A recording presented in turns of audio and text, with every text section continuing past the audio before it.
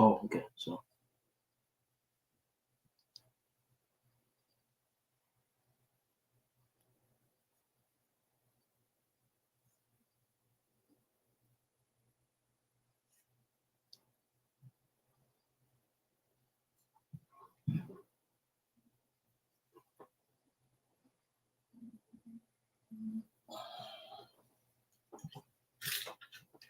okay, two people already watching.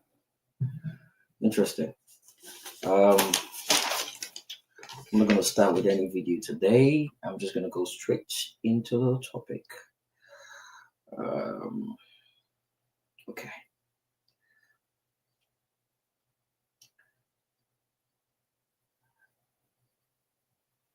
All right. So we're about to start. Man, I've got so many things going on right now at the same time. Okay. Here we go.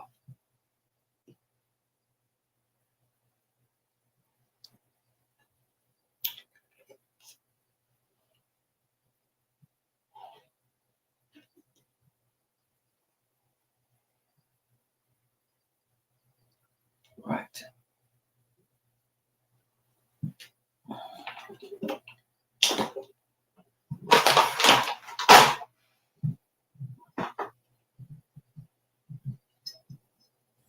Okay.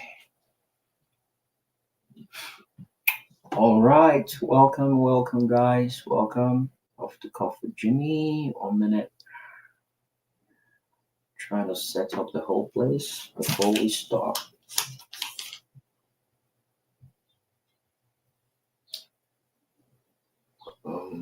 So let's go with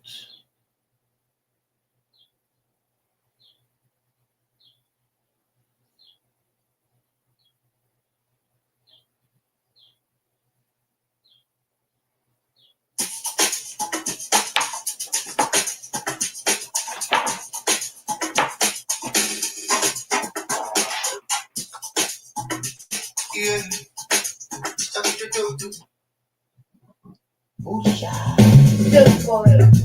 Easy money, be taking things easy. Got some cruise, my teeth. You spoke on coffee days. Come on, for the body, know the breathe. Put your shoe, make it and got it. All your sorrow, make it dance and free. If you know the la, yeah. If you know the la, never. Oh my God,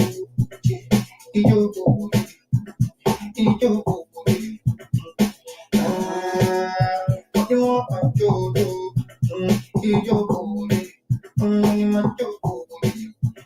and if you know the like the Odupa, Olua, yeah. Joy is gone, joy is gone. Dupa, Olua, yeah. Joy is gone, only the morning. Odupa, Olua, yeah. Joy is gone, joy is gone. Astasia. Thanks. My number one customer. Thanks.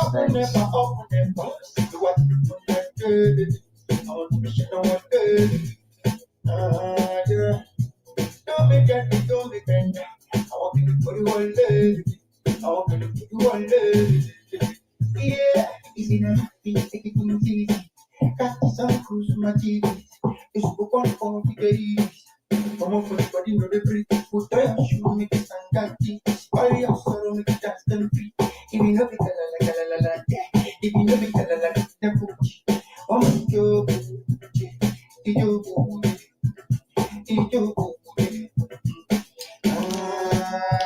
you want my jodo, you Joy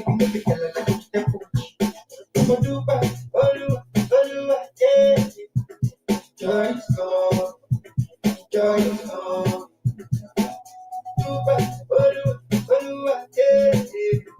Joy is gone. Only the heart you. Joy is gone. Joy is gone.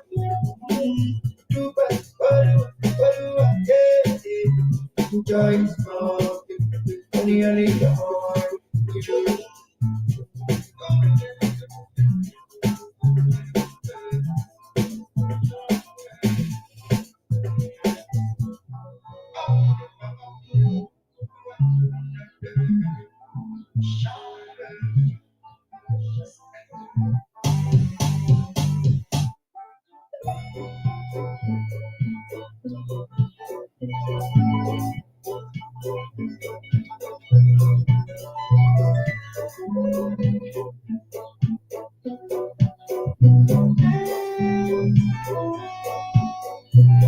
Ooh. Hello guys, thanks for joining. TikTok is growing. That's impressive. Alright. Oh wow. 16 people already. Welcome guys. Welcome. Alright, we're having an interesting topic today.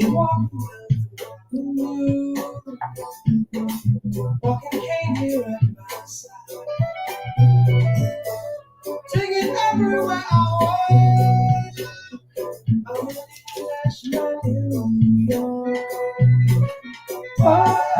I'm a lady. I'm a legal lady. I'm a international New York. I'm a lady. I'm a legal lady. I'm a international. Welcome guys. Welcome. We'll start in a minute. I'm just trying to wrap up with a couple of the writings I was working on earlier on.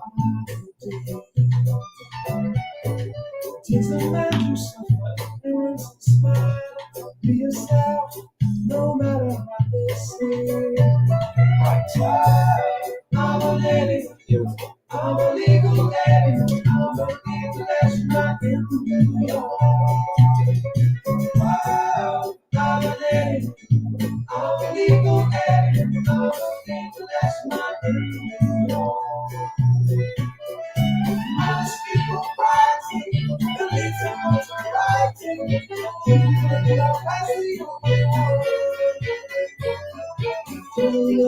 writing, there is a society, man is right of the sun.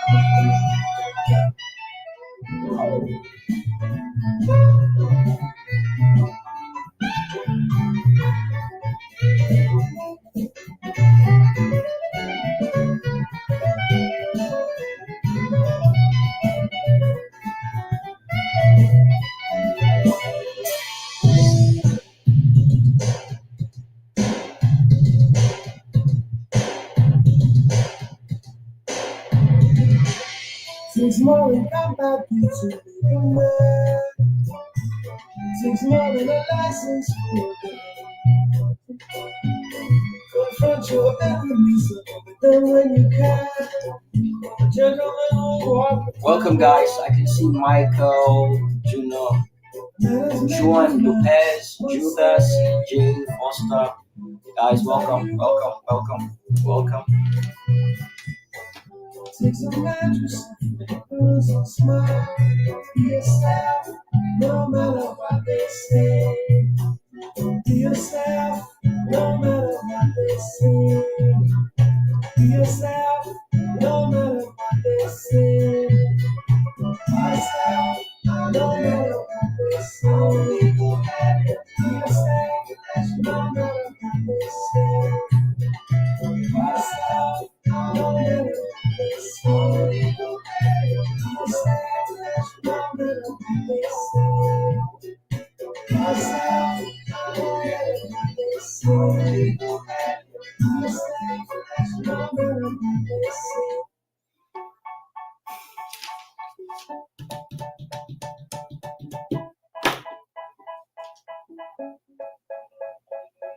say, oh my God, I see the way you shine.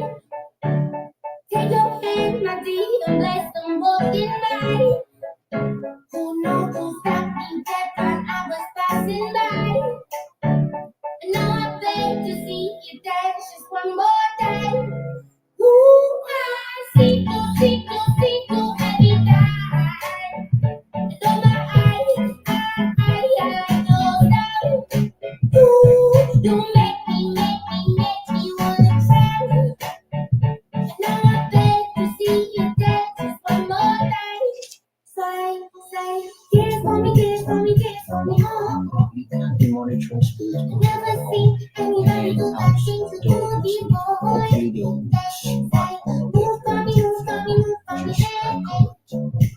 Sheesh. when you're done, I make you do it all again. Way to go without breath. I said, oh my God, I see you walking by. I love the inside Take of my that. hands, my fingers, looking in my eyes. Just like a monkey, I've been dancing my whole life. Are you just dancing?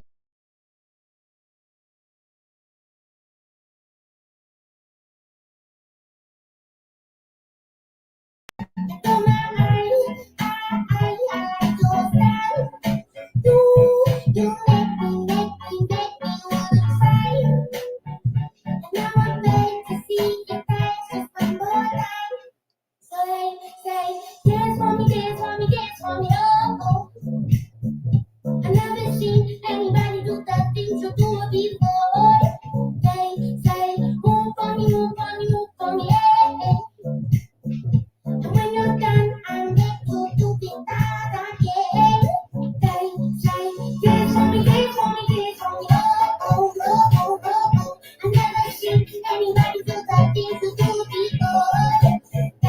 Say, move for me, yeah. When you're done, I make you do it all again.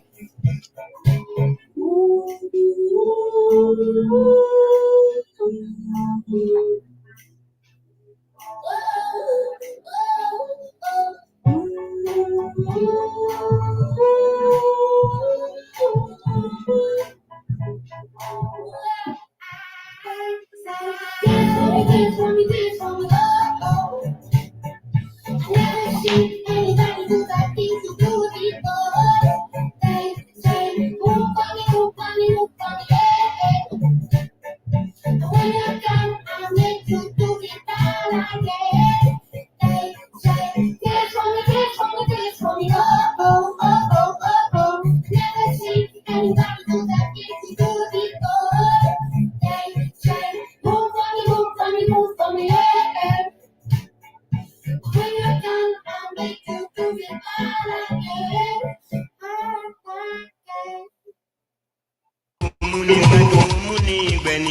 Taciturnity, they say, precauses ill luck, while a problem shared is definitely half solved. Ọ̀rọ̀ tí bá ń gbé lọ́kàn tá a bá ń ṣe mọ́nú lásán bí èkó inú agolo, ó ṣeé ṣe kó gbòdì sígbésí ayé ẹ̀dá. Ẹ pàdé Jimmy Hulk lórí ètò tá a pè ní Off the Cuff with Jimmy. Where conversations flow, breaking silence, sharing stories of struggles and hope to repair from darkness to light, engaging real guests, narrating life ordeals from personal experiences and overcoming them. Discussing emotional issues ranging from marriage, rape, religion, abortion, parental failure, death penalty, depression, siblings rivalry, social media addiction, suicide, healthcare, etc. Off the Cuff with Jimmy. Ní gbogbo ọjọ́ Friday, 10 a.m. Central Time on X, TikTok, Facebook, YouTube, and Instagram. You can't afford missing these. By events and happenings. How do we keep up with the trends? How do we get a hang of facts and vices playing out around us? Join Off the Cuff with Jimmy, where unscripted, uncensored, and unforgettable controversial family and social topics are discussed by different people across the globe.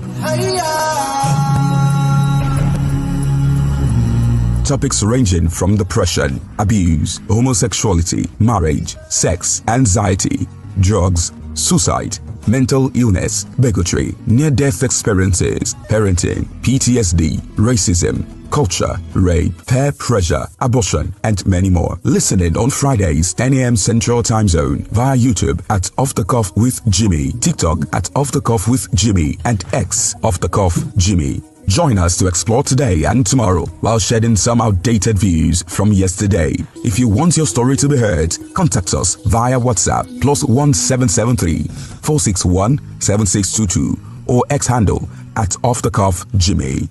Just in my mind, Yans Jimmy.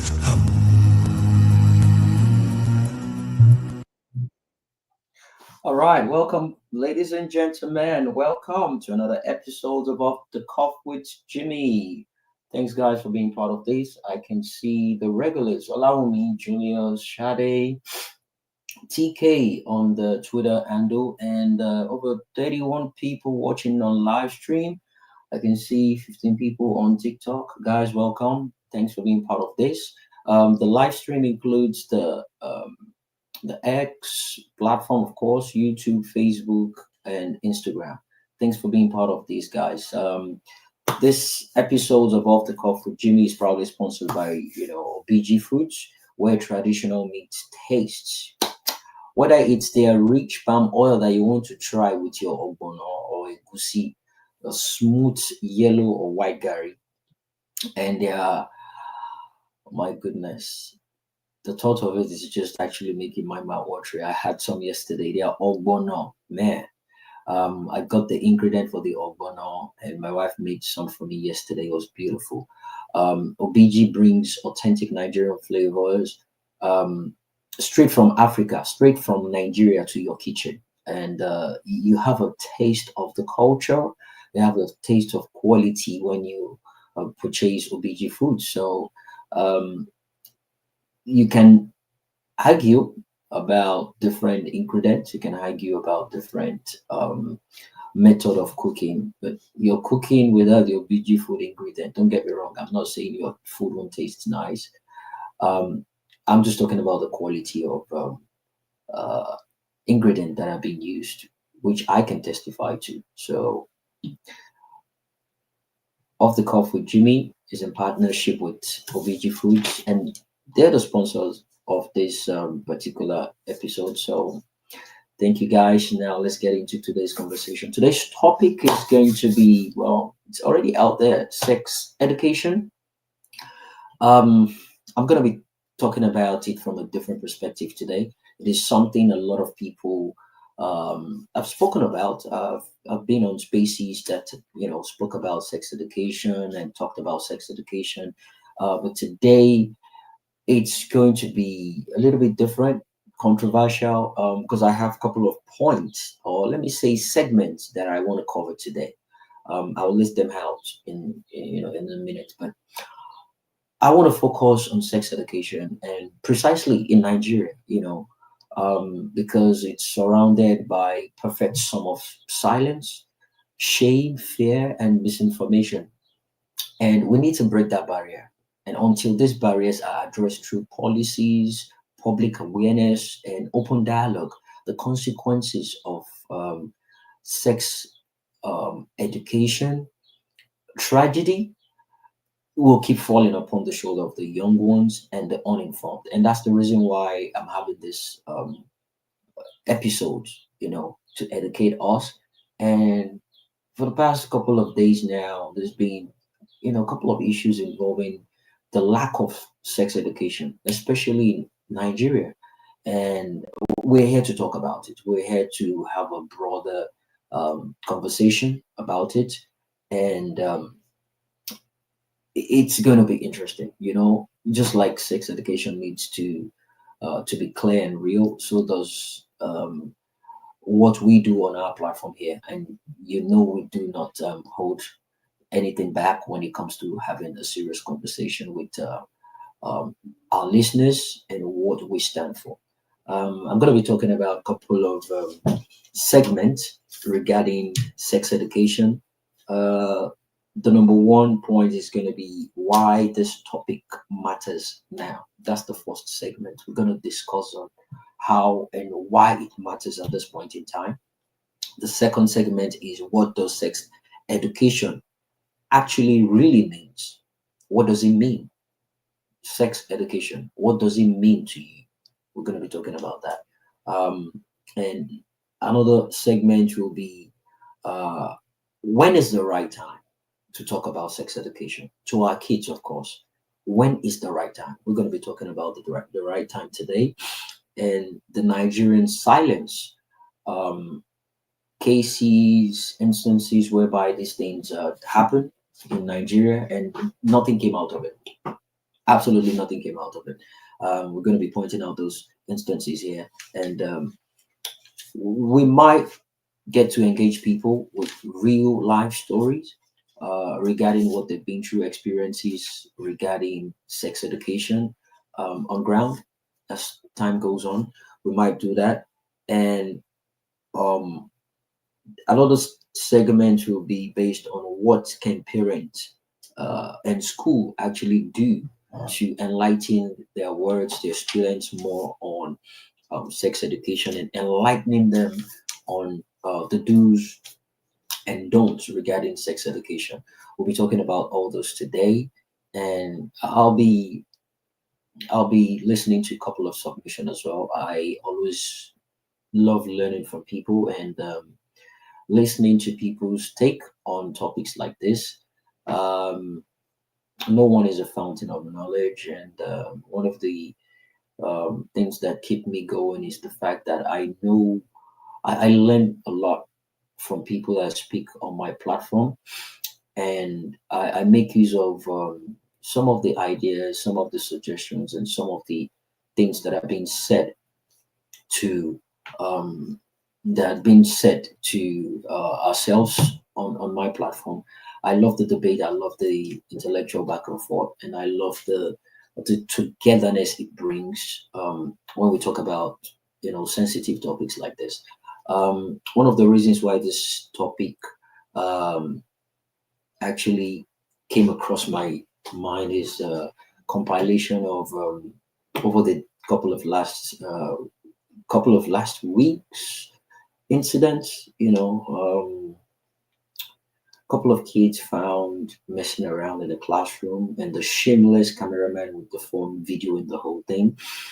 Um, Speed Darlington, Speed Darlington's um, misbehavior as well, came across, and the woman that actually made a video of a parent um, having a condom in one of the students' bag, that too came to my mind, and I thought about these things, uh, and I decided to come up with a topic regarding this. It's long overdue to have a broader conversation regarding this particular topic. Again, um, I hope people come on my platform to listen, learn, and unlearn things. I don't expect everyone to take everything they hear on my platform hook, line, and sinker, but I expect people to listen, take whatever it is that is beneficial to them, take it, and discard off the rest. I always say this on my platform. Thanks for people joining on TikTok. I see IGSZ, I see Shizi, I see Yami, John Thomas, John Thompson's son, user 5195. I see Adija, I see Crew, I see Money Police, I see JK, I see Lament, Krezu, Team G. I see every single one of you as you're joining. I see people on Twitter handle as well. The Off the Cuff with Jimmy handle, not the podcast, not the live stream, rather. I see Olawumi, Julius, Shade, TK, and Moni. Um, Last week and upper week was Saturday program, and I decided to try to go back on Friday based on the analysis and the breakdown, the statistics that was presented to me regarding the numbers. I thought doing it on a Saturday is going to reach out to more people, but sadly, the numbers went down drastically. So I wasn't sure if it has to do with the topic, which I really doubt. but I think it has to do with the availability of people and when they are able to be part of the conversation. So Saturday seems to be busier than any day of the week for people. It's when they have the free time to go parties, and a lot of people are probably preparing for a church service for the next day. But I found it extremely difficult, getting up to 2,000 listeners, which was the opposite of what happened a couple of weeks ago, when I did it on Friday. So I'm trying the Friday to see if the numbers are going to change. And the whole point is to beat on the numbers. So we move the ministry forward, as I always say. But yeah, thanks, guys. Thanks for being part of this. Um, I know we have limited amount of people here. Um, I don't know if we should hold on a little bit and wait for people to be part of this, or we can just move ahead. I Because the topic is a very interesting one, and I want it to be something a lot of people are going to be benefiting from. I don't want a situation whereby I'll have to repeat myself more than a couple of times. So um, I think we should try and reach out to other people as well. People on the uh, on Twitter right now, if you can retweet the space and share with people and let them know a conversation about sex education is about to um, it's about to start, and share with parents. Most importantly, share with young parents, share with people that this might be beneficial for, because trust me that we've got a lot to unpack here today, and I believe we're going to do just that. So share with people, retweet, and tag people might be interested in this particular topic. I actually want to I want to uh, share with a couple of I'm doing that right now to myself. I want to share with some people that I know it will come in handy for, because they are parents and they are young parents. They probably know other people that it might work for. So I'm doing that with them as well, and we'll see how that goes. Let me check my other handle too, so I can share with people too. Um, Hold on. Okay.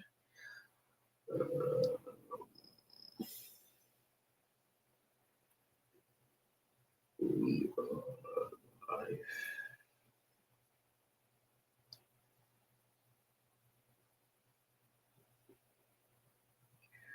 Okay, and for people listening on Twitter, if you want to be okay, I need to put up the invitation for the live stream. If anyone wants to be part of the live stream, I need to put out the information regarding that. So whoever wants to join can easily just click on that and be part of the um, live stream. That way, everyone across board can listen to you and hear the submission you've got to give. I can see Moni as well on TikTok. Thanks for being part of this. Thank you. Thanks for the likes. Thank you. Thank you. Um, Let me see if I can put this across.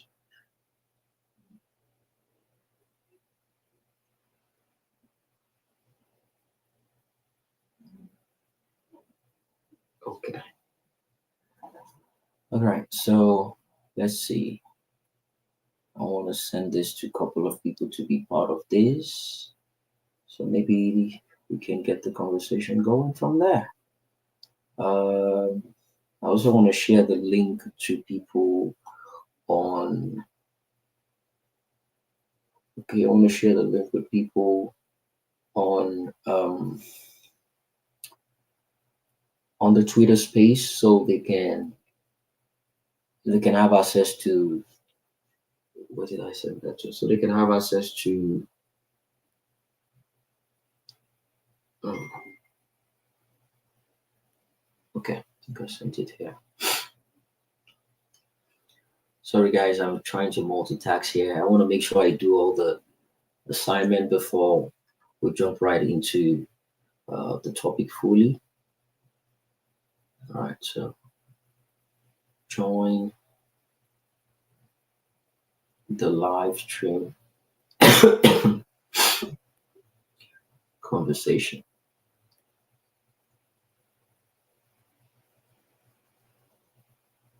There you go. All right, so guys, there's a link in the comment section for people in the speaker. For people on Twitter. There's a link in the comment section where you can click on if you want to be part of the live stream. Okay.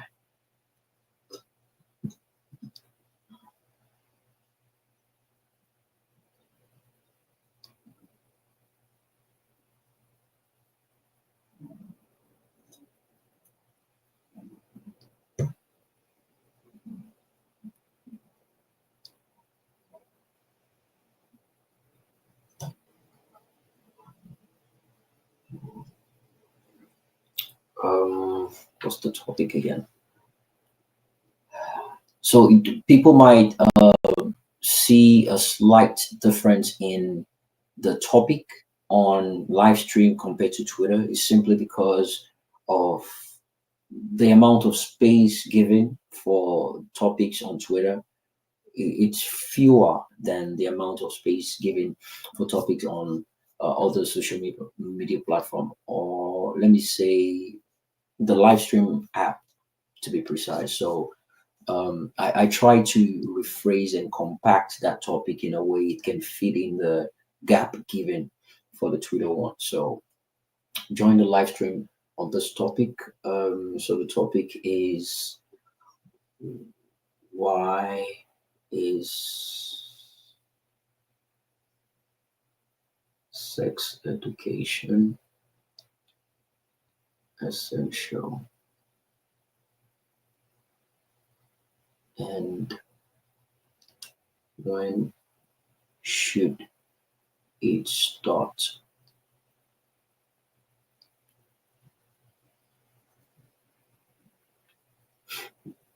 Okay. Okay, so all right, so I've seen 2 retweets and 2 likes, 2 comments. Okay, fair enough. So let me put that on other platform as well. Then we can focus on today's topic.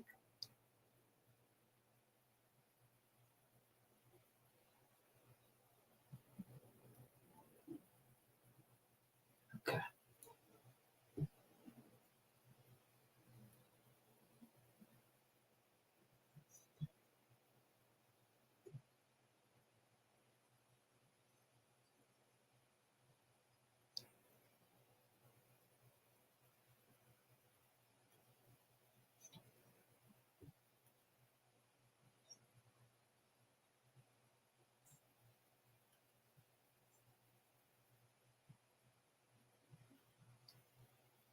Okay. Let me do this. Okay. 1. I think we should be good. All right. So already we have 51 people watching on live stream. Number is growing. Okay, that's interesting. Within 30 minutes. All right. Looks good. Looks good. So before I proceed, I like to do mic check and inspirational talk, but I need to be.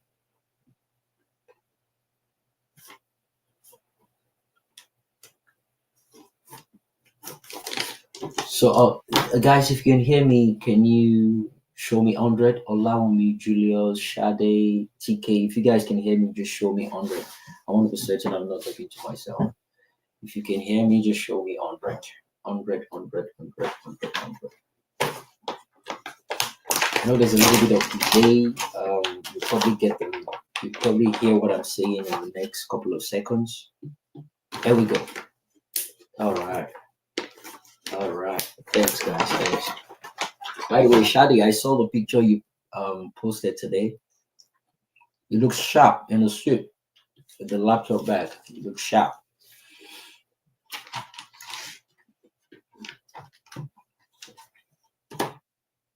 And guys, if you know you can come up, you can make your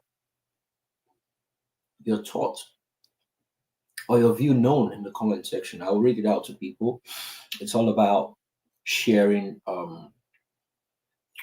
thoughts and ideas and point of view perspective towards this particular topic. But yeah, I'm getting messages from different people regarding um, their participants and how soon they can actually be part of this. So without wasting much time, all right, guys, I can see guys on yes. All right, welcome. Thanks for the love. Thanks for the links. Thanks for the shares. Thanks for the gift on TikTok, guys. Thank you. Um, let's keep it going. So today, the inspirational talk for today. I didn't come up with one, and the reason is simply because I wanted to I wanted to talk about something different. I cracked my head on a particular a particular not topic, a particular thing to a particular thing to talk about, but at the same time, I wanted to resonate with what is going on lately. I wanted to resonate with the events unfolding in Nigeria, the event of how um, we've come to accept whatever happens to us. It's almost as if um, we basically just come up with excuses. We come up with excuses when we're not ready to take responsibilities, when we don't want to be seen as docile, when we don't want to be seen as uh, incompetent, when we don't want to be seen as cowards, right? These tags can actually make you feel bad, but they are there for a reason. They were created for a purpose. So instead of facing the fact that you're a coward, instead of facing the fact that you're docile, instead of facing the fact that you've been suppressed, instead of facing all those, name it, mention the words, right? The people try to push back, even at you telling them the reality. They try to push back by giving excuses.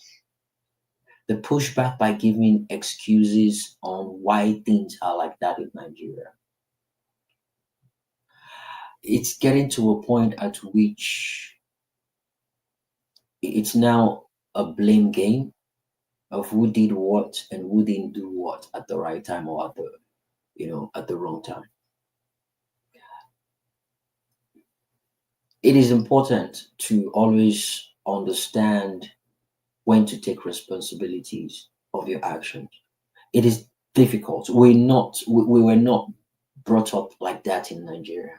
We always look for a way to avoid taking responsibilities. That's the culture we've built. That's the culture we came from. So it's almost as if we look for a reason to justify our errors. We always look for a reason or excuse to justify our wrongdoings, right? And we've been so used to it, we've practiced it so much that we're now good at it.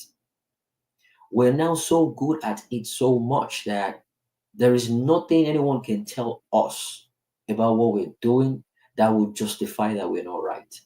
It is that bad, right? And it starts from a very, very low level, from trying to lie about silly things like maybe who took the meat in the pot, or why did you take the meat in the pot? It will change into something as serious as taking responsibilities of what is currently going on in Nigeria today. It is that bad.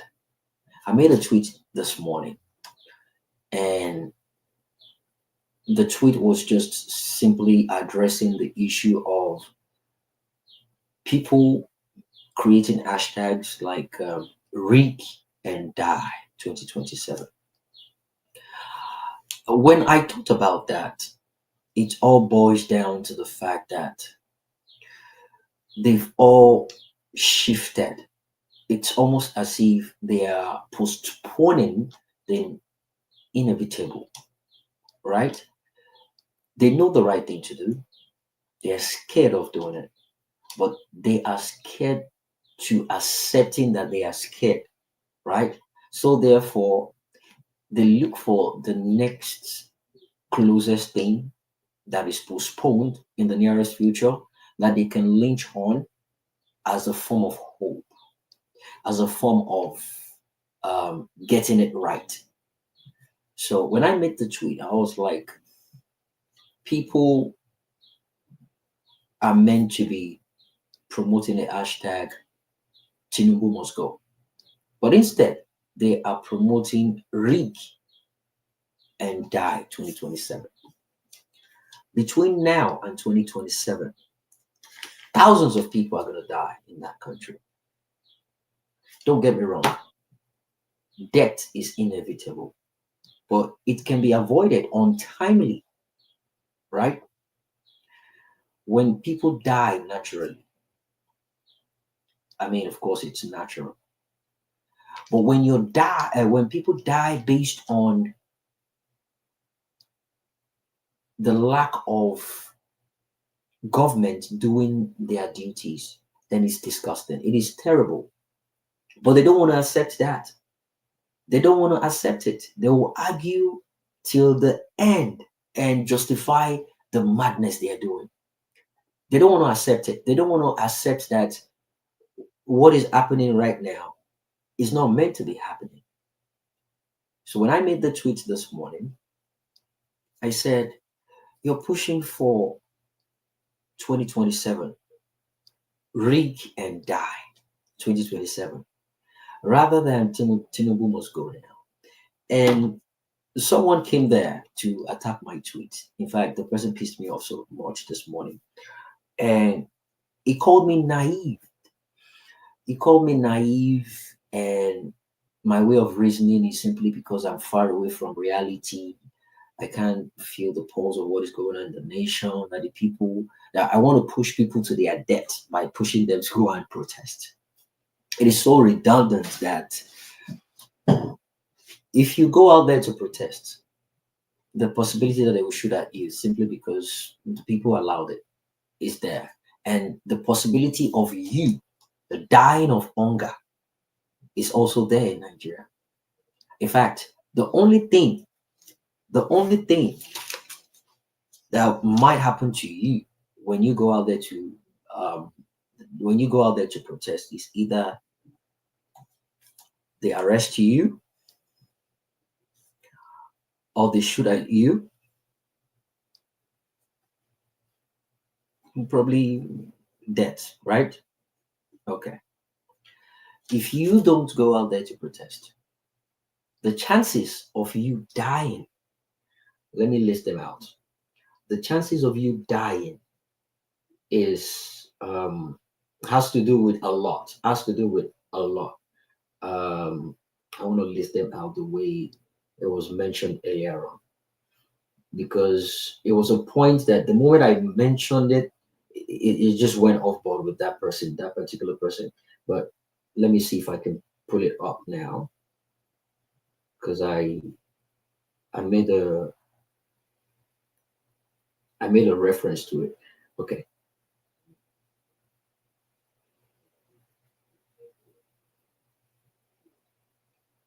All right, here we go. So I said, instead of trending Tinubu must go 2020, Tinubu must go, the hashtag, Nigerians are now shouting rig and die.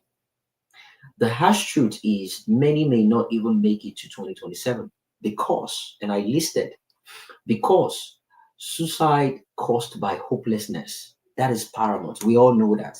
They'll rather kill themselves than facing the government. Hunger and extreme poverty, that's number two. Road accident on deadly and neglected highway, that's number three. Kidnapping with no end in sight, that's number four. Building collapsing due to corruption and shortcuts, that's number five. Getting stuck in traffic during a medical emergency, number six. Being shot at by bandits in their own home, that's number seven. Becoming victim of the growing organ trade, that's number seven rather. Entire village wiped out by herdsmen. The list is endless, right? These are the possibilities, and realistically, the possibilities of what might happen to you if you don't go out there. And the phrase ring and die is just so funny because number one, none of these people tweeting about this ring and die has the balls to even hold a 2x2 to even go out there to go to the polling booth. Number two, none of them has probably seen someone get shot right next to them and the person died right there. None of them can actually kill a chicken with a knife. None of them knows what a pistol looks like, or how to gawk a pistol, how to load it, or how to even shoot at someone, or even shoot a gun. None of them can actually inject anyone with injection. Talk less of, stabbing someone. And they just throw these things, they throw these words around like they have the balls to do it. Rig and die.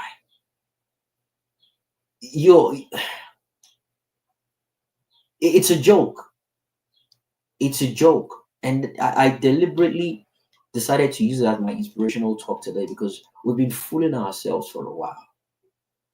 And the fact that anytime I speak about things like this, you have non-entities coming to attack you, saying all sort of rubbish, shows that a lot of people in Nigeria are beginning to get affected by the level of poverty going on, and it's almost affecting people's thinking. And that's what I thought about when I remember the adage of when you're hungry, you cannot think properly.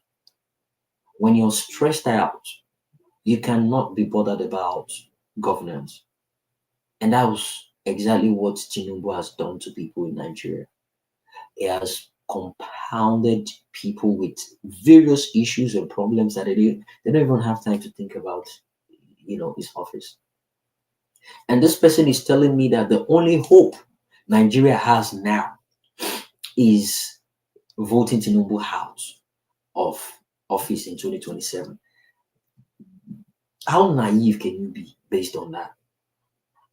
This is someone calling me naive. So you think you're not naive about knowing that the system that's been in place since 1999 has not done anything appropriate in its lifetime. In fact, the last election has proven that it has gotten to the peak of, bad of the baddest.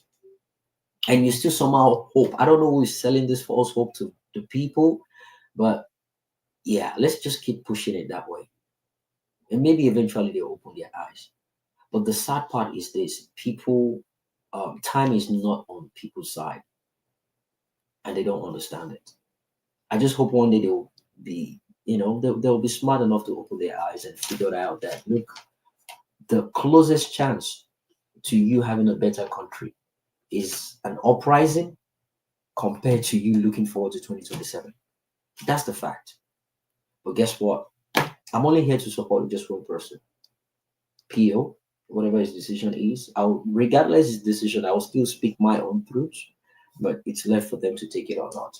Anyway, that will be my inspirational talk for today. It's not the main topic for today. It's just one of the segments in my podcast, my live stream, to speak about things I feel and I say my mind unapologetically. So there you have it. Thanks for being part of this, guys. Seeing people joining now. Tudo, I see you. Welcome, my brother. Uh, Van Beek, I see you. Chuk, Tai Lulu, Darlington, I see every single one of you. Without wasting much time, I think I'll just go straight into the topic for today.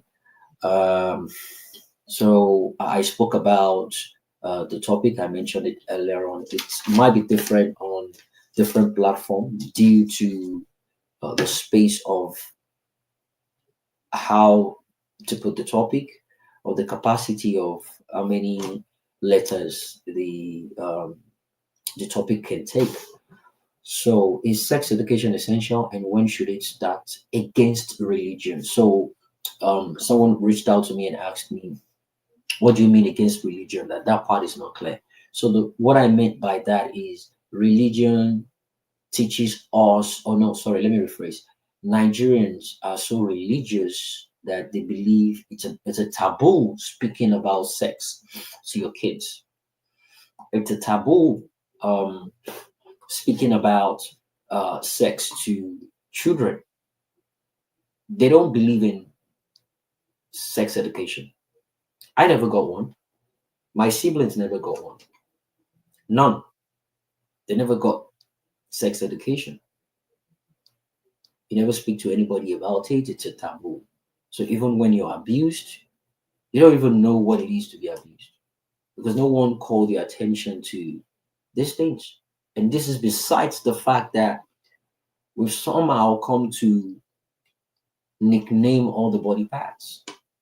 I don't know why that is. I don't know the genesis of that, but somehow they've come to nickname the body parts in a way whereby they feel comfortable talking about those body parts in public, right? And those are the kind of things that made a lot of uncles and aunties got away with molestation. Oh my goodness. The capital of molestation could probably be Nigeria. Because, but we don't have data to back it up. We don't. But the reason why I'm saying this is simply because of how normal it used to be back then. How normal some places it is still normal to some people right now. How normal, how casual all the things that we've been enlightened to know, right, as molestation has been normalized over the years in Nigeria. Is that bad? And we're going to be unpacking all those. We're going to be unpacking all those. Again, the reason why this topic came up is simply because of the Speed Darlington video thing going around. A very disturbing video of two kids trying to have sex in a classroom under a table, and you got this useless um, adult videoing them. I don't know what for, what point they're trying to prove, but yeah, regarding that one, and regarding shitloads of videos on TikTok, live streaming, live videos on TikTok of young girls flashing their titties, flashing their asses and their private part as a way of competing with someone else for money. I don't know what that is all about. And another video that crossed my path was a video of a woman lamenting to a parent about um, finding a condom in the school bag of uh, I think is it 11-year-old boy. I can't remember the age again, but I have the video. I'm going to play it in a minute. So the woman was lamenting, and they had to call the parent, and it was a conversation, a recorded conversation between the teacher and the parent. The parent happens to be the mother that came to the school, and they were having this exchange. And the mother was explaining, I think she's a nurse, and how she's not always available. She's always busy. Maybe the boy picked it up from her back. I can't. I will listen to that video. And that video raises a lot of questions, which I believe we can have a decent conversation about today and see what we can pick up from that. But again, I'm going to be talking about 6 segments regarding this topic. The number one segment is why this topic matters now. Why does it matter now? Number two, what does sex education really means? Number three, so when is the right time to talk about sex education to our kids? Number four, the Nigerian silence. We're gonna address that as well. Number five, real stories from people. That's when speakers come up to share their experiences and things they know about, maybe family, friends, whatnot. Um, to enlighten us from a different perspective and to let us know that these things do happen. We have a lot of people that have been molested, raped, and abused as kids, right? Hopefully, they might want to share that. They might not. It might be someone else's. But the bottom line is um, having a perspective of different scenarios, and we can talk on those scenarios. That what led to that? Why did it happen? Could it have been prevented? And these are the conversations I actually want to have. So therefore, parents, young parents, and upcoming parents to be can learn from these things, make use of whatever it is they can make use of, move, discard the rest, and move on. It is crucial and important for people to know these things. Todo held the space once like that, and it was a controversial one about parenting. There is no manual for parenting. There is none, and it's complicated. It is difficult, and you have to come up with something yourself, depending on the child, depending on the gender of that child, depending on the age of that child, depending on your spouse, depending on you as a person. There are a lot of factors you need to put into consideration before you know how to address in a particular situation regarding any child. So when people come up and talk about these things, and the people that has the best idea, the best ideas about how to, nurture or you know raise a child are the singles, or the single people. These are people that some of them are they're probably gonna end up being single. They've probably determined they don't want to have any child. Some are even lesbians. I have no problem with that.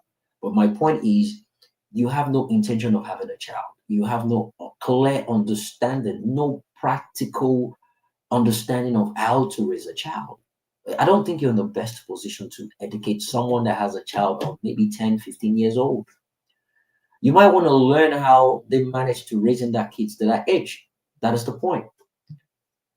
Again, you might be in a position whereby you don't have kids, but you can be considerate about putting yourself in a position of accepting that you don't know what it's like to having a child, but this is what you think should be. You suggesting is better than you saying this is how it's meant to be. It's not the same thing. And lastly, can parents do and what can the school do? Like different roles from different institution, the home and the school. The things they need to do so they can work hand in hand. You don't want a situation whereby they're teaching your kids something entirely different in school and you are struggling to imprint your own teaching on them at home. It's going to be conflicting. And here, we regularly do meetings with teachers. I do Zoom meeting with my kids' teachers, and we talk about these behaviors in classes, academics, and things we can work together with in making sure we achieve the goal we want. Shockingly, I teach the teachers what to do, the kind of techniques I use for my kids at home. when they complain to me about him doing certain things in school, and I teach them the solution to that, what I normally do when he does that at home, and they started doing it and it worked, right? And when I complain to them about the things I observe while doing assignments with him, the teachers also teach me how to go about it, the tactics I can use. So you understand what it is about having this engagement with teachers, and which is one of the reasons why we have PTA meetings, even though they don't really pay close attention to that in Nigeria like it used to. I think it's very essential that they you know co they cooperate together and work on how to teach the kids, so they don't look forward to having leverages at home or like having leverages in school. They can see the synchronization from both the teachers and the parents. They can co exist and cooperate together in nurturing and making that child the best of what he or she wants to be. So that will be the topic for today, and it's going to be a long one. And I'm willing and looking forward to engaging a lot of people regarding this topic. Um, I want to see and listen to people's take on this. Um, but again, whatever it is you hear on my platform, learn, unlearn, discard whatever doesn't make sense to you, and move on. The rest will be the rest will be unnecessary. I don't expect people to. I don't expect everyone to come to my platform to, you know, come and meet magicians or professors that will teach them how to go about these things. But yeah, that's just it. So let's drive. Sorry, let's drive um, to the next point. I've not actually spoken about the topic itself, but what I want to do is take this point one by one. So, people on Twitter, guys, if you can share the space, um, and retweet it and let people know. Send the link to parents that you know, young parents, people that you know that might need this kind of conversation. They need to understand these things, and it might help them in nurturing, grooming, and teaching their kids. Hold on. So before we push into that, I have a couple of videos that I actually want to play. And I don't think people on Twitter cannot see that video except they check it out on live stream. Except they check it out on live stream. It's a video of a young lady, Nausa lady, teaching the daughter about good touch and bad touch. It's quite educational because it's talking about how the child can be aware of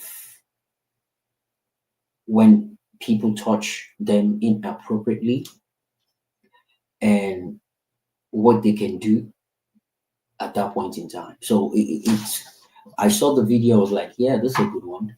It's a good way of educating your kid. And how old is that girl? Probably 2, 3 years old.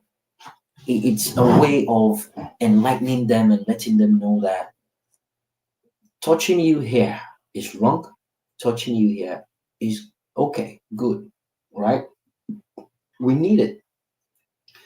We need it for our kids. And I'm glad it's coming from a young mother in Nigeria, probably from the northern part of the country. I'm glad it's coming from a young mother in Nigeria. We never got these things from our parents. Our parents never taught us these things. Where, how did I know about sex? Now, secondary school now. Blue film. It was through blue film I got to know about sex now. Oh yeah. You didn't know anything about wet dreams, didn't know anything about having erection. Well, maybe biology teacher, Mr. Aremo. That one is a very, is a very typical Yoruba man. He's probably watching me on Facebook right now. Mr. Aremo, when he taught us about reproduction. Oh my goodness, reproduction. I will never forget. I had a girlfriend back then. Anytime they're talking about reproduction, she's always shy in the class. And when the teacher talks about the male part, people will be looking at my side, people will be looking at the men's side, and we'll just be grumbling there, you know. And when it start talking about the female, part, we're always uncomfortable in the class. Everywhere is just, people are just uncomfortable. And this biology teacher is a Yoruba man, and he talks about it like he doesn't teach us. He doesn't teach like a teacher. It's almost as if he's gisting us about um, sexual education. And he says it comfortable in a Yoruba manner whereby you understand what he's talking about. He say things like, ìwọ ọkùnrin, ó bá ti sùn lálẹ́ tó o jí láàárọ̀, kíní rẹ ní láti le tán dí láàárọ̀. That means you are responding to stimulus. Meaning, you as a young man, if you sleep and wake up in the morning, you must have an erection. It's a sign of blood flow, and he explained those things back then. And when he was saying it, would just be laughing and just dodging our faces. We don't want the girls to see us. We don't, we're acting all childish then. And then back then, you probably have maybe one or two hair growing, in your pubic area, and then you're feeling like a big boy. But when you go and bath, because I went to a boarding school, when you go and bath and you see an SS3 senior, àwọn ògbós, àwọn òkú, students that looks like lecturers, that have beards, you see their leg, body swear, say yes, àwọn àgbà làwọn eléyìí, SS3. Those are the ones you see, and everyone is just naked, having bath, and you're seeing all different kinds of stuff, and you'll be like, oh yeah, we should be like. We don't get to understand those things back then, because the only way they talk about these things to us is simply through biology class, and that's it. Nobody educates you about the process, how it's going to happen, the slow and steady way it will trick out. Nobody tells you. None. And you just find out yourself. Nobody taught me about sex. I knew it from secondary school. My seniors back then, like Int, all this Int magazine, and what's the other one? The Int is just about erotic stories. The other one is more, they have visual. I've forgotten the name. It more visual. They have pictures to back it up and all that. And before you knew it, our seniors under their pillow, that's where they have it. It was from there we started going into music and lyrics books and all that. And that was it. Then you start learning about blue films. You start understanding that there's something called blue film, and they'll go outside the school at night. They'll jump the fence outside the school at night to go watch blue film. So we never got this training. We never got this sex education as kids. So seeing a young mother like this talking to the daughter about sex education is important. I love it. Good touch, bad touch. Good touch, bad touch. The three major points why I decided to talk about this is about Akwi Speed Darlington and his statement, his confession, let me put it that way, about defiling a 15-year-old girl in a hotel. And he was talking about it. He recorded himself talking about it. And it happens to be on Children's Day. It was disgusting, right? But my topic is asking, is sex education essential? Because some parts of Africa, they don't even consider it as a talking point. They don't think it's important in Nigeria. Christian homes, they don't see it that way. They don't believe in sex education. It's a taboo in some homes. They don't teach their daughters when they start menstruating. They don't let them know about what happens when their body start changing. They don't. At a certain age, you should stop just jumping from one house to another, especially all these useless, jobless, smelling armpit uncle. Jobless. Just all they do around the neighborhood is just wrap their towels around their waist, send people to go and buy them a bottle of Coke, drink it to half, and tell the person to, drink the rest and keep the change and all that. And before you know it, it's just going to be a gradual process. They will tell, okay, go and buy another one. This time around, you bring it inside the room. And when you bring it inside the room, you put it on the table, you wait for me because uncle is having a shower.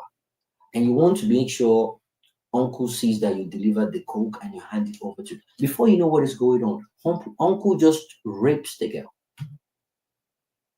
And guess what? Daddy and mommy are not around to understand. Daddy has gone to work since morning, comes back around 11 o'clock.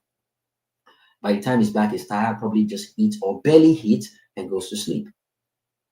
Mom will fry akara from morning till midnight. And there's no one you can talk to. And you go back to that same uncle. You need closure. Uncle has small change he can give you. And that's the only reason why you keep going there. It is when that girl now gets pregnant. Kasala go bust. And even at that, when that happens, and they probably arrest the uncle and, all hell wants to break loose, you see one useless pastor that will come and say, he without sin cast the first stone. That girl's life has been ruined. But they will use the same religion that prevented them from educating that child on how to be safe sexually. Is the same religion that will now, they always come with a representative, especially one of you see that they speak to the GO of the church, the small churches, they carry Bible, will quote chapters, and before you know it, they will come and talk to you. It is God's will. No, it's not. That is you condoning sex abuse, child abuse, rape. That girl's life has been ruined. And no one is going to do anything about it. So I'm going to jump on the first point. Why this topic matters now. It matters to me now because I think it's time to confront the cultural silence, the religious barriers, and the misconceptions surrounding sex education in Africa and in Nigeria. And the highlight why early, the age appropriate of sex education. It is crucial in protecting and building informed adults. That is why in the age of internet, TikTok, peer pressure and rising cases, if not now, when? I think that should be the question. If not now, when? Children are learning about sex, but not from the right sources. That is the point. They are learning about sex, but not from the right sources. And you should be bothered about if where they're learning about sex from is teaching them the right way or the wrong way. if it's teaching them the right way or the wrong way. The rise in teenage pregnancy, abuse cases, STDs in teenagers, peer pressure, molestation, all of TikTok is a mess. Have you guys been seeing the challenges they've been doing lately? Asking young ladies to pour water on their tops, raise it up for 2 seconds, or taking off their undies, open up the towel for 2 seconds. And you see people, I'm not saying guys do that. I'm not saying guys drop their boxers for 2 seconds. These things is portraying the decay of our society, and people are not paying close attention to it. Why? Poverty. Poverty has struck that nation so badly and that continent that people are ready to do whatever it takes to get money. And they believe having content is what will bring them money. And having content is not just about having content, it's about doing something unique no one has done before. Doing something unique that people will be shocked at seeing. Doing something unique that people will probably want to keep on their phones to keep seeing for repetition purposes, right? Doing something that will make you famous, because with fame comes with people checking out your page. They want more.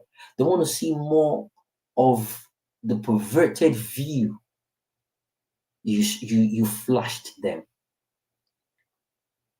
We have these all over TikTok. If the world is already educating people out there, why are you waiting? When is the right age for you to educate your child? None. And again, that's the reason why I love the video I was talking about earlier on. This young mother is educating the child, a daughter, a small girl, about 2 to 3 years old. Educating this girl. If someone touches you at the chest, what is that? Bad touch. The little girl is replying. That shows she's been trained. And if there's a bad touch, obviously she needs to call mommy's attention. The mother literally touched every single part of the girl's body to get a response, to let the girl give a response or signal of when to complain. If it's good, then you're good. But if it's bad, you need to let daddy and mommy know about it. The internet is actually teaching kids about sex education. So why are you waiting? I had a conversation with a friend this morning, and she told me about how she and her husband started working on their kids already, teaching them about sex education. In fact, the father is the one doing the sex education for the daughter, which is a beautiful thing, right? Because fathers, they've been in the game. They know how they sweet talk women. They know the things they look for. They know the things that arouses men in women, right? So it's only fair, it's only commonsensical for a father to use that same thing to nurture their daughters. You need to educate them sexually, intellectually, and academically, right? You're raising a warrior, a princess, educated one that knows what they're doing. Imagine a 2-year-old knowing the difference between good touch and bad touch. Let me play the video. Only people on the live stream can probably hear it, but I think And good touch. Good touch and bad touch. Okay, let's try. Come this way. Yes. Good touch. Touch. Good touch. Good touch. This. Good touch. Good touch. This. Bad touch. Bad touch. This. Bad touch. Bad touch. Good This. touch. Bad touch. Bad touch. This. Bad touch. Bad touch. So if someone hugs you like this, Good touch. good touch. If someone hugs you like this, Bad touch. bad touch. Okay. there you go. Now, the girl is actually 3 years old, right? And the mother was actually touching her chest. And yeah, that's obviously bad touch for a girl. The mother touches her chin, good touch. A nose, good touch. A bum, that's bad touch. A private area in the front, that's bad touch. No one has to touch it that way. And it's not just about the touching for me. It's the concept the mother put into achieving that result. Because the mother knew how these things are achieved. The mother actually upped her to give her the impression as if someone is just complimenting or appreciating or hugging her. Oh, my daughter, long time. And the mother was actually using the hand to rub her backside. And the girl said, bad touch. Obviously, why would the man be hugging a little girl and just moving your hand around those areas? But a lot of people will see that as, it's just a child. There's nothing to it. You see, this mentality is what a lot of uncles and aunties in some cases have gotten away with pedophilia for a very long time. Especially those useless uncles that calls 2, 3, 4 year old girls my wife.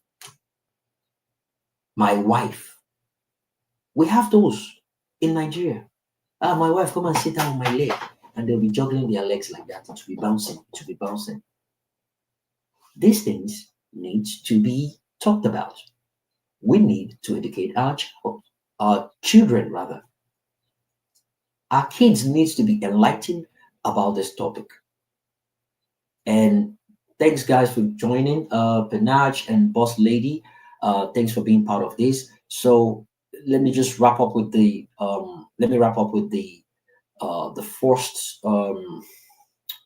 first segment, which is why this topic matters. I've already explained it. In the age of internet, um, TikTok peer pressure, and rising cases of abuse, children are learning about sex. So why not just teach them? They are learning from the wrong sources. Why not make yourself the good source and educating them about this, right? And the question is, if the world is already teaching them about teaching your kids about sex, what are you waiting for?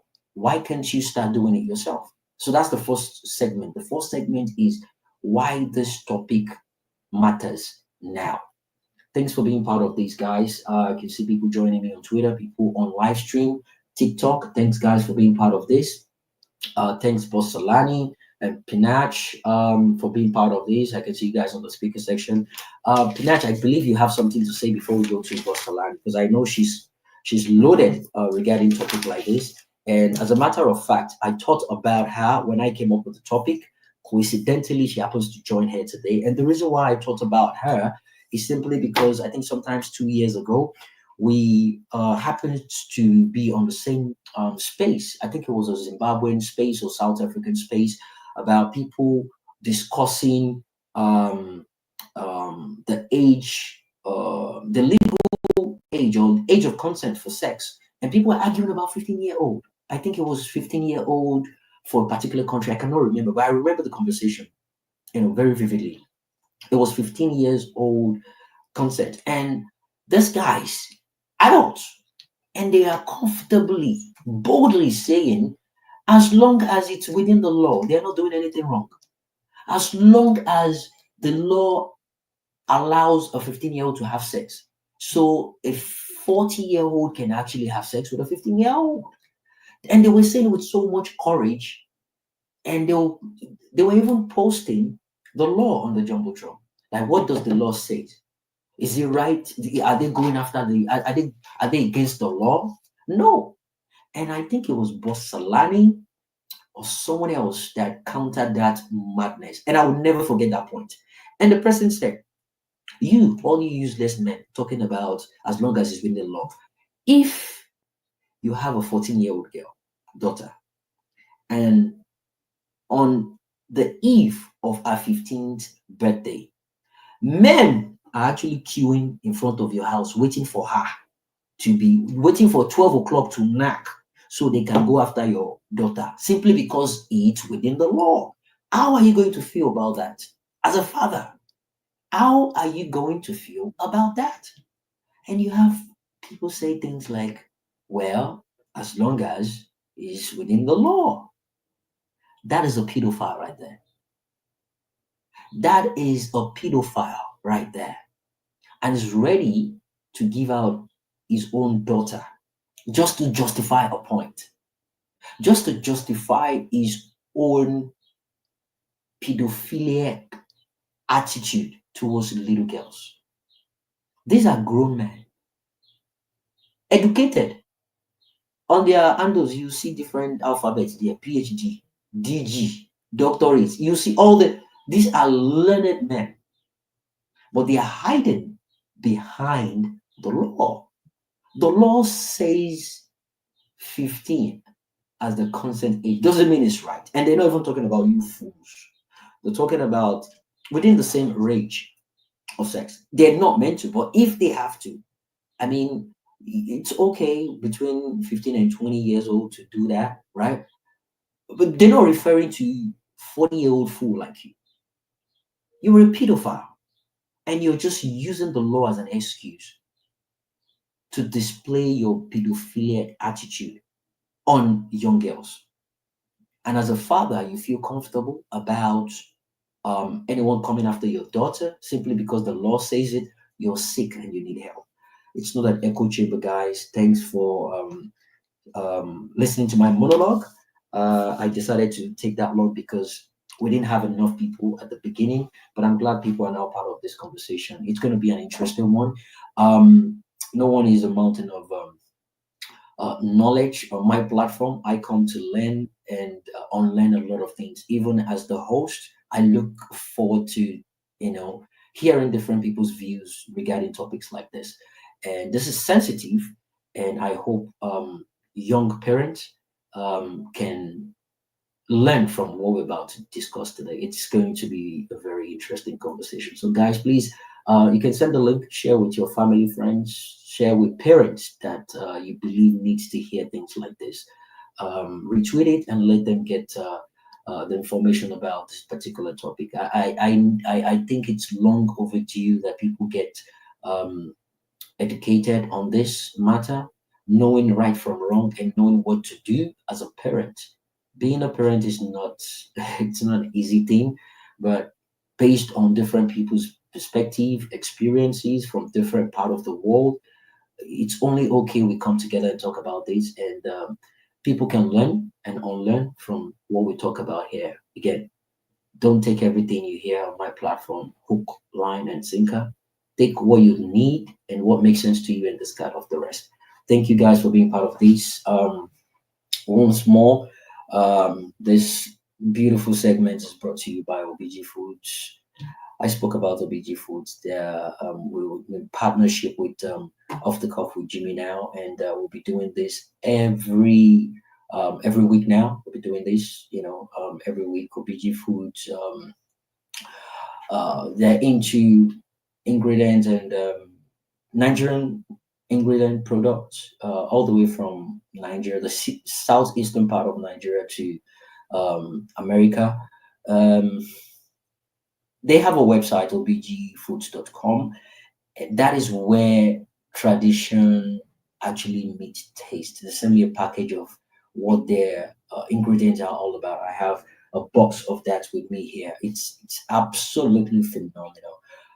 So whether it's from their rich palm oil, smooth gari, or their fiery ogbono soup, which I actually tried yesterday. Wow, my mouth is still watering from that. Um, OBG Food brings you the authentic and Nigerian flavor straight to your kitchen. The taste of culture and taste of quality is second to none, honestly speaking. Um, it is something that I've been patronizing them actually before I came across the owner that happens to be my schoolmate, but coincidentally, he happens to be the one running it. So it's a beautiful experience knowing that we're working together now, and we'll be giving out some of the freebies to the people wherever you are in America. We'll be sharing a gift card pretty soon. I've been talking about this for the past 1 month now, and we're getting to that stage. We're just working on the tariff that has affected a lot of prices. And the moment we're done with that, we're good to go. So thank you so much, guys, for tuning in. Again, you could be somewhere else, but you've decided to be on my platform. Thanks for being part of this. Thank you, guys, on TikTok, on Facebook, YouTube, Instagram, and X, popularly known as Twitter. Thank you so much. I see Will, Tudo, Olawumi, Icon Nuzo, my sister. Thanks for joining. Sound Mind, Adibola, TK Van, Israeli, Tyler New Chooks, and everyone else listening to the sound of my voice. Welcome to Off the Cuff with Jimmy. We're here for the real talk, unfiltered and raw conversation. Thank you for being part of this. Panache, are you there, my brother? Jump in before we go to the boss lady herself. Panache, you there? Oh, probably trying to unlock his phone. Yeah, I'm here, but ladies first. Oh, what a gentleman. Okay, this is this is what we're talking about. Yeah, beautiful. I like that. I like that. Boss Solani, welcome. Been a long time. Hi, my brother. Oh my goodness. You know, when I meet a gentleman like Banat, that's like ladies first, I just have to give him a follow, you know. Okay, beautiful. I have to give a follow to say thank you so much. You know, want to actually know this brother better, you know, want to understand what he's about. And I'm even ready to listen when I finish my submission to what he has to say. Because that's where it begins, really. It's like, you know, just accommodating each other. So thank you so much to you for allowing me to speak first. And Jimmy, it's been ages. I've been dealing with Zimbabwe issues. So please, if you didn't see me on your platforms, it was because I was fighting for the greater good. Oh my goodness. I've been seeing I've been non-stop every single day. Well, I've been doing the same thing with my country. So it's totally understandable. Yeah, and that's where you and I connected. I can see there we've got Tudo. Tudo, missed you so much. Shade's here. Hey, mon frère, comment ça va? You know what I mean? I can speak all languages if you just give me the chance. But obviously, I'm here to support the work you're doing. And like you said, you're on different platforms, TikTok and other social media platforms. People are listening to the discussion. So, yeah, a hi to each and every one of them. I'll definitely say, please, they should retweet or repost in whatever platform they are in with their friends and their followers so that people can engage with what you're doing, because this is a very important issue. And you're absolutely right. That day that you were talking about was to do with the Zimbabwean brother. I don't even know if I should call him a brother, but he's Zimbabwean. He lives in South Africa. His name is Rutendo. And what he was basically saying is that he's had sex with 16-year-old girls. And I had a problem with that because 16 to me is a child. I don't care what the law of whichever country says.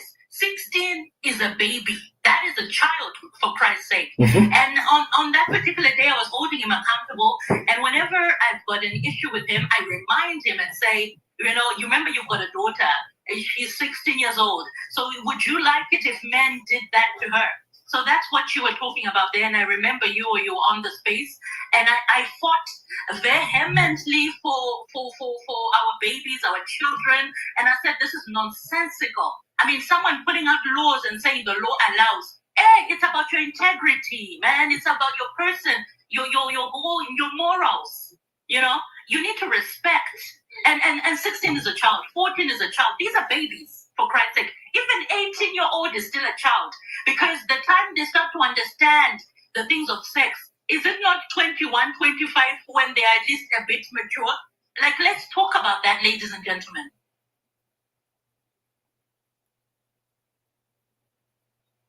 So when I'm talking about this issue, I want people to understand that I am someone who always supports the girl child and the boy child.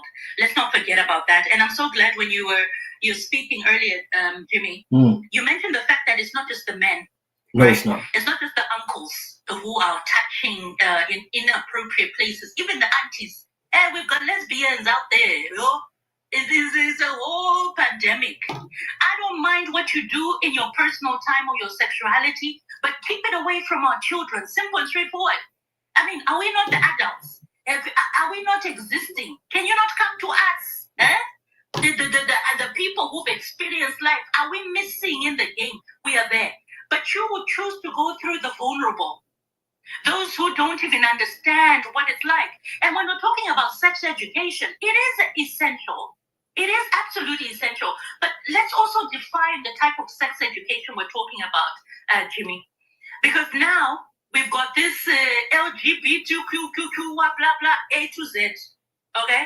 Oh, yeah. We've got that now. Oh, yeah. Okay? So things are changing now. It's no longer about a man and a woman. It's now about a woman and a woman. A man and a man. Yeah. Yeah? It's even about a man changing to become a woman changing to become a man. It is so confusing for myself as an adult. What more a child? So perhaps we need to think about where do we introduce it? Because that's what the topic is about, right? That's correct. You need to start introducing the topics, but at what stage? And my response to you is that it varies with where you're living. That's what I'll say. I'm in the UK, Jimmy. Here they allow for any form of those type of things. You understand me? If it was Zimbabwe, they do not tolerate that. You get me? You know, there are certain African countries where it's like, some people have even had to seek asylum to go to foreign land because in the country they were born, it is not tolerated. You can't be in public and be like that. You know what I'm saying? So it now defines on your location, your geolocation, where you're located. Okay? Because that will now mean how do you introduce the topic because of what you see around you. It is important for people to understand. I am one person that I am not judgmental. I will give you an example. Even, I'll give you an example of my child. I won't mention his name or anything. But there is a situation whereby at the school, there's someone that I know is definitely goes for the men. That is a sexual preference. I don't want to lie to you, Jimmy. This man is one of the kindest teachers that my child has ever experienced since being at the school. Do you understand what I mean? Wow. I thought the women were going to treat him right. When there was one woman, I'm so glad she left the school for some sort of academic thing. Because when I went for a parents' meeting, guess how I can identify when a teacher is good or bad? How? She said to me at the parents' thing, your child it doesn't listen. Your child doesn't do this. Your child is problematic. And I'm thinking to myself, wait a minute, my child has been at your place for 4 years. Everything was fine. Why is it at this particular time that I'm meeting you, you're telling me my child has got a problem and no other teacher has ever told me this, right? Then I asked her a simple question.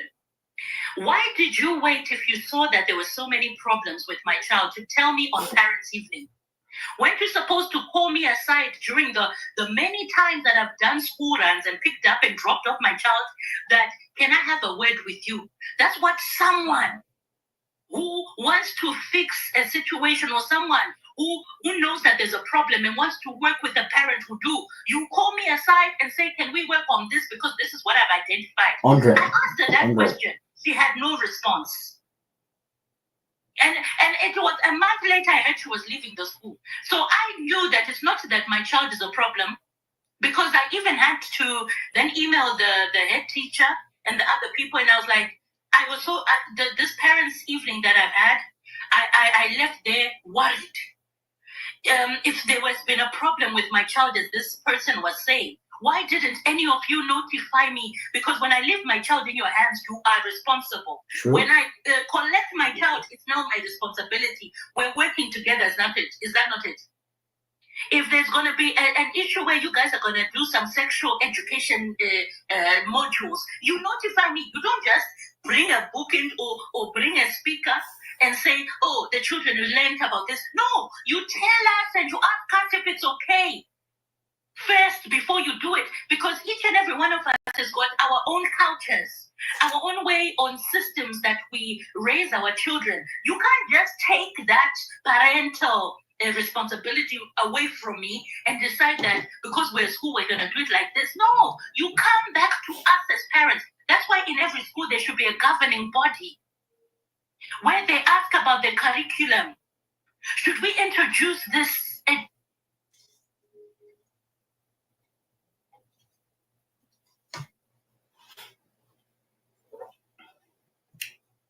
Boss probably getting a phone call.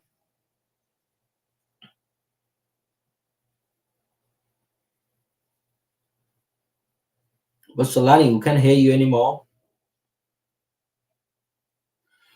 I guess can anybody hear her? Sound Mike, Van, can you guys hear her?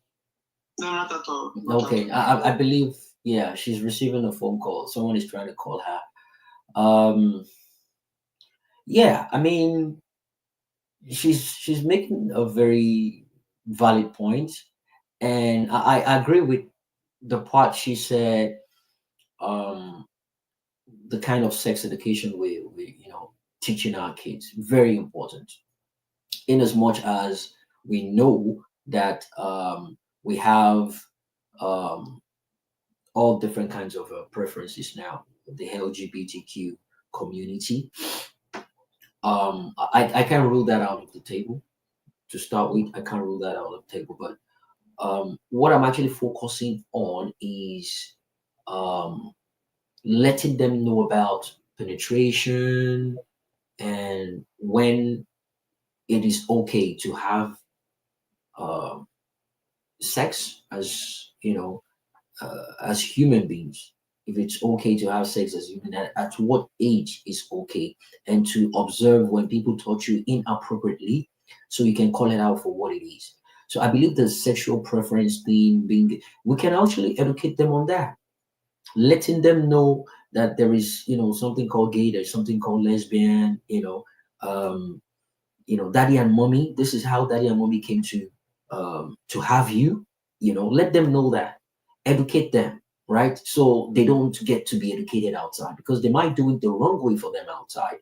And I always use the example of how I handled my younger brother. He just turned 21 a couple of days ago. He's now in university in Chicago here.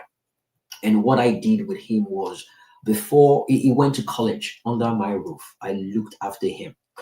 And I had a tooth. I had something happen. I think it was I had a snail that was not, that still had the shell stuck inside of it, and the thing tore my tongue. I was bleeding, endlessly. So I wanted to stop the bleeding. So I told him to get me a bottle of vodka from the shelf. That vodka has been there for over a year, right? I drink occasionally, and I don't drink, just once in a blue moon, right? So I told him to bring the vodka. So the moment I poured it, I opened the bottle, I poured it in the cup. He smelled it, like, what's that? And I was like, that's vodka. I said, have you ever tasted alcohol before? He said, no, I've not. So I poured a little bit in the cup and I handed it over to him. I said, take a sip. He took a sip. Back then, I think he was 17 years old. He took a sip and I was like, ugh, that's nasty and it's hot. I said, yeah, that's what people drink. And you see them smile, dance while drinking it. That's what they drink. So as you're going to university, don't be fooled. When you go clubbing, your friends, you see them drinking loads of this. Don't be fooled by that. In fact, when they want to pour your drink, let them know you've tasted it. Because if I had not done that with him in the house, when he's outside with his friend in the club, they'll give him a shot to taste. And when he tastes it, the expression on his face will be what they will target. They'll be like, oh, you're such a baby. And others will just carry the cup and just gulp it and be like, yeah, that's what's up. And he wants to show them that he's not a baby. He wants to prove to them that he's a tough guy. Then he pours another cup, he downs it. He pours another one, he downs it. Now he's drunk. He is vulnerable at that point in time. So these are the kind of things I mean when I said we need to educate them. That was a practical education. And since then, I've had the most beautiful relationship with my younger brother. Oh my goodness. It's almost as if he's my son. He called me the other day, he was gisting me about a girl, that was breaking his heart, kicking it together, and he felt comfortable. I told him, I said, if there's anything going on, just let me know. No matter how crazy or mad it is, just let me know. I'll let you know what's up. Okay. And he called me that day. He was like, Brother Larry, I just want to tell you this thing is really hurting me. And I want you to know I'm not happy about that. I said, what's going on? Talk to me. So yeah, there's this girl, we kick it together in school. We're not dating. There's no label. It's not boyfriend, girlfriend, but we're just kicking it. And it comes to my place. I go to her place and, we're just doing stuff. And all of a sudden, I noticed she stopped messing around. She stopped coming to my place anymore. And he told me he was moving out of school, sorry, off campus to outside the campus. So he got an apartment with his friends, right? So I think it's a 4-bedroom apartment, right? So he has his own room. Everybody has their own room, and they have a living room they can share in common. So the girl used to come to his room and hang out, and they do their thing. Now the girl doesn't come to his room anymore. The girl still comes to that house, but he goes to one of his roommates' room now, and he couldn't get his head around it. Like when the girl comes and goes to that guy's room, they're just playing music loud. The thing disturbs him mentally. Like he's beginning to imagine what is going on in that room, and he couldn't stand it. My first heartbreak was way back. He was a baby when that happened. He used to come to my room and he just sleeps on my chest. I'm his small daddy back then. And that was the first time he saw me sad. He saw how broken I was back in London. They gave birth to him in America. Then the mother brought him to London to spend time with me before bringing him back to Nigeria. And now that I moved to America, he stayed with me. So the bottom line is this. When he referred to that point when I was heartbroken, he could remember. I think it was 5 years old then, and it reminded me that now I know what it felt like when you were heartbroken. I was like, how did you know that? He said he just heard it, that I talked about it, but as a baby, he doesn't even understand what it was all about. But now he feels the pain. And he told me what happened. And I told him, I said, you know what? I know it's hurting you, but this is what I'm going to tell you. You need to call a meeting in your apartment. Call all your friends, the male ones. And I Googled up the bros code from Google and I sent it to him. All this Gen Z, they don't know all these things. So I said, there's something called bros code. You don't do that to your fellow guy, man, right? And think you're still cool with him in the same building, under the same roof. So I downloaded it's like an image. I downloaded it, I sent it to him. He saw it. I said, you call a meeting in the living room, you express how you feel, you tell every single one that he has gone against the bro code and you're not cool with him like that. You shouldn't, deal with you that way. You have nothing to say to the girl, but your guy fucked up. Knowing the fact that, this girl was, kicking it with him before and you still feel comfortable doing that, you're actually dangerous. You can hurt me, right?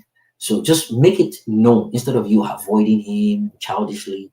Make it known to him that this is what you did, and I cannot relate with you like I used to before. So don't come at me like you used to before. And this goes to every other guy. How in this room, I'm letting you know if this is the route you're going, then we're not cool like that. Guess what? They've made him the president of black dudes in his campus, because those guys, they had sisters and uncles and elder brothers. They were asking them about what's this bro code, and they had to explain everything that had happened that had led to him having that meeting, and they're now condemning the guy that did that thing. Everyone was now coming to condemn, and they were like, "Oh, hold up! So this guy called a meeting to address this?"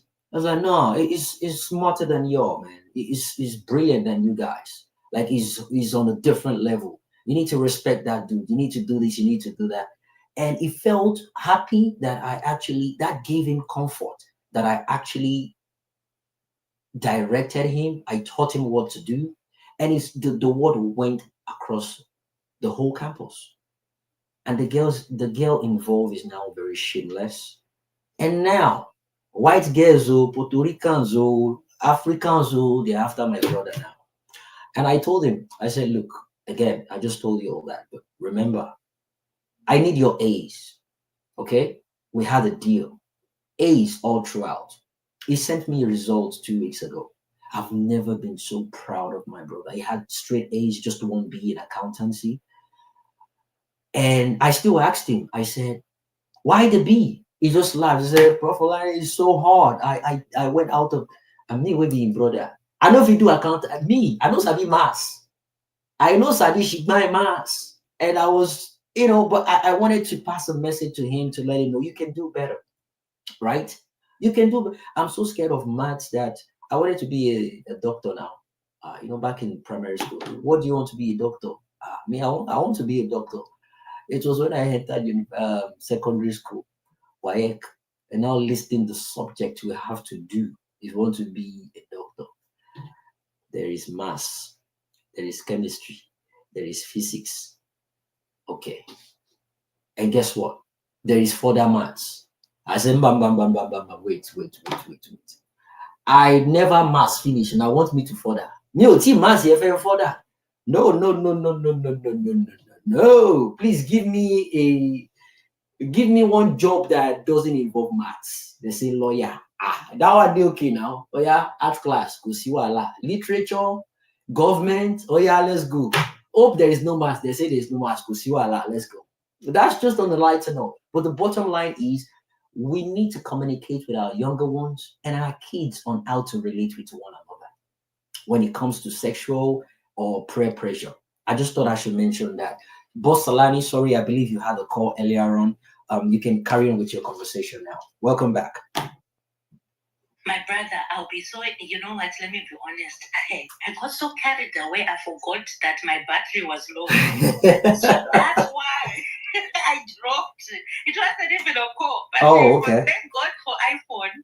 The moment you plug it in, it will come back on. allow you back. But no shades, no shades on Android users. No shades. No shades. I've got both. But by the grace of God, I connected so fast. But thank you for taking over. But I do apologize. Obviously, I was going through a line of thought, which had to do with an example where I was trying to say that. Even in educational systems, you find a situation where it's not about someone's sex or preference. There are people who actually can treat your child right, and there are those that you think, oh, we are the same, they'll treat your child wrong. That was the point I was trying to make there. But also to say that, with sex education at schools, the governing bodies need to tell you if they want to introduce a curriculum which has to do with sexual education. Right. You need to be allowed and afforded the right to either accept it, go to the meetings, and I think a lot of our African parents, please go to meetings. Don't be like, oh, I need to go to shift. Please take these things seriously, because I'm in the UK and they actually do afford you that right to be able to, they'll send you an email information about it, and it will be like they're saying that, oh, this is a suggestion. So you've got the right to then go there and say whether you agree with it or not, and then it goes to a vote. That's what it is. If you can be part of the governing body at your school, please do so. It's so important that you're part of those decision making because it's for your children. So I would definitely say to people, don't ignore that. Take it seriously. The same way you take your job seriously, take education of your children extremely seriously. So I'm fortunate that the child, like my son, the school he goes to, there's a lot of sort of Muslim people. And they will not tolerate sex education, Jimmy. So it works well for me. They do their Allah, they do their this and that. You understand me? There is no way that they will allow for a situation where they will say, oh, our children are now being taught sex, because it's something that they don't do themselves. So I found myself in a situation whereby they were the ones who were voting the most and saying, no, we will not allow this, we will not allow that. And it came to a point where they were like, no, the children are just way too young for this. I saw somewhere an article where I think it was year 2 and I think year 2 in Africa is like grade 2 or 3. Yeah, Where they were thereabout. like, there was sexual children actually seeing diagrams of sexual acts and this and that. Oh, I was like, what is going on? It's not right. When did you and me, Jimmy, find out about sex? When me, I knew I found out about it when I turned 21. What about you? I don't know. Me, secondary school. Back in secondary school, you know. Yours was secondary. You started early. Me, secondary. It's only the time I started kissing someone. French kiss. Wow. It was secondary when I started. French kiss. When you can say that I got my first French kiss in secondary. Primary, there was none of that. You understand what I mean? Mm-hmm. And even when I won't talk about when I lost my thingy, you understand? That's personal. But it was I was older. I was now an adult. Not just, I'm talking about the 18 years. I was even above 18, over 21 years. That's when I endeavored into that other area. So some of these things you even have to ask yourself about when we talk about sex education. What about the home life that a child is experiencing? Because let's not just blame the schools because they bring sex education or they want to bring it. Because some children in their houses where they live, you have to ask that, especially, okay, I'm a single parent, right? I make sure that I keep that sort of any relationship I'm in away from my children until I know it's serious. They'll never know that there's a oga. You understand? They won't know that there's an oga who likes our mother. Never. They will say a person, maybe they'll pick up or going to school, I'll say it's an uncle. They will never see kissing, they'll never see shakara, none of the above. So let's talk about where a child is coming from, their home environment, because before we blame the schools, for teaching certain curriculum that is inadequate, what about the home environment? Are you creating a home environment where a child does not get used to this? Are you a person who just brings men or women in the house like that? Because children pick up on things. Children hear things. That's a good point. Right? And when they see all of this, they'll experiment. Right? So let's talk about that. What about social media? What are you allowing your children to watch?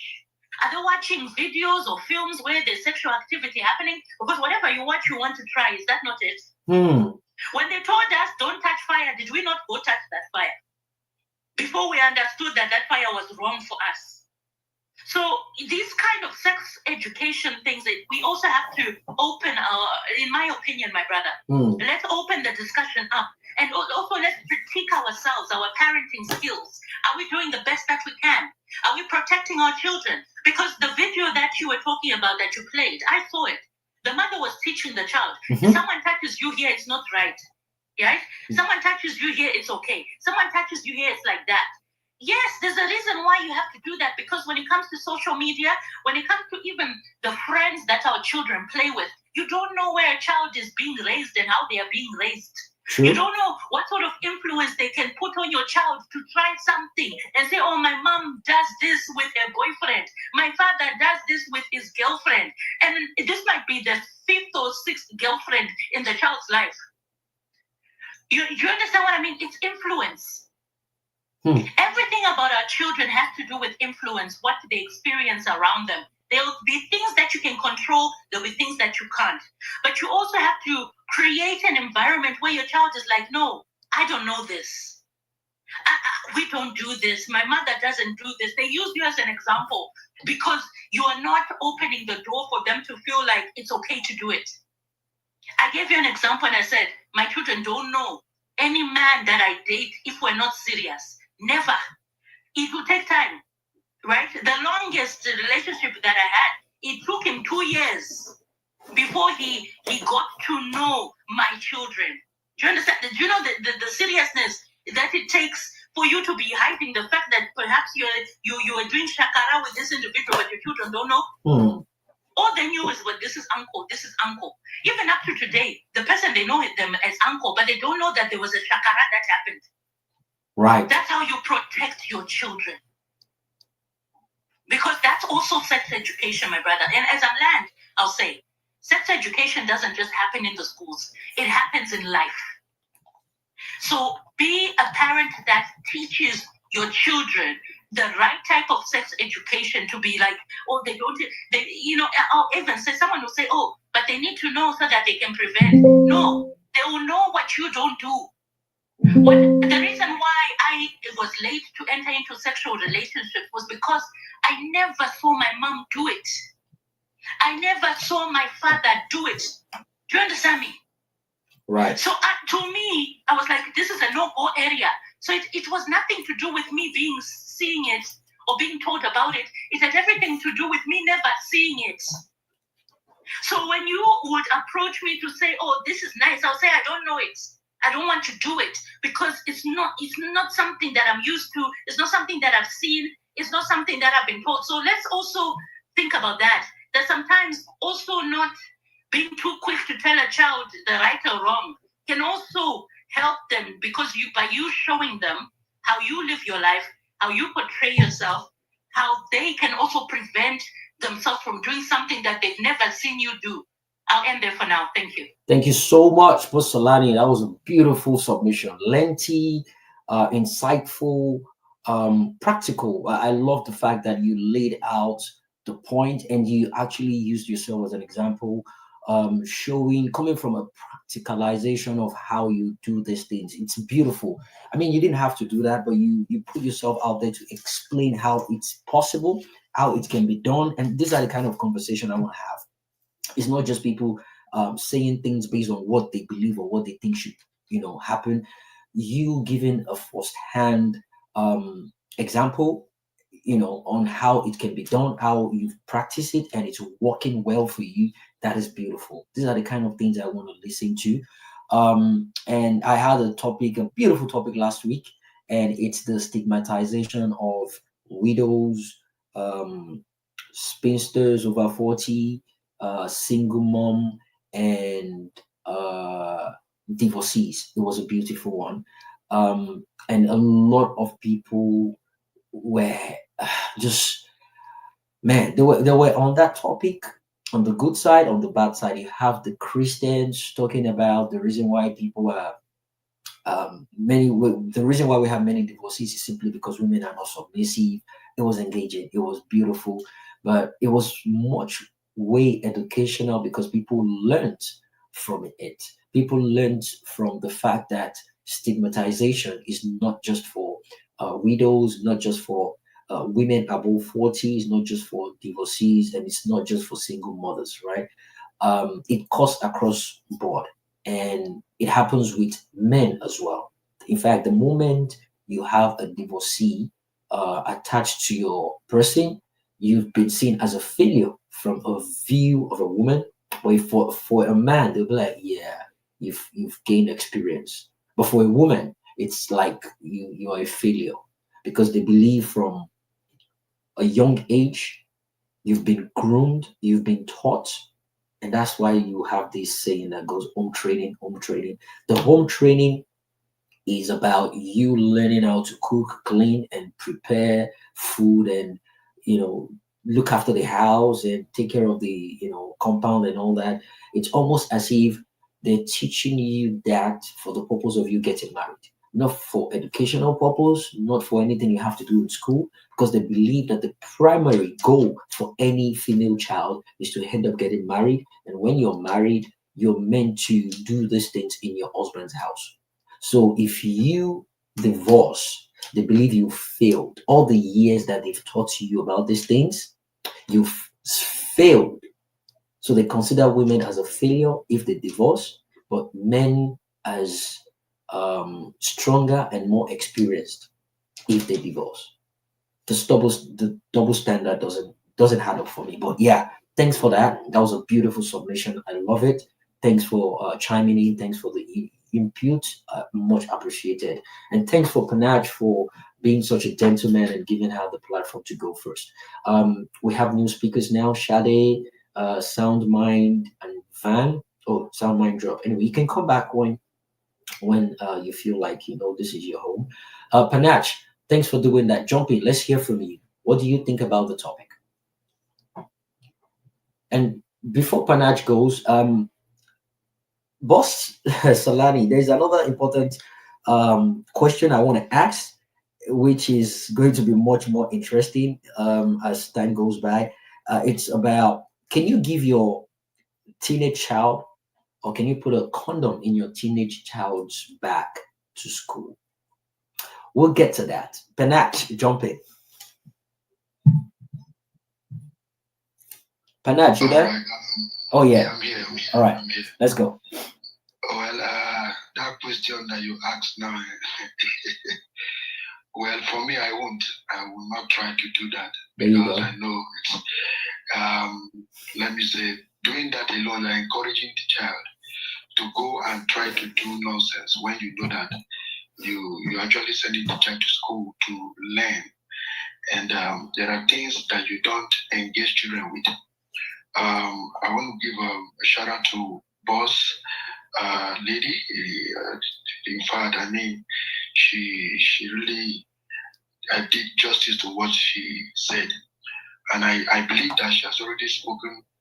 Um, let me say my mind because I have younger ones. They are females. I'm the only boy, and I can bet even with my life that they are still intact at their age, very very intact because um, the way our mother trained them, I've seen it, and I still believe that yes, the whole thing has to start from the home, from the house.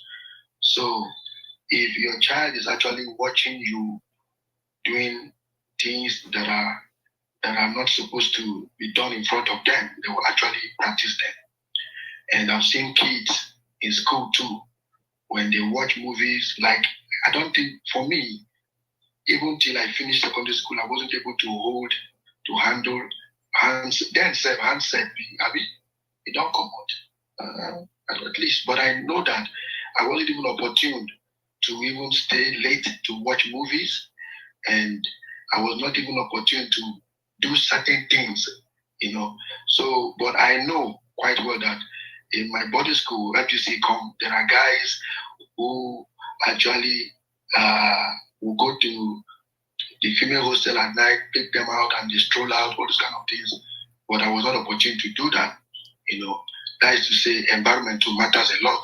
So for me, what Akpi did is very, very bad because let's turn the table around. Just imagine that child is his own child. I don't think he would take it lightly. So 15 years old is wrong. Even 18 is, in fact, according to the law here, they say 18, you are an adult, blah, blah, blah. But when you look at someone's child, when you look at a girl, you should know. You should know that this one is a no-go area. You should not. You don't even have to think about it. So I condemn that act is very wrong. Therefore, the condom aspect, I will not advise any parent to think of that. Because once you do that, you're already encouraging the child to do nonsense. So I'm going to rest here while I think Shadi wants to speak, but you said boss lady should come up first before another person continues. So I'm okay here. Thank you so much. All right. Yeah. Thank you. So I came up with that question simply because of another topic another video rather that I saw regarding the topic I'm talking about right now. So the question is let me rephrase that again. Okay, so the question is oh no, that's the wrong one. Would you give your child, would you put a condom in your child's bag or not? So when I did that, Wait, Jimmy. So there's actually a video about that question. Oh yeah, there is. I'm gonna play it now. So and that's the video that actually brought up that question, and I decided to put that question as something I will ask every speaker to weigh in their views regarding that. So the reason why I'm asking that question is this. Um, I did a breakdown to figure it out if it's a good idea or not. So what I came up with was the advantages and the disadvantages, right? So initially, again, Bossalani, if you remember, it was on that same space that I'm referring to that question popped up because one of the speakers was saying, yeah, just to justify the fact that it's okay to sleep with a 15-year-old. They were saying, yeah, if you go to South African schools, that they have a condom dispenser there that dispenses condom for people, and some parents put condoms in the bags of their kids and everything. When I heard that at first, I was like, no, hell no, I'm not putting condoms in my kid's bag. But one thing I've come to realize is this: your opinion and view about a particular topic can be outstanding until you hear other people's views. And you now sit there and be like, wow, there are some things that I never even thought about. And when I put up that question, I know a lot of people were combative. But if you listen to the reasons behind that question, you'll be shocked. Because here's the thing: you as a parent, do you know if your child is engaged or engaging in any sexual practices out there? You're not a monitoring spirit that will monitor them from A to Z. Um, of the 24 hours, they go out to do whatever it is they do every single day. Now, it has to do with age range. From the age of maybe five above, they're beginning to get smarter to some extent. I broke it down. We'll get to that segment in a minute where you need to start talking about certain things with your kids, including identifying body parts, not nicknaming them, calling them for what they actually are. We'll get to that part. But the part I'm actually trying to emphasize on is the reason why that topic popped up, right? So the topic is about, can you give your teenage child a condom? So again, it was coming from that particular topic that day, Postelani. And this guy was arguing that, yeah, I mean, if the schools are giving condoms in classes, why can't they have, they are indirectly telling them to have sex? No, not exactly. The reason why they're doing that is this: they know at that age the kids are getting sexually active. It could be within themselves, right? You cannot monitor that. There is no way you can know about that. So the condom in the bags is not you encouraging them to have sex. It might look like it, but it's not. Whereas it is you saying, I don't know what you're doing out there, right?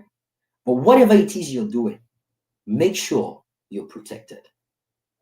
In other words, I would rather feel comfortable, even though I might feel bad that at that age you're getting involved in sexual activities, which is what I need to work on more as a parent. I would rather feel comfortable knowing you're having sex with condom than you having unprotected sex and you're getting STD, a disease that is incurable, a disease that can lead to your death. That is uncontrollable. You cannot come back from that.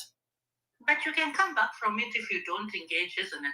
Yeah. So again, you can educate them not getting into that Best aspect. not to have sex with no one. That you got to trust that person before you have sex with them.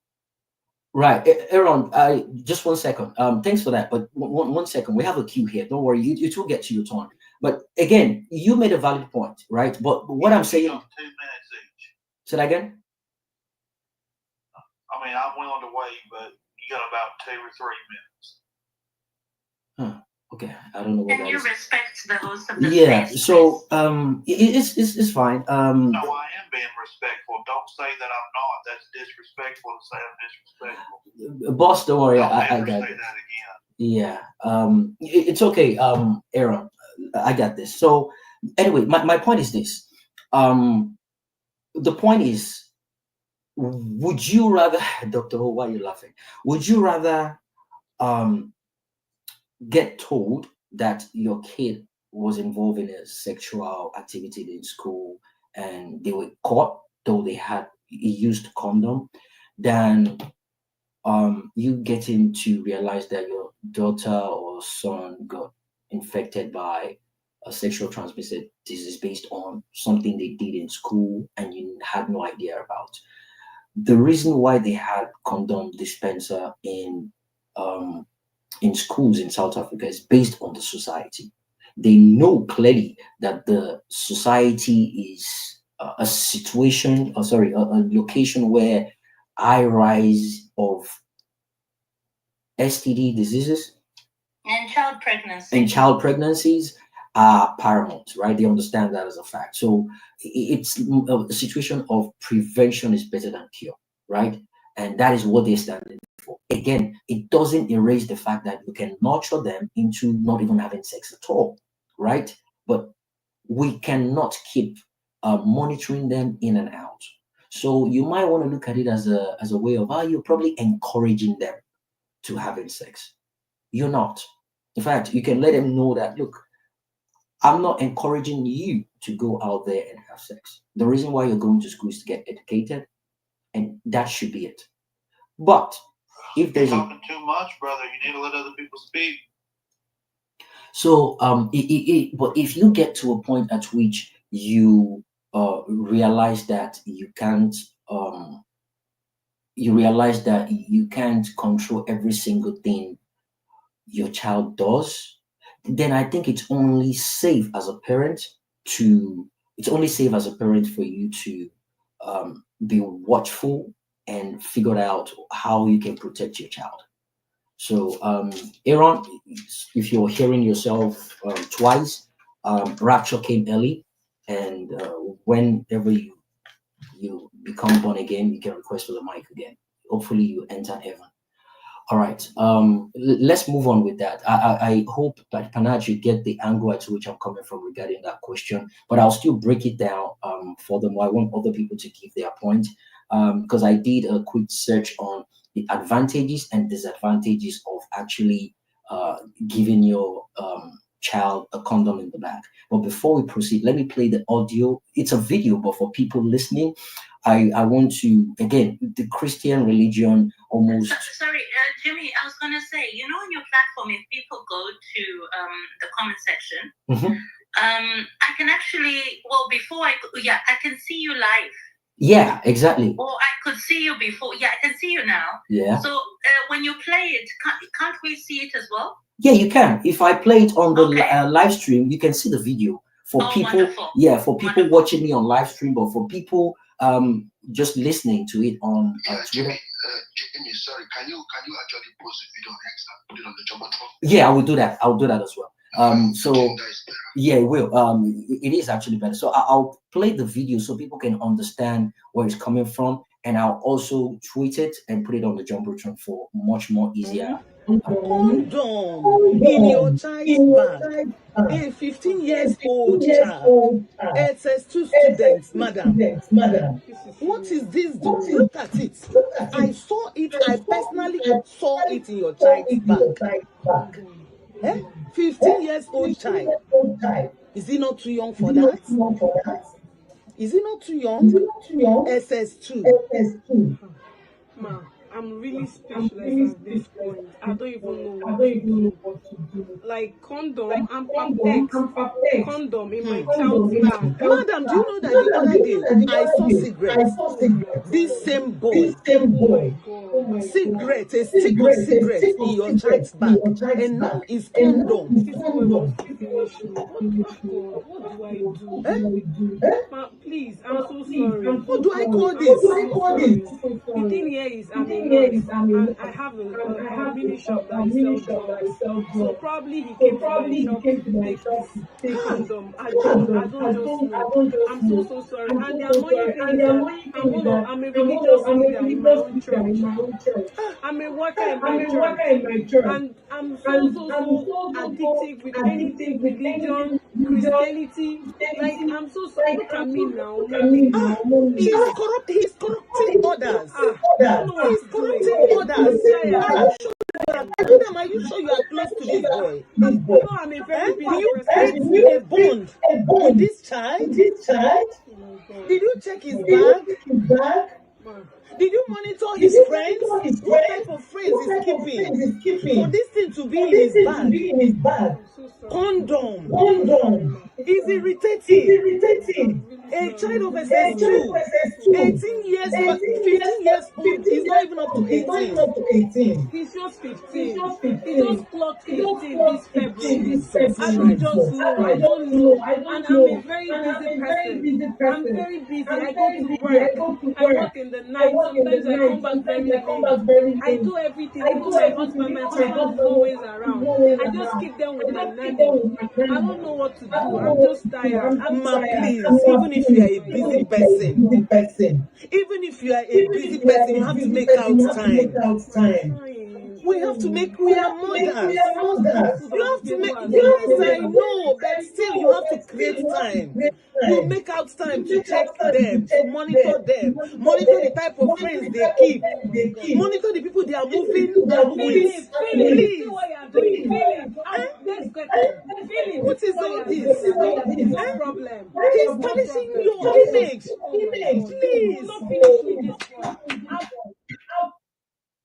Right. So that's the video, and I actually put it up on the Jumbotron as well.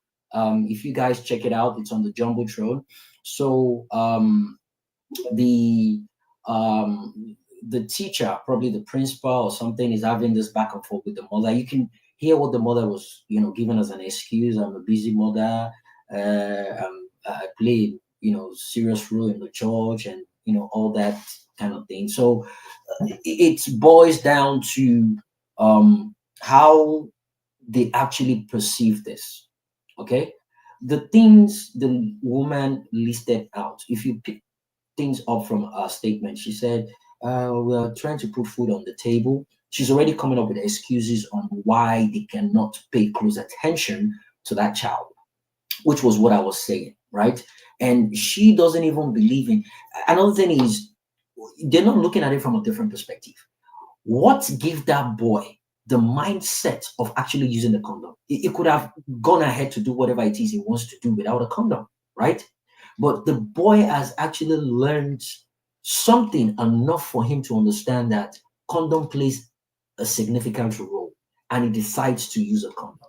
A 15-year-old boy understands what STD is out there. Maybe he doesn't. Maybe he just sees people using it, and he wants to do the same thing as well.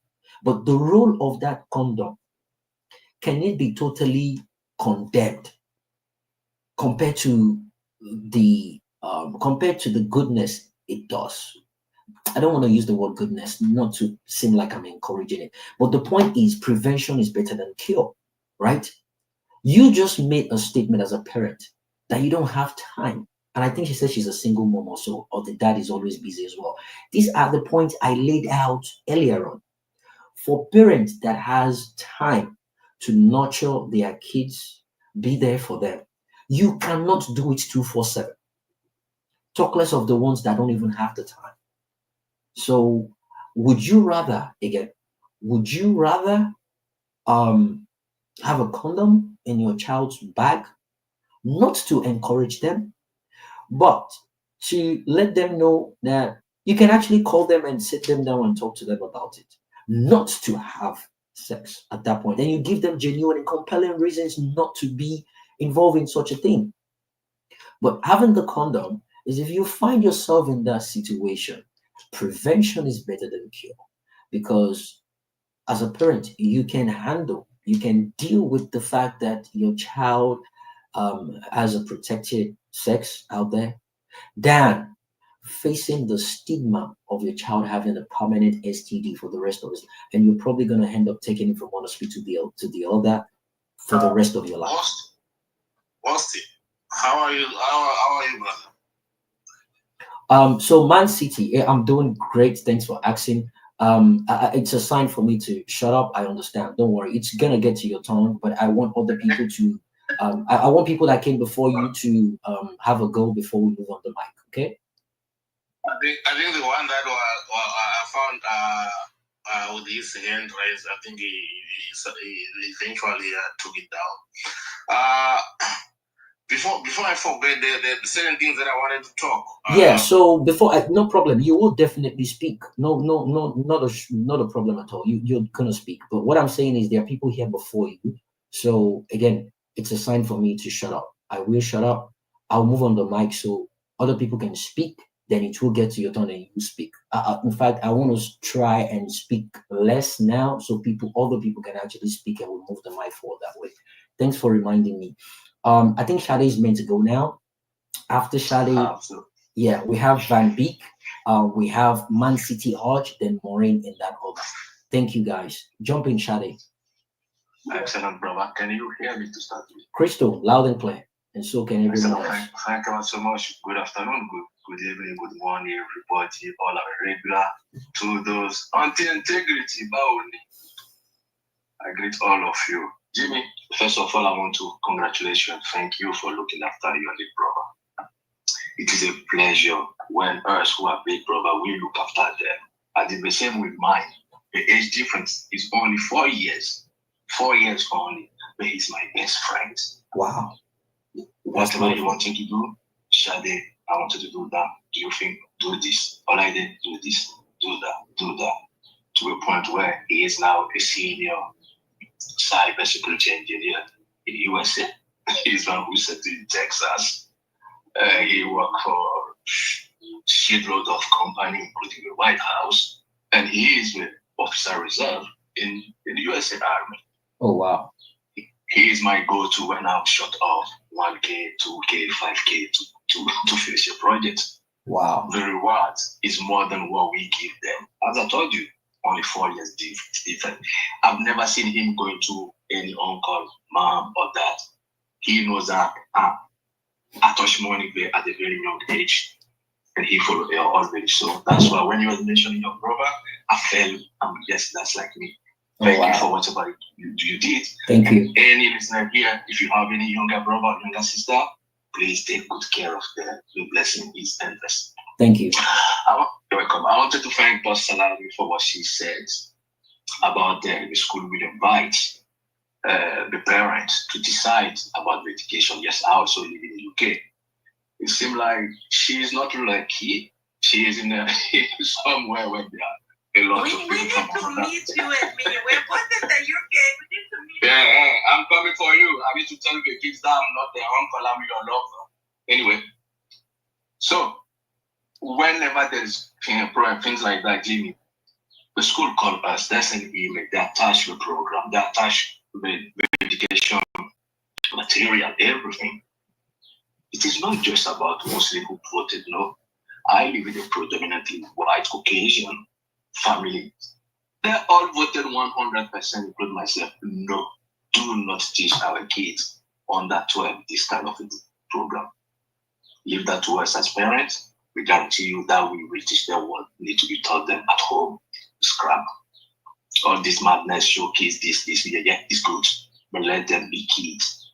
When they reach secondary school from the age of 12, they can deal with that. But right now, they're only 10, 11 years old. Y5, Y6 maximum, even Y4.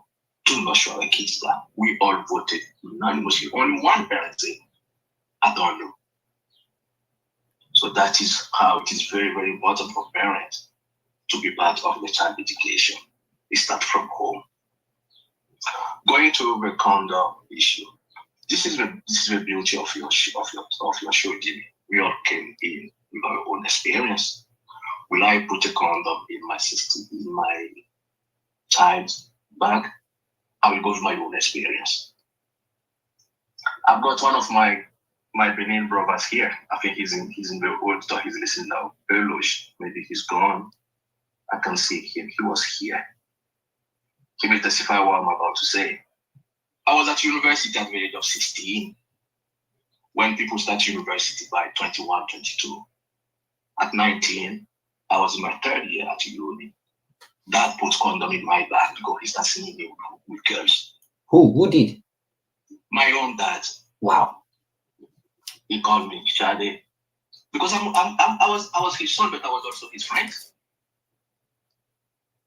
He called me, I start seeing you with those girls. They'll come here, they're going to your room. Whatever you are doing, I'm your dad. I don't want you to come here now you got to get pregnant. I don't want when I send you for checkup in 3 months' time that they told me that you come up with some silly disease. This thing is called condom. This. I just look at him. Dad, I know all those things. How do you know? I said, Dad, I've been at university been 3 years now. Maybe you lost track. So if we don't teach them at home, they will learn elsewhere. We gotta teach them and teach them the right way. How long was this? That was more than 20 years ago, Jimmy. 20 years ago. Your dad did this with you 20 years ago, and we're discussing this now. And that is not in Europe, that is in Benin, in West Africa, Benin Republic. Oh, it's in Africa, not Europe. I was going to ask that. That's not in Europe. So when people, if anyone come here with some excuses, because we are in Africa, we don't know this. It is bullshit. Everything that we say now will be my own experience.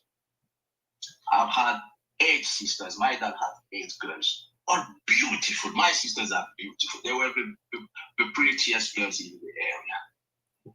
That was head of Benin Police. I mentioned this last time when I was here in one of your speeches. I said it. He laid the rules. Any of you that come home here with pregnancy, I'm gonna arrest you, lock you up in the police cell. When I arrest the guy who got you pregnant and his whole family, none of them came home rebelling.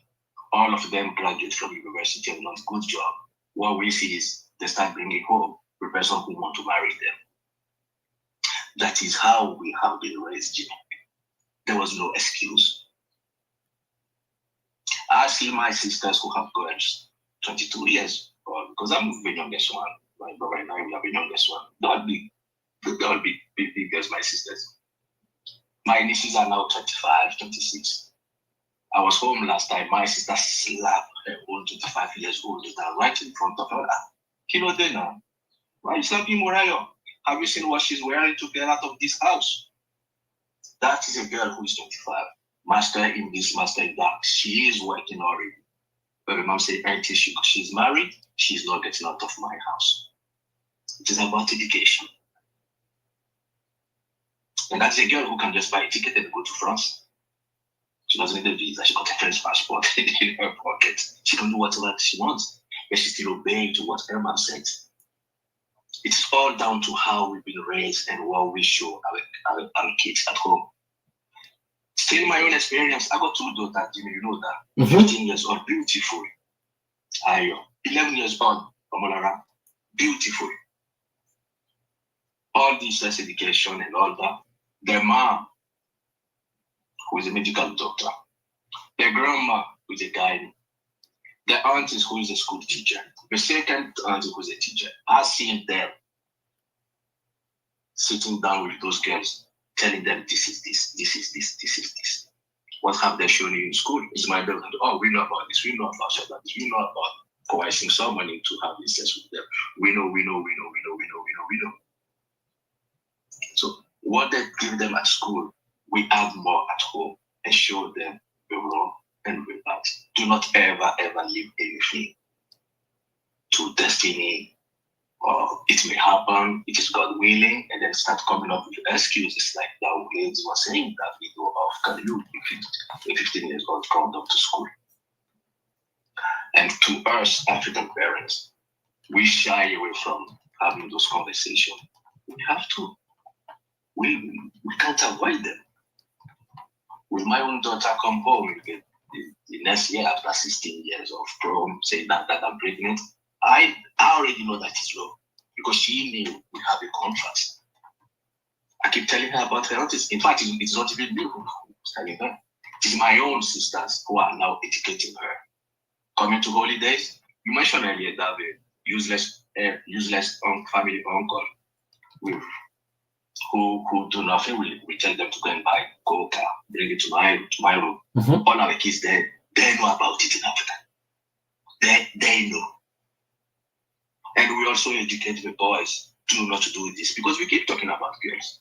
Sometimes we forget to mention that 85% of the responsibility of this wrongdoing is on guys, on our boys, on our male kids. Some parents don't give them the right to the perfect education. Shadi, your 5 minutes is up. If you want to round up in the next 1 minute, so we can move on to mic. I will just stop there. Thank you. Thank you for everything. The short submission you've made now is so impactful. You have no idea, because it's going to be the foundation of my point moving forward right now. And this happened 20 years ago.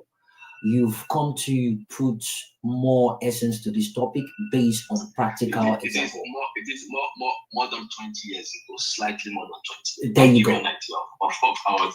There you go. That's to show you how we've evolved since then within the past 20 years. But now in 2025, we're still struggling about the topic of putting condoms in our kids' bag. So it is something that we've not sat down to think about, really and truly. We're always on the defense mode based on our spirituality and religion perspective. We just want to defend it. But by the time we start breaking it down, you start realizing, hold on a minute, there's something actually making sense from this topic. Again, I'm not going to enforce my thoughts on people's views. Mine is to create a platform where people can share different experiences and give different submissions. And from there, you don't take everything hook, line, sinker. You learn from it, unlearn, take whatever you feel useful, and discard the rest. Thank you so much, guys. Sorry, Jimmy, can I ask a quick question? On that video, how old was the child where the condom was found? 15 years old. The woman, woman stated. So age is a matter here. Yeah, age is also, age is a matter which we're going to discuss the second segment is going to discuss, the second segment is going to focus on when is the right time. When is the right time? That is the next segment. It is going to talk about when do you think is considered the right time for you to talk to your kids about sex? When do you think is the right time? Is it between the ages of 3 to 5? You need to start teaching them basic body parts and body, autonomies and all that. Let them know that between 6 to 8 years old, the safe and unsafe touches and consent. We'll get to that part. Let me not jump. The topic based on that. Let's have Van Beek real quick. Then we take Man City and Morin in that order. By the way, guys, on the speaker section, if you have questions for whoever is speaking or just finished speaking, you can also do so as well. So that way we can have a conversation. We can have a roundtable discussion. Van Beek, welcome. Jump in. How you doing? Thank you so much, Jimmy. This is very good topic.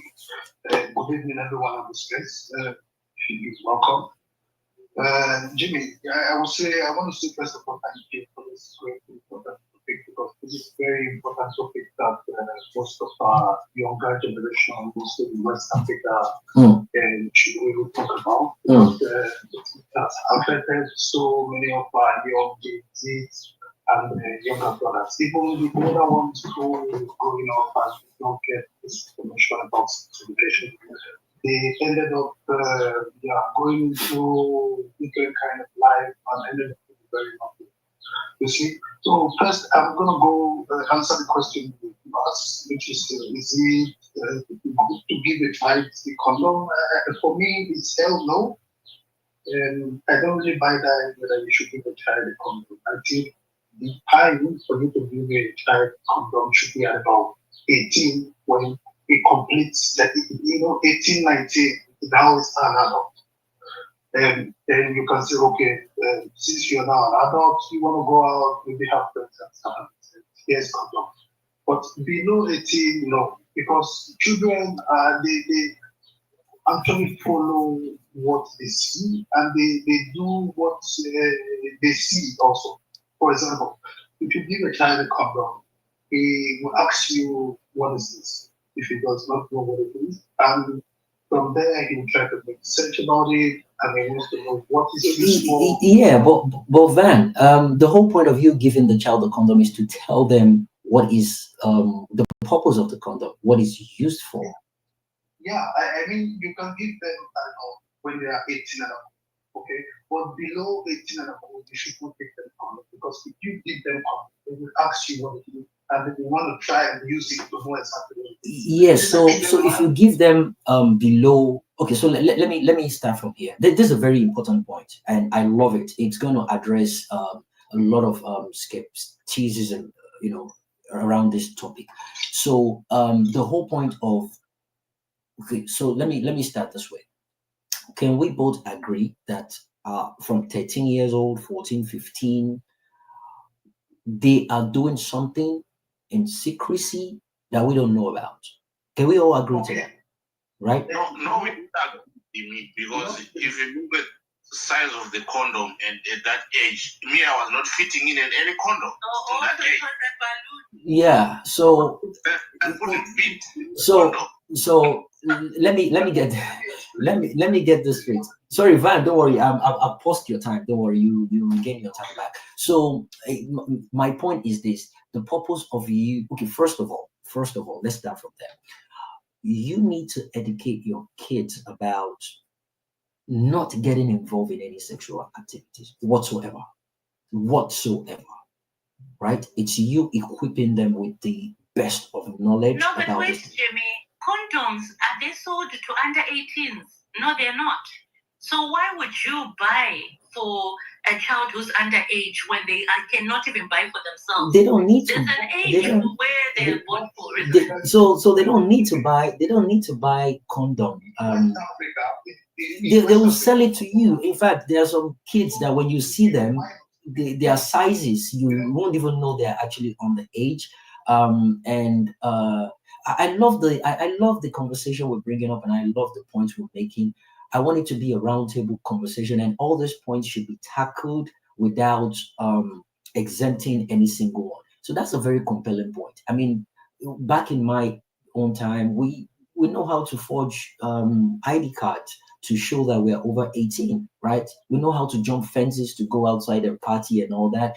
So the point is this: in as much as you need to educate them regarding sex, have you been seeing all the videos on TikTok lately about girls flashing their titties with the competition and flashing they'll take off their panties, and you see a guy telling people to drop money, to drop money, to tap tap tap tap tap, and the more they tap, the more money the girl makes, right?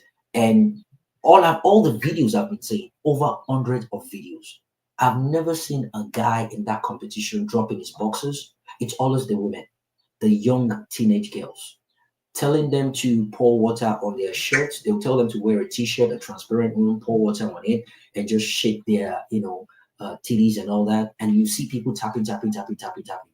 You see these things on social media, and you wonder.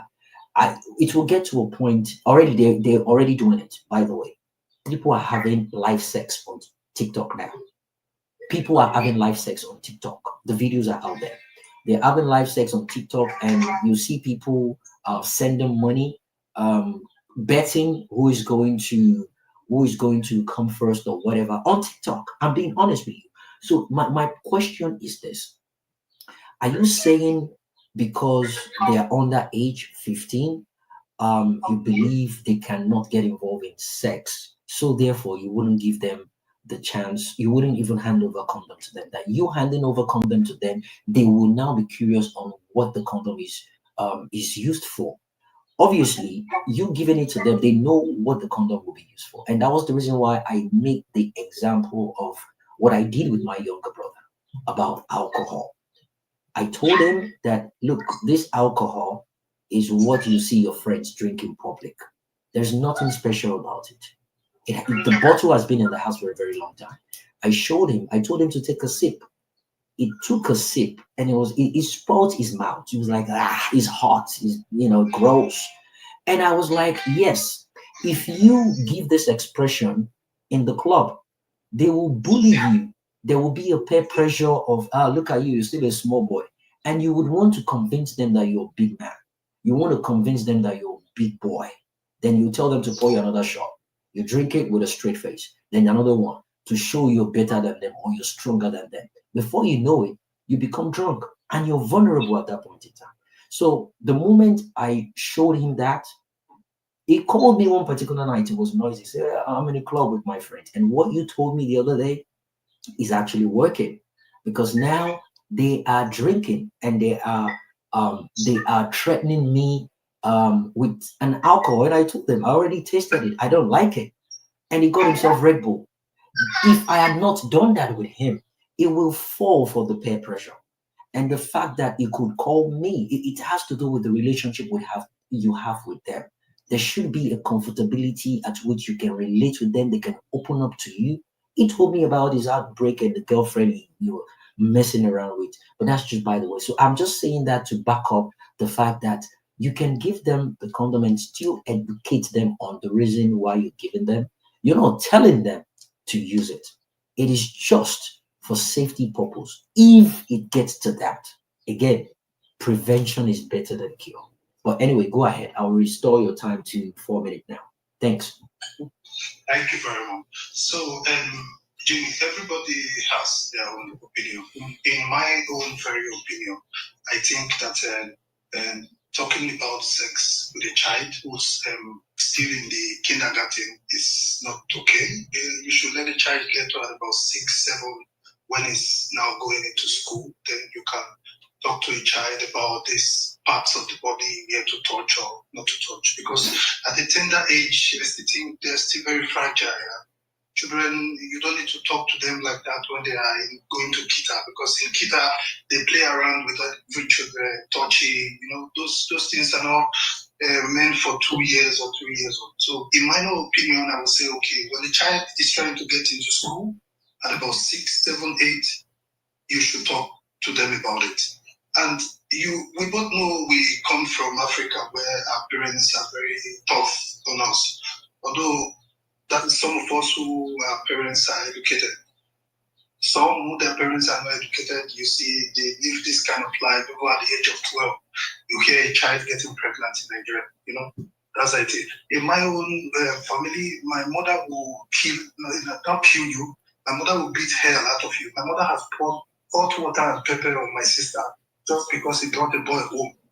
At the age of 17, she was grounded for not going out for almost a month. She was just at home, locked up inside her room. They were giving her house education. She was teaching her at home. And then she's not going to go out. So these are the kind of parents that we have back in Africa. And it's a very important topic. You see, in Nigeria right now, most of our Gen Zs, they really don't know about this. I think this is a topic where we have to teach them more, talk more about it, so that they will get enlightened and know more about it. In Nigeria, a 15 years old sleeping with a guy who's 20 or even 40, it's very bad. Me even coming out saying it with his mouth is something I think is barbaric. It should be cautioned and it should be arrested. If that is something they should do, it's not very.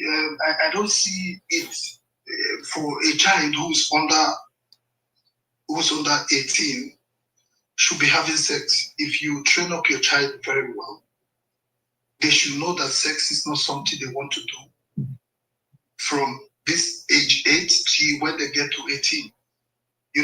Talk to them every day about it if you have the time. You see the woman coming out and giving lame excuse that he goes to work.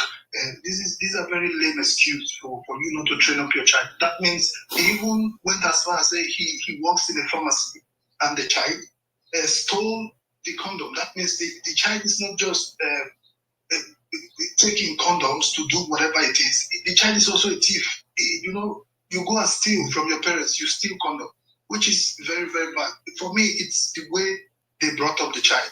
The parents are not taking care of the child. They just leave the child because they are working and they don't want to take care of. This is what is happening in Africa. That's why I say this topic is just linking our people from West Africa. They need to learn more about sex education. the first time I saw condom as a personal experience was, I think, about JSS3 when I started a biology class. I think when we go to the topic biology, the teacher brought out condom and started showing us. That was when I learned about condom. Before then, I never see condom before. I never saw condom. You know, that's how it is. But yeah, it is something that it is very important. It's a very important topic that our children at home should be aware of.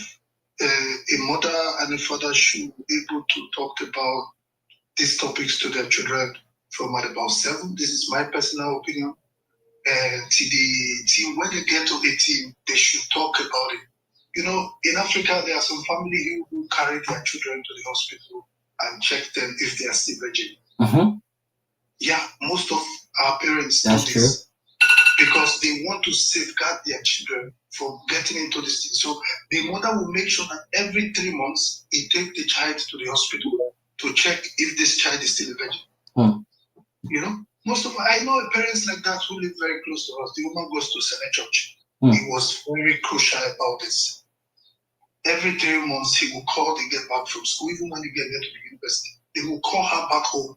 They will take her to the family doctor, and the hospital will check if she's still a virgin. So the girl got to about 31 even before she got married because it was a strict thing to her. They never wanted her to have a boyfriend. So when she got to 25, she was still very afraid until she finished the university at about 31. That was when she got married. You know, my sister have a domestic problem where his boyfriend usually beats her to stupor. And my family, I remember my father waking all my brothers 5 o'clock in the morning because my sister got beaten. So we went to this family house. I started fighting the whole family that they should stop their son from beating my sister. Yeah, at the end of the day, do you see my sister still got married to this boy? You see, even with all the domestic violence, it's because of, not just because she was raised like that, but because her life, nobody to talk to her. She's now stubborn. She's now in the university. She's grown. You know, I don't want to bring up my child like that because I've seen those things from people who are older than me, that this life they live and it's not very good. So I have right now a 6-year-old daughter. Right now, I have not started talking about it to her because I think she's still in the kindergarten. I want her to leave kindergarten by the time she gets into school. Then we'll start. The lucky I have is that her mother is from the East Africa. So, in East Africa, it's kind of boss lady. She will know about it. In East Africa, most of the ladies, they know about these things. They don't try it until you maybe get to 18, 19, 20. But in West Africa, it's not so. So that's why this topic is very, very important to our Gen Z nowadays, right now in Nigeria, most especially.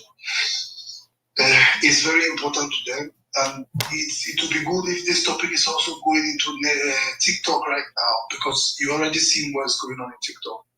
People who are going naked in TikTok. These are people who are not educated. That's why it's really affecting them. If they are educated about these things, it will not affect them.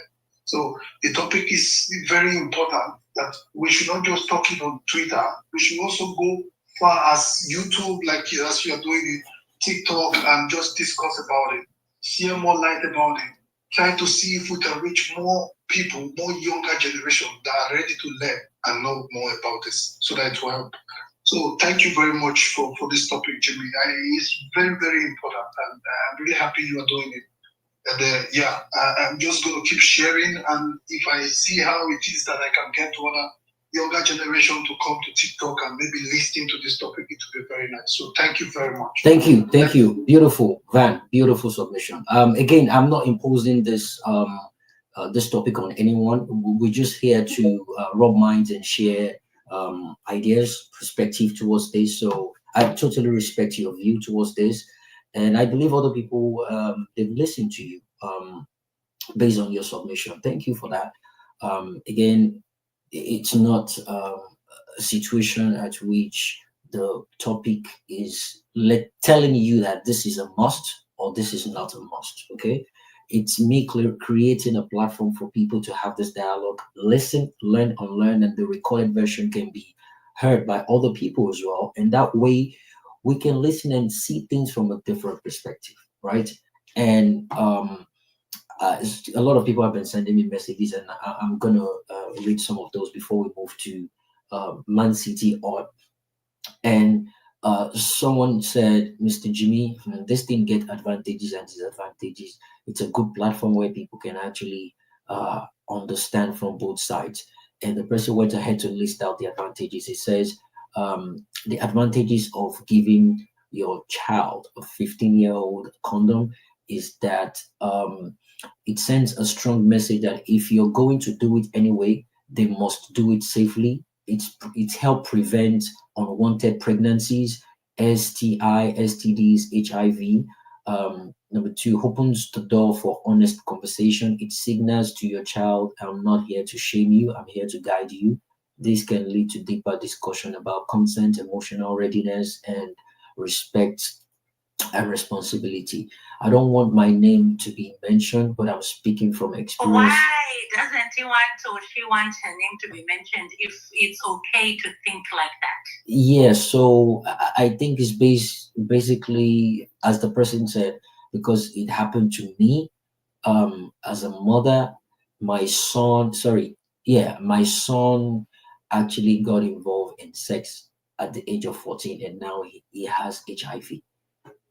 So when parents are silent, kids get answers from peer or porn. Providing a condom can help reduce risky behavior done in ignorance or secrecy. Okay. Well, guys, keep the points coming in. Keep your, Please, Jimmy, give me a chance when you go to the new speakers for me to respond to that comment. To the comment. Yeah. So can you do that within 1 minute before we go to Man City Org? Okay. Yeah. Please. Thank you, Man City. I hope that's okay. First and foremost, the first thing you need to understand is being a parent doesn't make you perfect. Understand that. You in no way are going to be a super mom, super dad. There'll be things, mistakes that happen. There'll be errors that happen. It's normal, right? But for you to then be in a position to then say, okay, I will then give my underage child a condom. And then it's like, obviously you're speaking about the fact that it happened to you. Your child was 14, had sex, and contracted a virus. But you can't come on a platform and say to parents, it's good for you to give your children a condom because you're making it okay. The fact that error happened, it's not on you. Or maybe, I don't even know, maybe it may be on you because I made my submission earlier when I said it's about environment, it's about what you expose children to. You know, there are children who are even coming from pastors and women of God's houses. It's about if you strangle your child too much to the point where you're saying that the Bible says don't do this, the Bible says don't have sex. It's like saying don't touch fire. They will go to the thing that you say don't touch it. But it's if you are showing rather than telling them not what to do, but the way you live your life, there's a difference. Sometimes with children, I feel like even myself, Jimmy. It felt like my parents were fine, but there were other parents where my friends came from. Their parents told them, don't have sex, don't do this, don't do what. Guess what? They did exactly the thing that their parents were telling them not to do. My parents didn't have that. It was me seeing the way they lived their lives, the way they showed me how they were. So even when a boy came to me and was like, oh, I want to try this with you, I'll be like, nah. I don't want to do this because I knew nothing of it. It was ancient to me. Do you understand? There's a difference in that. And so what I'm saying respectfully, and I'm sorry for what happened to your son, but you can't come on a platform and then encourage other parents to be like, give your child a condom. What? Underage child. No, you need to deal with a bigger problem, which is how did he even know about the sex at that age? Because it's wrong at that age. It shouldn't even be happening. You shouldn't even be advising the parents to be like, it's okay, because you'll be safer rather than sorry. No, if they make a mistake, they need to own up to it. Right. If they decide to engage in it, they own up to it, but not because you gave them the weapon to use so that they can engage in it. I hope I'm making myself clear. Anyway, let me land for now and let others speak. Thank you. Again, this is one of the reasons why I love having these kind of conversations. You know, the back and forth, the person is listening, and for the record, I'm not going to be mentioning names for privacy and confidentiality purposes. I want people to be able to be free and open to having these conversations.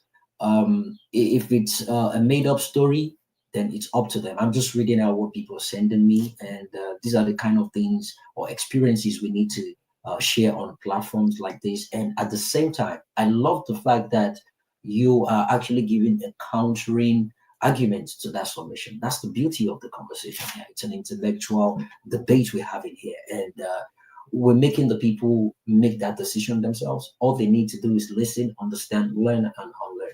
Thank you for that, boss lady. Man City jumping in. So after Man City, we'll do Maureen, Icon, and Unique in that order. Unique Empress. Thank you guys for being part of this. Retweet, share this with other people. So people, especially people you know might be helpful to, young parent, people you think such a topic would make an impact in their lives, right? Share with them. Let them understand what is going on in the world right now and how they can be careful.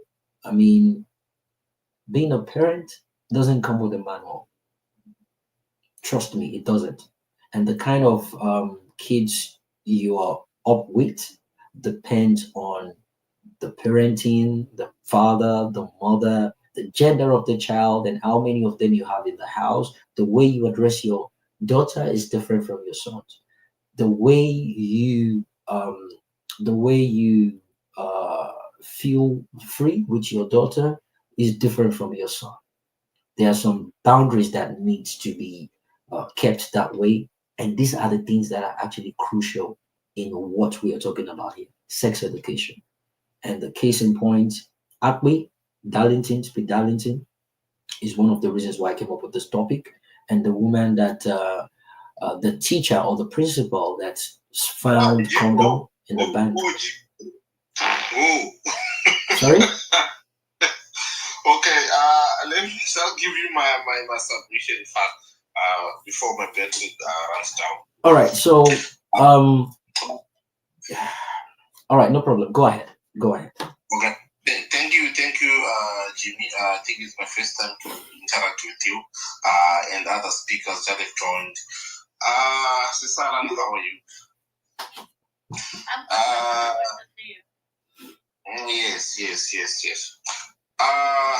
I want to try and cut it short.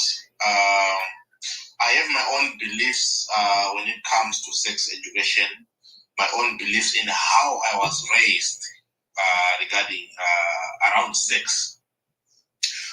So this is how what happened. I think 2 months ago. I have two sons. The other one turned 10 a month ago, and then I received a letter, an email from sons, especially here in the UK, telling me that they will be start telling them about sex and so forth and so forth. And then I said, what?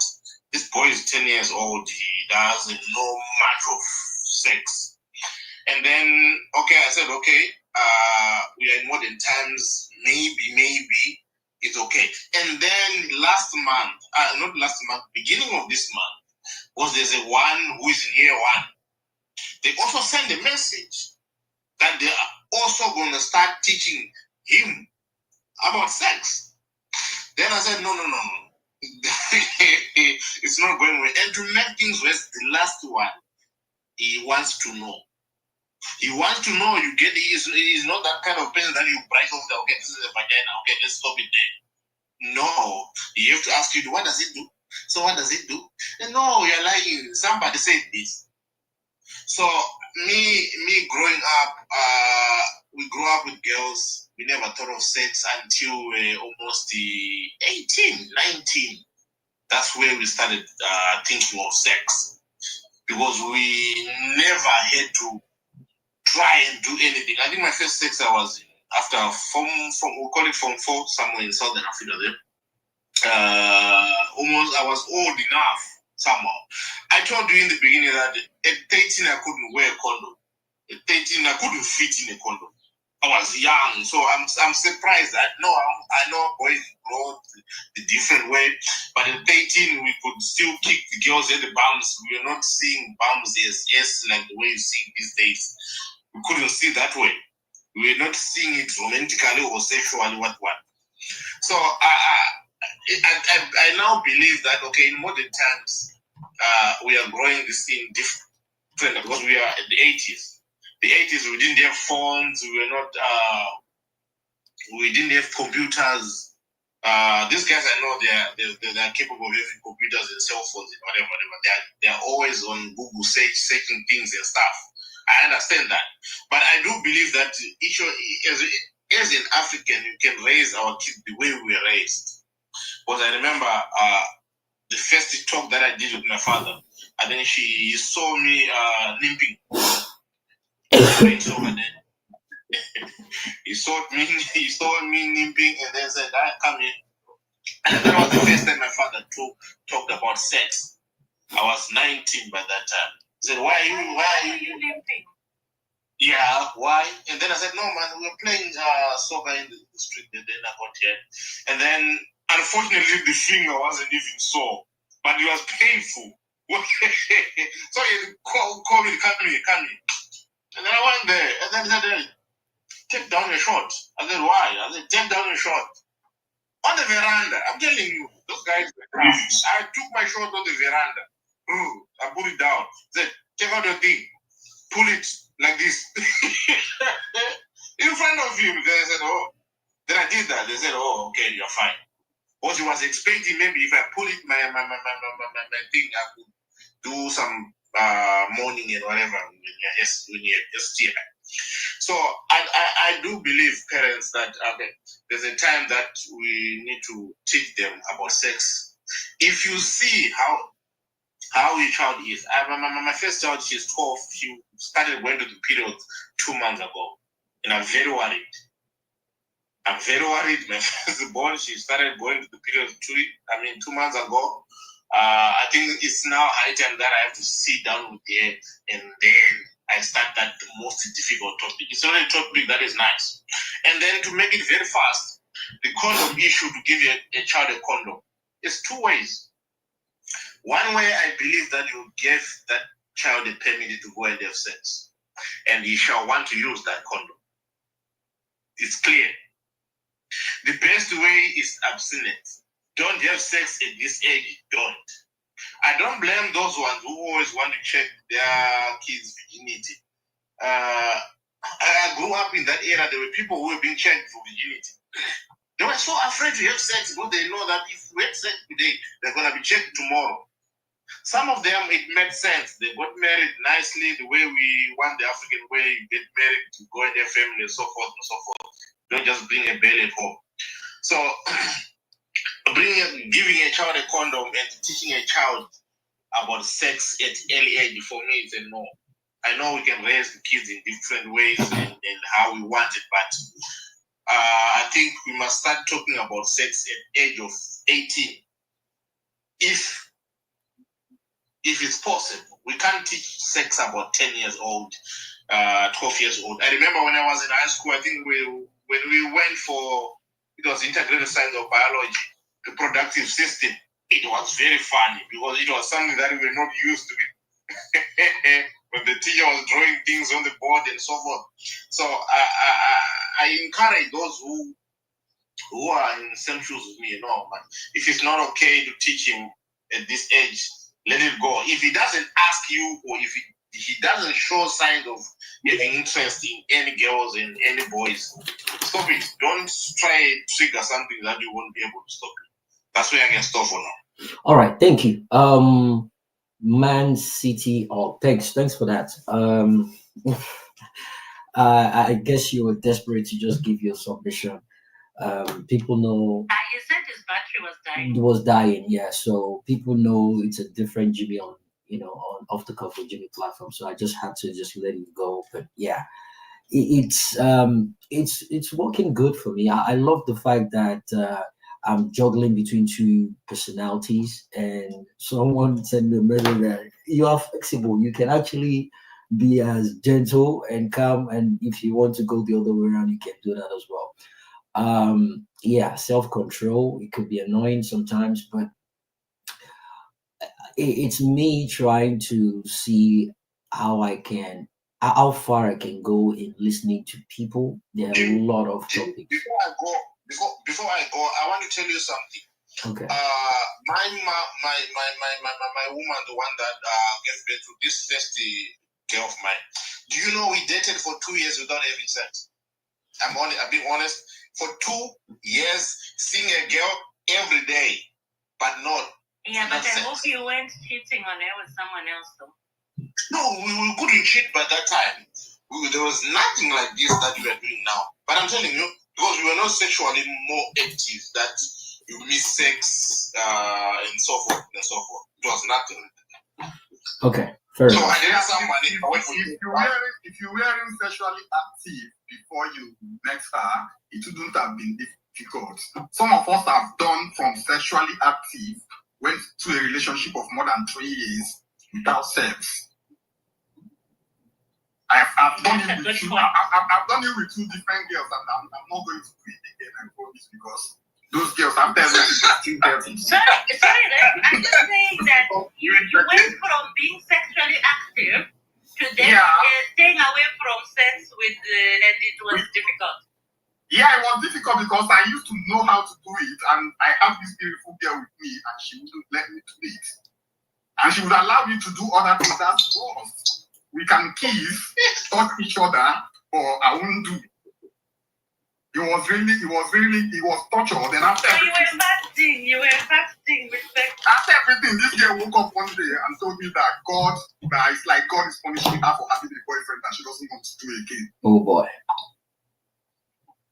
That must have been. Jimmy, I'm loving your space. Yeah, that must have been crazy. But anyways, let's move on the mic.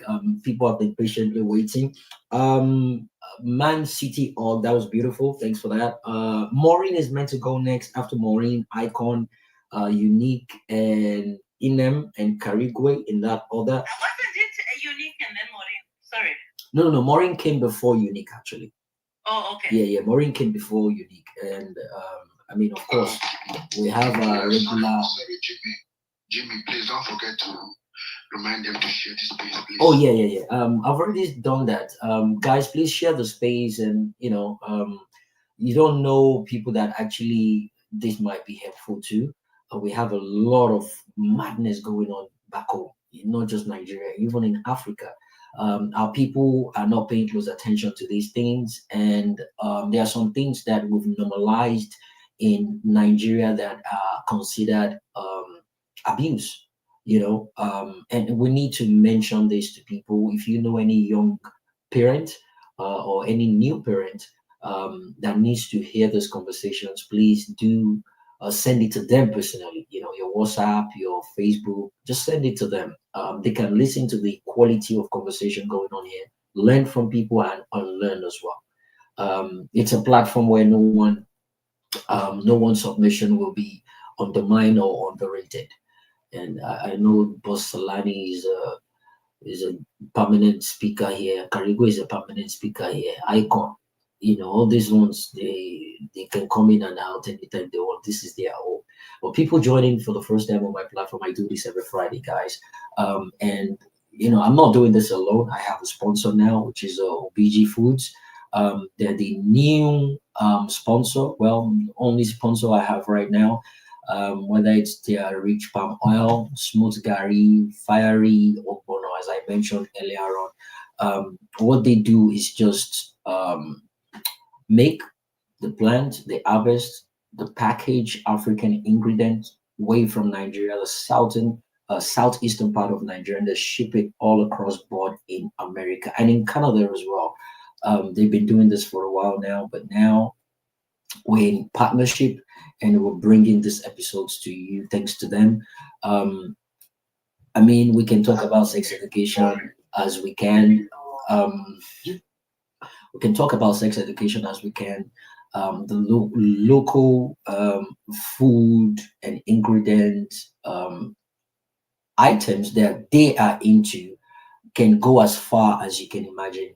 Name it, they've got it. I put up a picture of a couple of product they have on the on the live stream for people watching me on live stream right now. They sent me a package of what they have. I actually finished the tiger nut. One thing I love about the tiger nut is having tiger nut in back in Nigeria. When you buy it, there are chances of you munching on tiny stones here and there, and I had that PTSD, while trying to eat it. And I checked all the tiger nuts, even before I started munching it, because what I wanted to do was just to put my hand in the pocket and just start wanking it up. So, but I didn't find a single stone. So I called them, I told them about the feedback, and it was like, yeah. So what they did was they check it in Nigeria before they actually package it. So they have three faces of people checking through for stones in their tiger nut before they send it. So in the next couple of weeks from now, we'll have gift cards for our listeners where you can pick up any of this food products from Egusi, Ogbono, their premium red oil, Afang sauce, Kuli Kuli, Chin Chin, name it, and they are the sponsor of Off the Cuff with Jimmy today, and we're having this topic of why is sex education essential in Africa, in Nigeria, and what age should it start, regardless of what the religion says. So, thank you, beautiful people, for being part of this. I see Panach, Van, Will, Nosray, Chudobu Fatai, Olawumi, Integrity, African, what's that? Jewel, Odogu, Dr. O, Patrick, Legend, Peaceful Towels, Elon, Chuk, Best, and Chuku Ibwe. I see every single one of you, and over 300 people watching me on live stream, which comprises of Twitter, YouTube, Facebook, Instagram, and TikTok. Thank you so much, guys. You're on to Off the Cuff with Jimmy, and this is a beautiful topic. I'm willing and looking forward to listening to every single one of your submission. Without wasting much of our time, Maureen, jump in and let's have your take on this topic. How you doing, my sister? I'm fine. Long time no hear, Jimmy. It's good to see you as well. Beautiful. Nice to hear your voice. Thank you very much. Sorry, Jimmy. Sorry, Maureen. Jimmy, if you need my place, let me know. I will drop. No, for now, not at all.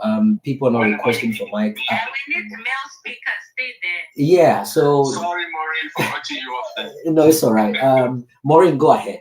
By the way, Maureen, if you like to be engaged by anyone, you can easily say it now before you proceed. That way, people might want to have a conversation with you as you proceed. But otherwise, I can give you your 5 minutes without any interruption.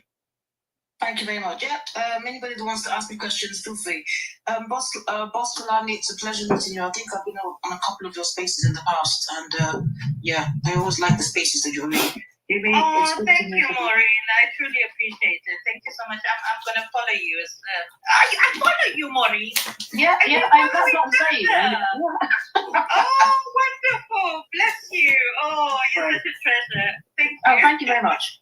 Right. So first of all, I want to say a big thank you to Jimmy and Boss Solani for introducing this topic, because to me, I feel as if this topic is like a taboo, especially in Africa. We always shy away from talking about sex education, and all that. It's like it's basically left for the bedroom and nothing else. But I think it's something that should be talked about. There's nothing to be ashamed of when you're talking about it. Yeah. It's life. It's part of life. Okay. Having said that, I grew up in the United Kingdom, and I was born in the United Kingdom. And when I was a child, we had sex education. Letters were sent out to our parents, just like I think Man City or Man, the other guy that spoke before me, he discussed about that, and it was true. And yes, we had the sex education, and I think I was about 11 years old when I was told about sex, the birds and the bees, as we used to call it back in the day. It was about the birds and the bees and the flowers and the trees. Basically, they came out with videos and and all the gadgets necessary for sex, the how to put on a sanitary towel, how to put on a tampon, what happens when a girl meets a boy, the sex, everything, with videos, graphics, you name it, the works. And after we had been taught that in school, our parents taught us as well when we got home. You know, later on in life, they also talked about it. And I can tell you one thing, sex education kept me from not losing my virginity the whole of my secondary school, the whole of my university, when I came out from university, okay? Because what I had seen and what I had learned always weighed heavily on my mind. Like, if I was to get pregnant, my parents would kill me, basically. And my life would be ruined at that particular point in time. And it was always weighing in the back of my mind, and that's why I never did it. I think I had my first boyfriend when I was in my 20s. And even then, it was just, hot kiss and all that stuff. It was never sexual. It was later on that I indulged it, and that was it wasn't really constant. It was just one off, and then next time I was married and I had my kids and stuff. And when I had my kids, I carried that attitude forward. I didn't wait for the school to teach my kids about sex education. I sat them down myself one day, and I've got 2 boys. I sat them down myself one day, and I said, well, this is it. I'm going to tell you something. I said, you're getting to puberty. You're starting to grow hairs down below. You're going to grow hairs in your armpits. And there's something you need to understand about all this. You're going into a man. I think my oldest was 12. I think it was 12 when I told him about it, because he was about to go into secondary school. And I said, look, all kinds of things I learned in secondary school were an age where the internet plays a major role. And the kids that you think don't know anything, I'm telling you right now, kids know more than you and I. And the reason why kids know more than you and I is because of the age of internet. Back in my day, we didn't have the internet. The internet was a new thing. So all this information wasn't there. But now there's nothing, absolutely nothing that you cannot get in the internet. So all those people that are protecting their children and think, oh, my child wouldn't do this, my child wouldn't do that.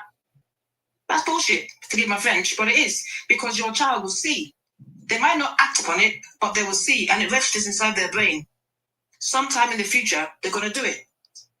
Anyway, back to my story. So I taught my kids about birds and the bees and what happens.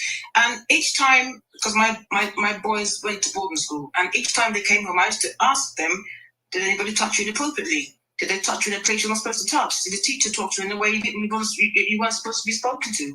And that was my idea of making sure I kept an eye on my boys. It's easier for girls, you can talk to them, but boys is a bit more difficult because they don't get pregnant. All they do is get somebody pregnant. So you have to treat the two in a different way. The way you speak to a girl will be different from the way you speak to a boy. So I had to keep on reminding them and saying, if you're touched inappropriately, I need to know. If somebody says something to you inappropriately, I need to know. And I explained to them about pedophilia. I explained everything. I went all out. And now my boys are older. My oldest is 27. He's doing his PhD. So far, there's no girl that's come home to say that she's pregnant by him. And my younger one is 22. No girl has come home to say that she's pregnant by him or he's got her pregnant. So I think the education that I gave to them stuck with them and they kept it. So I think we shouldn't shy away from sex education, people, honestly. There's one thing I want people to understand. Like I said before, in Africa, it's regarded as it's almost like a taboo. You don't speak about sex, and I think that is wrong because these children will eventually learn about it. I think we should be open and honest with our children and say, yes, these are the facts. This is what happens. But live by my example. I didn't get pregnant before I got married. I didn't have children that that were fatherless or anything. Neither did my siblings. So use me as an example. We should be the example that our children should follow. Okay, so I think it's yes, the responsibility is for me the responsibility of teaching the children sex education lies squarely on the parents, not even on the schools. Schools are just because the schools are just like it's just an appendage, but we are the primary source of education for our kids. We should be the primary source of education for our kids. What do they learn in school is just an addition to what we must have already taught them. And I know some people are going to say this is Europe is different from from Africa and something. Yes, I agree. But in Africa, our cultures are basically the same thing. We are very strict as Africans. We are very religious, in quotes, as Africans. Of course, cultures and customs are more or less the same thing. You know, a woman should be seen and not heard. And, a woman should be submissive to her husband. She must, respect him and all that and all that. But the world is forever evolving. And you'll be surprised that our kids, maybe we have stayed stagnant, but our kids are evolving as the world evolves. Our kids are evolving as the world evolves. And so we have to always be on top of the game. We have to try and be a step ahead of our kids in every single facet of their life. And now I'm not saying that you have to be too domineering with your kids, but what I'm saying is that because sometimes these things have a way of backfiring. In a bid to straitjacket your kid and say, no, you can't have you can't go out, you can't do this, you can't do that. By the time you give them that opportunity to go, like for example, when they go into university and they get into university, they go wings and fly away, and before you know it, kids are flying out left, right, and centre, babies are coming up, and you're wondering, isn't this the same kid that I was trying to keep in check? So it's a balancing act. I believe it's a balancing act which you can't be too strict, and yet at the same time you can't be too soft. So I don't know where that balancing act would be, but you just got to be somewhere in the middle. For the question as to whether I would give my child a condom, well, I've mentioned in my summation that I want my child to live by my example, and if I wasn't able to avoid getting an unwanted pregnancy, let me use that word, then they should live by my example. And if you keep on encouraging your children and you keep them keep their eyes focused on the ball, which is basically their education first, and then also to living a life that they will be able to not have any bag and baggage or have to drop out from school, I think that child will be focused. So I personally wouldn't give my child a condom, but at the same time, I can kind of sympathize with those that would. So, and that's why I say it's kind of like a balancing act for me. So you said you wouldn't or you would? I personally wouldn't. Okay. I wouldn't. Okay. I wouldn't. Okay. But I sympathize with those that would. Because the reason why I'm saying I wouldn't. Yeah, but Maureen, at what age can you specify? Oh what? Sorry. Yeah, what age would you allow a child to have condom? Oh, at least, like here in the United Kingdom, once you're 18, you're an adult. So at 18, after that, you have to make those decisions for yourself because you're an adult. And here, they take that adulthood very strictly. I remember when my youngest one was getting to university, and I was chasing around the university to try and get his admission letter and all that. And I kept on calling, and they kept on telling me I need authorization. Have I been authorized to speak on behalf of my child? And I'm thinking, he's my child. And they said, it doesn't matter, he's 18. See what I mean? So as far as they're concerned, he's 18. But I always tell my children, with adulthood comes responsibility. Yes, you turn 18. When my younger one turned 18, I told him, I said, with adulthood comes responsibility. Responsibility comes with risks. But it's you have to decide. All I can do is guide you. But it's for you to make up your mind and learn from the mistake that you will make. But I hope that you will not make a mistake that you will live to regret. And I always tell them that.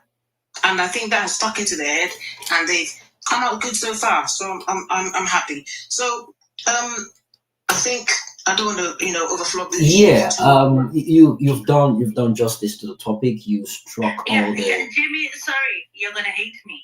But can I just ask you a quick question? Because I'm a single mom. Yeah, sure. And I've got children who are boys and girls as well. So she said something so profound where she said she's raising boys. And obviously she started engaging in sex after marriage. So I guess the question I have is that, Maureen, when you were advising your kids, your boys about the birds and the bees, was the father present or it was just you as the mom? Well, my husband is the kind of person, he's a typical African man, and African men, they kind of like tend to, with all due respect to all the African men, I do apologize. I'm not saying that you guys are bad or anything, but I'm just going to say it like it is. African men tend to shy away from talking about such things. There's a thing that I used to hear back a couple of years ago when President Buhari was in power in Nigeria. They used to say, and the other room. Everything should be left to the other room. In other words, such things like sex. You know what I mean? It's the other room. You know, and that was it. And that's the kind of the average African man is basically like that. You know, sex is left. It's not something to discuss. I told my boys it was me and them, but I did tell their dad that I told them. You know, but he's not the kind of person that would want to discuss that kind of thing with them. So I did. I said, you know what? I was born in the United Kingdom. I'm English all the way. Yes, African, born here, but I have to give my children. Look, if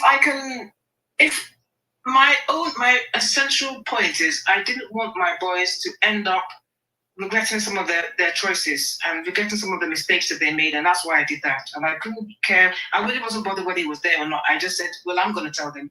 If you don't have the courage to tell them, I will, because if anything happens, it's going to be on our heads. And they'll say, okay, if your husband can tell them, why didn't you? And it's always the mother that gets to blame, you know what I mean? So, yeah, I went heading.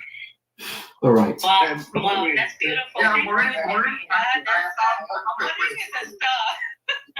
Guys, let's take it one at a time. Yeah. Wait a minute. Guys. What is this other room that you people talk about? I know it's Nigeria. Yeah. You should understand that. You should understand that it's from. All right. Statement is from Buku. It's from Buku. So let's do it this way. Karigwe has a question for Maureen. Who else has a question? Boss lady just asked. Van. Okay, so let's do it one at a time. Icon is meant to go next. She dropped. I'm certain she's coming back up. But let's do the question and answer first. Karigwe, go first. Then we take Van. Yeah. Okay, Maureen. Well, the question I have is, you said you wouldn't give your children a condom till they turn 18, but in the UK, the age of consent for sex in the UK is 16. If maybe, although your children are above that age, or let me say you have a friend that has a 16-year-old boy and a 16-year-old girl, and they've got boyfriend and a girlfriend, and they want sex, wouldn't you advise that instead of just sending them out blind, you give them advice and give them a condom and tell them how to use it? You know, I mentioned something. Thank you for your question. I don't know whether this is like a two-edged sword kind of question. You know, you're damned if you do, you're damned if you don't. But, you know, well, it is what it is. And I'm just going to say it like it is. Look, I mentioned one thing here. You know, I said to you that we're talking, you know, let me start from the beginning. This conversation is focused around maybe Africa, right? And I said to you that certain, you know, circumstances dictate certain things. For example, which it depends on whatever part of the world you're in. You know, it depends on whatever part of the world you're in. You know, because they're liberal here. Let me use the word liberal here in the United Kingdom. They're not liberal in Africa. You know, they're very stringent in Africa. You're saying the age of consent is 16. Look, whether the age of consent is 16 or it's not 16, it's a bloody child. Why? It's a child. Why would I have a child? Understand what I mean. I know it's a child. I'm not saying they should go out and have sex, but by the law, they are allowed to. And but the law is not in their house, Kasha. No. I know it's not in their house, but if you don't teach them at home, somebody might teach them outside. You don't go to school with them. Right. Okay, so I like that Maureen said He's basically saying peer pressure. Yeah, so because of that peer pressure, and because I've seen things in this UK that I live, if I have a son or a daughter, immediately they turn 16, I will start giving them advice on how to use those things or how to protect themselves in case. No, but why would you give them? No, I'm not just going to.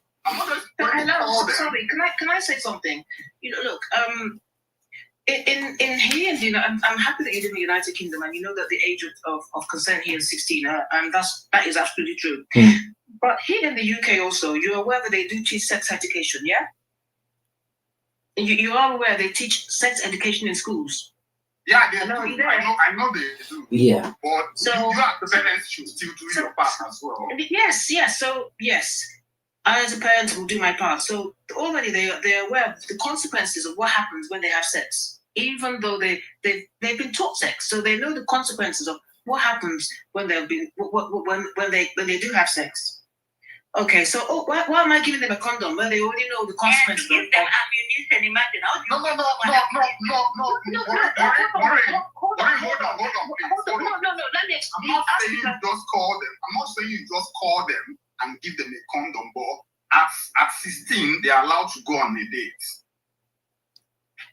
So when maybe your 16-year-old daughter wants to go on a date, wouldn't it be safer to call them and give them advice? Tell them in case these guys are asking for this and you want to do it, use a condom. My dear brother, I'm sorry, with all due respect. With all due respect. Why would you, look, I'm an old school, old fashioned, whatever kind of person. Maureen, let me step in that. You should not let your 16-year-old daughter go to any date. Sorry, Maureen.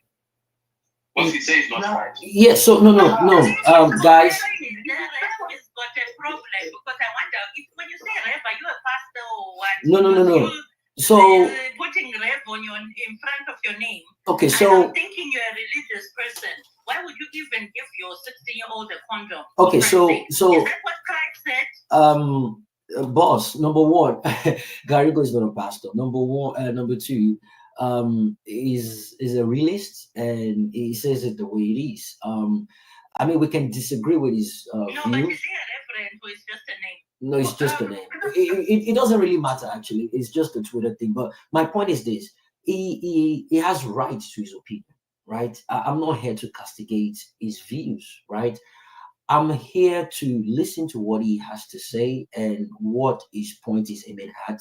And I'm also here, to hear that has nothing to do.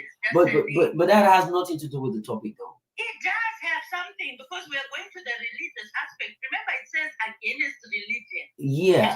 So the reverend is just. 16 has a condom. I want to ask, is religious? So okay, so again, it's not. In fact, he's an atheist, right? So the reverend there is just for sarcasm, right? He's an atheist, and he has a solid position regarding that. At the same time, I believe he has the right to his opinion regarding giving out a condom to a 16-year-old. To him, prevention is better than cure. But then again, you guys have compelling arguments regarding this. So I'm not going to water down anyone's point. It's when we now come to a line to agree, you know what? You might be making, you have a point right there. But at the same time, I think it's only better for us to talk to our kids not to have or not to engage in any sexual. Thank you very much. Yeah. That's the point I'm trying to make, Jimmy. You know, I was saying that you should be able to tell the person right from the day one, look, you're not going to, you can go out on a date. Yeah. I don't want, there should be no sex involved. Yeah. So, and if you're sorry. No, go ahead. Complete what you're saying. Because if like I said to you before, like I mentioned when I was making my submission, I said that I told my children about the birds and the bees, and I said this is the consequence of what happens when you have sex and all that, and they followed it. So if your children respect you and love you, they should be able to follow, no matter the temptation, they should be able to respect and follow whatever your own wishes are, because that's what I did for my parents when they told me, after the school told me. You see, so it's all about how you go about it, what you do as a follow-up. That's the way I see it. So I get that part. I get your point regarding that. But my question is this: do you believe that regardless of the things you've just mentioned, do you believe or do you still think your son or daughter don't do anything, otherwise in school at their own time? The bottom line is we cannot monitor them 24/7, and Carrico's position and a lot of other people's position is that, you know what, prevention is better than cure. I would rather hear that my son has sex with someone using condom than hearing that my son has HIV now because he had sex with someone without condom. you can actually deal with the whole sex with condom and caution them. The condom is to prevent STDs, right? In as much as back home in Africa, we condemn it. We don't even want to talk about sex education with our kids. But Jimmy, sorry to interrupt you. Are you aware that condoms are not 100%? Do you know that condoms have microscopic? yeah, so but then again, I am. Hold on, Jimmy. Sorry to interrupt you. I know you're the host and all that, but I like discussing with you because you know, if you need to study about condoms, they're not 100% foolproof. They're not. They have microscopic. I remember that a sperm is microscopic. Mm-hmm. So anybody that doesn't get pregnant with a condom is just by the special grace of God. I can tell you that because people have been proved. It's been proven that people have gotten pregnant, both with females that are wearing female contraceptives and males that are wearing condoms. A colleague of mine in the office, she had on a coil and got pregnant for her last child. Mm. And the child born who holding on to the coil. Exactly. Came out with the coil in his hand. Yeah. So yeah, I mean your arguments are compelling. I understand that. But again, you cannot say because of some instances to eradicate the use of condom. I get what you mean, but we cannot totally out of it, which is a fair point, right? It's still better, regardless how powerful or how reliable they are. They have gold circled condom. In fact, people are now using condom. They are now using adverts to show how durable their condoms are. You see people putting condom in cucumber in condom and using machetes to cut it. The cucumber will cut, but the condom will not cut.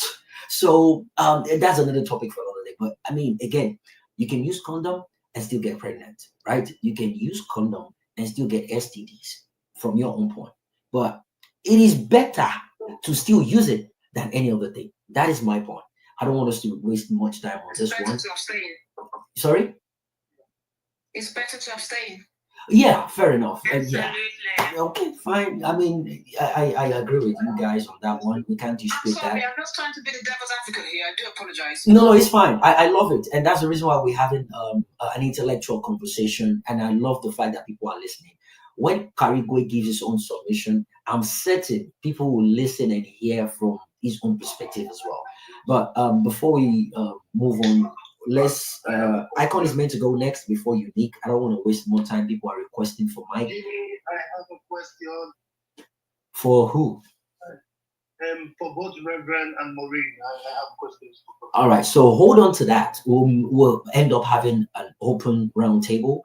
I want Icon to go. I want Unique to go. Those two. Okay, Icon, Unique, and Inem. I'll stop bringing people up for now. I want us to have a roundtable conversation regarding this particular topic before we wrap it up. And we move to the next one. We're still on the first segment, by the way. We're still on the first segment, right? So whatever question you have, I have a lot of questions. So what I always tell people on my platform is this. I have a sheet of paper and a pen or a pencil. I write down all these questions. And I'm doing this simply because I don't want to waste people time. A lot of people have come up, to tell me to shut the fuck up and move on. But yeah, indirectly. So I have come up with the idea of writing my questions down so we can move on with the mic. A lot of people have been patiently waiting. So let's do that, please, if you don't mind. Icon, thanks for your patience. You go and Unique goes afterwards. Inem, Karigwe, then we ask our questions. We can refer our questions to whoever is interested in answering that. Watanga, I see you requesting for the mic. There is no space, but don't worry, I'll pull you up immediately. We have one. Icon, welcome. Jump in. How you doing? Hello, my favorite Reverend Karigwe. Hello, everybody. Hello, boss, everybody. Hello. So, I'll come from two different angles. I'll talk about how I was raised, especially my mom dealt with these things, and I actually love the way she went about this, which was she always just, I think she went with my personality, which was, as a teenager, it's like, you don't want to do this because, people, you're vulnerable, you suddenly give these people, boys an avenue to, disrespect you. So it was like, at this age, there they'll say things about you, they'll call you names, blah, blah, blah. And so it's like maintain your, excuse me. I'm sorry, guys. It's like you're able to like maintain your edge. She pretty much like just pumps me up in like who I was at the time, and it's like you don't just want to waste this with somebody that is not, who does not deserve it, and then you're suddenly meek because of just the way teenagers' minds work. And I think that personally worked for me, right? Because I did see it play out in terms of like, girls who went that route when we were younger and just they were vulnerable, right? Like it's like they got disrespected more, they got called names, but like there were certain things that I did not have to deal with. And I don't know if it's something that, my mom knew what, like it was like, oh, this is the formula and this is what I'm doing, but it did work for me as a child. But something she also did is that she was very gracious, right? And she said to me, hey, good girls don't, she's like, good girls get pregnant. And she's like, the bad girls know what to do. And of course, this is in the context of Nigeria where, like abortion is completely illegal. And so to do it, you would have to go through things. And she's like, if you ever find yourself in that position, she's like, come home.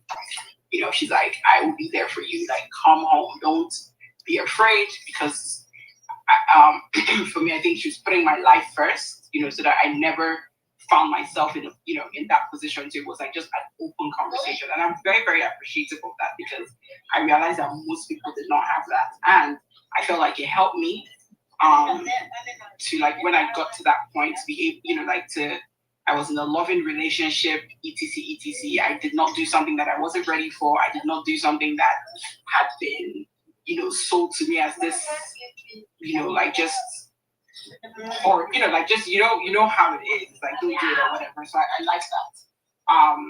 And then just another method that I've seen that I like as well is like my aunt, her teenage boys, she just told them like, whatever you are doing, if I hear that somebody, carried belly, sorry, my kids, I guess I'm trying to different ones, carried belly for you, right?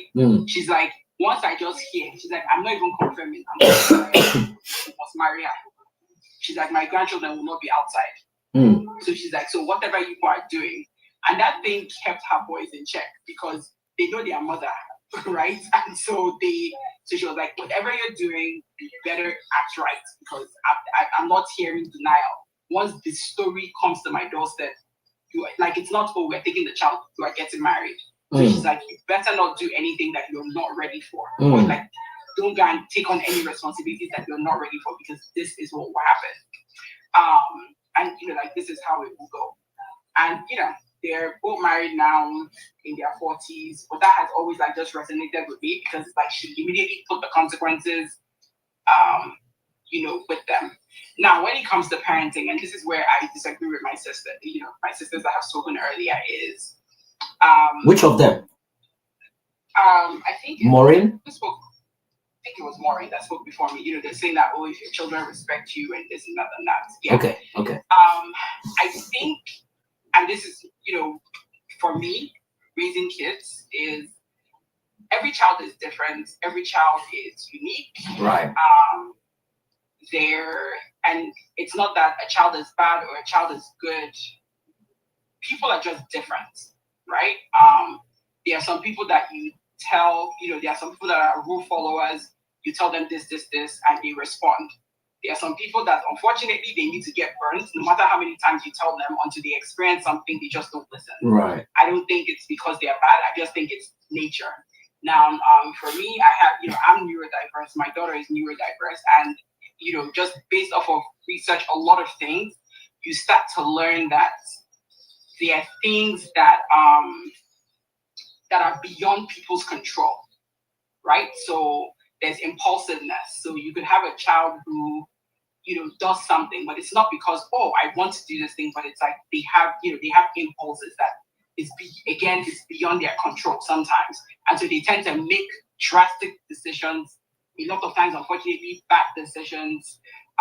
You have, it's been shown that even like ADHD, research has shown that a lot of kids with that tend to be more, I can't remember the word, I'm looking for a word, but actually whatever, at an earlier age than most other kids, right? So yes, you can be a good parent, you can do all of those things, but then that's where nature and nurture comes in, right? And that's why I think it's important to know your child. So because something worked for you, thankfully, it worked for yours and it worked for your kids, does not mean that it works for everybody, or that the people who have different outcomes is because they did anything wrong, right?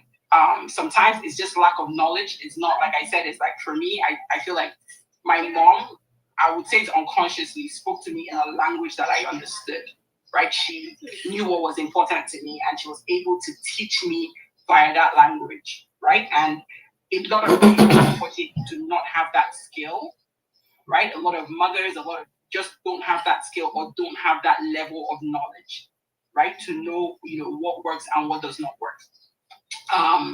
What I think is important above all is for our kids, like I read somewhere, and that's something that I'm trying to cultivate in our family, is that when something goes wrong if anything goes wrong with our kids, or they find themselves in a concerning situation, that their first reaction should not be, my parents will kill me. I want their reaction to be like, I need to call my parents, right? Because there's just, life happens. There's what you can control, there's what you can't control. You always hope for the best. And then finally, this is something that I learned very quickly, is that you do. The playground is a whole different beast, right? So something that we are teaching our kids is like, what is our code as a family? What do the Uzors do, right? Like, so it's not, but this person is doing that. That is none of our concern. It's how, like, what do we do as a family? What do we believe, right? But I've also found that sometimes your first child is someone else's, so your child is your first and they're in, let's say, first grade, right? But she has friends in school who is someone else's last child, who has older siblings, who has learned all of these, has just learned things from other kids, or learned things from their older siblings and their friends, and then comes in their half fragmented way, and then spits it out on the playground, and then your child picks that up. And so always making sure that we've created an atmosphere where any of that junk that comes gets back to us, hopefully, and then we can filter it and explain it in the way that we want them to see it, or in the ways that align with our values as a family. And then about teaching them is, I think there's different stages for like in terms of like what you teach a child. So reading some books about like just making sure that you teach them in a healthy way. Again, most things you want them to learn it. You don't always want to be playing defense, or at least that's what I've learned, is that you want, ideally, it's like I want to teach them things, and so that when they hear it, even if it's not taught correctly, or someone else says something to them in a way that is not healthy, they remember what we have said to them, if that makes sense. And so, it's different stages. So age 2, 2 to 3, when they start speaking, when they know their body parts, when they're at that stage, is teaching them, helping them to understand it. And just, there are books, there are also books, there are programs, and I know that there's a lot of these courses even in Nigeria that are like 2,000 to 5 parenting classes that teach you how to, like how to deal with these things in a safe way and in a healthy way. Because we all don't know, and that's fine, right? And so it's doing that. So it's like, teaching them this. This is what you need to know at this point. It's like, okay, don't give them nicknames for those things. And then the next stage is, don't touch. Like, I don't know if you played that video of the little Hausa. Yes, I did. Girl, I did. What's it called? The good touch, bad touch. Yes, because I heard you saying you were going to play it. Yeah, good and touch, bad touch. Yeah. Yes, and so it's things like that, and so it's like with each age, and so that way it's not like all of a sudden this child has not had any knowledge of anything, and then one day you just bust them with like this, forbidden fruit. But it's like if it's a gradual process where you're introducing different things to them, then it's easier on you, it's easier on them to learn. Something else I've also learned is that sometimes you stop being the cool person, in terms of like, kids will always gravitate towards, their peers, people that are closer to them, that they feel can relate to them, can understand. Parents, we always want to be that person. And for some people, it works out, right? Like we've said here multiple times, is it worked for you does not necessarily mean that it will work for someone else. Do you understand? Like, and it's just all about personalities. I don't think it's about something that you're doing wrong or right, but something I learned from a family member, and I didn't even realize it was something that I was doing for her, was finding, so, she's older, her kids, there's like, you can say like I'm the generation between her and her kids. Okay. And so I was close to her kids, and the reason she encouraged it was that I was able to interpret things, and like they saw me as the cool auntie, that they could share things with that, they don't necessarily feel comfortable telling their mom. Yeah. Right. And so that way it's like knowing their values and helping them. So that's something that we've done for our kids as well, is we found like big cousins, big cousins that we, that align, their values align with us, and, like older friends. And we've kept that, we've already started to like cultivate habits, cultivate relationships, intentional relationships with them, so that we know that there's always somebody trusted that they can speak to, right? Who, of course, like knows that it's like, please come back to us and tell us, share with us on like, what we can help, where their head is at, so that you're always in it. And just knowing that it's not about you, it's about them.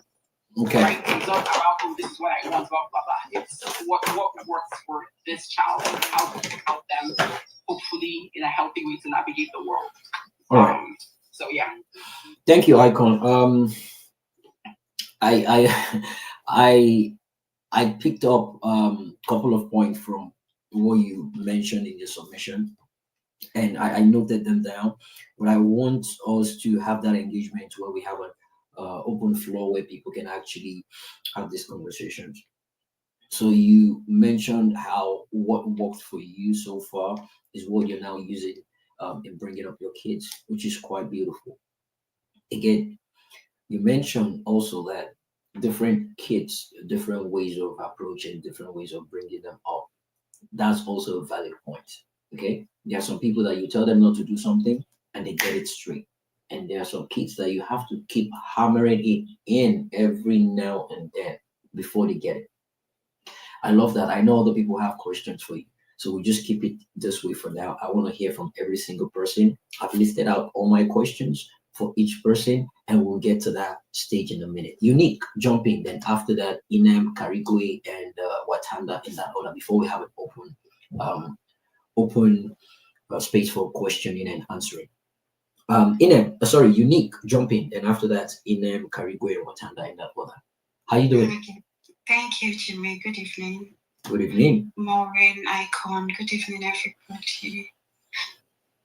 I'm so happy we're having this topic. Seriously, I am always scared when I hear of a young girl, 13, 14, 15, being pregnant, and I sit down and wonder what is going on, what happened, our mothers, what's really happening. My growing up was somehow tough. My mom, my dad was not raised there, but I know my mom did her job as a mother. Yeah, I know at some point she wasn't there, but I'm happy it wasn't as a teenager, but I was an adult then. Sex education should be a necessity. I don't know the best word to use for it, because a lot is actually going wrong, and before we could be able to get it right, we need to make sure that this sex education is taken seriously. As a child, you teach your child parts of the body, right? And when they grow up to a teenager, you teach them sex. Why are you teaching them sex? You're not encouraging them, but you're letting them know the importance of knowing, because you won't be there for them all the time, and in case they might be in a certain position, what should be their reactions? and the approach as well. You're not teaching your child sex education because you want her to go there, or you want him to go there, get someone pregnant, or you want her to go out and start having sex. No, you're telling her to be aware of herself, of her body, and of her sex, the implications of engaging in premarital sex, and also it's not just about the pregnancy. There are thousands of infections out there that you can actually contract by having a sex. I know youth of these days, they just want to do it because, oh, my friends are just doing it, I want to do it. But you as a mother who understood the consequences of sex, and you would actually be happy that, oh, my child, she got to an adult age. She got to an age she can consent on her own and do it. Not like your 15-year-old girl coming home to tell you, Mom, I don't know what is wrong with me, I'm pregnant. You're going to doubt yourself as a mother. You're going to see yourself as a failure because you didn't do the necessary thing you're supposed to do as a mother.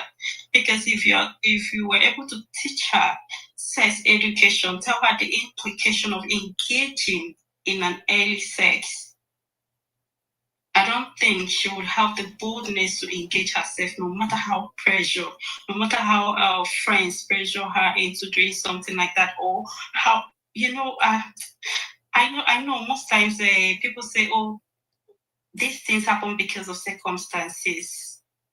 That is why, as a parent, you need to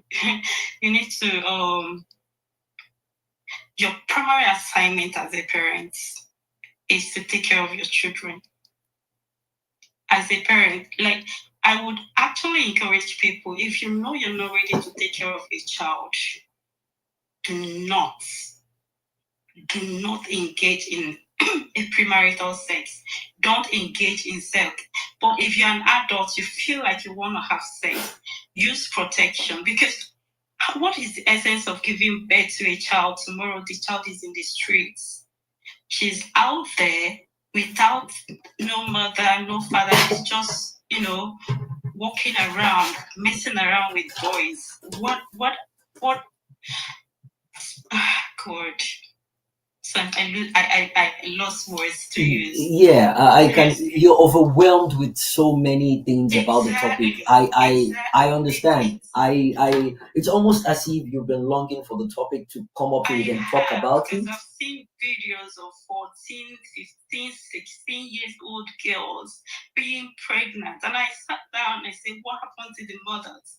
I know, I understand. Just like Maureen said, some men would not like to talk about these things with their children, but as a mother who is always closer to the children, what are you doing? Why will you be there while your child is like, it doesn't make sense at all. Yeah, I know we have different approaches on bringing up kids, but as a teenager, if you don't give them the moral lessons they need as a teenager, you've actually lost them. You've lost them because they will go there and get the knowledge from friends, and they'll start misbehaving. Then the shame will be on you. A lot of mothers are not even ashamed right now. They they even encourage their kids. They encourage their kids to go out there. Yeah, you're correct. As long as the man is giving them money. Yeah, you're absolutely correct. Yeah, that's a good point. As long as the man is giving them money, they are bringing money home. Like, what is going on? The society is decaying. We everything is being destroyed, and they think it's just, one thing I understand is when an idea is conceived and people do not speak ill against it, because most of these ideas, when one person does it or the other person, oh, that person did it, now let me go and do, and it becomes a norm. But if as an adult, I was somewhere and somebody was like, okay, it was a movie. I watched a movie where a a woman actually saved someone who is, he said he's a gay or whatever. But I don't want to go into this thing. Well, my point there is, if we can stop a particular narrative from flying, it won't go far. It will stop immediately. But if we encourage it, you see a lot of people doing it. People will come and start doing it because that person did it. Okay, let me just do it. As a parent, we have a whole lot of work to do. We have a work to do.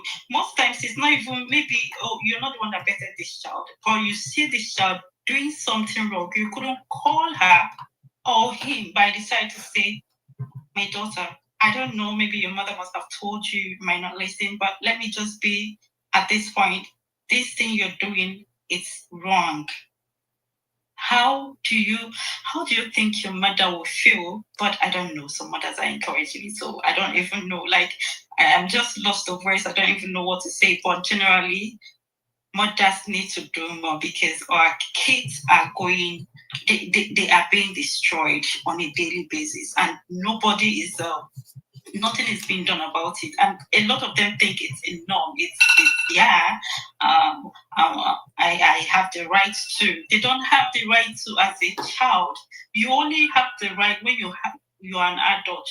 As an adult, you can do it. So you will take responsibility of what comes out of it. As a teenager, you don't have the right. You, mother, you are under my roof. I'm the one taking care of you. You don't tell me you have the right to go there and start having sex, because most of the things that comes out of having sex, you can't be able to take care of it. Yes. Let's say this. Let's say it. You are a mother. I am a mother.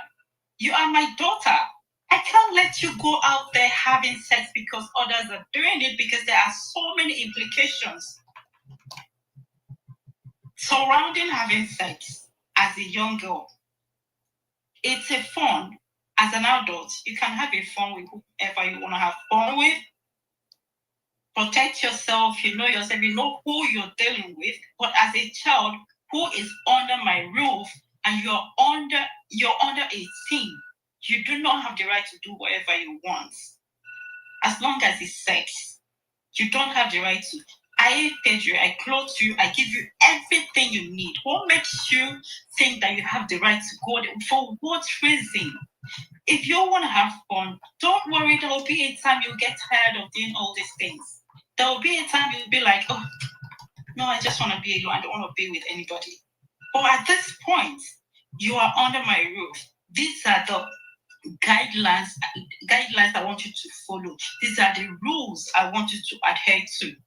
When you're grown up, you can do whatever shit you want to do and own up to it, take responsibility. But for now, you listen to me because I am your mother. I know what's best for you, and I'm giving you what is best for you. And if you want to be, you don't want to regret these things later on, you just have to listen to me now. There was a time we went for yeah, it was when we were sapping. Yeah, Unique, if you can wrap up in 1 minute. Okay, yeah. we want to talk about zipping up. We're not telling you to zip up because we hate you. We're telling you to zip up because we want your future to be protected. Because anything you do at this point is going to affect your future, either positively or negatively. Sex education should be the primary thing a parent give to their children, not even teachers or outsiders. You as a parent, is your primary assignment. You owe it to these kids.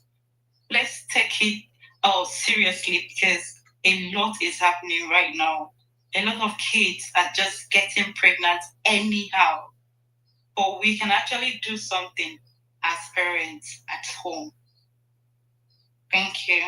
Thank you so much. That was beautiful. I can feel it from your voice and how passionate you are about this particular topic. It's almost as if you can't believe you're speaking about this particular topic. It's been overwhelming for you, and it's almost as if you have a lot to talk about but limited time.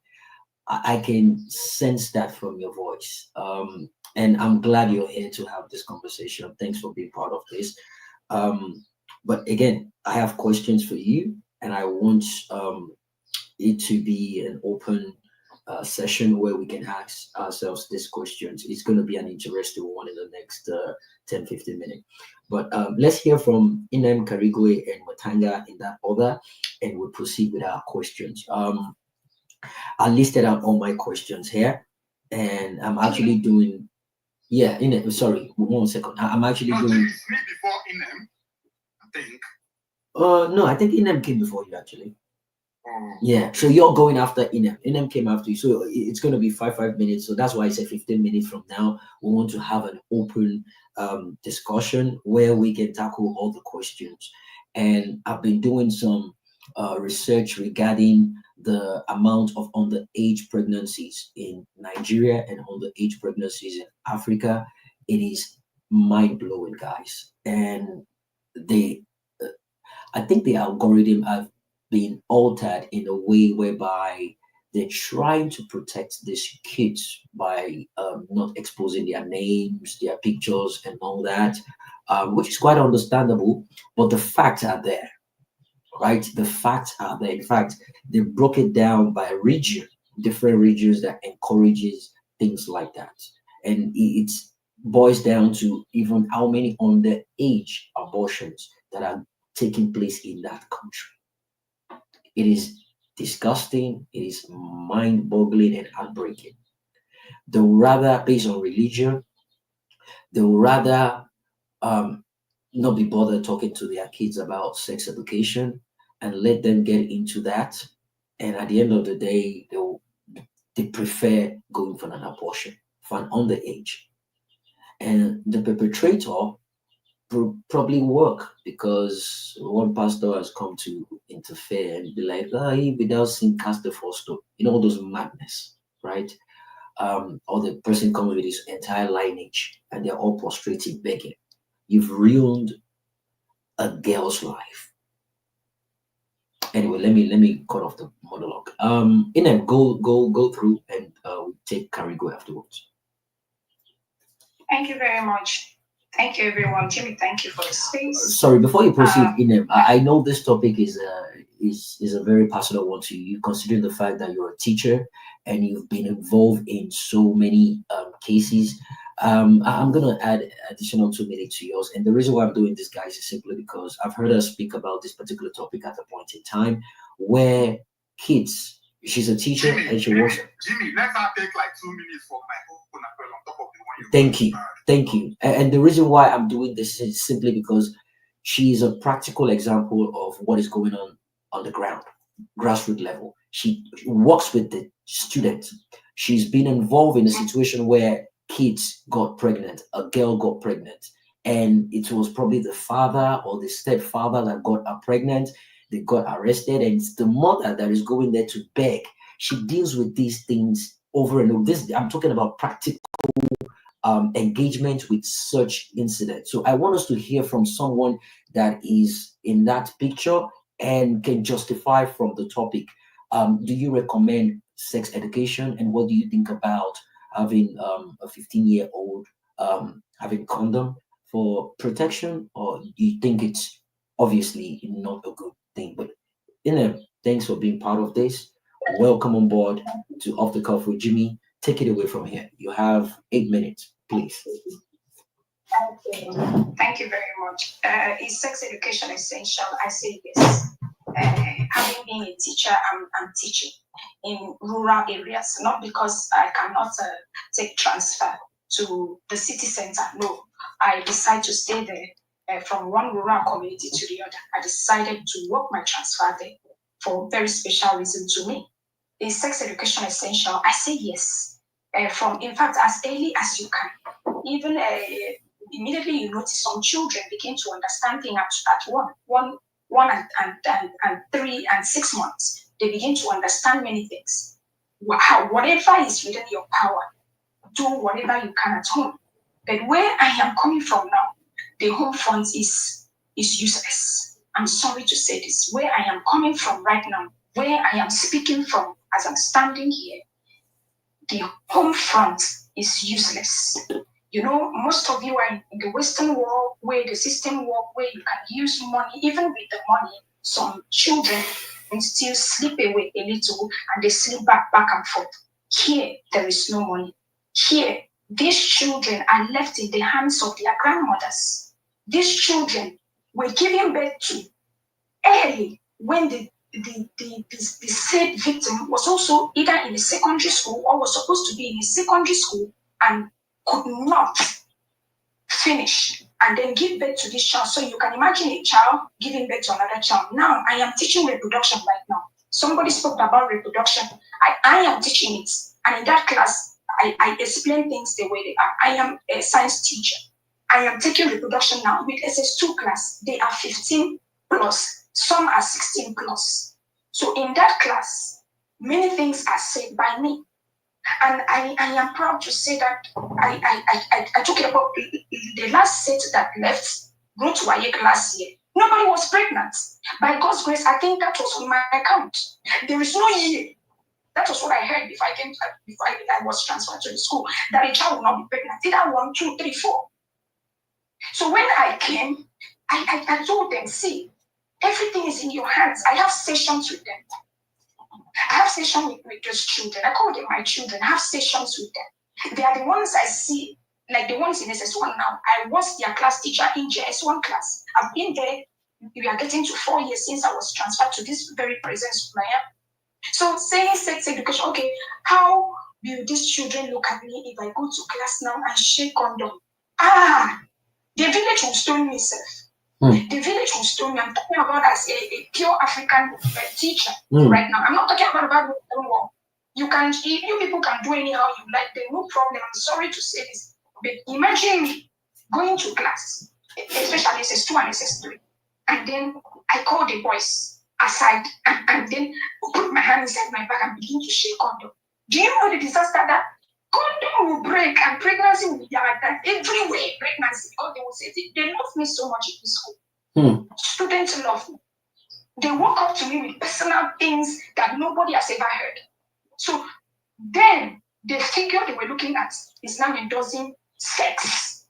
Let's forget about the school. Let's forget. In fact, some of them will even say it's okay. The Chinese said so. Let's just try it. After all, she said with this condom, nothing stop. Endorsing it for these ones in where I am coming from. Maybe from your side they will understand. Maybe from your side it will work. But from this side, it will be like bringing army barracks into a community. You know, when any community, they cite army barracks. Unwanted pregnancy, all of us we know how soldiers are. So there will be unwanted pregnancy that me self, maybe I will commit suicide at that because my effort would have been thwarted. Everything that needed, everything we need to do, by all means, let's try and do it. Forget about let's do our part. We Africans, so let's do our part. We Africans, the little you can, please do from your end, the little you can. By all means, because the home frontier is 0. How can a child wake up? JS1 class, imagine the age. Just cast it back. We are talking about around 10, 11. This child is the one fending for himself or herself. This child is the one doing everything. This child is the one. Okay, imagine you have to hustle. Where I'm coming from, they have palm oil. They have to hustle. Most Mondays, they don't come to school because that is when the village pull these things out. They will have to all go and hustle so that they can bring 500 naira to pay when we are paying for their chalk and the small things, because here is free education, which the government children don't even come. We don't see them because everything, there's nothing there. So please, sex education is essential. Start early, but to become what they are. If it is penis, it should be penis. If it is vagina, don't say this thing. Don't say this thing. My mom was a teacher and she did excellent work. So when should we start? Please, we start as early as to tell children. But to say this sex, you see this sex and condom talk. If I did try, if somebody said take condom and go and share at gunpoint, and I take it there and begin to share, the school will close down. the school will close down. You won't see anybody again because most of them must have been pregnant. I have seen a child in primary 6 be impregnated a child. Primary 6. Primary 6, so it was not a fellow young boy. It was an older person in the village.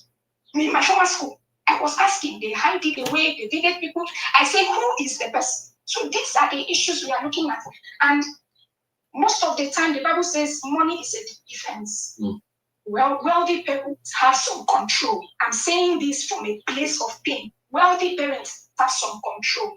You have some, even upon that, some children, as I said earlier, still slip away. They still slip away. Sometimes they come back and forth. If you are lucky to have all of them grow up without issues, thank God for you. But where I am coming from, the vices are so much that some, the father had to go and marry another wife, bring him, he's not even married, and sleep when this child is the child is there in the one room. So he's seeing them have sex. So this child is now seeing life porn. Many things are involved. Now he's seeing life porn every day, every now and then. The child grows with that mind and is coming to school. My late mom once said that my mom was a primary school teacher. He said, we went to toilet, saw children of primary 2 lying on top of each other. They were not doing anything. They asked him, where did you see it? He said, my father always do my mother every night because they stay in one room. So many vices is long. This talk is long. If I'm to finish it, I can't finish it now because I'm rushing out. This talk is long, too long. So the vices, people that have money, thank God for you. People that can have a little control over these children, thank God for you. You can barricade what they watch online, thank God for you. Like where I'm coming from, there's no control. The little control they even have, a little is by, if they love a teacher, if they love you, they will come to you and be telling you what happened. And they will be crying, telling you that a teacher has abused a child. A teacher abused a child. A principal abused a child. So how will we do this one? How can we handle this one? Sex education says, tell the child you are responsible for your body. And they started rejecting. This says they started writing, nobody's pregnant. So they listen. If they have a figure that they love, that they see live exemplary life, they know teachers, so they know us. They know teachers that are wayward. They know teachers that are wayward. They know. They see in the village. They see. Even most of them, they can jam you somewhere. Many things are happening. You go to boarding school now, all these rich men, they still go to call out these children from boarding house and they jump fence and they wear mufti, wear wig and lashes and go out at night and return by 5 a.m. These are the issues. And these children, some of them even have pocket money, some of them even have control. Still, the children still sleeping with things by the special grace of God that a child heals. You tell the child will heal, will just follow bit by bit, and maybe has personal love for his or herself, because men is getting very thick and very deep and very, very deep daily, what we deal with. And it's life. I can't say all of it now, but men, I'm a teacher. I cannot share condom. I can't share for my children. I can't. If I share that, this is disaster. Everything I've ever thought will go down the drain. Everything will scatter. I yield. Wow.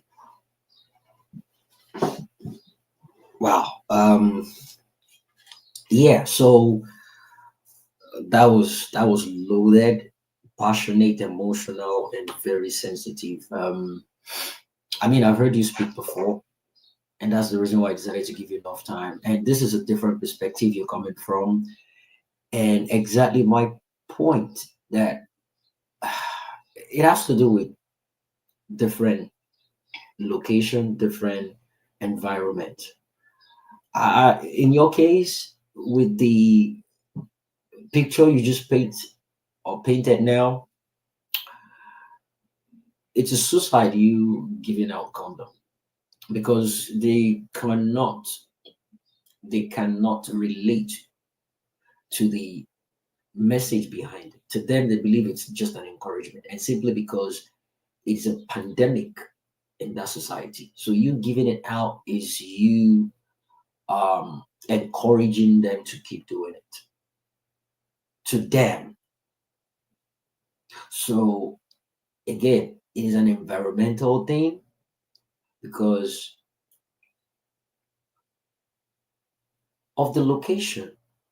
You said something that I'm not sure people picked up on. Poverty plays a bigger role. You have a situation whereby father, mother, and the kids, about 6 kids, are living in a bedroom, one single bedroom. So whenever papa and mama want to do their business on the bed, not all the kids are sleeping. And even if they're sleeping, the up and downs will actually wake them up. They see these things, they notice these things, they pay close attention to these things, they act like they don't know these things. Some people can even try to be um, innovative. They will now do cutting across. But that's not going to stop the movement, the bed shaking, the morning, and everything. The kids listen to things like this. And you have situations whereby both brother and sisters, they are sleeping together on the mat, on the ground. And it's raining outside. And at a certain age, biologically, your response to stimulus, when body touching body and all that, before you know what is going on, it has to do with poverty. Because if they are well-to-do, they know that female kids at a point in time, they deserve to have their own rooms. And male kids at a point in time, they deserve to have their own rooms, right? So, but due to lack of finances and not being able to afford, multiple rooms, they go for what they can afford, and everybody will stay there.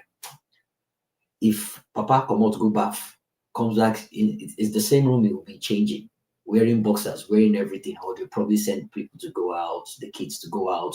Mom will do the same thing in the room. So these things happen in a society whereby poverty reigns. Poverty reigns. But Jimmy, even people with rooms or that have their own bedroom, some people are allowed when they do shakara. Let's not act like it's the people with a single room or because of their finances. Oh, no. I'm not saying. There are people who actually respect and they're actually quiet during the whole sexual act. They don't make noise. Did you get what I mean? Yeah. I understand that point. If you're poor and you live in one room Yeah. with your children, therefore they become sexual addicts. No. So that's not my point. So what I'm trying to say is it adds to the issues on ground. This is what she just pointed out. She painted out a scenario, and I'm speaking based on that scenario. There are other cases whereby you can have your room and they will still come and do whatever it is they want to do in that room. I mean, you have. They can hear you from your room, because in England these walls they're not like African. No, I'm not even talking about that. The neighbor can hear you doing shakara. Even if you have a mansion. Sorry, can I say something, Jimmy? To buttress what Bostolan just said now, you're 100% correct. I went to work one day and one of my colleagues was telling me that, she didn't sleep last night. And I said, what was the problem? She said, her neighbors were at it again. And I'm like, at what? And then she told me, I'm like, oh my God, how did you know? Because the headrest of the bed was banging against the wall. On the wall, yeah. That is normal. That is normal. Your neighbor's on his headdress. Currently, I have a neighbor that his girlfriend don't show up. There you go. Yeah. There you go. And there are some that they deliberately like to open the window for people to see when they're doing their businesses. So I'm not talking about that in particular. We have different methods. I mean, you can have people with, living in a mansion with almost 20 rooms. They will still figure out a way to do whatever it is they want. It's the intention behind it. But I'm just saying, based on the environment that we're dealing with. If it's Nigeria, it has its pros and cons. If it's the Western world as well, it has its pros and cons as well. And that's why we're debating. So when we discuss different environment, we need to forensically pinpoint the point within those areas, which is what Karigo just mentioned now, which is what Bosalami mentioned now, which is what Maureen just mentioned now. So you can have separate rooms. You can still hear the noises. And guess what? In your own room, you have kids. You have, you have younger ones that you don't even want them to be exposed to things like that. And you'll be hearing things that you don't want kids to be listening to. And so people, they deliberately do those things. My next door neighbors, they'll complain about my children making noise in the house. But they never complained when I was doing shakara in my bedroom. Oh, there you go. Maybe they enjoy that one. Maybe that's they love they, they love the noise that comes with that one. The ringtone. Let me put it that way. All right. They are crazy. You know what I mean? I said these people are crazy. Perverts, so they believe the kids they are disturbing them with their screaming every day. They are interested in a particular one, and they don't want to they don't want that to interfere. But anyway, you can't tell somebody what to complain about. They complain about the one bothering them. Sure, you understand?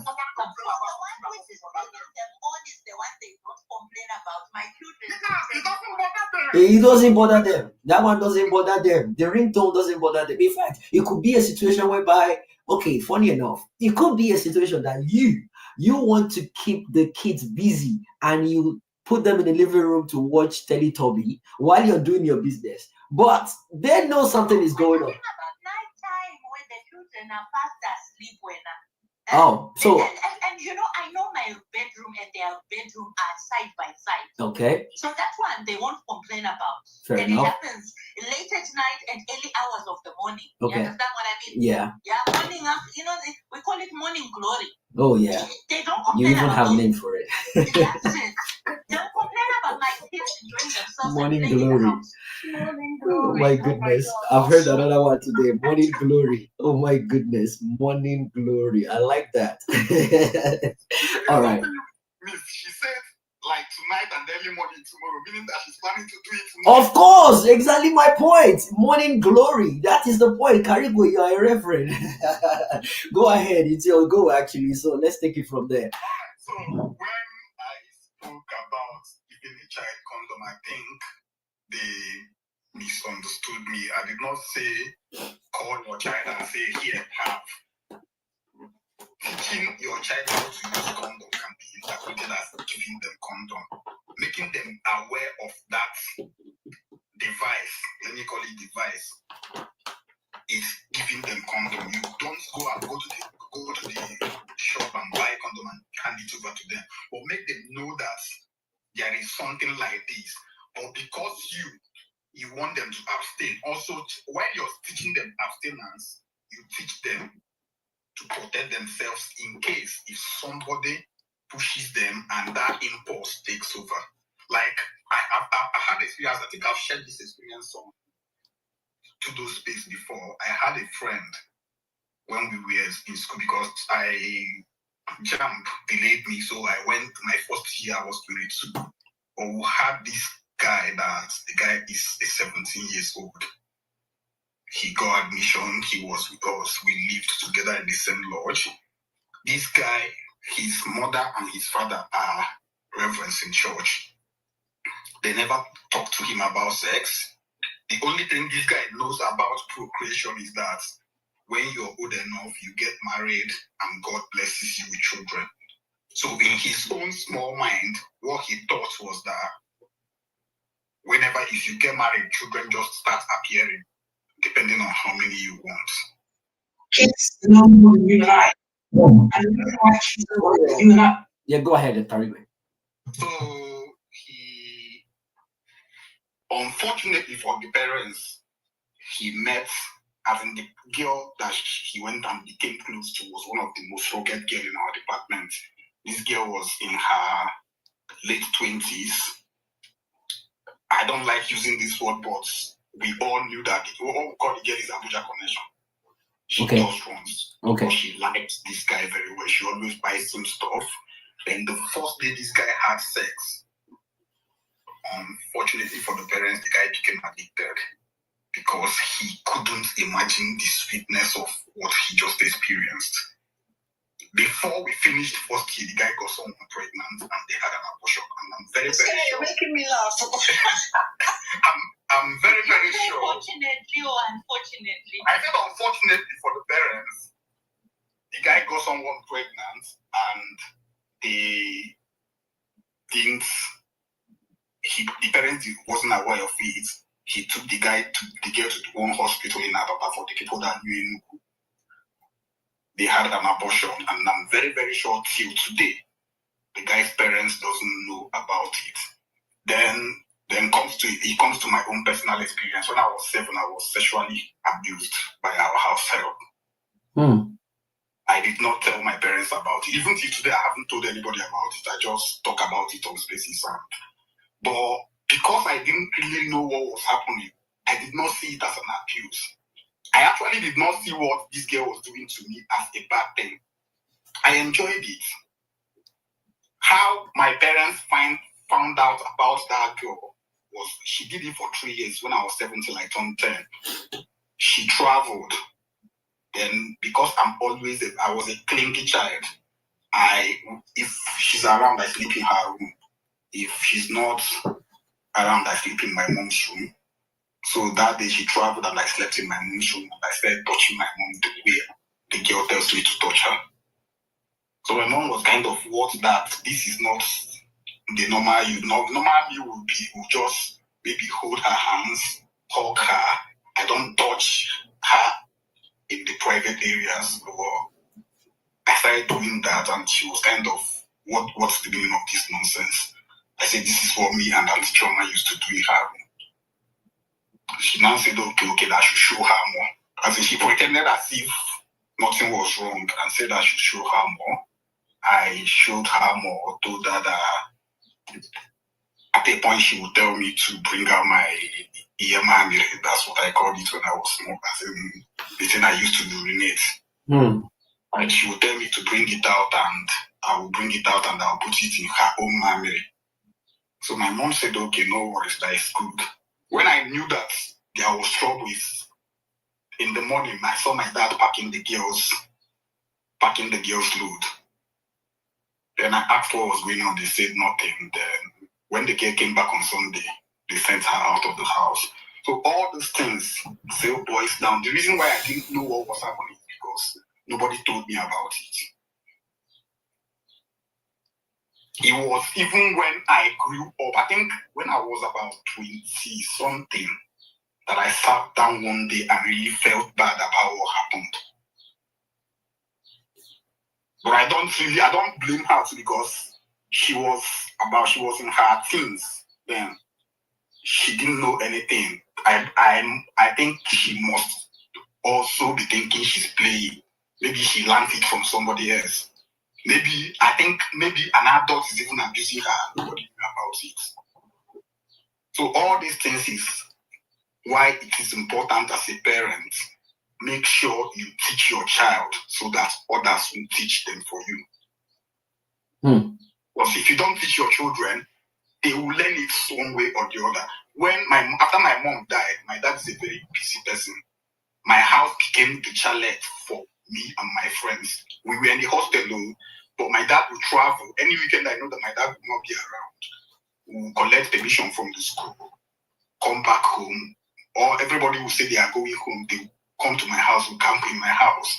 Then girls from Sensible girls in Suga will also come. All of us will stay in the house for the weekend. My dad comes back on Monday. By Sunday, we are back to school. So all those things, because of the experience I had, I taught other kids.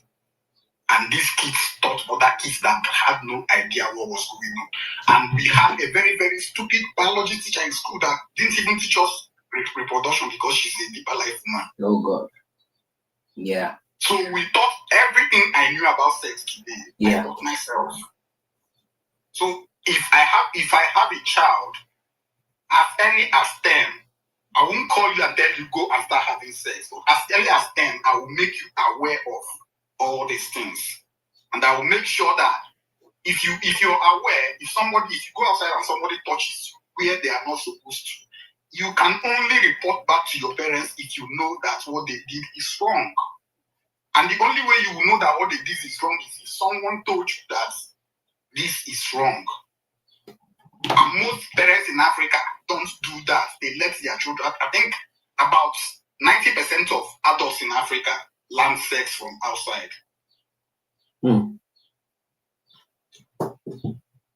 For now, I think it's all I've got to say now. I'll still be chiming in because I'm working. Oh, wow. right on Jimmy, time. what he said is heartbreaking, but that girl, I don't care how old she was. She should be arrested. They shouldn't have just packed her things. There should be repercussions. You know, this was Nigeria in the early 90s. So There you go. Nigeria in the early 90s. Who knows? If people who had, so my mom and my dad, I think they were ashamed.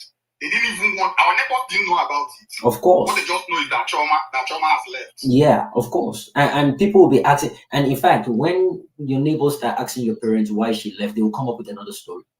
My mom told me not to tell anybody. There you go. No, I'm actually saying your parents will come up with another story with whoever asks of Shoma, not just to let them know about the shame that has And befallen. to show you the effect of all these things, when I grew up and became an adult, I started being sexually attracted to that girl because she's related to us. Whenever I see her, I'll be massively horny. I wanted to have her. Sorry, attracted to who now? The same person. The same girl that abused me. Now she's a grown-up. She's an old woman. Yeah, no, that I think when I was about 18, 19, she would be about 26, 27. But she was the reason why I didn't make move because I was really a good 18 years old. The reason why I did not make it, the reason I did not make it for her was because she was married then. Oh wow. If not, I would have made a move because when I was 19, I slept with a 28 years old lady then. So you ended up being attracted to older women? Yeah, because of that. Even till now, I still, so when I see, although because I'm very old now, older women are wrinkled, but I think in my 30s, I preferred people in their 40s to my age. And all these things, I'm very, very sure it came from those experiences. Because because of the experience I have, my age mates couldn't satisfy me. And I don't know why older women. I don't know why older women as well. I don't know why older women are always attracted to me as well. I think it has to do with the fact that you were introduced to sex by someone older than you.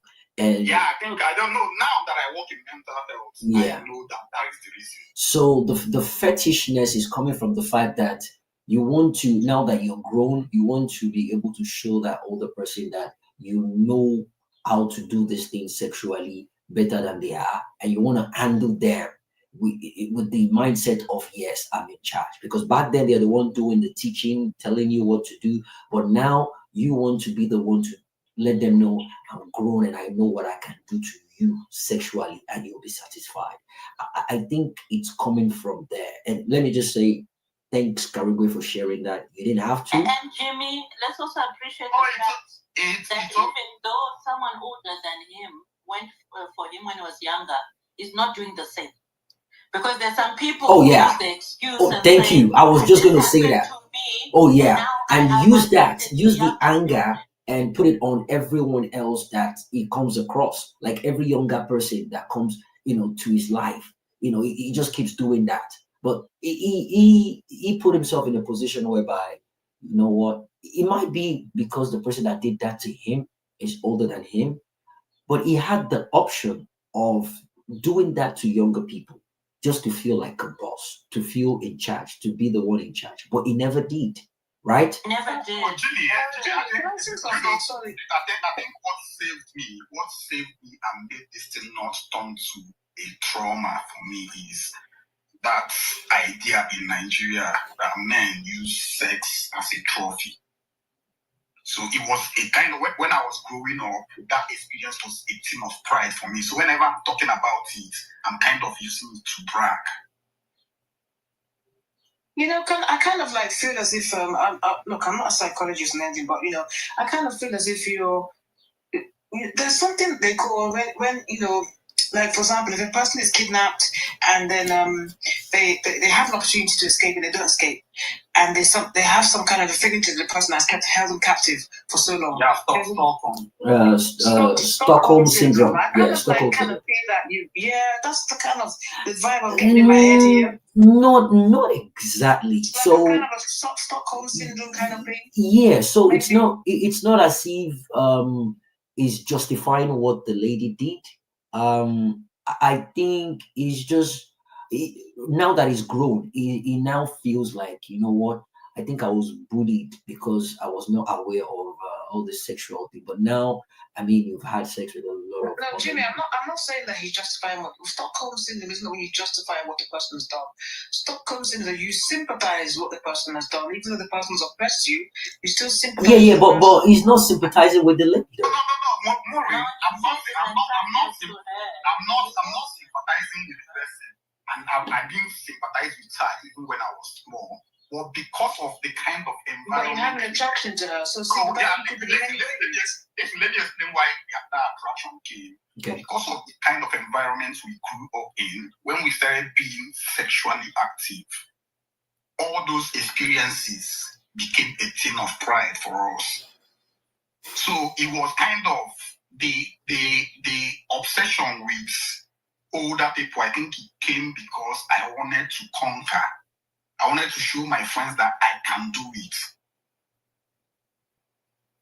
Then for the game, when this girl was doing what she did it when I was 7 to 10, but she wasn't. I was, if it's for abuse, I was really molested as a child.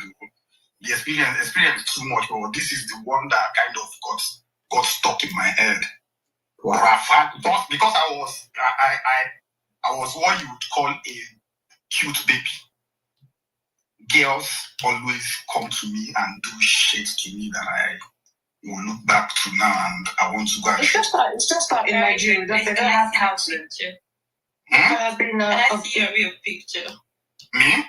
Yes. I've posted my picture before now. I haven't seen it before. Oh, why are you saying this one is not the real? I see this person is somebody else on the profile. No, this is AI. AI generated. He has a picture like that, but it's AI generated. So hold on. Unique. You're in the UK, right? No, I'm not in the UK. I'm in Nigeria. Okay. Boss Alan, you're in the UK, right? Yes, I am, my brother. Okay, I won't say more than that. Who is next? Wakanda.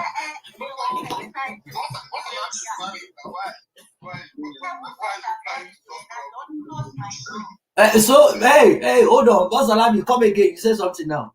I said, who said I'm married? You should not close my door. Oh yeah. Okay. Oh yeah.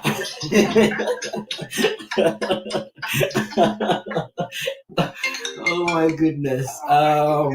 So let me just ask this question. Yeah, so Van, I beg.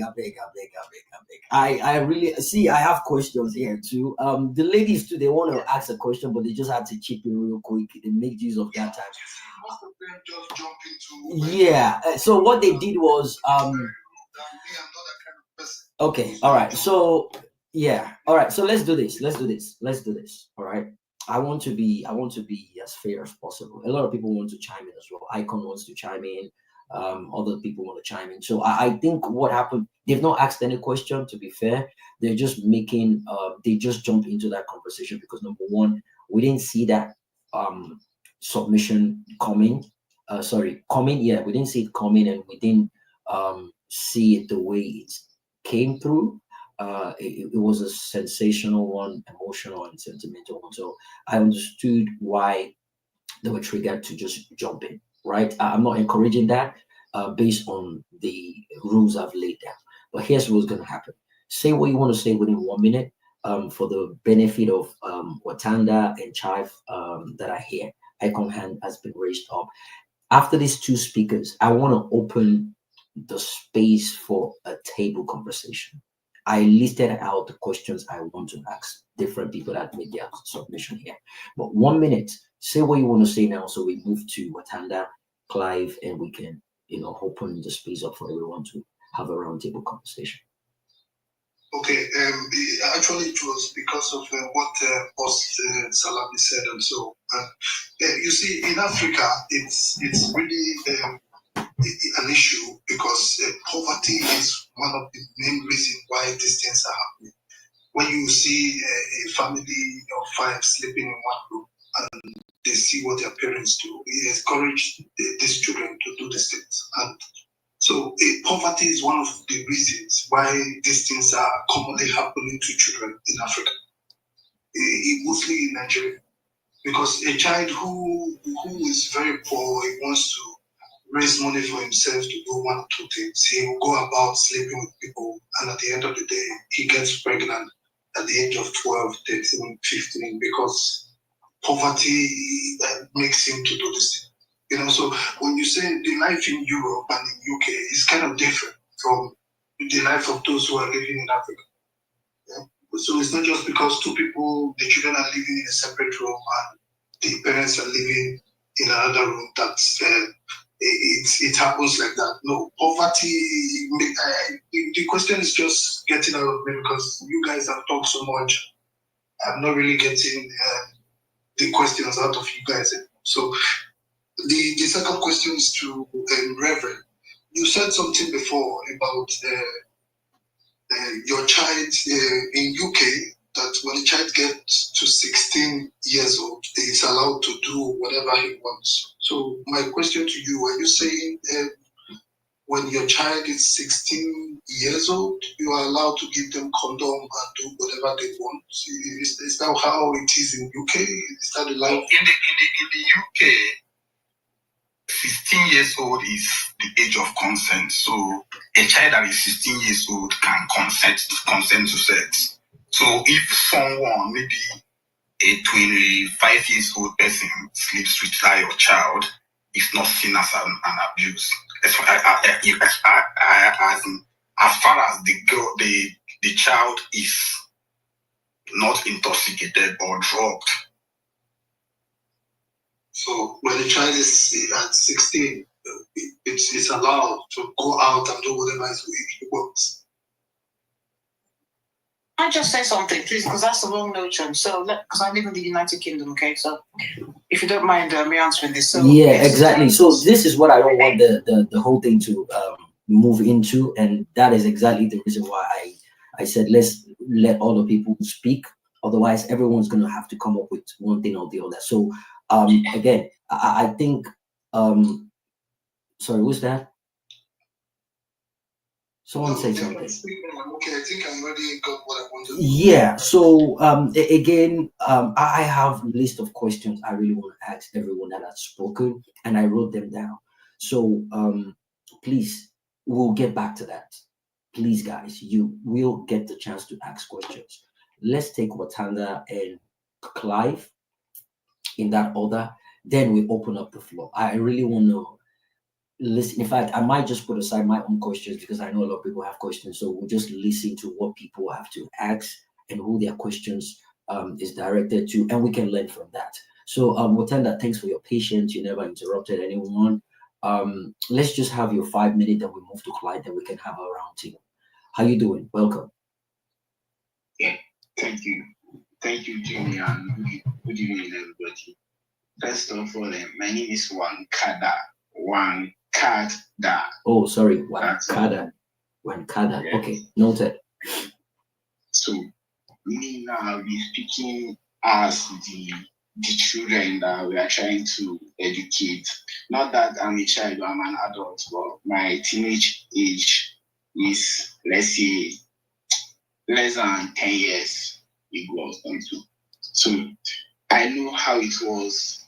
I know how it was when our parents were too shy to speak about sex with us. I know the way I learned about sex, like what Karigwe was saying earlier. I understand what he was saying. Not that I had one auntie that wanted to use me for bad things too. Even though my friend in school will always come and discuss about it, and they will fantasize about things like this. Like we'll be thinking, why won't we have something like this? Like we thought we knew about sex earlier than our parents thought we did.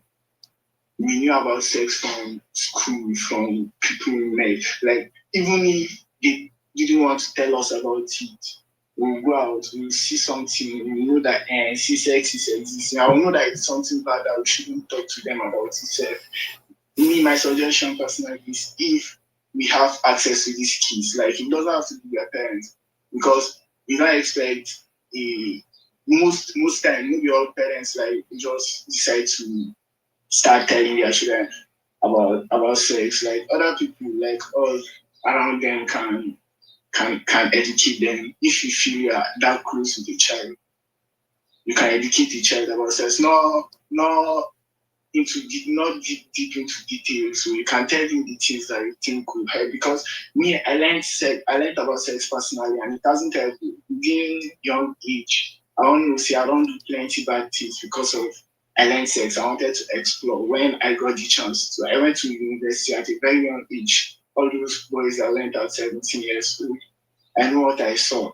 I know what I started learning in university first, because my parents saw condom in my trouser. Instead of them to explain the urge and why I felt I had to have condom, they just criticized me, made me fear, said something that I did not understand, and left me. After then, I wanted to start practicing how to wear the condom on my penis self.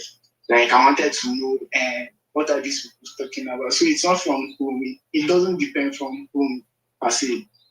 We can try as much as we want from home. If they go out, they will meet some of the boys that have experienced some of these things. When my friend told me what his auntie did when at home, I'll go back home, I'll lie down. Then I'll be imagining all the big aunties in my area doing that kind of thing to me. Then I'll be having joy, waiting for when I'll grow up to start doing something like that. When I had the chance to, God. So I don't my time. Someone can use the rest of my time. I don't have much to say about all this. Thank you. Thank you. Wow, that was a short submission, but powerful one. Jaw dropping and wow. You know, Jimmy, I like the fact people are feeling open enough Yeah, to share this on my platform. It's quite I'm actually honored, and you don't get to listen to things like this on regular spaces. So talking about spaces, I just got a notification from Twitter that my account has been reported. I don't know by who. Yeah, it's been reported. Apparently, it's been reported for the past 2 weeks now. I wasn't paying attention. I keep seeing the pop-up message. So I was talking about the numbers. They've been going down drastically. So I've been shadow banned. So very few amount of people have been seeing my live stream. I was having the conversation with a friend. I mean, the first live stream I had was about 900 listeners. The second one, 1,007, 5,000 people. And the last major one was 7,700 people. And afterwards, I just realized a very drastic pullback on that. So I'm suspecting it has to do with the Yoruba one. When I did the bigotry one, when I brought a Yoruba herbalist that came and spoke to people about, the ritualist and all that. So I'm going to go through the review. I'm going to do all the paperwork in the background. So the last two live stream I did was on Saturdays. I wanted to check how people are going to perceive having my podcast on live stream on Saturdays, and the numbers went down. So today I'm seeing just about 200 people on my live stream, which is quite unusual. So the same message has been popping up for the past 2-3 weeks now, came up again. So I just decided, you know what, let me go through this message. I clicked on it and I read all the things that they mentioned. So they gave options of music that's not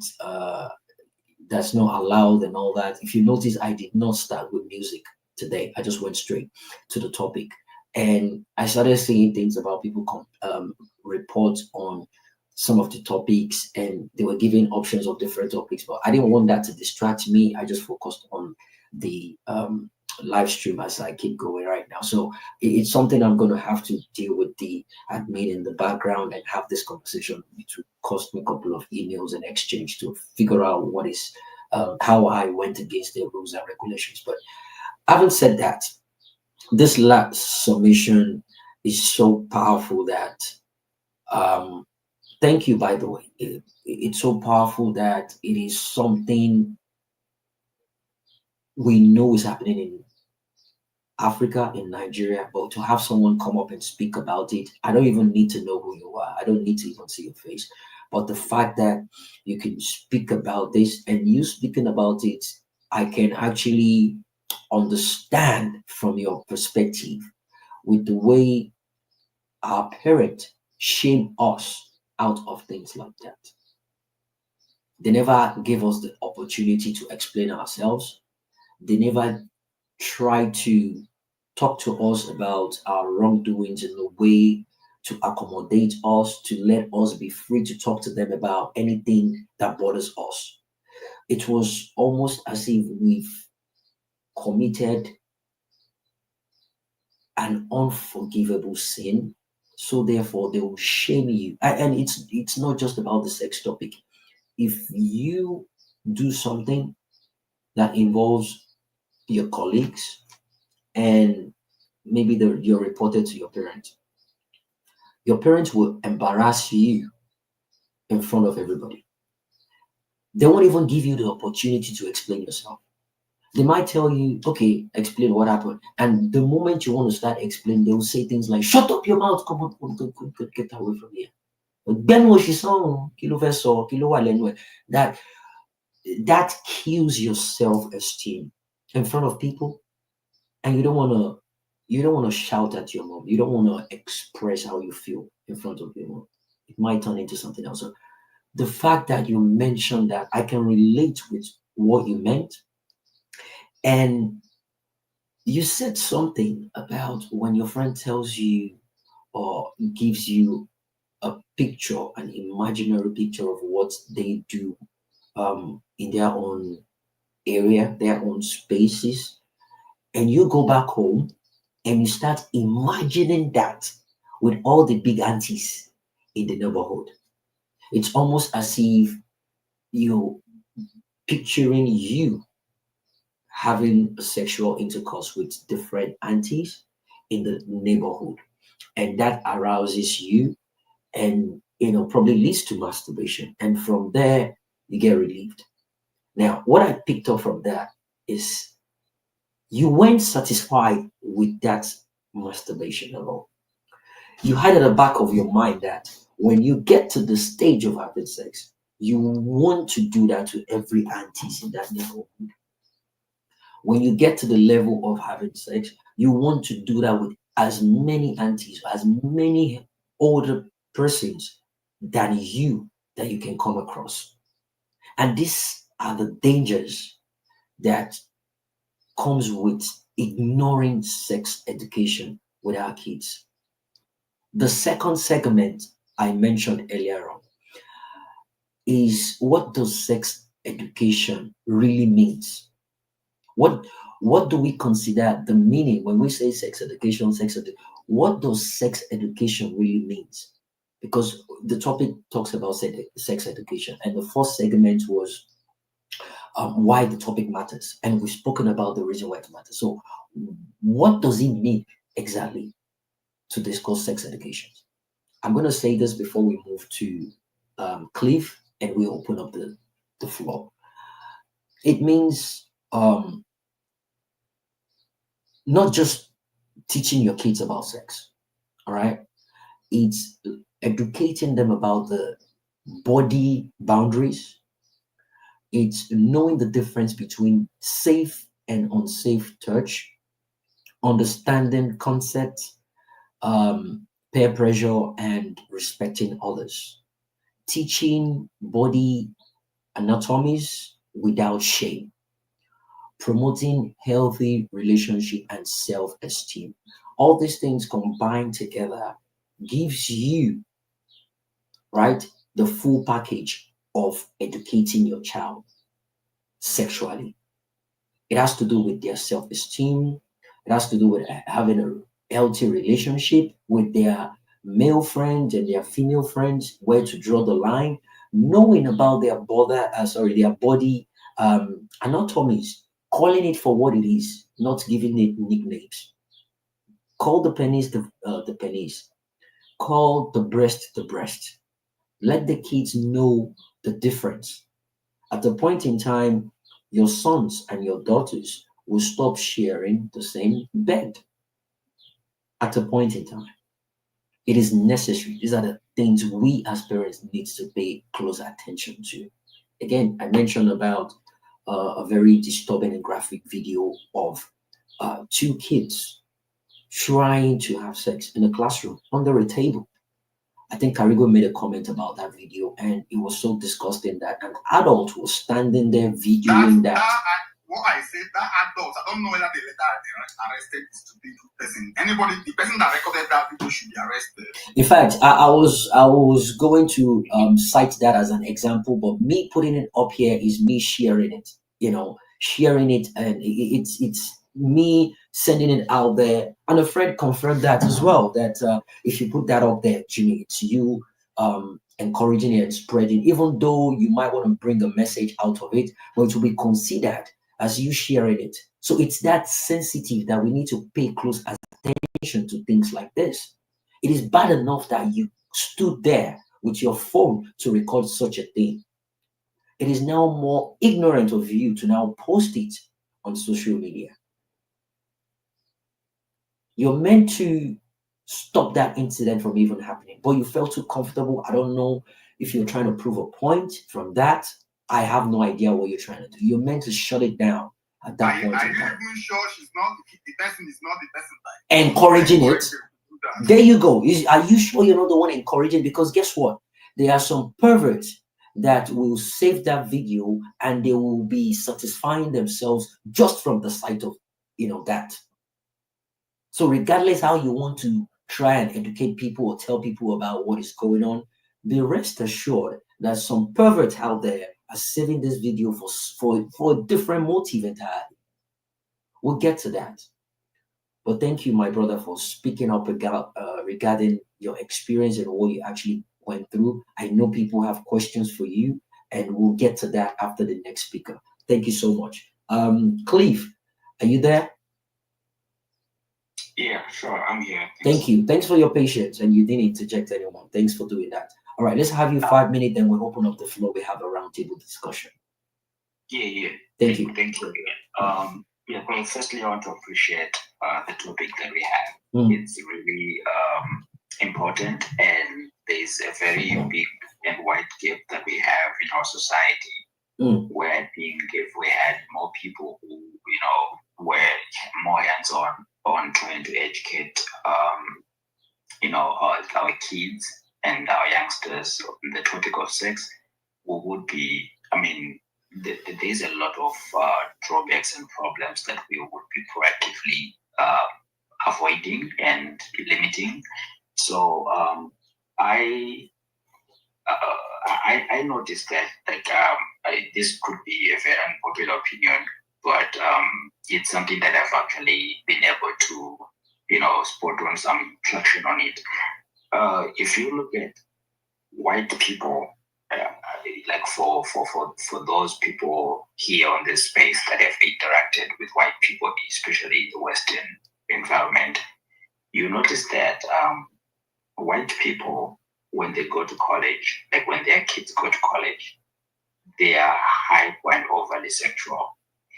And as soon as they graduate, that's when they get married. Like these kids get married at 20, 21, 22. They get married, they're college sweethearts, and then life happens. Now, the thing that I actually realized is a lot of these white girls, they are given sex education by their mothers. These kids are in hospitals at 14, at 18, 14, 15 years, getting those, what do you call them? Those permanent or like semi-permanent contraceptives, because the mothers are like, these kids have freedom, right? I'm never really going to be able to stop these kids from exploring what they want to explore. But the sex thing is not talked about early in life, but it's actually going to happen whether I have the conversation with them or not. So they try to prepare their kids from having, things like unwanted pregnancies, early pregnancies, and just to navigate through the sexual environment and not to get overwhelmed by, now all of a sudden you have boys at your disposal without supervision, and you also want the boys as well. So coming to think about it, I know, in Africa it's a bit different because we come from like a bit, a bit disadvantaged backgrounds. Some we don't have as many resources and all that. But I think that sex should be made less of a taboo to talk about with kids. They should be conscious of their bodies. They shouldn't be shocked when they start getting sexual attractions. They shouldn't be shocked, like, what is this that I'm experiencing? Their parents should actually prepare them. I think back then we used to have those old events where boys would gather with men, or men are preparing them for manhood, and women would also experience the same thing. I think these are the things that we need to keep on encouraging, um, our kids, and we keep on educating our kids. Then the other thing is, I also feel like there is a thin line between the end results. So mostly, sex education should be about educating a kid or a child to be aware of their body, so that they don't get violated. Also, so that they limit the mistakes that they can make in life.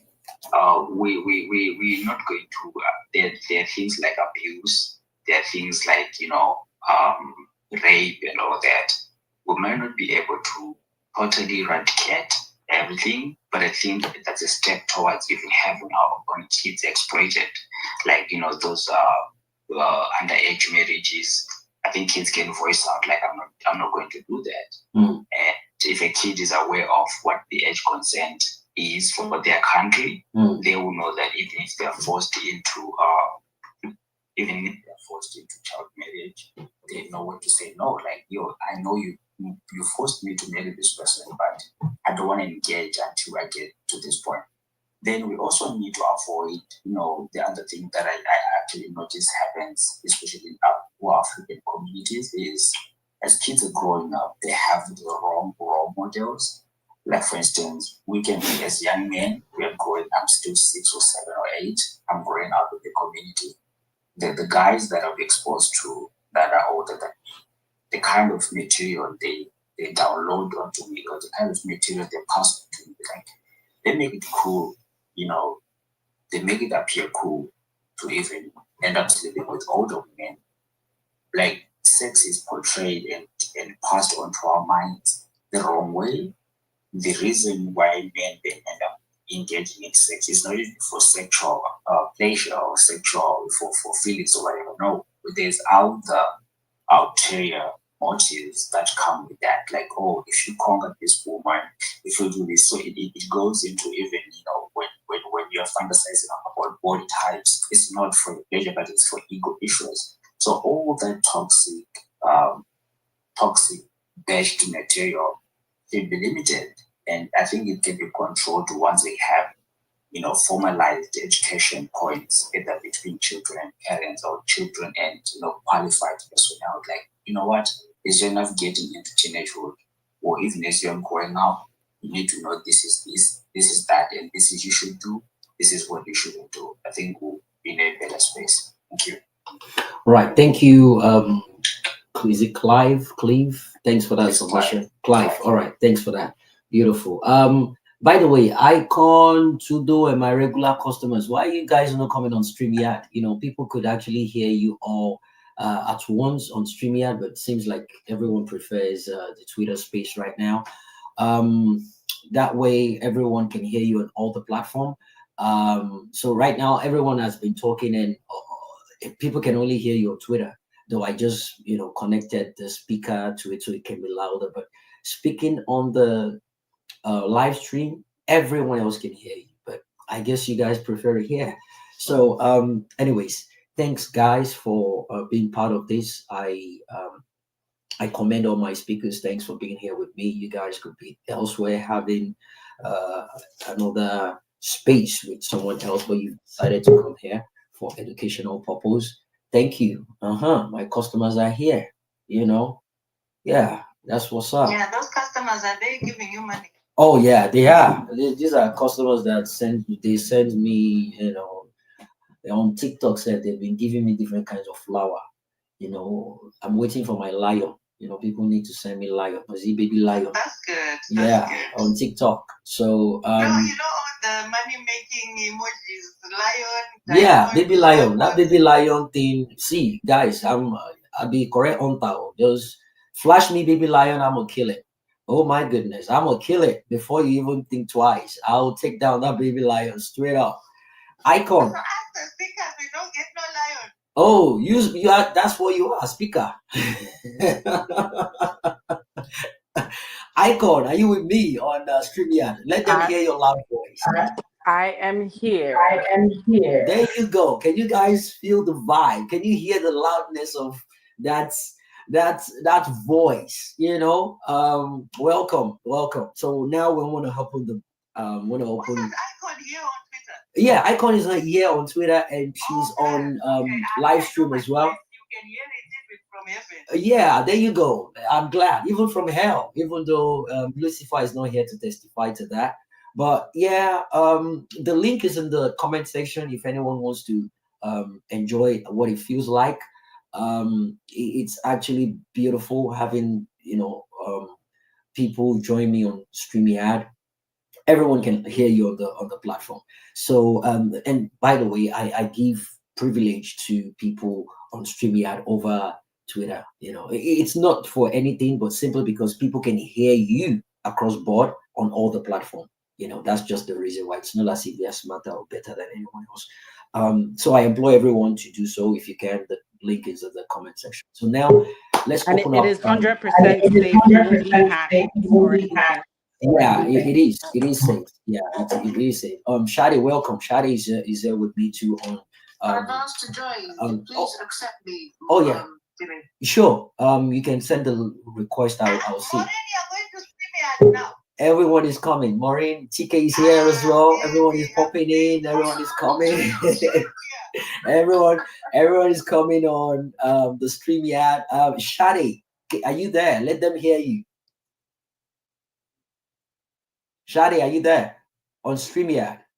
I see Shadi. Shadi is here. Yeah, Shadi is on StreamYard as well. If you can hear me, Shadi, unmute your mic. If you're speaking. Jimmy, are you saying no one can hear me on StreamYard? So the people can hear you on StreamYard, but I had to move another mic closer to the what's it called? The mouthpiece of the phone. But whereas, yeah, so they can hear the echo. And the reason why I'm doing that is simply because people are used to the conventional method of spacing. They're used to the purple, is it blue or purple icon at the top, and compared to the pink one. So the pink one, a lot of people can see that across board, right? A lot of people can see that. But okay, Shada is back. I think he's Can you hear me now? Yeah, can you hear me now? Crystal clear. Welcome. Good. Welcome. I went to exit from Twitter first. Good.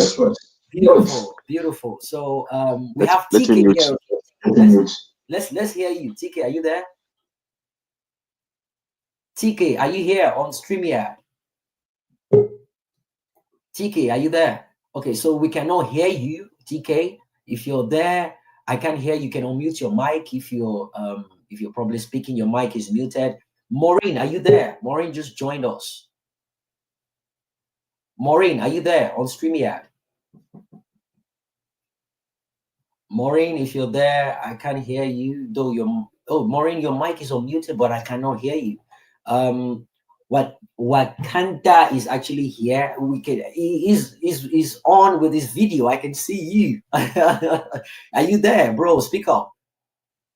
Oh, I think your mic is muted. Your mic is muted. Yeah, unmute your mic now and let's hear you.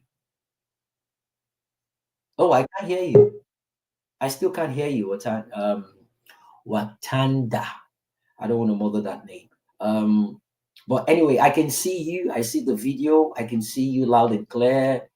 Um, who else is there? I mean, we can hear Icon. Shade is here. Maureen, if you want to drop and come back, if you want to drop and come back, can we chat here? Yeah, of course.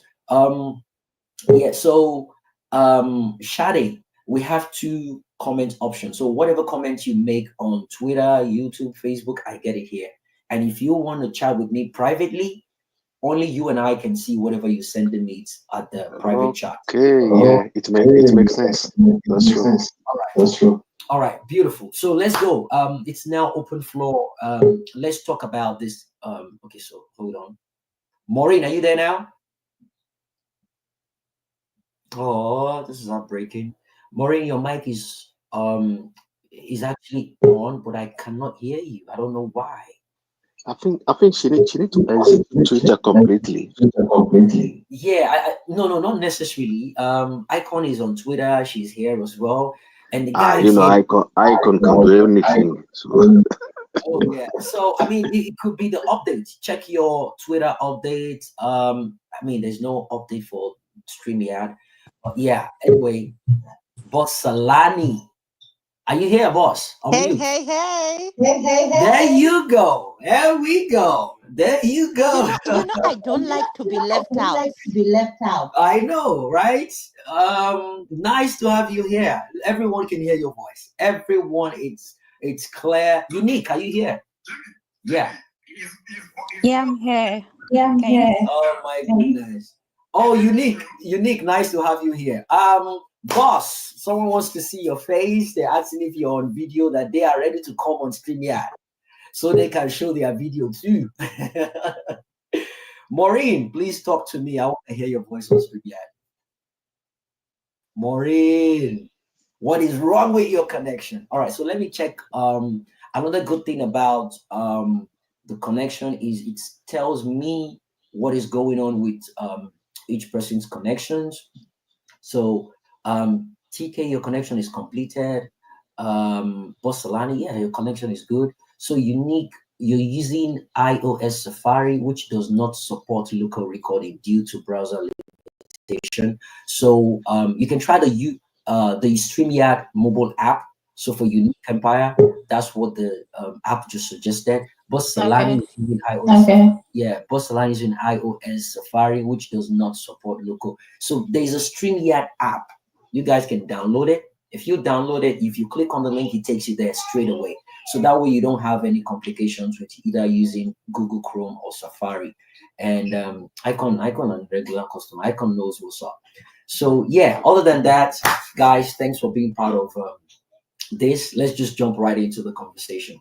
So guys, if you have questions, I know a lot of us have questions. Please let us engage this question. Maureen has not completed the upload. Share the link below. Okay, so all right. So Maureen is showing me 91%. It's about okay. So let me forward the link to. How can I send this link to Maureen so we can? All right. So let me do this. Let me send it first to myself on WhatsApp. Then I'll send it to the message, and that way I can now forward it to the group chat. There we go. All right, so what I'll do is let me send it to Maureen personally. That way she can click on it. Message. There you go. All right. So I personally have all right. So before I do my let me not be selfish. So guys, do you have who is this? Okay, Empire. Okay, Unique Empire, you there? Yeah, I'm here. Can you hear me? Beautiful. Yeah, the system said you're good to go. You connected well. Thanks, guys.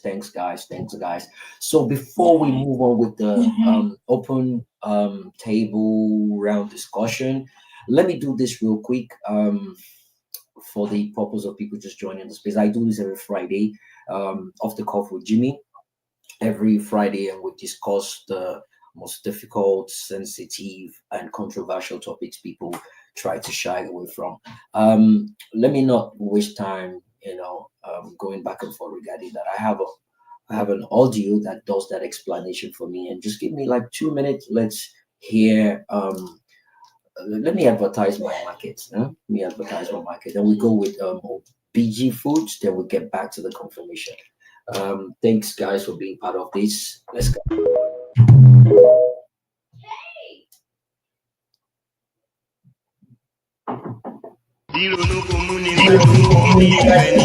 Taciturnity they say because of ill luck, while the problem shared is definitely half solved. Ọ̀rọ̀ tí bá ń gbé yín kàn tá a bá ń ṣe mọ́nú lásán bí ìpín inú agolo, ó ṣeé ṣe kó gbòdì sígbèsí ayé ẹ̀dá.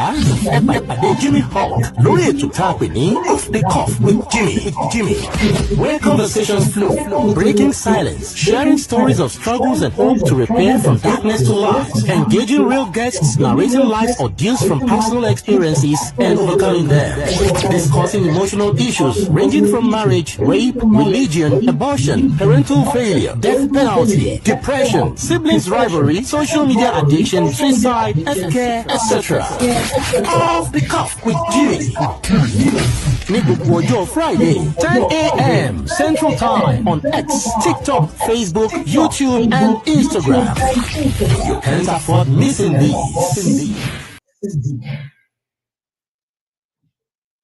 In a world shaped by events and happenings, how do we keep up with the trends? How do we get a hang of facts and vices playing out around us? Join Off the Cuff with Jimmy, where unscripted, uncensored, and unforgettable controversial family and social topics are discussed by different people across the globe.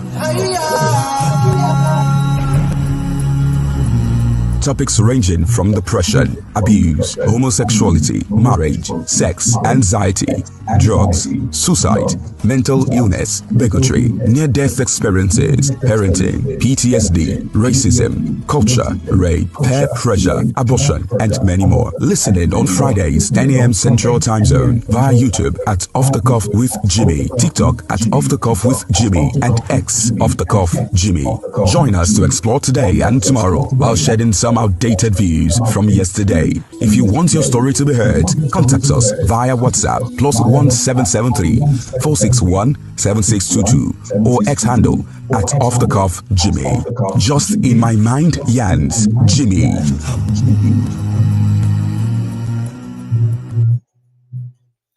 All right. Welcome back, ladies and gentlemen. We're back to Off the Cuff with Jimmy. We're gonna be having another couple of hours before we call it a wrap for today. But yeah, we've done 5 hours straight now. It's not just sex education that needs to be clear, real, and I'm getting a distraction here. It's not just sex education that needs to be clear and real based on our conversation. It's the food we eat as well. That's why I personally trust the BG Foods. No addictive, no drama, just pure local goodness straight from the source. Nigeria, they have their own farm. They harvest the plants, grow, harvest, sort, package this ingredient, and they send them across the globe, especially to I think that they're trying to get a ground in the UK, but right now it's just Canada and America. So they have their product across over 200 stores in America. All the states, they have their products there. From their fresh crayfish to their red palm oil. I emphasize on that palm oil simply because it's one of the best I've actually used. I do cook once in a blue moon. I do cook, and my wife testified to it as well. OBG Foods doesn't just serve or sell the best of ingredients. They deal with quality, and they're more of into feedbacks and getting people's happiness regarding their product. So they know what they're doing, and they kind of people I can work with and testify to their products. So if you're craving for mama's kind of meal from back home, give it a shot. You'll be you'll be glad you give it a trial. Their ingredients are out of this world. I love them. Okay, someone is desperately trying to come up. Okay, TK, Shade. TK, can you hear me? Yes, I TK, can you can. hear me? Yes, yes. There we go. All right, beautiful, beautiful. Let's try Maureen this time around. Maureen, you there? Hey, which kind of witchcraft is this? Maureen was stuck here today. What kind of a thing is this? Maureen, I can't hear you. I don't know what is going on. Can anybody hear her? I can, and it's quite it's quite annoying that she keeps coming and dropping. She really wants to speak on the platform via StreamYard. But anyway, let's move on with the conversation. Beautiful submission, beautiful submissions. And before I proceed, let me ask first, guys, do you have any question? Because I know Icon, you raised your hand, and all the people that actually have questions, they've dropped. Um, I'm not sure if they're coming back, but do you have any questions regarding the submissions that's been given so far? I know Maureen too does, but I want to start from I Maureen, are you there? Oh yeah, let me try this. Maureen, you there? Huh. I can't still hear you. Okay, so let me find out what exactly the problem is. Guys, sorry, I want to. So Maureen is trying to join. Let me see. Jimmy, if she's struggling, why not just stay on Twitter then? Yeah, so I'm not sure. Maybe she wants to let us see her face. But it's fine. If she can't, I would have loved to hear her give a submission on the stream yet. But yeah, if she can't, we can do it here. So Icon, you there? Icon, are you there? Oh, okay. All right. Before we go to Icon, TK, jump in. Let's hear your take on this matter. Hey, hi everyone. Hi Good everyone. good afternoon. It's a beautiful topic, Jimmy. I've been listening since while at work. Since you're driving. Yeah, I'm driving. That's why I can't use my video, so I don't get distracted. So, to to me, sex education can be taught as early as 2 years, as long as your kids understand, touch your nose, touch your eyes, and they're able to. I feel it's the right time to start talking to them about their body parts. Like I started early with my kids. My fourth child is in college right now. Um, I started early, so I started telling them things about their body parts, which I wasn't really privileged to when I was their age. Because the way my mom taught me about sex education was really scary. My belief then was like the moment a man or a boy touches you, you become pregnant. Because that was what my mom told me. So that was my belief until when I became like maybe in my 1920, then I started understanding it better that it is not that a man, if even if a man touches you, that doesn't mean you become pregnant. So it's to me, I support you starting early with your children. I remember as a young child, raised in the north, Kaduna to be precise. And then when I was in Kaduna, then we were living in the CBN staff quarters. My dad used to work for CBN. So we were living in Sultan Road then. the quarters, then they have boys quarters where you have people. I mean, if you have families that you don't want to bring them into your house, you can make them live there, like your uncles or maybe your distant cousin, distant relatives. Majorly, they live in the boys' quarters. So there is this guy. Then his name is Ben. I remember then because where we were living then was the senior senior staff CBN quarters. That was where we were living then. So this guy, his name then was Ben, if I remember vividly. Each time he comes back from work, you see kids, running to him. He carries them, give them lollipops. So one beautiful day, I remember we were at the playground, and we used to be neighbors to Yaraduas, the late Yaraduas. So we all played together, and I mean, and his children then. So I remembered one time we were playing, and one of them just ran to the boys' quarters, peeping through the window, and now, wait on others to come, just for us to come. So then my mom wasn't around. Mom traveled. Okay, my mom usually they travel. Both of them like to travel together a lot. So my grandmother was the one babysitting us then. So I remember him calling us, and we all ran to where he was, and we were looking through the window, and we saw this Ben, you know, carrying up a little child, one of us, one of our friends, and we saw him kissing this girl, touching the little girl, maybe like 6 or 7 years old. I remember we screamed. We were like screaming. So our man then ran and came to meet us there. What was happening? The only one who was older among us was the one who was able to explain to our gatesman.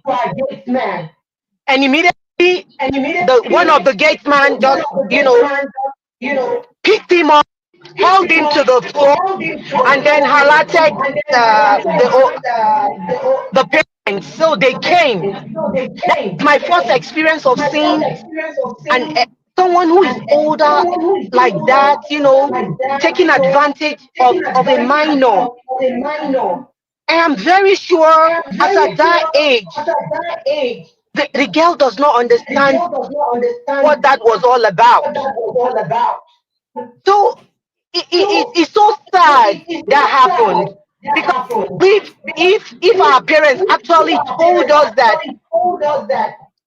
people, not even our families, your brothers, your sisters, they're not allowed to touch you, in certain areas. There is this parent in New York that mother-in-law told me about. They had a little baby, and this lady had a brother-in-law all the way from Nigeria, came to live with them and helped. Sometimes the guy helped with the baby. So when the baby is crying and mom is busy, what she does is she takes the baby upstairs to the brother-in-law, and the baby will stop crying. So one day the lady was like, I just need to go see what this guy to my child that makes her stop crying. She went upstairs, and the guy didn't know the lady was coming up. He was unaware, and and this and this lady caught the man, kicking his manhood into the baby's mouth. So you can imagine that. It's a crazy world we're in. The earlier the better for us to start talking about these things. Like in my house, I don't call all by bird names. I call them the way it is. I call them the way it is. I don't like to pretend like parents will call your PP or something.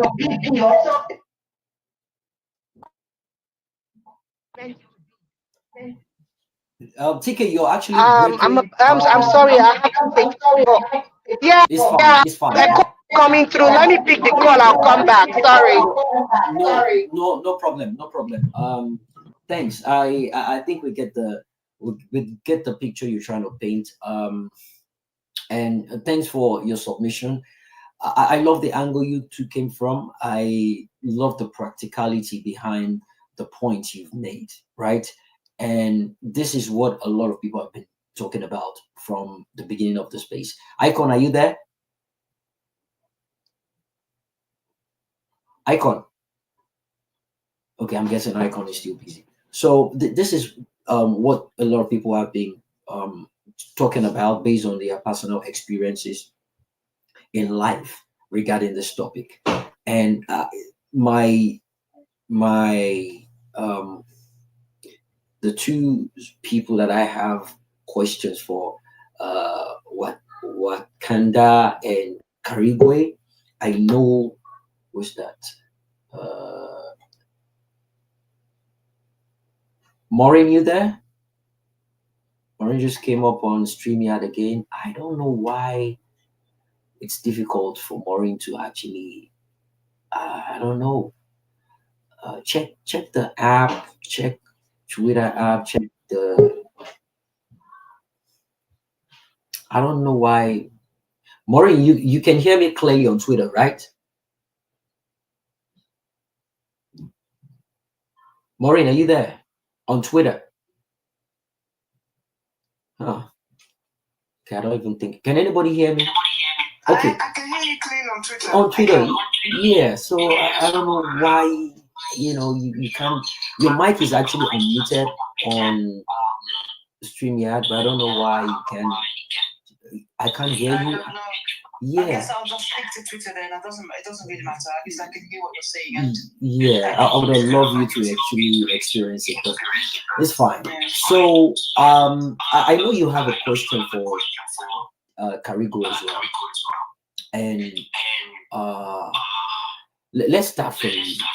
You actually wanted to ask him some questions based on his submission, so I'll let you do that. Go ahead. okay, so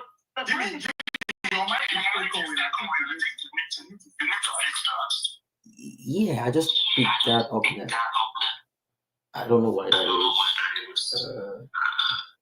Okay. it's not echoing here anyway. It might be Yeah, I don't know why it's I can actually hear myself echoing too. I don't know why that, and he wasn't doing that before. Right. But anyway, go ahead. Mine is not really a question. I'm just, I can't even remember what I wanted to ask, and I didn't write it down, unfortunately. Look, could somebody else ask questions and then come back to me because I have to think about what you said. But Yeah.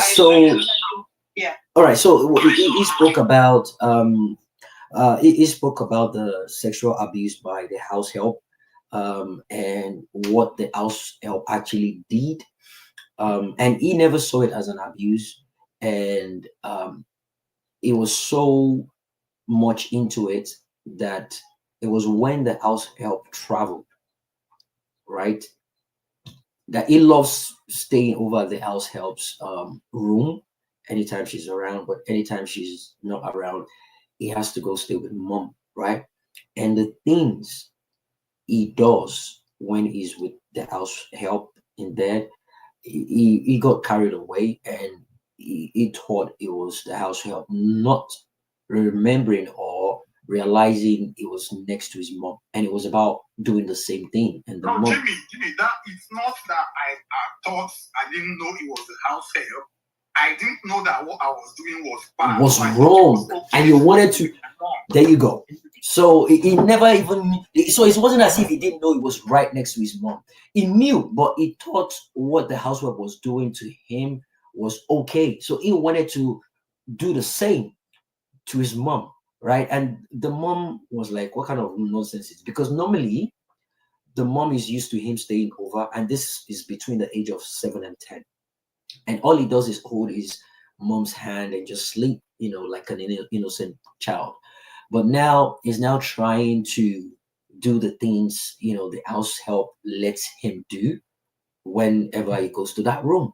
And the mom was actually angry at that point in time. But then again, she's curious. She wanted to know more. And she just somehow allowed him to, oh yeah, go ahead. So what are you doing? Auntie so allows me to do something like this. Oh, really? Okay, so what else do you do? And he started explaining, and the mom asked him, so after this, what else? What happens next? And he started talking about how, he brings out his penis and, puts it in own, body parts and all that. It was, it was, it was something he didn't see as a wrong thing as a child, right? And the mom knew this wasn't right. It was so bad that they couldn't even speak about it outside the house. All they did was just pack the house help's belongings and just kick that out of the house when she came from her travel. Even when the neighbors were asking after they'll have to come up with something else to give them as an excuse. It's more like, we know this is shameful, but we will keep it within the house. We know this is not meant to be heard of, but we'll keep it within the house.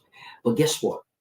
That experience got stuck with him.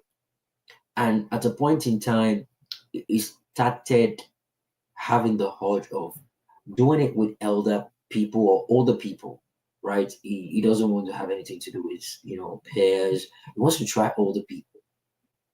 And this is something that even when the parent noticed or got to know about what the house help did to him, there was still no there was still no reason for them to now say, you know what, let's teach this boy about sex education.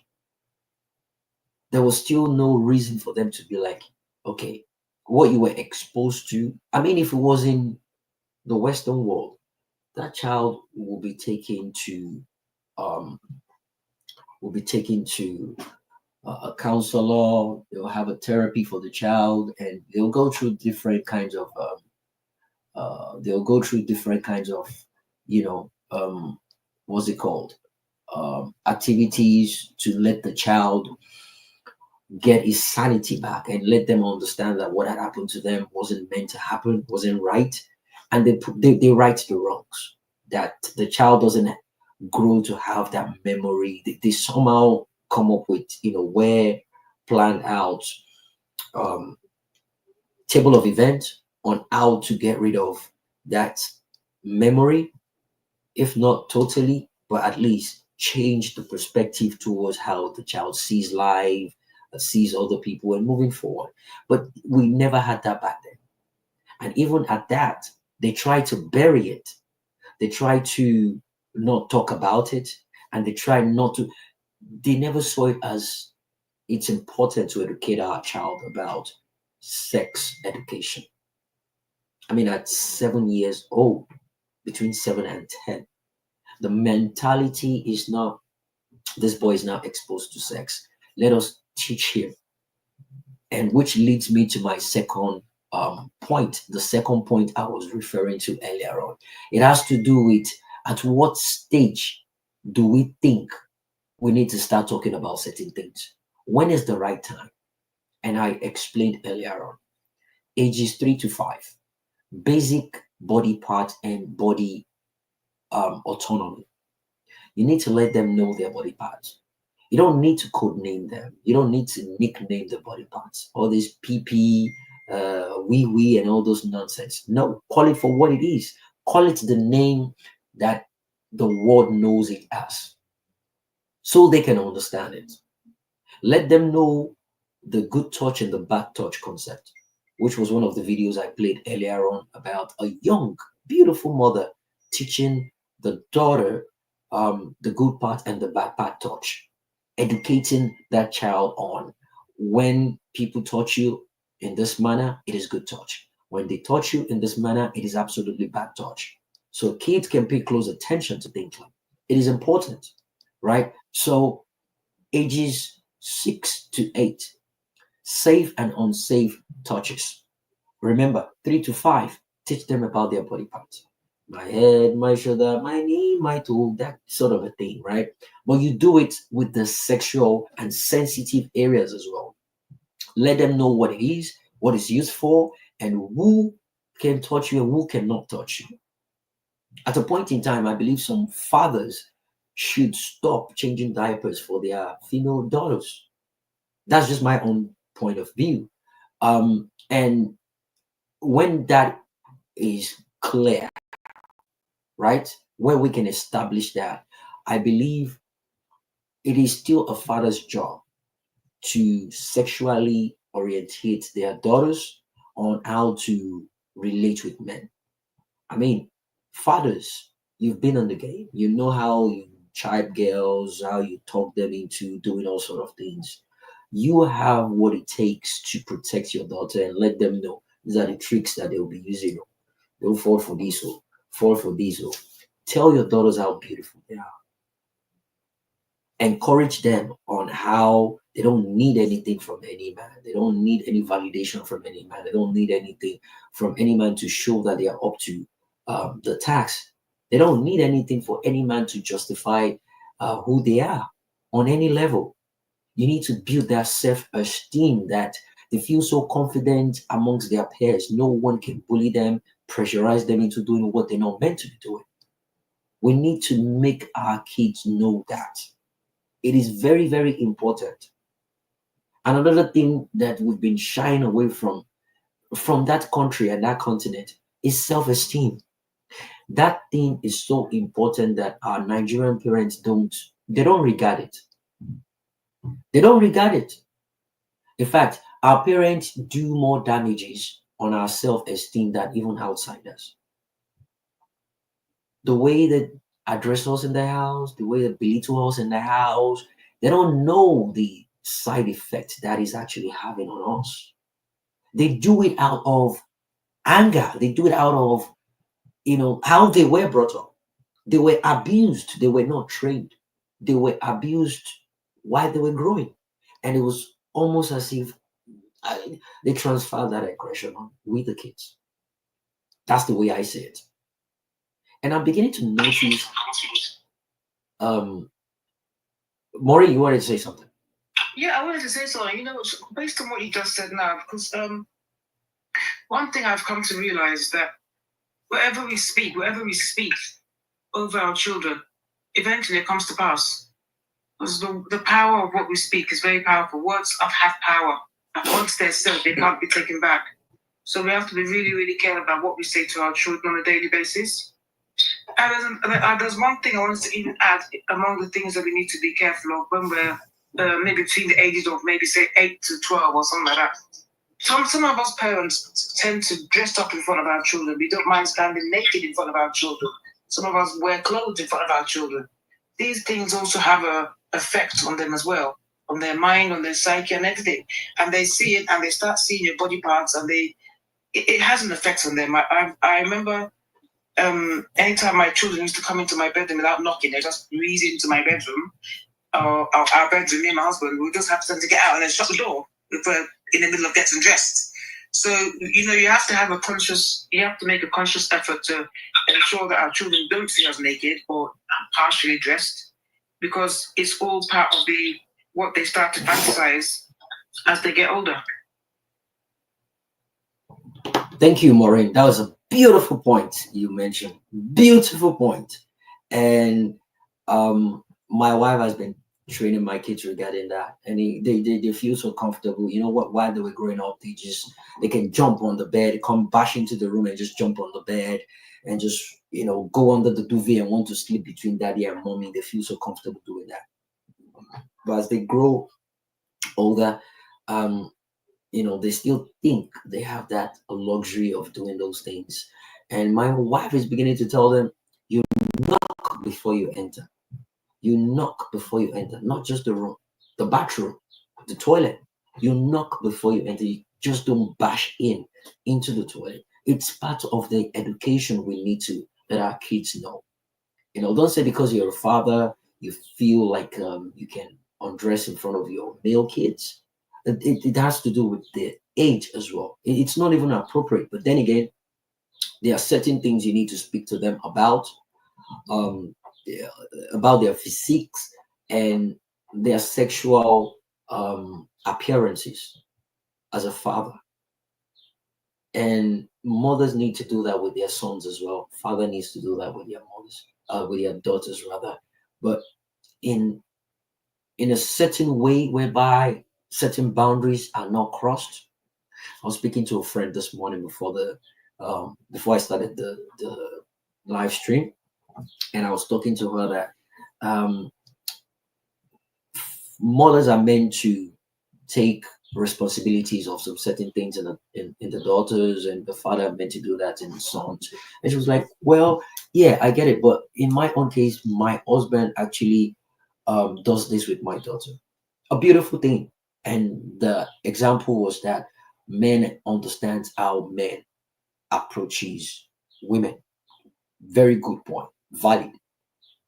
But that is after when the mother has done the duty, the job of letting the daughter know that good touch, bad touch, not even how your mom should touch you inappropriately here. Not even your dad should touch you inappropriately here.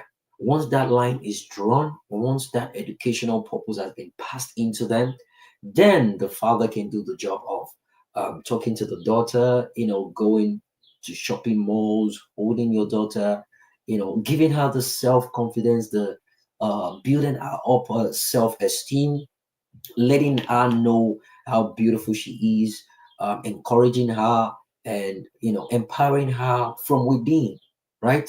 So it's just a situation whereby you can be. We have situations where even fathers do abuse their daughters. We have situations like that. As a matter of fact, one happened during the COVID period. I've not been on I've not been so effective on Twitter. I'm talking about 2019 and early 2020. I used to listen to all these Nigerian radio stations, and it was on, I think, 32 FM or Lagelu FM. And no, Fresh FM. Yes, it was on Fresh FM. It was on She Matters. There's a program held by Funke Adetubero. Oh my goodness. Beautiful lady, women empowerment, women encouragement, and fighting for the right of women and women child. Girl child rather. So they bring up different kinds of cases to her. She has different lawyers in different capacities where they can fight different battles, And there was this particular incident where they noticed that a newborn baby, 6-month-old child, that anytime the baby is crying, a female child, and the father comes to carry her, she just keeps quiet. They don't hear her. The father takes her to the room and she just keeps quiet. And everyone's like, Omo Babe. And the father knows how to handle her. She knows the father's hand and everything. Not until the mother actually left the house, gave the child, because the child was crying, obviously, gave the child to the husband and quickly wanted to run to the market to get a few things and had to come back home. She forgot something, had to come back home. And she decided to check the room, noticed that the child was not crying, but it was as if the child was um, breaking in breath, right? Breaking in breath, like when a child is eating and they're still grumbling, sort of. Apparently, this useless man is actually putting his private part in the child's mouth, and the wife saw it. The wife screamed out, and the whole neighborhood came and everything. And before that, the husband said, kill me inside, don't kill me outside. Kill me is a pamislima, pamisita, and all those nonsense. And apparently, people gathered, they called the police, they took the husband to the police station. And this woman got involved. Funke Adetubero. She was contacted and she got involved in that matter. You know what happened? He's not just doing it to the child's mouth, he's doing it down there as well. And they now saw that the child's private part is now larger than it should be as a 6-month-old child. Guys, 6 months. So now the child has been taken to the hospital. They're doing the necessary things they're meant to be doing. Now, the family member of the man now gathered themselves together, went to the police station to beg police to release this man. And the police told them, it's not in our hand, though. They need to speak to the wife. They need to do this, they need to do that. And the wife got involved, and the family members went to the wife to beg to the wife in the house. And so when I say beg, they weren't saying, please, let's handle this in a different manner. Let's not take it legal and all that. They're saying, do you know the stigma this will bring to the family? They will say you are the one that sent your husband to jail, and you'll be a widow. You'll be doing it alone, and another man will now come into your life. And these people will see the child as a fatherless child. Emotional blackmail and nonsensical talking points filled up this woman's head. And now, guess what? What brought the the topic to the program that day was that the whole family went to the police station, including the wife, to beg for the release of the husband. And the police were now saying, well, it's not in our hands now. The case has gone to court, and now they are dealing with court issue. And who took it to court? Funke Adetuberu. This woman had the entire family of the woman and the man came to the radio station, in Kaifele's radio station, to beg the woman to please let them drop the case. So they held the program that day, and they opened up the radios, the telephone, line for people to call and weigh in. You need to hear people speak.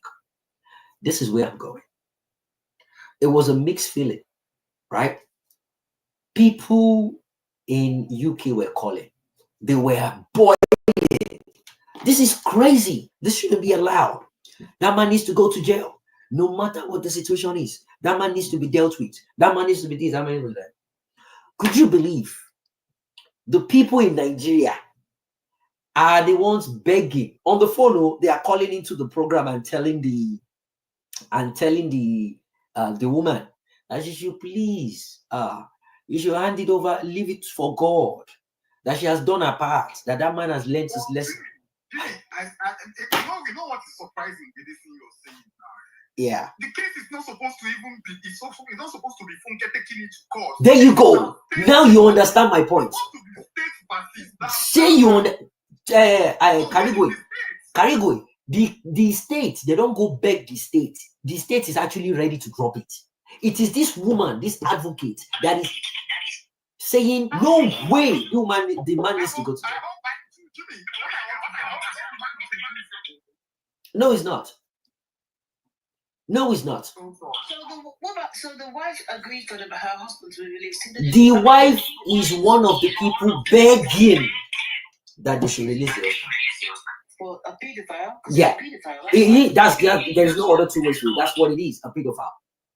The wife is one of the people begging. I wouldn't even want to be in the same room with him, not talk of being in the same house. So I think it's a mentality, and what the picture of painting is his.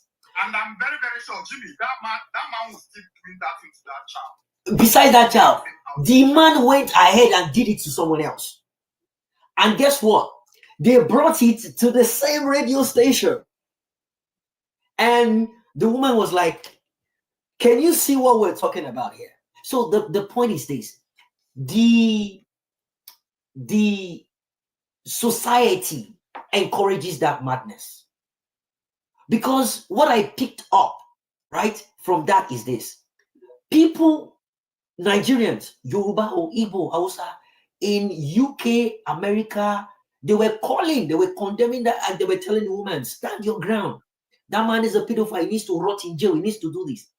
Nigerians in Nigeria, in fact, a pastor called and he was quoting Bible. He was saying things like, it's been written that if not, it wouldn't have happened. That it's been written that will happen, and some crazy nonsense going on a radio station. So it's now a battle between Nigerians in diaspora and Nigerians in Nigeria, because Nigerians in Nigeria feel so comfortable about it, and they'll be like, they will name that woman, or they'll call her different names. Yeah, the reason why your husband went to jail. No, who is going to be taking care of that woman? Another man will now come, will do us things. You need to listen to the list of excuses they were coming up with. So now, eventually, when that woman wanted to run mad, in fact, they were sending different pastors to that woman. They were sending, and it is this same model. In fact, Funke was saying that it got to a point that the woman came to meet her in her house early in the morning, and she said, she wants to see you privately. And he said, oh yeah, I'm here. And she just went naked, and she was rolling on the ground that they should release the husband. They should do this. So it was now getting into an embarrassment. Like Funke is now seeming to be like, you're crying more than the baby. Jimmy, you know what? If it's in UK, that woman will go to prison as well. As well. Thank you. That woman should go to prison. So it's what the society is condoning, right? The society feel comfortable. They will come up with different kind of Yorubas. They will come up with useless proverbs. Sorry, Jimmy. I kind of like disagree somehow. Say the society. I think it's basically not knowing one's rights as and lack of education, basically lack of knowledge. I wouldn't say society. Well, maybe society, but also lack of education and lack of knowledge. Explain. Lack of education because they don't know their rights. Illiteracy is a disease. They say it's not. It's not. It's a sickness. Being illiterate is the worst thing that can happen to you, apart from death. That's what I think. So are you saying all the people that talk in Nigeria, they are not educated, they are all illiterate, and they're speaking from that view? They don't know their rights. That's what I'm saying. They don't know their rights. Because if they knew their rights, isn't it surprising to you that all those that live in England and America and whatever were saying the man should go to jail? Yeah, so I don't think I need to know my rights to make a decision based on if something like that happened to my child. Right? I think it's a mentality kind of thing. And the people living abroad is because they're in a society where they know they won't allow such a thing. Because they know their rights. I don't think it's because they know their rights. It's because they know the repercussion of what the society will do to someone like that. It's because we condone. No. It's not the same thing. See, the police is not even meant to be begging on their behalf, because the police are saying it's not in our hand, though. It's now in court. The police is actually meant to be arresting those people coming to beg in the first place. It is in Nigeria that a woman would want to divorce their husband based on abuse, right? And you get a lawyer. Your lawyer will be the one telling you, madam, better go beg your husband. Your lawyer will be the one telling you to go and beg your husband. And if it manages to get to the judge will be telling you, what kind of a wife are you? Jimmy, you've gone too far. Hi, Jimmy. Sorry. Wait, do you have a question for me so I can answer? My battery is wrong. That's unique, right? You said you have a question for me. I want to respond to the question before I go. My battery is almost off. Yeah, sorry, who is that? Is that Unique Empire? Yeah, Unique. Unique. Okay, all right. Well, I'm coming to that question. Just give me 1 minute. After these Maureen's take, I'll ask you my question, then we can go with the new hands. I can see Juliet, I can see Best, and Ike Man came up earlier on. I would love to have you back up. But yeah, Maureen, finish up on that thought so we can go to Unique Empress? No, what I'm saying is, and I just want to make it sure. What I'm simply saying is that, under normal circumstances, is I forgot what I was going to say. Something to do about the wife. I mean, No, you're talking about the fact that it's level of illiteracy, and I'm telling you, it has to do with the location. Yeah, look at the location. People don't know their rights. Illiteracy is a combination of so many things. That's what I would look at it as. I don't know. That's what I would say as. It's a combination of a lot. Because if you look at it, not knowing one's rights, the law, illiteracy, the education, it's all mixed and jumbled and mixed together. That's the way I see it. Because the police themselves, you were saying, the police were begging and telling them it's out of their hands. The average Nigerian policeman, does he go to school? Let's be frank with ourselves.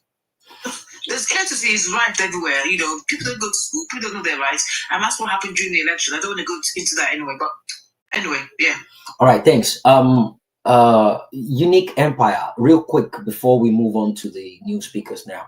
My question is, from your submission, I knew you had compilations of different happenings before you figuring out this space and you saw the topic. It was overwhelming for you. Do you think we can, is there any way we can pass this message across to the people on the grassroots level in a way whereby they need to be sensitized with their mindset? Because from what you said and from what Inem said, I can see that both stories, almost as if you're holding a lot back. You're holding a lot back. But at the same time, you've got a lot to talk about, but it's because you have very limited amount of time, and it's almost as if you forget the things you wanted to say the moment you started speaking. So how do you think this can actually impact people on the grassroots level, considering the fact that you're in Nigeria and I'm certain you see these things happen within your neighborhood? How do you think this can be addressed in Nigeria? Go ahead. Okay, I think we need to create awareness because creating awareness is one of the ways we can be able to reach these young girls. Though I am not seeing most of them in my area, but the videos and I've seen a lot of videos. I was triggered by the videos I saw online. So, which one? Oh, I think that there's this lady, King Michi. Okay. Yeah, she has a lot of young girls who are pregnant, and I think she has a foundation now where she help young girls who are pregnant to assist them with the necessary things they need before they give birth and help them pay their hospital bills and all that. So I think it was like 2 consecutive times that I saw the videos that I really, really broke down. I broke down. I encouraged what she was doing, but the question I asked her in one of the video is, yeah, you got apartment for these girls. Afterwards, what happened? How would they be able to sustain their subsequent payments and all that? So I think she didn't understood where I was coming from because her question says it all. Um, I felt very bad. I know, okay, maybe I had experience as a young girl. I don't even know anything. It was within the age of 11, 12, right? Yeah. So I know what it means for someone to be abused. And, but at the age of, my mother was not there actually. My mom was not there, but it was after the experience. I was like, I need to go back to my mom. I need to go home. So yeah, I know what it means to be raped, but we are not talking about raping now. Yeah, there is a difference between someone who was raped as a child, a young Right. girl, Right. and to a girl who, went into sex because maybe others are into it, her friends are doing it, and she decides to do it. So at that teenage age, if you or if a girl was able to do something like that at that age, I think most of the blame for me is to the mother. Because if they were able to get the education they needed about sex at that age, I don't think they would want to put their future into jeopardy because of 5 minutes of fun. Things you will grow older, and at some point, you can even stay for years without having it, without even doing it, and you're okay. It Right. doesn't kill anybody. You are the one controlling yourself, telling yourself what you want and what you don't want. So why would you want to jeopardize your future just because of that? At the end, what happens? So I felt bad. I almost cried, even though they were not my siblings, but I really felt bad because the society has actually failed them. Most of Yep. them, their parents can't even most of them, their parents can't even pay their school fees. I think that's why most of them dropped out of school and saw an opportunity where a guy can actually buy them indomie, buy them small thing. They open their legs, and that happens. So this thing, it all boils down to parents. I think our parents are neglecting the primary assignments they were assigned to do, right? So you see a girl, you are in secondary school, you have nothing doing, you saw her using expensive things. As a mother, you didn't ask where this is coming from. She's using a phone you can't even afford. For them, they don't work, they don't have a job, it's obvious. And you see them using all these things, you don't think it was right for you to call them and question them and know where these things are coming from. Well, some So parents most actually of the parents encourage have actually parents failed. I know they it's encourage this. They encourage poverty, but what is the cause of the poverty? As a parent, you can't even afford the necessary things for your kids. Why are you giving birth in the first place? right. I think there was one girl working for us. Empress, are you there?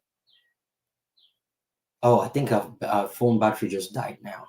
Oh, that's a shame. She Um, said, oh yeah, Empress, we lost you for a second, but if you can wrap up real quick, I they want us were to move on to older, they were Juliet, up to 40, and so they had to get married because they were getting older. So I said, are you getting Unique married because Empire. you're Can you getting hear me? older, or because you can actually sustain the family you're Unique trying to Empire. Can create? you hear me? Right? So Can you hear me? why you've not I even don't think she can sorted hear me. yourself out as a man, Yeah. as a woman? You don't even have anything to assist Can a you hear man me? that is coming for you. So what? No. I don't think she can. All right. So yeah. All right. Let's just go. I really want. I don't want to waste time with the new speakers, so we can get back to our roundtable discussion. But they came up because of this. The subject I brought up. And by the way, that's just one of the stories. I have another one I'm going to share with you guys. But Barrister Juliet, welcome. Jump in. So after Barrister, we take is it Eichmann and Best in that other guys. Okay, thank you so much, Jimmy. Great space you're actually holding, and to all the speakers, well done. So I'll just shoot right into the conversation where I met him, where I joined in. I would like to state this that normally, I think it's not just an issue of people don't know their rights. I think Nigeria as a place is highly polarized with culture. And for me, I'm from the experience that it's high time we subsume all the cultures into a law. Because when we had the amalgamation, as a lawyer, I'm speaking from the legal perspective, we had factors that influenced our legal system. And one of them was the Islamic law. And this people do not know. Another is the customary law.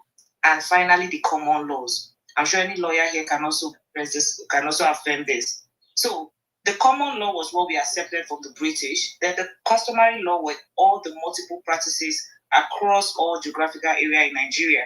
And then we had the Islamic law.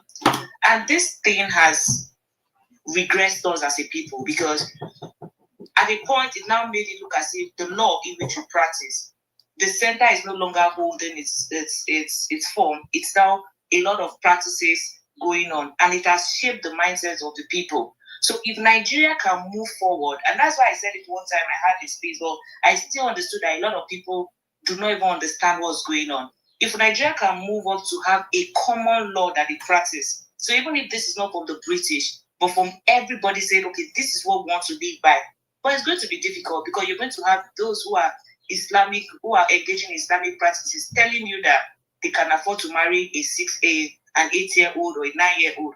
And this is an issue. So Nigeria thinks they are practicing a law, they have a law in which they are going by, but they are actually practicing despicable culture and so many practices. So it's difficult for you to have a society that will now see this as wrong and see this as right. So it's now for the people to say, okay, this is what we want to live by.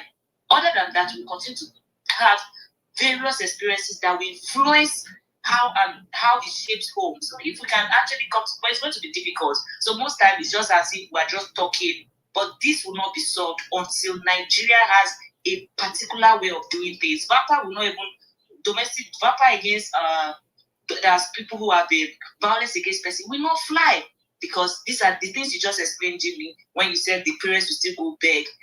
It shouldn't even apply if we have a normal system of doing it. So that's what I wanted to say. So at least people can understand what we are dealing with in Nigeria, and it's not going to get solved now until either a president or somebody in the highest affair. But it's going to take, in fact, it will take a lot of even killings, because for you to tell the Islamic practice, someone who is practicing Islam, or someone who is still someone entrenched in their culture not to do certain things, they would rather die than let that law fly.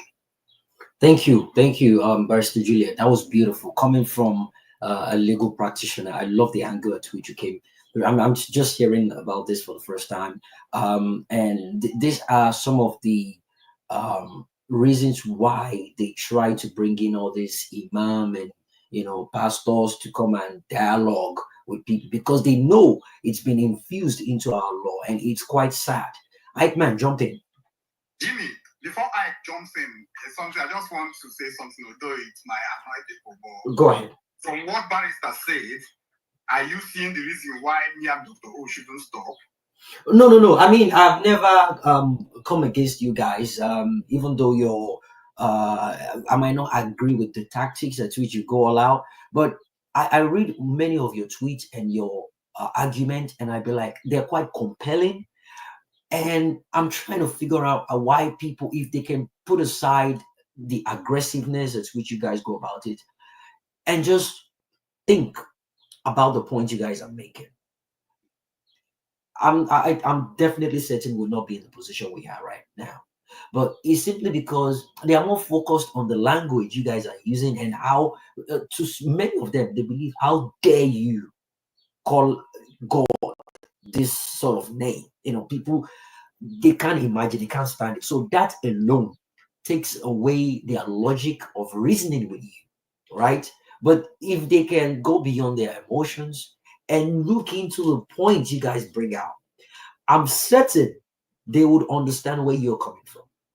But because they want to be like, who are you? Who are you to say stupid God? Who are you to say this? Who are you to say that? And that is the angle. They don't even want to reason with you logically again. And you see people arguing with you. You see pastors, you see doctors, you see lawyers with all the alphabet in front of their names, all the title in front of their names, and they are not making any sense. They are not making any sense logically. They're arguing based on spirituality, based on emotions, the emotion attached to their religion, emotion of how long they've been Christians, how long they've been Muslims, how long the people they look up to, their fathers, uncle, auntie, and you'll be like, so are you saying all those people are stupid? Well, maybe they are, maybe not. But the point is, the point at which they are arguing with, have you looked into it? Pastors do not even, the pastors, in fact, Christianity does not even have a place in Nigerian system. Well, that's even the funny thing they don't even understand. Juliet, pastor had come onto those space. A pastor came onto those space, and he's been listening for a very long time. And he took the mic one day, and he said, I'm a pastor, well-educated man. I've been listening to what you guys have been doing for the past couple of months. And it's a shame that the set of people coming here to defend Christianity don't even know what they're talking about. It's just all full of emotions. And I just want to say, keep up with the good job, and I'll be listening in.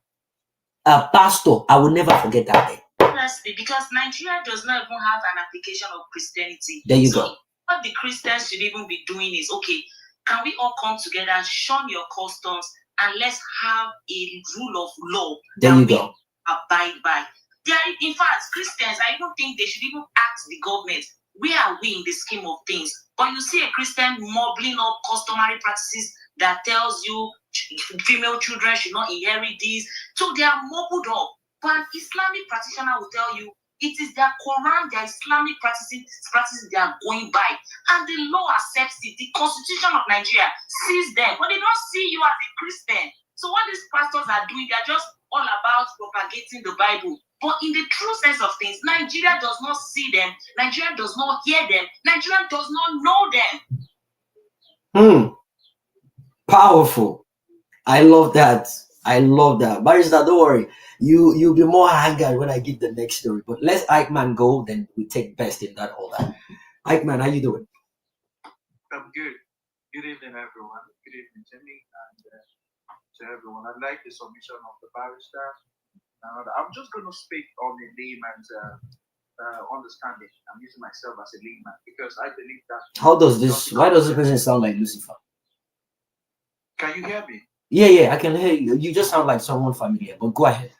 Okay. Yeah. So, like, based on the sex education, because I listened to everyone's submission, it's not just about the ladies, even the men. Even the guys are also being abused sexually and all that. So we need to actually, balance it at both sides so that it will actually be, neutral. Now, based on what my dear sister Maureen said about knowing your rights and all that, I don't think it's about your rights, anything. I think it has to do with the region or the country, just like what the barrister have said. Right. We are in Nigeria, and here in Nigeria, a lot of things happen in a way that is abnormal. The world already knows it. So it's not about rights. And again, teaching about sexual education, I think the way we also teach our children about it also matters, because you don't want to corrupt a young child by teaching the child some kind of thing that is not, to that person's level. Because I watched a video online whereby I saw a lady was teaching about good touch and bad touch. Yeah, I already played that video earlier. I played it earlier. Yeah. It's on the Jumbotron as well.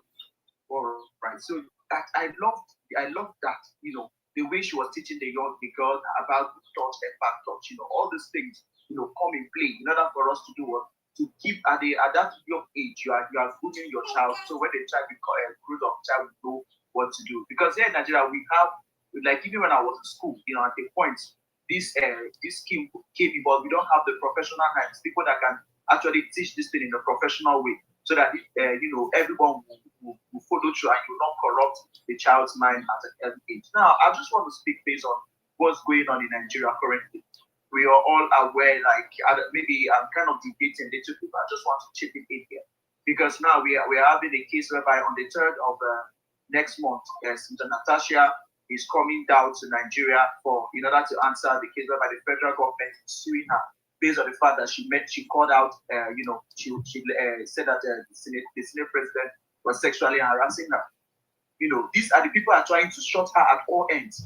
These are the things we are facing in the country. When someone comes up and speak up about all these things, people will see it as if the person is not. We've been trying to, bring up some kind of stuff. This is a country we find ourselves in.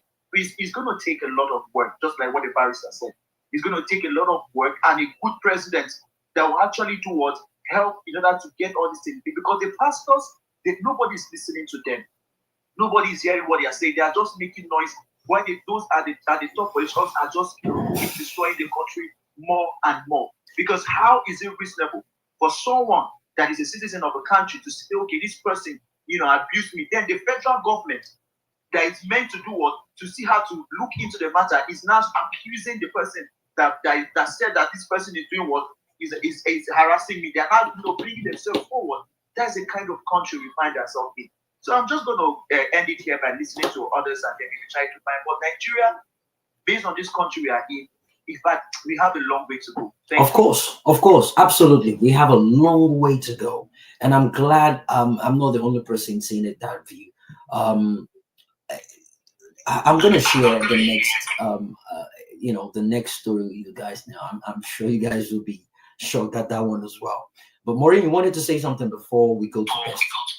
Yes, I do. Just briefly. So, thank you, Barrister, for your contribution. I agree with you 100%.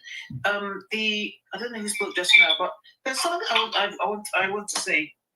So, I don't want to deviate from the topic because I really want us to stick to the sex education. But the thing that's going on between Natasha and Fabio, whatever his name is a mixture of so many things. It's a mixture of the male ego, chauvinism in Nigeria, narcissism. It's a mixture of a so-called religion that has been, that they're saying the man must, woman must submit to a man. There's all part of it, and culture. So you're having a combination of 4 different storms binding together here, and that is No. Go ahead.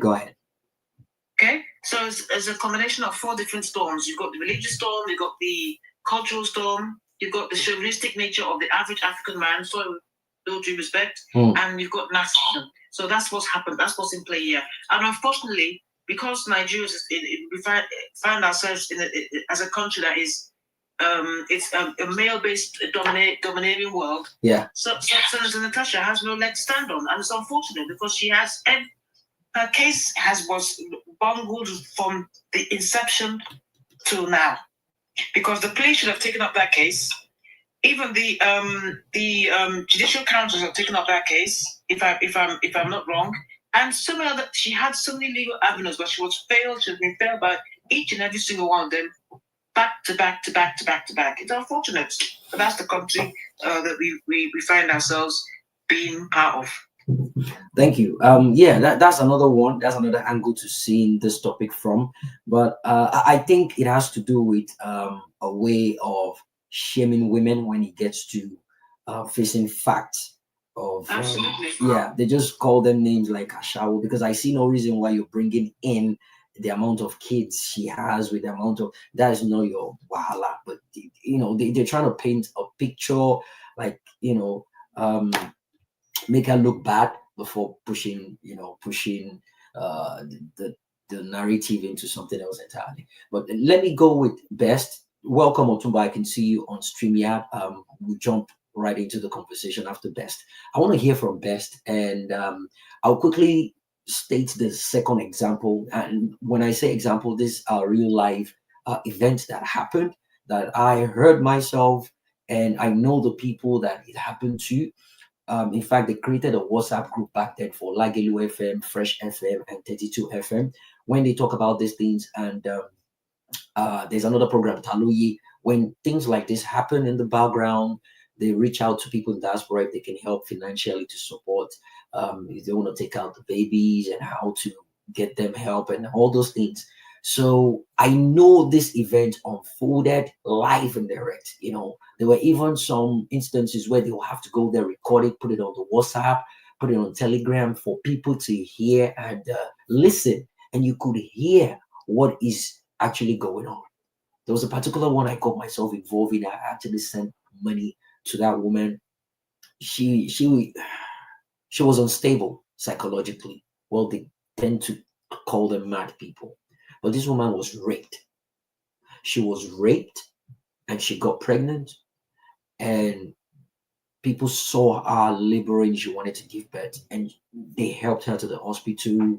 They needed money for the hospital bills and everything. She gave birth. It was a girl, and they did the naming ceremony and everything. The radio station did it. A lot of people in the diaspora sponsored it. They took after. They were looking after the child, and one day she just snapped and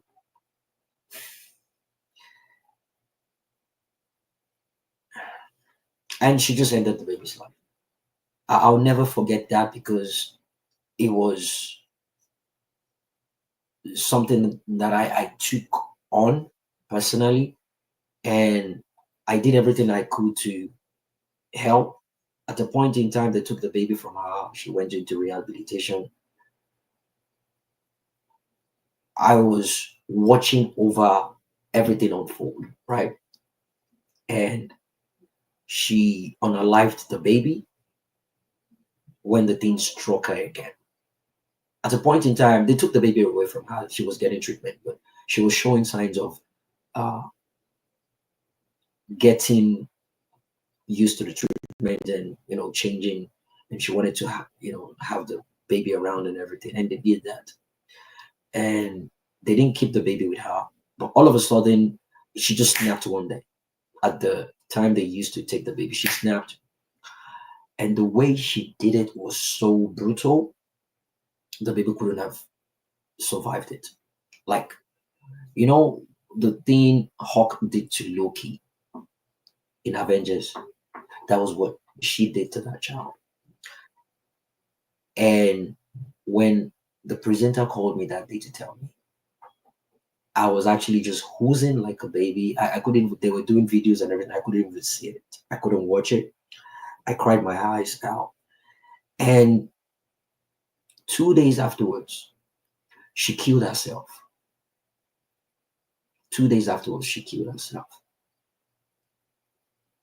That was the last time I had my conversation with that guy. The Telegram page is still there.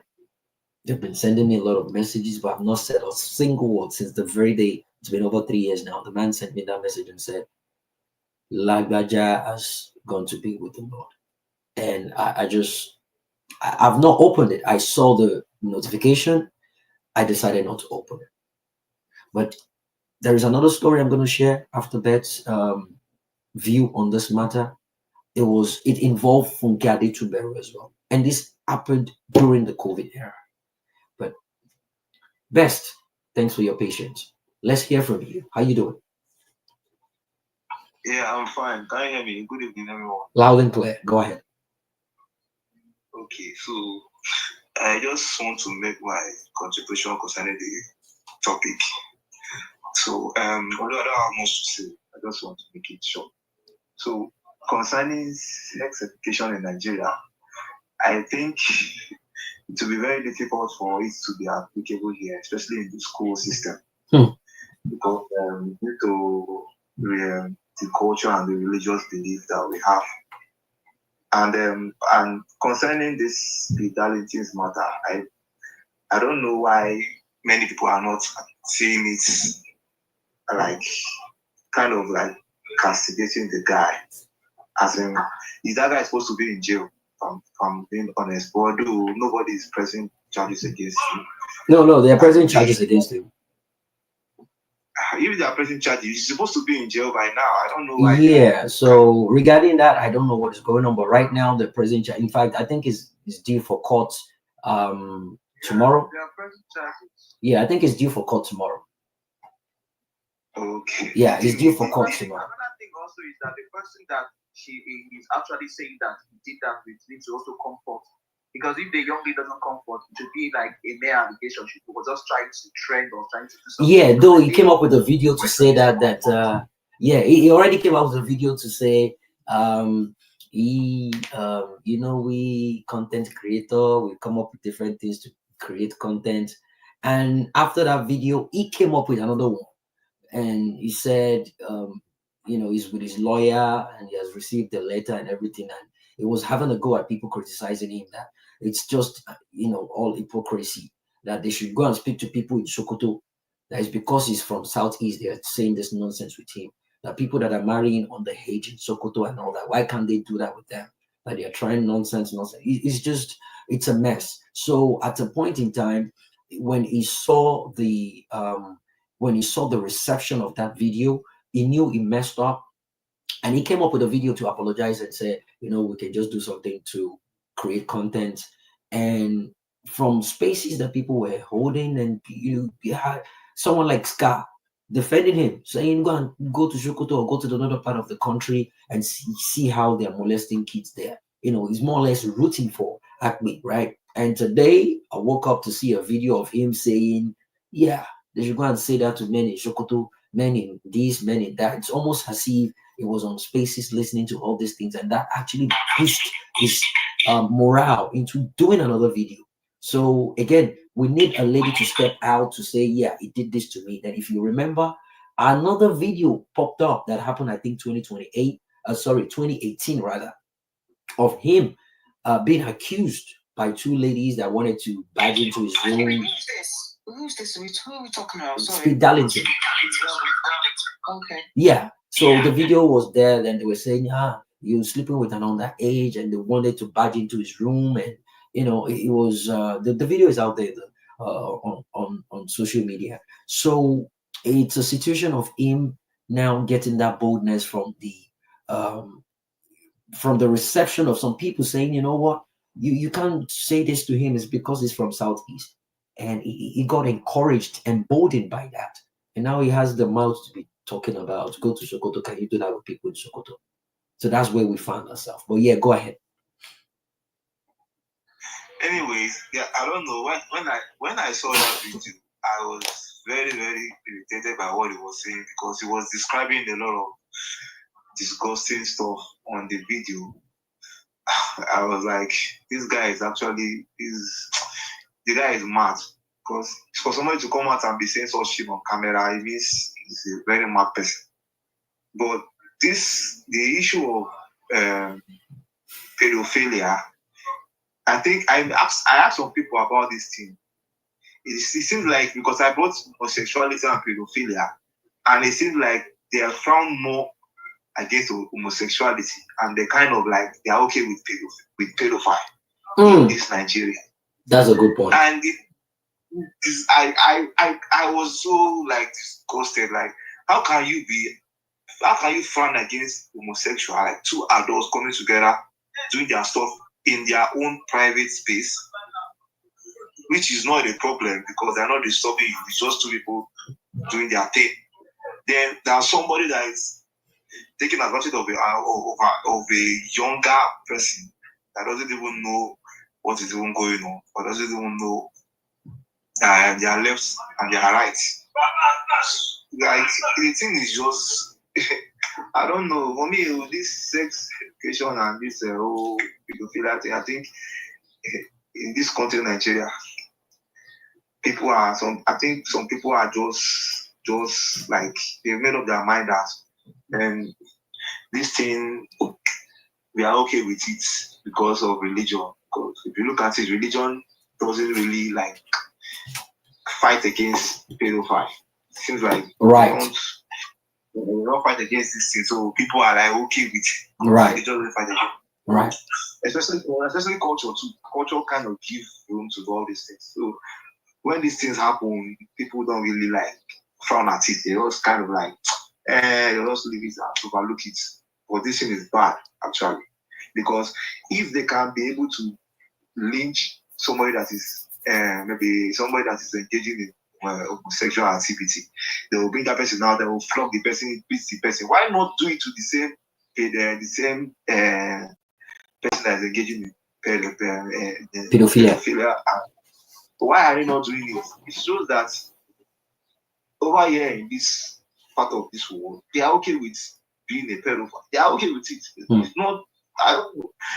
For me, it's just a mindset thing. So it has to do with mindset. So the people have to change their mind, but it will be difficult because of these two things, which is something that I don't think before we will be able to let religion go and most of let culture go.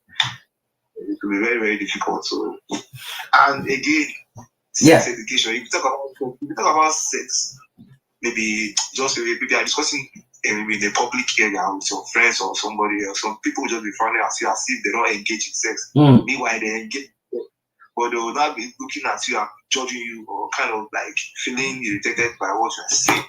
But this is something that people do almost every day, not every day. So why are they like pretending that they're not doing something? Right. When they are.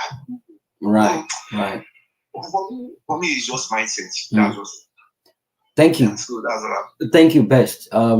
It's a mindset thing that has to do with our environment, society, and community.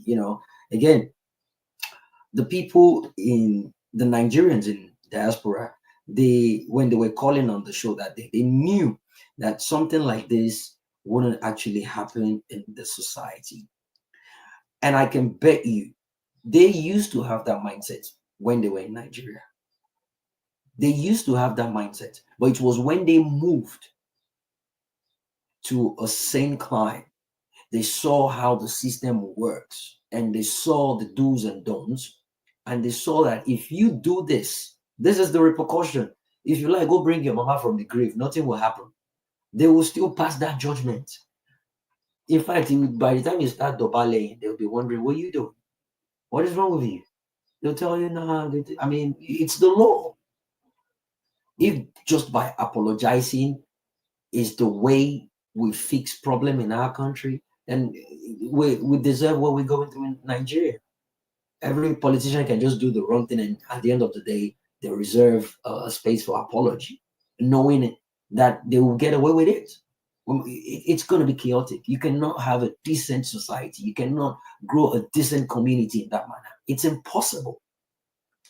Anyway, Otumba, nice to have you around. Thanks for joining the conversation. Otumba is here with me on StreamYard. How you doing, my brother? Nice to see your face. Your mic is muted. Don't mind me, Jerry. How you doing, Jerry? There we go. I should have joined a while ago, but I was in and out. Work, calls. I understand. School is out, so the little one is around. Yeah, around. Oh yeah, that's true. I was talking to a friend as well in Houston, and I think the kids are on summer break already. Yeah, we're on summer break already. Yeah. Oh, we are not yet. Mine should be, I think, sometimes next week. Mine should be on summer break next week. Oh yeah. So it's like, I just popped in and out. I was listening there, popping in and out, work, and all that. But yeah, I'm really glad you brought a conversation like this. Yeah, make una keep on intimidating us. Talk about the show,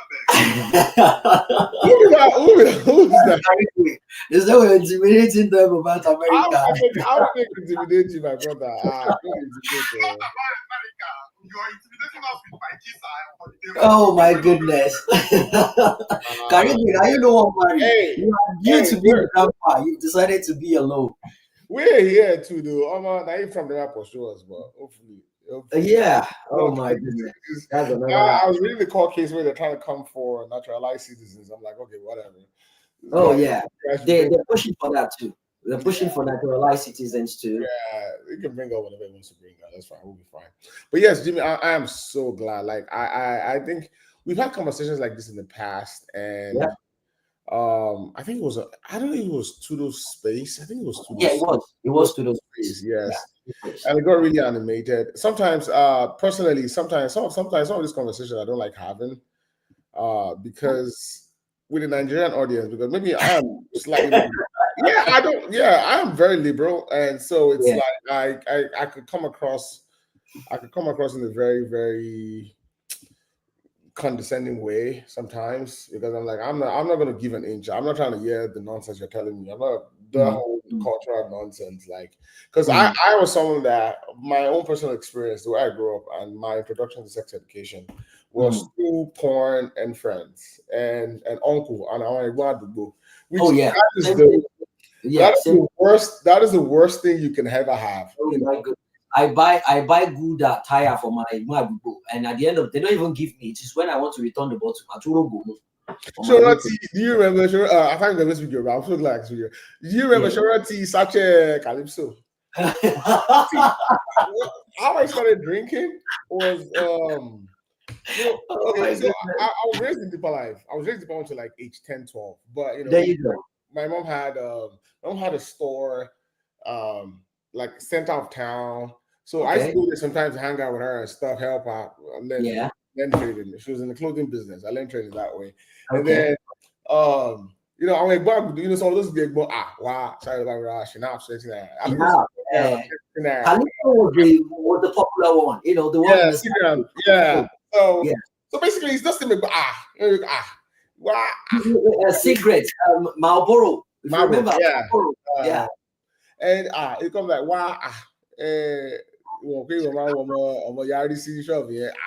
really? That's this kind of language now. So they were like, is that the Marlboro in Nigeria? Probably. Nigeria, when I was in UK, Oh no, it's still in UK. I mean, yeah. I mean, when I moved to the UK in I think Then 2000. which one is Rothmans? Which one is Rothmans? Is it? I don't know if my brain is. There's Rothmans. There's Benson and Hedges.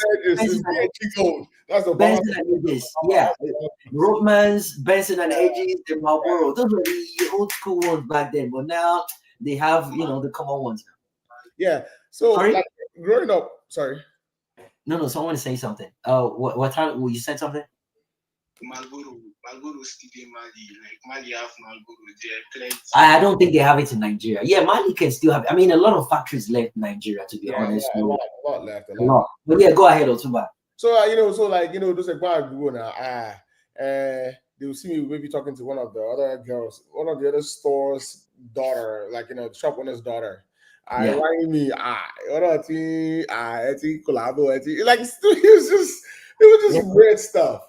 And then and then you go to school, you have seniors, a lot of secondary school, JS1, you have seniors that were in SS2, SS3. Some of them you like, or you had classmates that their brothers were in senior classes, and then you go around and they'll send you to go and talk to a girl. So like that's how you learn how to scope. Hey. Hey, I won't be the senior then. The funny thing, one of those seniors is actually a friend of mine now in Dallas here. Wow. Yeah, I think it was like 2 years ago. He used to call me. In America as well. Yeah. We're cool. It wasn't crazy, but my own work was to go and talk to girls. That was my whole work. Like, love letter, all those small. It's go and tell her that she should during so with boarding house during what's the you have after dinner at night you have study time like prep class. She's like, okay, go and tell her in this class that she should see here by this time. So, but that's how you learn. Well,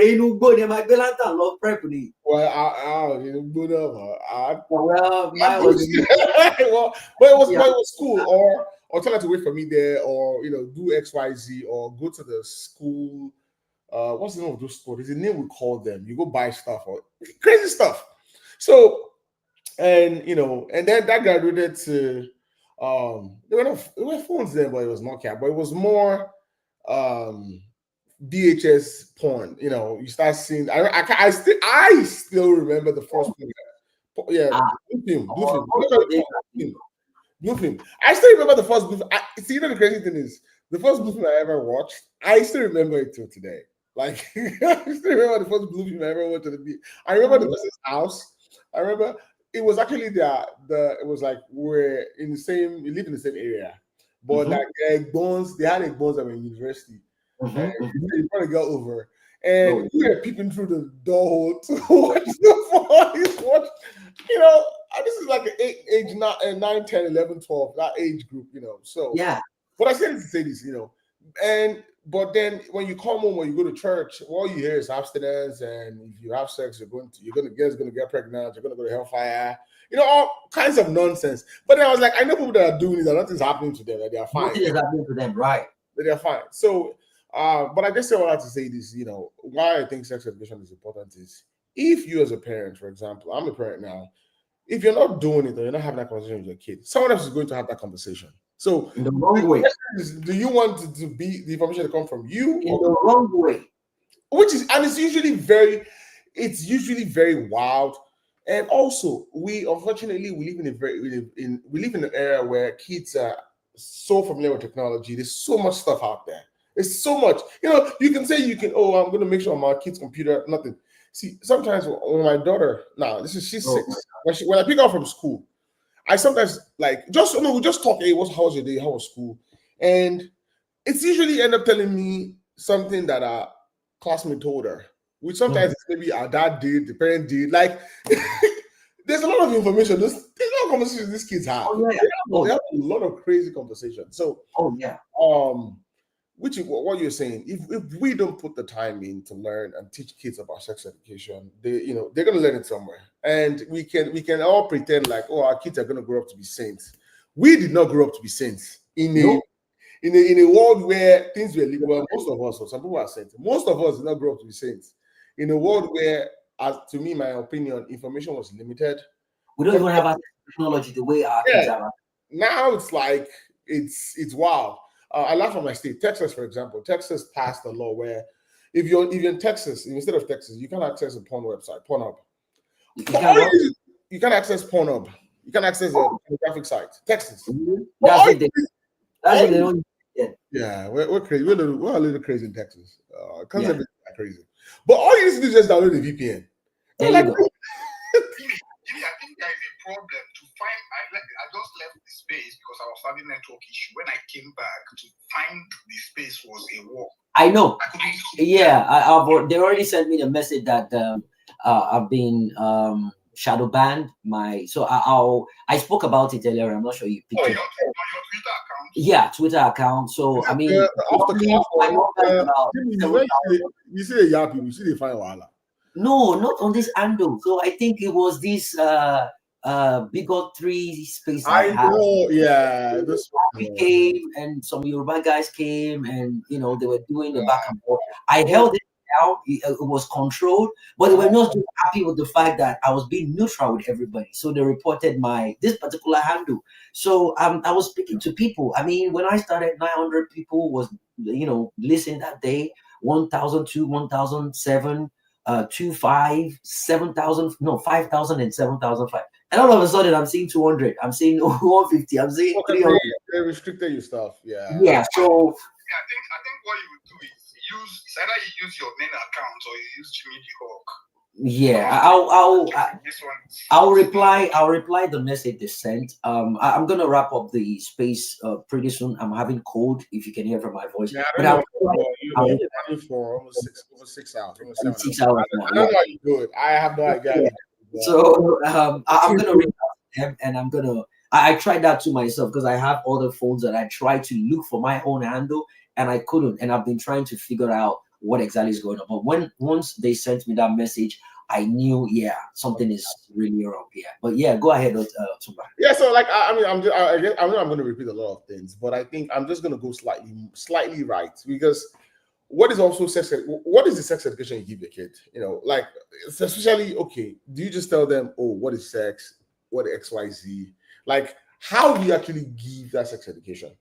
To me, if you're, I think to me, and when should you start? For me, I think it starts from a very young age. Like it's stages. There's no one definite. In movies, you always see where one of my favorite shows I just watched Forever on Netflix, where sit down, let's have a talk about sex at age 17 or age 18. Nah, to me, in my opinion, I don't think that's the way it goes. I think it's a gradual process. It's something you start from when they're little. For example, one of the first things we did when she was like, if my son was younger, is you call the body parts the right name. We don't call it the nickname. Let them know what it is. So if someone is, and some subtle things like that, where this is what it is. This is what it is.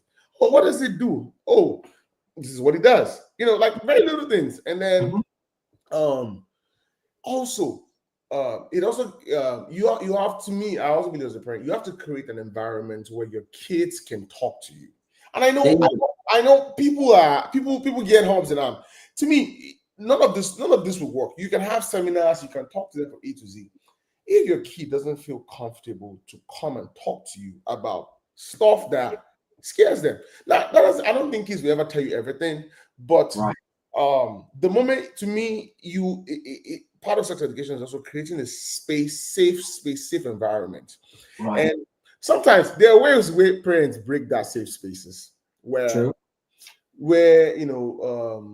there's a skit I watched where there's a funny skit I actually watched yesterday, where this Nigerian lady, there's a girl acting as a Nigerian mother, trying to figure out, she's trying to trick her daughter and tell her if her daughter has a boyfriend. And she was like, you can't trust me, I'm your friend. And I said, I that, yes, I have a guy I'm talking to. Yeah, you are sleeping around. It's that kind of nonsense. So, like, when I say create safe space, and that doesn't mean you can't discipline your kids. Like, people always, when you say safe, people think, no. It's when it comes to whether it's correct parenting kids, correction or criticism or whatever it is. If you do it out of love, there's no way your kid will turn around and then hate you and say, okay, no, I'm not going to tell that anything. Okay, for example, rule number one in my house is we don't lie. And we don't lie means I don't lie to my kids. It sounds weird. Like I know it's hard. It's hard. It's hard. Oh, let's go. my 6-year-old son come and meet me. If I get angry and I be like, don't be silly. I told you not to do that again. The other one will come and meet me and be like, Daddy, stop using that word. I'll be like, yeah, I'm sorry. I'm sorry. But I'm angry. That's why I used it. Say you understand, right? And my wife would look at me like, you actually, your son are your mumu button. I said, well, we're having a conversation, right? We're having a conversation. And you need to treat them like you're talking to, not all the time, but you need to treat them like It's to let them communication. know communication. The reason why he did that, like, is justified, is simply because of what he did. On a normal day, I don't do that, but it's because he did that. But if you do that, I will react the same way. So they understand that. You said, Otoma, in regards to what you said, this same woman I'm referring to, Funke Adetuberu, she explained it. She said, mothers, fathers, create a space to relate with your kids. When they come and tell you some certain things, that they will tell you some things that your own brain will not be able to comprehend. And don't be like, hey, Moku, I have one. So you are sending a red flag to them. Moving forward, they wouldn't want to see that reaction. You need to compose yourself. Take it, no matter how mad you feel or angry. Be like, okay. So what else happened? The way you calm yourself to taking that information, they are watching the expression on your face to know how comfortable. They're picking up clues. No, but when you're now done with that, my wife does that with me. My wife will be calm with them, listen to what they're saying, and maybe afterwards, my wife will just probably run to the toilet and be like, "This is what's," and I'm like, "Calm down, what happened?" And she shares that with me. I'm like, "No, I had to just be quiet. I listened to him. I was like, oh yeah, good, thank you." And we'll now be wondering, hey. I have a perfect example. So I have a 10-year-old son too, and he doesn't live with me, he lives with his mom. But I go there summer holidays. He's gonna come around, but during school day I go one weekend in the month. I tell you, I drive all the way to Oklahoma every time. Right. So the last time I was there, Oklahoma, and we were just talking, and he goes. So I'm asking him like, oh, I would probe questions. I'm like, David, like, you're 10 now, you're going to the 5th grade. I'm like, like, you want to tell me you don't have girls you talk to in school? It goes, well, Dad, I think I have a girlfriend. Oh, see, as soon as he said that, say, 10 years old girlfriend, but no, you see, okay, so here's the thing. I have a girlfriend. Okay. Oh, you have a girlfriend. Okay. Now let's have a conversation about what you just told me. First of all, who is she? What's her name? Oh, right. White girl. How do you know her? In my class, XYZ. Talking back and forth. Why is she? Why? Now this is what I asked him. Why? How was she your girlfriend? What was the process? Did you ask her out? What happened?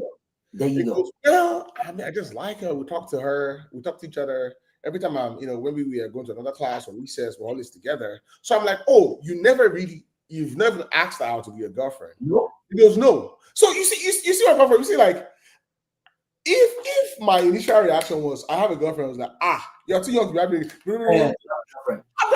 I've not even given him time to actually explore the conversation to understand. Okay, no. So then it goes down to, well, she's a female friend that I talk to a lot. I'm like, okay, like we go to recess, when we eat lunch, right, like that. Okay. Right.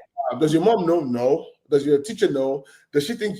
So I had to explain to him what it means when you have a girlfriend, like, and then we have to have a conversation of, okay, well, I think my opinion is you're still too young because you don't even So, but we have that conversation, and okay, and then I called his mom, and it's like, yo, she's African American, so I'm like, hey, there's this guy, and she's a white girl, so that threw his mom like, So, but I'll just say all that to say is like, it was a teaching moment for even myself. Like I was glad I was able to catch myself, and I didn't just, I didn't change my mood. I didn't start acting like, hey, you're too young. Let me add to that. The same thing you're saying about your son, it happens to my son. My son is not even up to 10. But guess what? I just noticed that anytime I go to school to pick him up, there's this girl that just walks around and just be like, Maximus dad. And I just going on. And when my son comes out, just his daddy just runs to meet me. I carry him up, I hug him. And on our way, that one too, Mama don't come pick him up. And be like, oh yeah, bye bye Maximus. And I want to be like, my son would just blush. He wouldn't be able to say, what is going on? You go, oh my god, four, you go just scatter, you go on, you look, what is going on with this boy? And I didn't pay close attention to that. So it was the mother. The mother was now doing assignment for him in the house. And after doing the assignment, he checked the bag. And I realized that there's a booklet they left in the back. So he brought it out, gave it to the mom. The mom now saw it, that it's this group picture, school year picture that they normally take. And she was just checking it. They're like, who is that? Oh, that's Mrs. They'll name the teacher, the principal, and everybody. Oh, who is that? You name all the students. The moment my wife clicked on, pointed at the girl, who is that? He just blushes. I say, hey, that is the girl.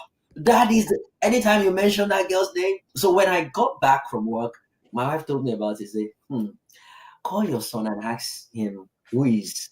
I've forgotten the name. Who is Lagbaja? And he was playing, jumping around. Oh, Max, come.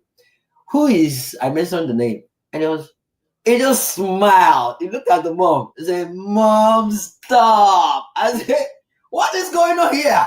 What?" My when I go pick up my daughter in the afternoon, because sometimes I walk, she's a walker because the school is in the same community, so it's like a 10 minutes walk from us. Right. And sometimes it's she and this same boy that's always working together. If his mom already knows us, like, and they have to say bye bye to each other. It's usually a hug. I'm like, really? Bro, like, oh, if I call his name now, she's gonna run coming in because you're gonna think, oh, like so. But and then things like that. But you have those conversations. Okay, who's this person to you? What is it? Now she's telling her mom to figure out a play date, which is going to the park or going to we have the same pool. So, but like, see, but we're gonna go together at the Maloney. So, but it's those things. It's all about that safe space. Now that doesn't mean you can have stern corrective conversations with your kids or discipline them. There are ways to discipline. Like that one is. Some people think, oh, your kids is no. So but it goes all back to initially age 3 to 5, which is about teaching them about their body. 6 to 9, which is my son. My daughter now, she's 6 too. We're getting to that emotions, personal space. Like what she likes. She likes this person. My daughter already has people in class. She doesn't like this boy because it bothers her a lot. Like they're starting to develop feelings and emotions and understand. Okay, I don't want to sit next to this person. Or she's going to first grade now. It's like, oh, I hope I get to sit next. I hope this person is in my class. I get to sit next to this person. Okay, why do you want to sit next to the person? Because the person is nice to me. The person is kind. So like those things. So you have to make them feel comfortable. And then the older they get, like now, my son is 10. I know we're starting to get puberty. So I know, okay, the conversation is going to change a little bit. Now you start talking about, obviously, the goal is still abstinence in a sense. Well, initially, it's like, we don't want you doing anything. But we're going to start talking about education, which is, which some parents, and I say this, if as a parent, you're not comfortable handling that, there's nothing bad in reaching out to a professional. There's no, right. I know maybe as our beginning as a Nigerian, when we all the year therapy or we hear the word help or counseling, our antennas tend to go up and be right. If there's some conversations you think you can have, I personally hope it's not someone in the church or the mosque. It's why me. See, the goal of I can't speak for Muslims. I can speak for Christians. I know the entire conversation I got in the church. Now, maybe it's different in the church now. Maybe because I went to Deeper Life and then CAC. Maybe it's Esheni, Onrakpadi. It's pregnancy, abortion. It's always those 4 pointers. Like but you have a kid going through puberty. And your body's starting to feel different, and whether it's morning mood as a guy, as a boy, wet dreams, like those things. You don't know how to process. You don't know, I don't believe church personnel can handle it. Like, you go explain to church personnel like, oh, how do you?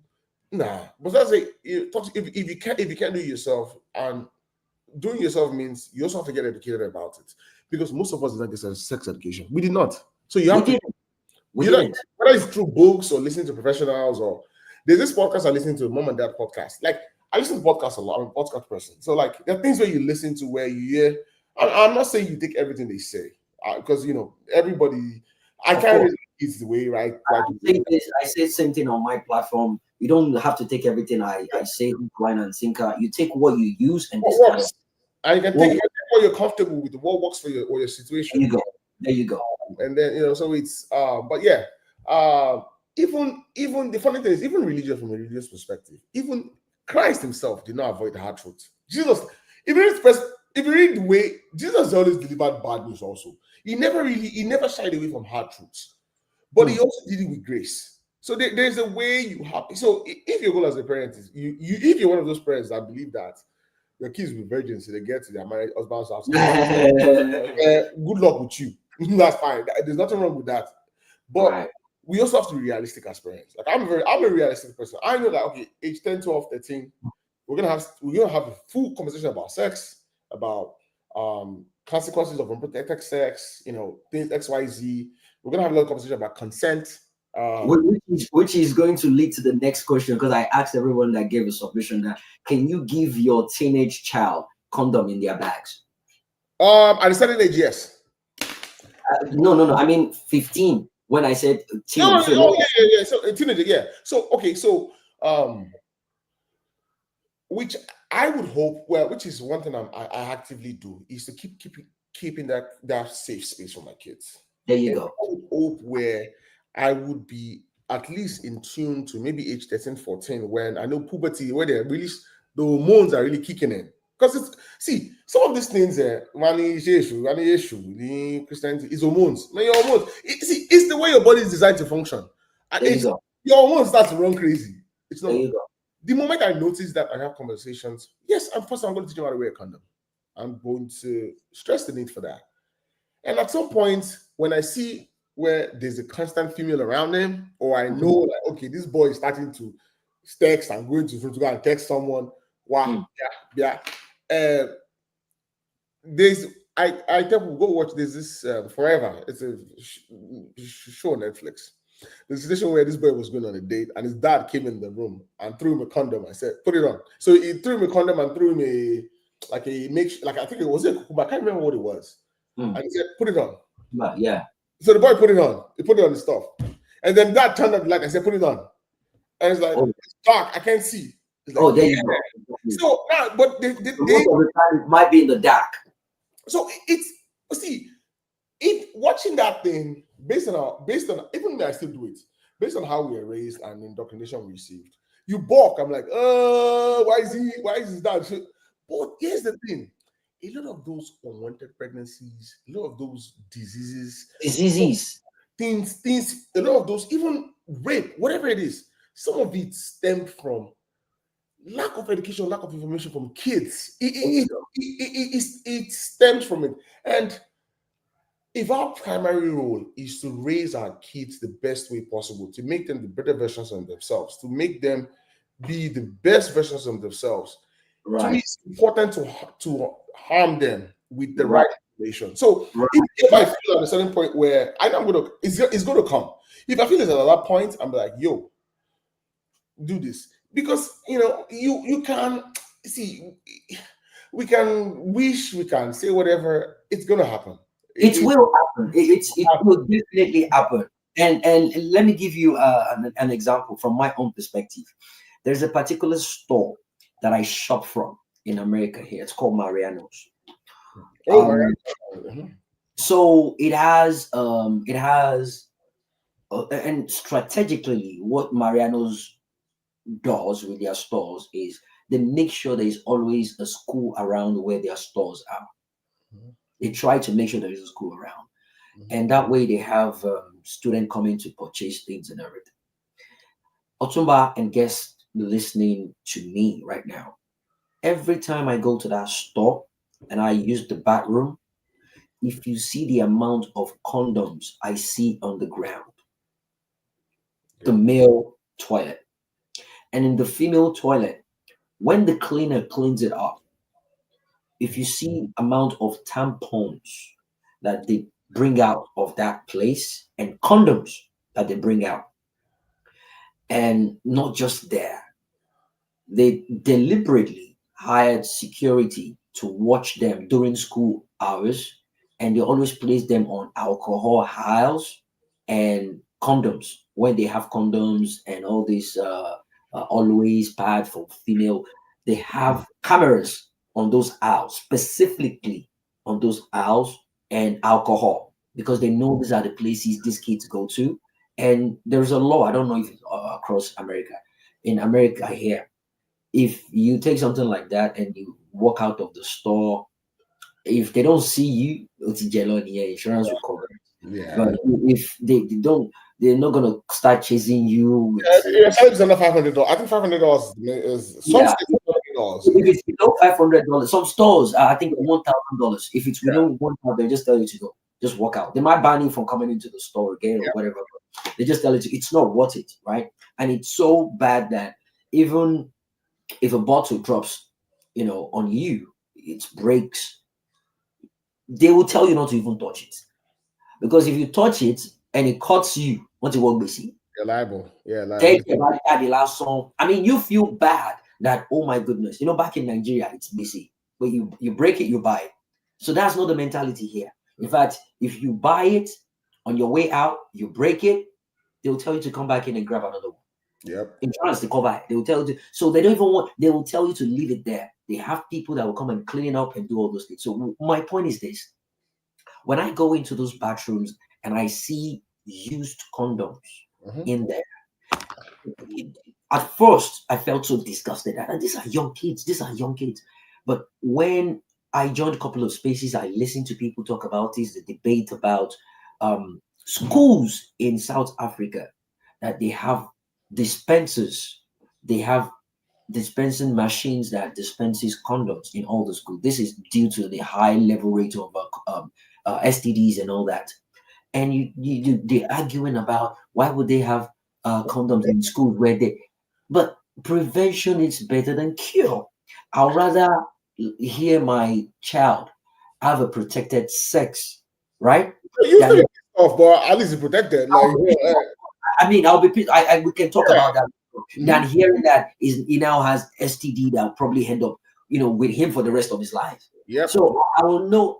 Again, this is outside the fact that I will talk to them to try as much as possible preventing them from having it. But at the same time, if push comes to shove and they're in a position, which I hope they don't find themselves, in a position whereby it's just going to happen, make sure you are protected. Make sure you are protected. And that is just my own stand on this. But the point here is this. I want to quickly share the other story that happened during the COVID era with this same woman, Funke Adetubero. It's about a man that impregnated twins, both girls, impregnated them during COVID. He lost his job during COVID. So the wife is the one frying akara. So she will go out, fry akara from morning till night. And the kids, they'll just go help mommy grind pepper, grind all the necessary things, put it there, and they go back. So at the end of the day, once everything is set, they're always complaining about they cannot stay mosquito and all that. So mom knows how to handle business. And one of them got pregnant. And the mom found out that she's pregnant. And the mom was screaming her head off that you've shamed me after everything I've been doing for you. So the mom grabbed the phone, called the other sister that, hey, come home. Oh, your sister has killed me. Your sister has killed me. When that one got home, that one heard what happened. And that one too was like, that one never knew she was pregnant. That one was like, what happened? Who is the father? Who is responsible? She kept quiet. She didn't talk. She kept quiet. She didn't talk. They were trying to persuade her. That very night, the other lady just woke up from middle of the night and just started throwing up. Oh wow. What is wrong with you? Malaria, are you sick? What is wrong? What did you eat last night? And all those normal questions. In the morning, the mother was worried. What are you share ballet? And she threw up again. And the mother was like, no, we gotta go to the hospital. And going to the hospital was not with the mindset of no, this one too don't get belay. No. It's sick or something. Yeah. Malaria. Right? So it was when they got to the hospital and the doctor was like, yeah, lady been come yo. This one has swallowed something. And the mother was like, what? They said, yeah, she's pregnant. Hey! Voila. Now the two girls are pregnant. Okay, who's the father? So they went back home and they called the meeting. And they're waiting for daddy to come and give judgment. Hey, daddy is coming. When daddy got there, the kind of energy the mother was expecting wasn't what she got. When they told daddy did not. Normally the typical Nigerian will pull up his belt to say, "Who?" and mom will be the one holding him and be like, and she's who? Daddy didn't do that. Daddy just crossed leg and daddy was like, Egbo, who is responsible for your pregnancy? Now, the two of them, they were confused because the father, it was a family meeting. So it was father, mother, the twins, and their younger brother. So they were in the living room. And the two girls, they were so confused. They didn't know what to say. They did not know what to say at all. Right? So what happened was when the father asked them again, the father was actually scared asking that question, but he wanted to ask it out of the man of the house. We have to do what we're supposed to do, yeah. Responsible. But genuinely, the girls were scared. They didn't know what to say. Right? And I'll explain to you why. Apparently, after the father sleeps with the first one, sleeps with the second one separately. And the younger brother sleeps with the two of them.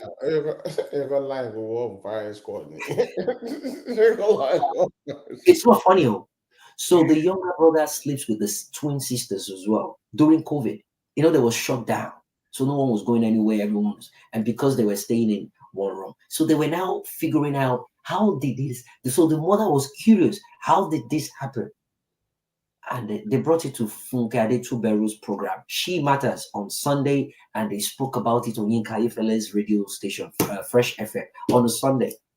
I was listening and I was like, hey, this is what they call come back. Yeah. Kalalawi, girls. So the father slept with the two twins. And then the two twins, they didn't tell themselves so. They were hiding it from each other. Oh my God. Right? They didn't tell themselves. And while that was going on, their younger brother was doing the same. So that was why they were confused when the father was asking. In the morning, they'll probably be scared, but they'll point to the father or something. So they weren't sure who was the owner of the pregnancy. So they brought it to Funke Adetuberu's program. Again, the man was arrested. When Funke hears things like this, she cries on her shows. She cries. She's very emotional. You guys can Google her, Funke Adetuberu. She does this. She's an advocate for women, and the title of our program is She Matters. SHE. It's always about the girl child and women. She Matters. She talks about women as well, how you talk to your husband, how you handle your husband in the bedroom and all that. She holds seminars, right? And she cried as a mother. And the reason why she does this is simply because she was abused while she was young. And she didn't stop there. She picked herself up. She explained how she actually ventured into prostitution in Ibadan. And she was mentioning the places that she was actually, doing her thing. And from there, she learned a lot. And she goes around with to all those joints and pick up girls there, talk to them. Whoever wants to change, wants to go to school, she encourages them. She gives them condom at those joints. She doesn't just tell them, oh, no, you're not doing anything this night. No, she talks to them. She wants to know why they're doing it, and she wants to relate with what they're doing and why they're doing it. It's job. It talks to me, Kaifele. They look for something they can do, and they come up with events that can connect people that wants to hire and people that wants to work. So they do it that way. So she was crying that day, and she promised they're gonna take it up. And one thing about Fresh FM is they have, name it, they have it. They have lawyers, they have engineers, they have anything in any field. They have people that they can call up and they will answer questions. So they called for the lawyer, and the lawyer took it up immediately. This man was arrested. The man was arrested. The girls were taken into care. They have a home where they take rape victims to, rehabilitation center. She speaks to them. They buy food, take it there, raw food. It's like a community. They built it from scratch, and they did it in a way that it's self-sustaining. So people will have to work on farms, do trade, handcraft, and all that, and they sell to make money within those things, and they use it to run that vicinity. It's a beautiful thing. So people go there, they rehabilitate them, they work, they learn different kinds of hand jobs there. So they took the girls there, but before they did, obviously they had to abort the pregnancy. They had to abort, and these girls were, I think, 21 years old each. They had to abort it, and it went through a severe process. Yeah. So what They have. man, Otumba, this is the annoying part. The man was arrested, was taken to the police station. He was arrested. He was kept there. They took the case to court. He was meant to face judge, and the lawyers were up and about. It was this woman that was begging for him to be released. The woman was begging for the husband to be released. And before the woman started begging, it was the man's family. They packed themselves, went to the woman's house to beg her. She didn't agree. They tagged her with so many names. And you want to be the one to send your husband. You want to be the one to do this. They'll give you names. They'll do this. They'll do that. They begged her. She didn't agree. All the husband's family members, Rano, they now packed themselves, went to the woman's family's house to go and beg them there. And those ones, they accepted. All of them, they now went, bam, to meet the woman. So both husband family and the wife's family went to meet the woman. It's now the situation whereby we cannot be the only coconut head. The family, and the way they did it, it was like, we are not saying what it did was wrong, but the deed has already happened. God has said that is how it will happen. And when I was hearing those things on radio, I was like, yeah. And it didn't end there. When they were going, the husband's family, they are Christians. They went with the pastor. The wife's family, they are Muslim. They went with Imam. And those ones were quoting Quran and the Imam one was the most annoying one. Because that one was telling them in the Quran, it happened with one person that you know all those annoying, useless talking points, right? And when that happened, that was what led the woman into now begging Funke Adetuberu. And Funke was not listening, right?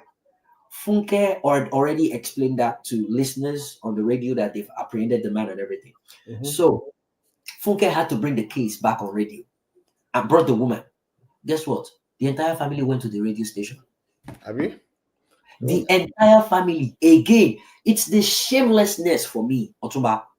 The entire family, both the wives and the and if you look at them, if you see them, they are just a bunch of old looking dirty with their lace and everything. They just jam-packed themselves in the studio and they're saying,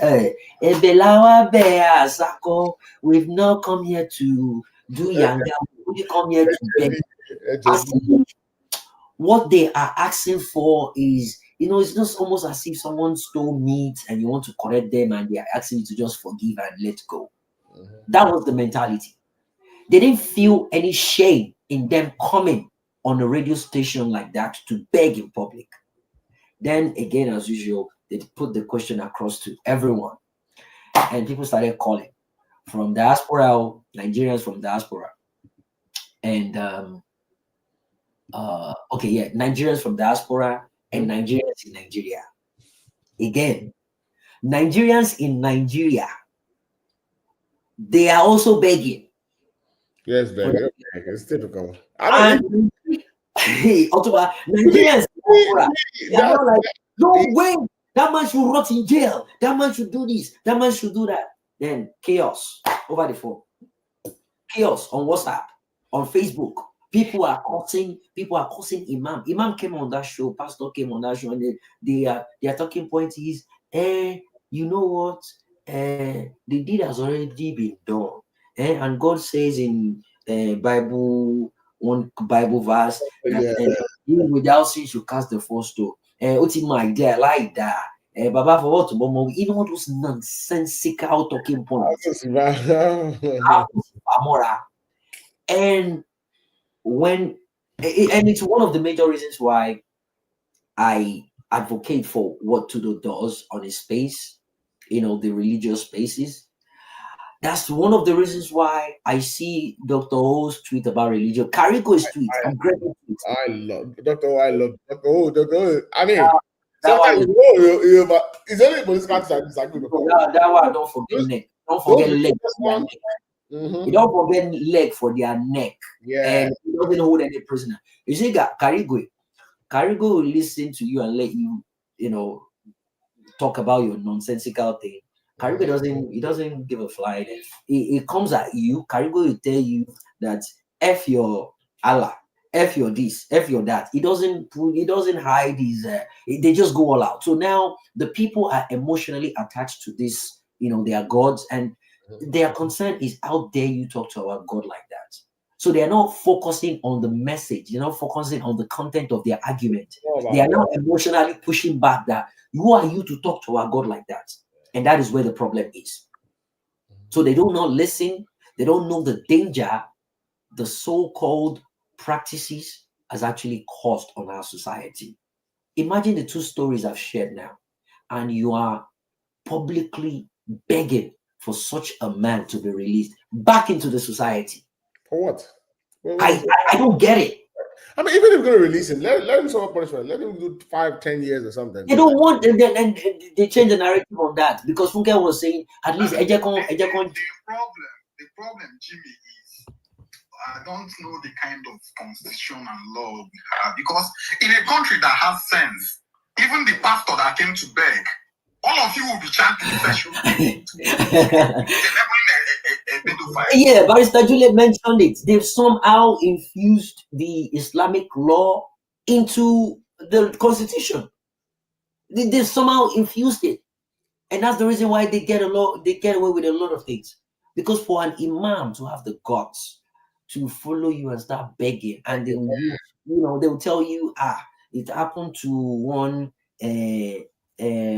servant of Allah like that. They will quote Bible verse for you and tell you, your own is 21 years old. It happened to maybe 7-year-old someone in in Mecca one time like that. It's ridiculous.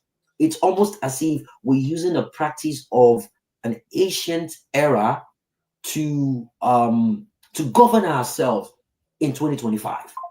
We've evolved from the way they used to eat food back then. We've evolved from the kind of houses they live in.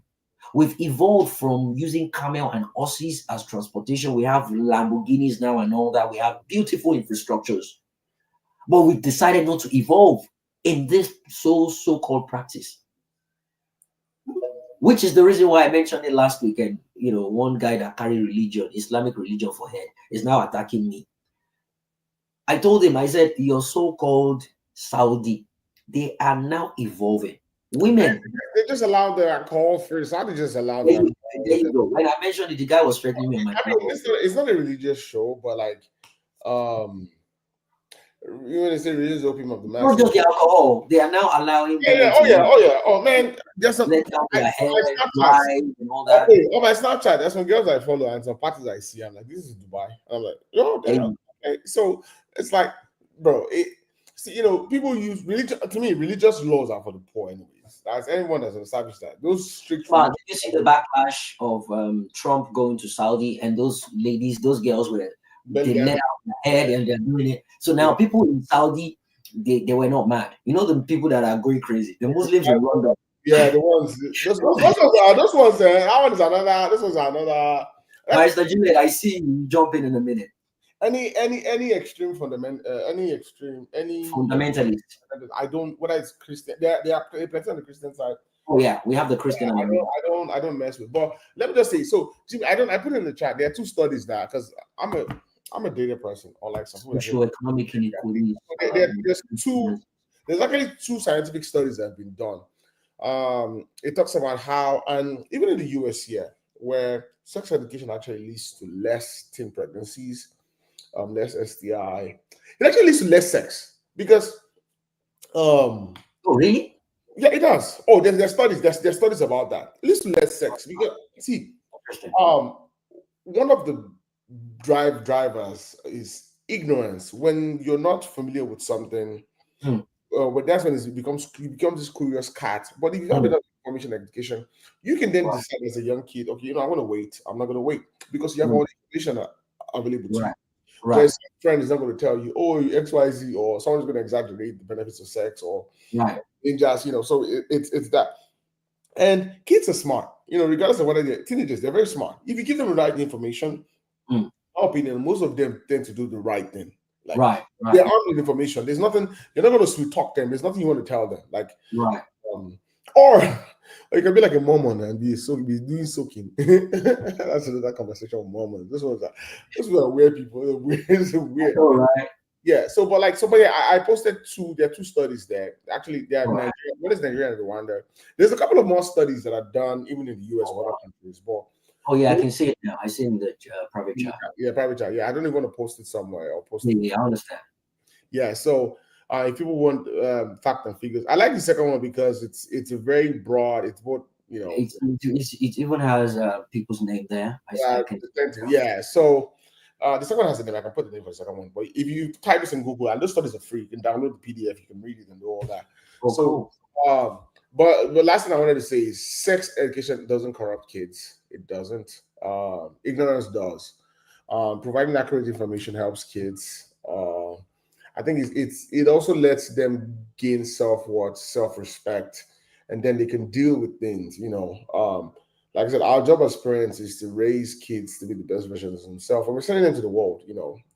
Create a safe space, have those talks, and if you're not, like I say, if you're not comfortable doing it, please don't go and call your pastor or your man. Go and find a licensed person, someone that has a track record, to give those conversations, and they'll help you guide your kids. But yes. I think that's all my submission for today. Yeah, thank you, Otumba. Beautiful. Thank you so much for that. I love that. I was engaging and enlightening. Took me back memory lane. Before I go to Carigo and Barrister Juliet, and thanks, General. I see you. I see Magnific Dude, Integrity. Shade is back. Anze is back here. Thanks for being part of this. I'll be wrapping up pretty soon. I'm a little bit feeling under the weather. I've got cold. And I got a message that my live stream has been shadow banned and people can't really see it. So I want to use the opportunity to rest so I can communicate with them and figure out what is going on. So the two stories I just painted now, I want us to talk about it. I want us to share rub minds about it. Carigo is here. Barrister Juliet is here. She's a lawyer. She actually shed more light on how they've infused the religion beliefs into our constitution without the people even knowing. And that's the reason why a lot of people can get away with all these things in Nigeria. Oh yeah. So she came up, she made that as a point. And I want to bring us back to the two stories I shared now. And here's the argument, because Nigerians in diaspora, they were calling on the phone and condemning the father. They're actually saying he needs to rot in jail. right? Whereas Nigerians in Nigeria are saying, no, We're enablers. We're enablers. Nigerians and Nigerians. that's the right word. And they're quoting Bible verses. Can you see that he's actually sorry that all the family members that come there to beg them that you God, you have to listen at the point in time. So Funke Adetuber is now in a position whereby it's as if she's crying more than the bereaved. You hear things like, I want to get gone. And you for I want to like, who are you? It doesn't involve you. They only brought the case to you. So who are you to stand on your ground? And this is an advocate for a girl child, an advocate for women. She does the program.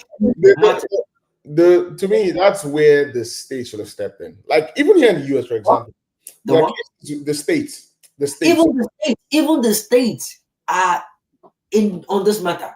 Lawyers have been like, Eloba, Madam Adetuberu. That's where here in their cases. Otuba, lawyers, women. I know women that actually gone to meet their lawyer. They want a divorce. Now lawyer they tell them, Madam,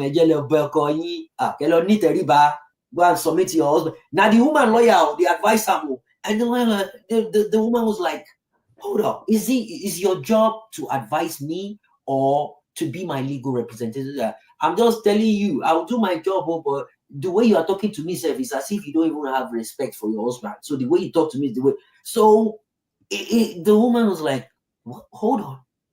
Is this what Nigeria has come to? This is someone that lived a life in America, went back to Nigeria to settle down, got married, and the husband was cheating because it's a culture for you to have side chick and all that. Because we enable things like that. We don't see it as a big deal. And this woman got to find out, and she's a Nigerian, right? But this is someone that grew up in the Western world, and she believes in, you and I alone. You don't have to. And the husband is the kind of people that they cheat openly, like they do it, like all these Nigbewale, but Nita. And it was no, you're not gonna try that nonsense with me. She got a lawyer. It's the lawyer that is telling her, Madam Nigberaga. Madam, you are arrogant.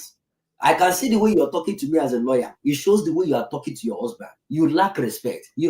Wait, is your job to advise me? Oh, you should have fired the lawyer right away. You fired the lawyer right away. Yeah, she did. So this is a woman coming on to explain how it's a mentality thing. It's a mentality thing that lawyer too is even on the side of the husband. Madam, you're not submissive to your husband. Go and because I can tell the way you talk to me, you don't talk to me with respect. There's a way you talk to a man. And the woman's like, what the hell are you for me to talk to you with respect? You're doing your job and I'm paying you for your job.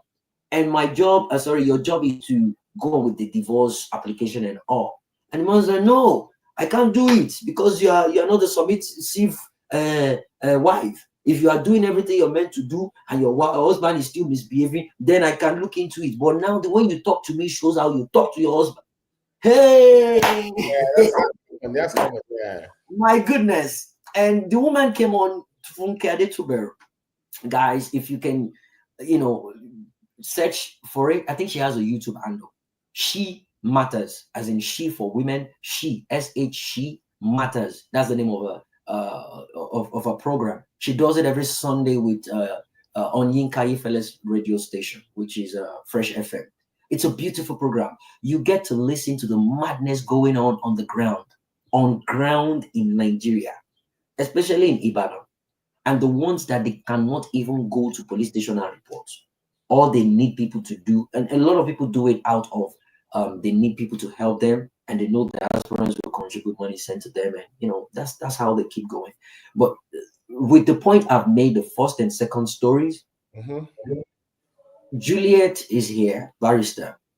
She spoke about it earlier. I want her to weigh in based on the second one because the second one is a little bit different from the first one. The second one has to do with the father, the son, and two sisters, twin. And the father and the son were actually sexually engaging the daughters and siblings, right? Sexually. And They know about it. In fact, the two girls, twins, they never knew that the father was having How old it. were the girls? How old were the girls though? I think 20 when it happened. They were about 20. It Yeah. happened, and their younger brother was the one involved, not elder brother, younger brother. So well, I'm gonna just because I'm about to get off. Mm. It's not a dicey. Let me explain why. As long as there was no rape, it was consensual between which I don't because it's hard because they're in their 20s. I thought they were younger girls. I'm like, oh yeah, I think that's jail. Mm. While I don't think it's illegal because that's incest. Now the younger brother, if the younger brother is way younger and below the age of consent, do you then Yeah, I think it's about do you prosecute the 17. girls? Do you then Yeah, it's prosecute about the girls? 17. Because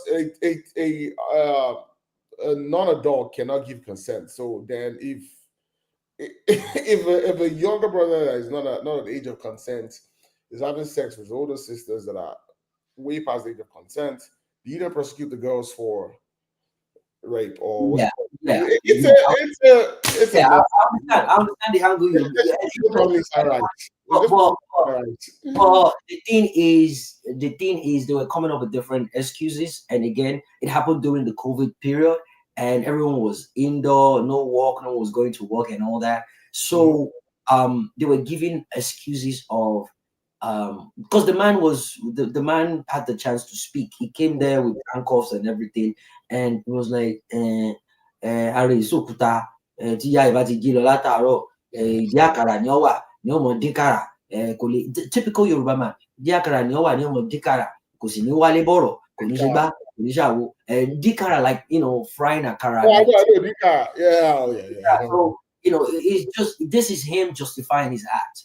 And though he was covering his face and everything, and one thing I love about the program, they'll ask you, do you want them to put camera on your face or not? If you don't, they respect that. But the host and whoever else wants camera, they put them on their face. And the guy, they covered him with something, but they videoed and you can see it. It's like, àtàárọ̀ tí ó bá ti lọ alẹ́ ní Monday alẹ́ sì rèé ẹ̀sìn mọ̀ parí Òṣòkúta, that the wife would have gone since morning. The woman is the only breadwinner of the family at that point. She's a real victim. The woman is a real victim. So Sure, you understand? What do you mean victim? the woman, the wife, is the victim. Yeah. So your excuse. I don't know. But it's messy because if the girls were younger, I would say okay, they're the victim. If they're older, the mom to me is the mom because like for his father then son, were they forced? Were they raping them or like?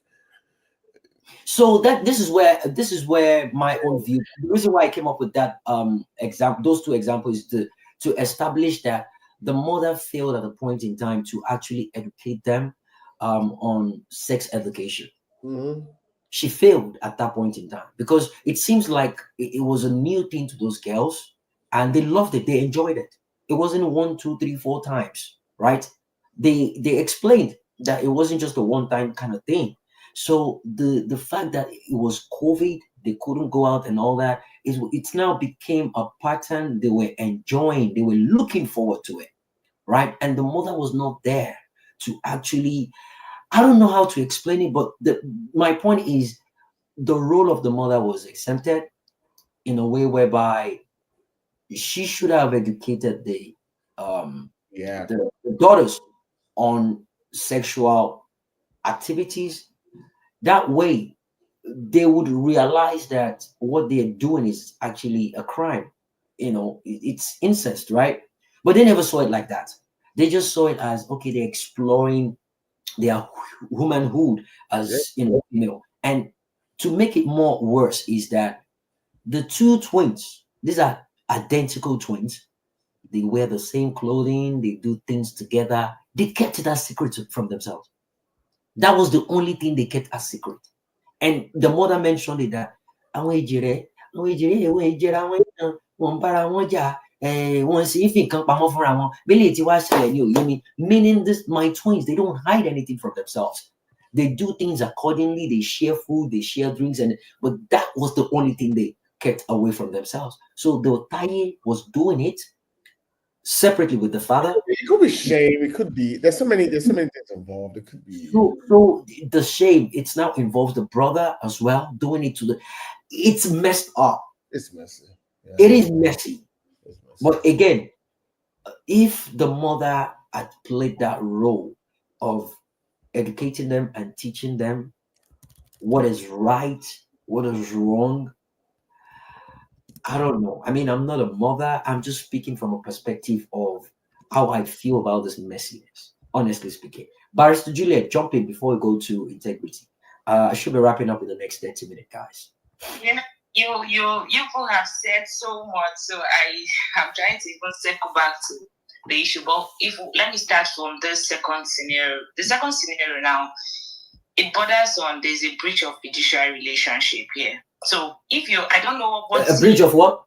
There's a fiduciary relationship between the Correct, father. correct. Yeah, so he has a responsibility to actually protect them. There you And go. sexuality, affinity, any sexual relationship between people who are related is something that even the law frowns at it. But though it's the marital matrimonial causes act that actually states that you two people who are related cannot marry. And you know, Islam, like I said, do not even have any business with the matrimonial causes act. So this is where I go again to say that the society alone is even a play. Is the system or the legal structure of Nigeria is something that was built on failure. Yes. So for now, when we talk about sexual issues, it's something that the Nigerian people must establish as an issue.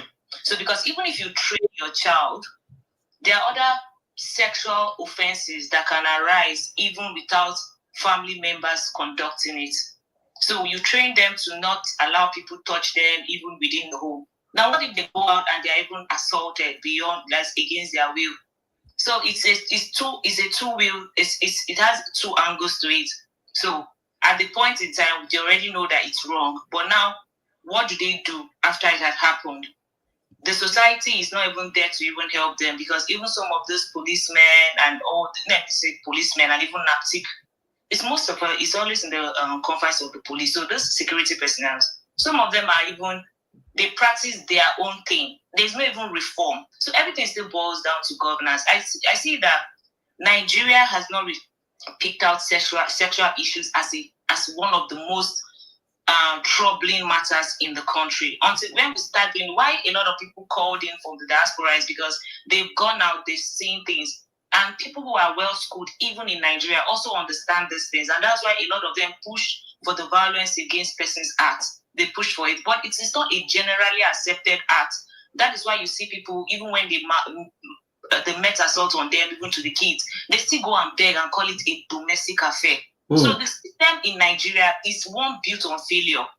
And when we talk about sexual issues like this, you even see the narrative amongst even the society. It's like you are talking about things that don't matter. Nigeria has not accepted that sexual issue. That's why when even girls get raped and they tell their parents, Mom, I was assaulted in the last 2 years or so, they will look for a way to bury down the carpet, because even some of these parents are even living in trauma. So they pass it on for generation to generation. So Nigeria issue right now, it's a systemic issue. And some parents will even go a step further to ask the girl, what were you doing there? Exactly. I don't tell you, say, make you know they go that place. Exactly. So for a woman to even take this matter to the police, she's even a step higher than that mother who said, what if you war? So the situation is very complex.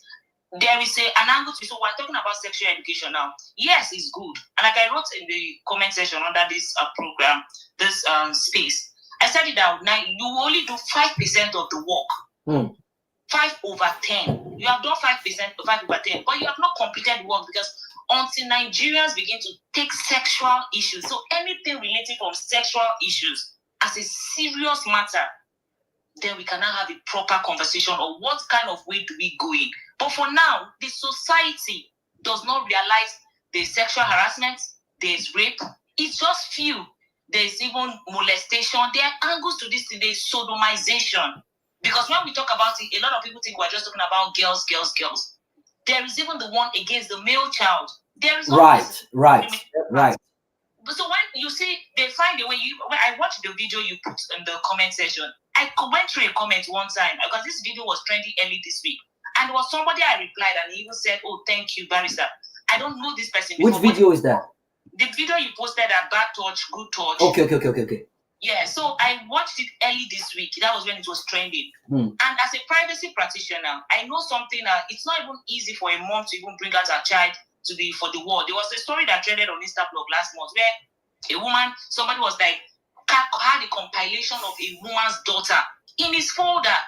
And everyone were like, this is even gross. What I'm saying this is, for that woman to even bring out her child and display to the public of bad touch, good touch, that is even a step ahead. Because for me as a parent, I would not want to bring out my child to do such video. Yes, I know it's not because of the society we live in. A lot of people are perverts. So they can even use your child to do whatever with this AI world. And people were like, why are you bringing just girls? Talk about the boy. Because it was one popular Twitter handle that posted the video. And so they're like, why are you always talking of women? And then I replied the person, I don't know this, but I said, there's nothing stopping you from taking your child, a boy, if you have one. Right. Take him, do a video, do Right. Right. We will only comment, but use your own visual. Since you say visual captures, captivates, and attracts the minds of Right. Take your own Right. picking. Touch him, tell him, say, do this one bad touch. And the parent was like, oh, thank you. I was like, we all have access, monopoly of content creation. Create your own content. There you Don't go. go on social media and become a nuisance because you feel that it's a woman. So what if she doesn't have a male child? So Beautiful. for this child. That's a compelling point, Barrister. That's a beautiful point. Go ahead. So I was like, this is what the person was like, oh, thank you. I didn't see it that way. I was like, so you see, there is a mindset, like there was something Madam Deputy once said on his face, and it has left me thinking about it for a long while. I don't think it has. Nigeria is a warped society. I don't think how we can unravel or unveil what has gone in the minds of people for generations past. Because what we are seeing today is a mental trauma that has been passed for years. And until we start taking this matter seriously, that after you educate the child, what is the government's role in making sure that there is punitive measure? And so, because it's not about society, because society will still beg you, but the government must put his foot down. And for that young child, there is even places you can say if it's below 17, because we have cases on Gubadia and the state that talks about any child below 17 should not even be one that you can even sentence for a crime. So they can now have juvenile institutions, because that's where you take children younger than those 17 to actually go to juvenile institutions so they can go through reforms, because that child is already a mentally troubled child. But a system like Nigeria does not even put these things into consideration. In fact, for you to even talk about mental health, some people even look at this, they even start saying you are crazy, or why are you are too petty, you are too weak to even start talking about mental evaluation. But it's necessary. If we do not create a pathway for sexual orientation, for sexual offenses, and then punitive measure that even the society don't even have a say, because society should never have a say. It's not even a radio station that should be discussing issues or consequences or effects about a crime that has been committed. You can talk about it before commission of the crime, but once a crime has been committed, a radio station is not an enforcement agency, because justice is of two will. There is justice for the victim and justice for the state. That is the jurisprudence behind criminal law in the world. And Nigeria imported common law. So we must carry everything. We should not sit one side, accept one, and then do not accept one. And that's why we have laws, but there's no implementation. I just think this is how, I just want to stop here, because I don't want to talk about law, and so we don't just get carried away. Thank you so much, Barrister. That was beautiful. I love the fact that you're coming from a legal perspective so we can understand. And the reason why that came in handy is simply because the cases I mentioned has to do with them going to the court or getting arrested, and they're still begging on their behalf. So you've actually taught me something today about the view of a couple of religious, beliefs were infused into our constitution, and that's the reason why people get away with a lot of things in Nigeria. It is so crazy,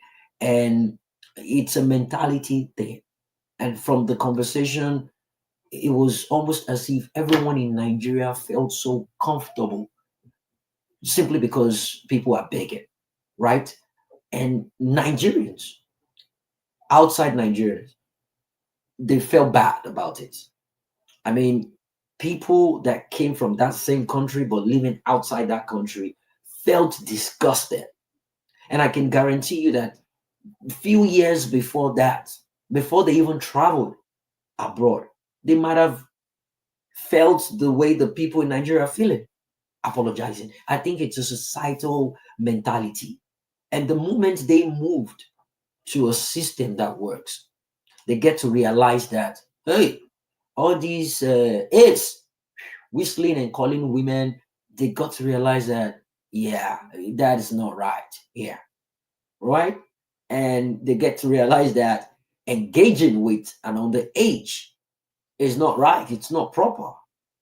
So they're unlearning some certain things and they're beginning to now over the years, 2, 3, 4 years, they've been living there and they've been seeing this constantly. It's now a norm to them.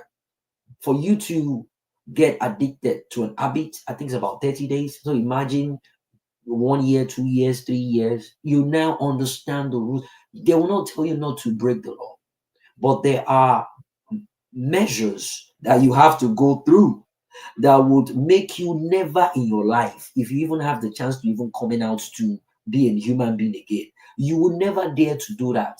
And they're not doing it simply because they don't know God. They're doing it as a way of passing message to people that if you like, go do it. This is how you will handle. So the people we're seeing them sent to death, getting them shot by firing squad or injection and all that or electrocution, it's not as if they want to do it because they are not humans or they don't feel humanity. It's simply because they are letting you know that if you do this, this is the result. So you have that at the back of your mind. But then again, some people still go further to still carry on doing, and that's the reason why they give them a sociopath, an extremely dangerous person. You don't care, you don't have human feelings, you still go ahead and do things you do, knowing the repercussions. And that's the reason why they have places for people like this, prisons, and they have levels to those kinds of prisons. Anyways, I'm about to wrap up the show, but I would like to hear from Integrity's perspective. Icon, I can see you on StreamYard. You can jump in. Priorities are for people on StreamYard as well. Icon is here. Ultima doesn't even know Icon is here. I can show the face, so now your voice are going to hear. No run. Yeah, Icon has showed her face a couple of times. I don't know. I guess I'm doing that. Yeah, so she's probably with the kids right now because they are on break as well. So I'm just messing with her. Oh yeah. Integrity, welcome. I mean, you've been in and out, and now we finally have you. Oh my goodness, Jimmy. Hi. How are you doing? I'm good. When I saw your face, I said, "Oh, I owe you an attendance." So Oh, it's been a while. I understand. I understand. I've been busy in that job for You've been busy, and it's quite understandable. I totally get it. Yeah. Thank you for having me. Hi, everybody. I was in and out. Because I'm at work. Jimmy, I did not plan to speak because my head really hurts here. Yeah. My head really hurts. I slept very late yesterday, and it's very hot here. I don't know about your end. It is over 100 degrees here. Oh wow. Yeah. No, it's not that hot here. It's hot. Are you in Arizona or something, or Phoenix? Oh, Dubai is asking, are you in Phoenix or Arizona? I think California. California. Yeah, California. Why is it that hot? Yeah. I don't know. It's unusual. Yeah, I mean, I think 1st of June is the beginning of summer, right? Yeah, yes. Okay. It's just, So, I'm not doing those actually. Tell that story again, first. Which one? Because they're two different stories. When you kept speaking, I thought you were talking about the kids. Oh, yeah, there are two stories. So the first one. 20-year-old that your father was asleep.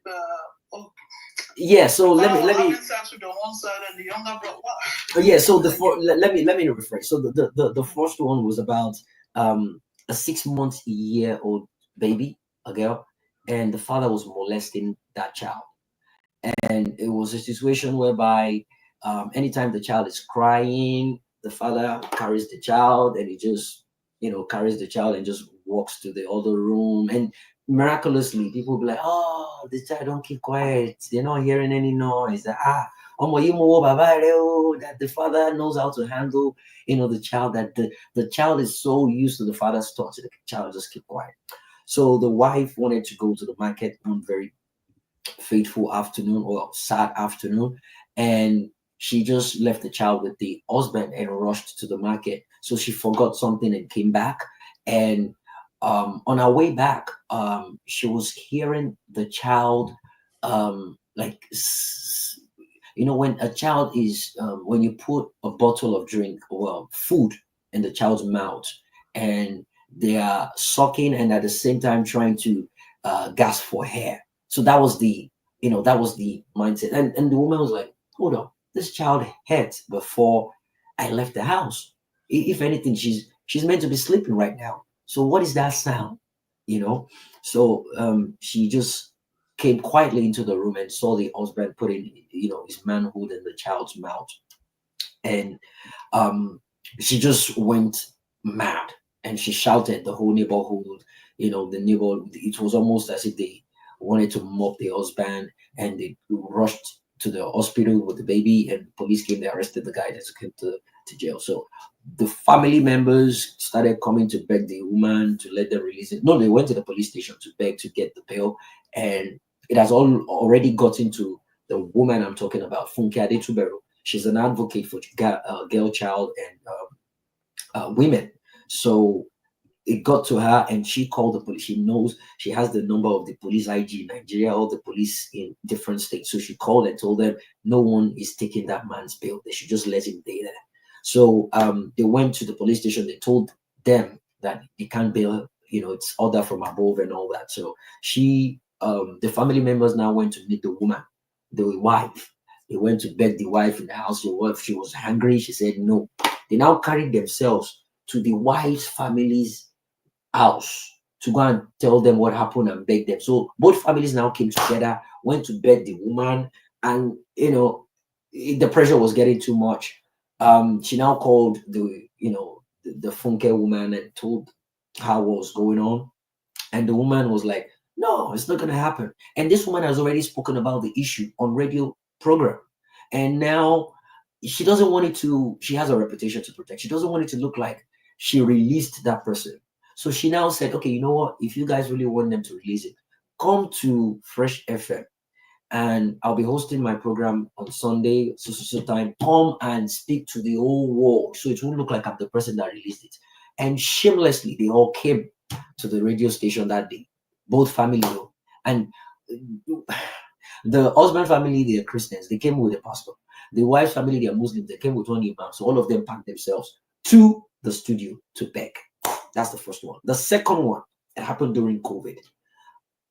Husband impregnated two daughters. They're twins, Taya and Kennedy, 20 years old. So the mother goes out to fry akara in the morning, stays, fry yam in the afternoon. So she doing it strategically. In the morning, she fries akara near a school where people, I think by the roadside where school students and workers are, can patronize her. Then in the afternoon, she sells around school when students go in for break and easily stop by to get something for break time. And in the evening, she gets ready for evening, sales, people coming back from work and, people that want to eat something for dinner. So she's always busy. She's the only breadwinner of the family. The husband got entrenched during COVID. Of course, everyone lost their jobs. So, jobless, doing nothing in the house. And somehow the daughters went ties into her, to him rather. So he now started getting involved with the kids sexually. Jimmy, his children are these stepchildren. No, children. Yeah, like biological. Yeah, that's a very beautiful question.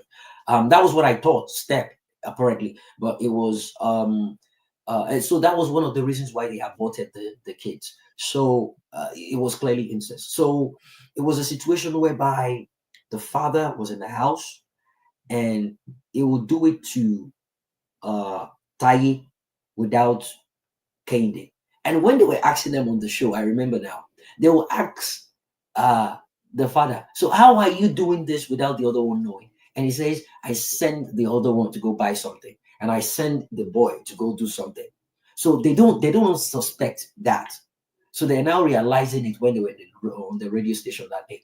So when they now got to realize the full story, they now asked the brother, how do you now, because eventually they realized that the two girls were pregnant, right? In fact, it was one of them that was sick, and she was at home. The mother saw what was going on. They went to the hospital, and they found out she was pregnant. The other one was in school. So the mother, out of anger, she was like, hey, Taye pa mi o, Taye se pa mi o, I'm dead. This is a shame. This is a shame to my name. What am I going to say in the neighborhood? Hey, this is shameful. So she called the other sister that is in school. Now look at what your sister did. Your sister has killed me. Oh, please come and talk to her. I've been asking her who impregnated her. She doesn't want to speak. So that one too came from school, was asking, what happened? Who impregnated you? Who did this? They were at it. At night, she too just started vomiting.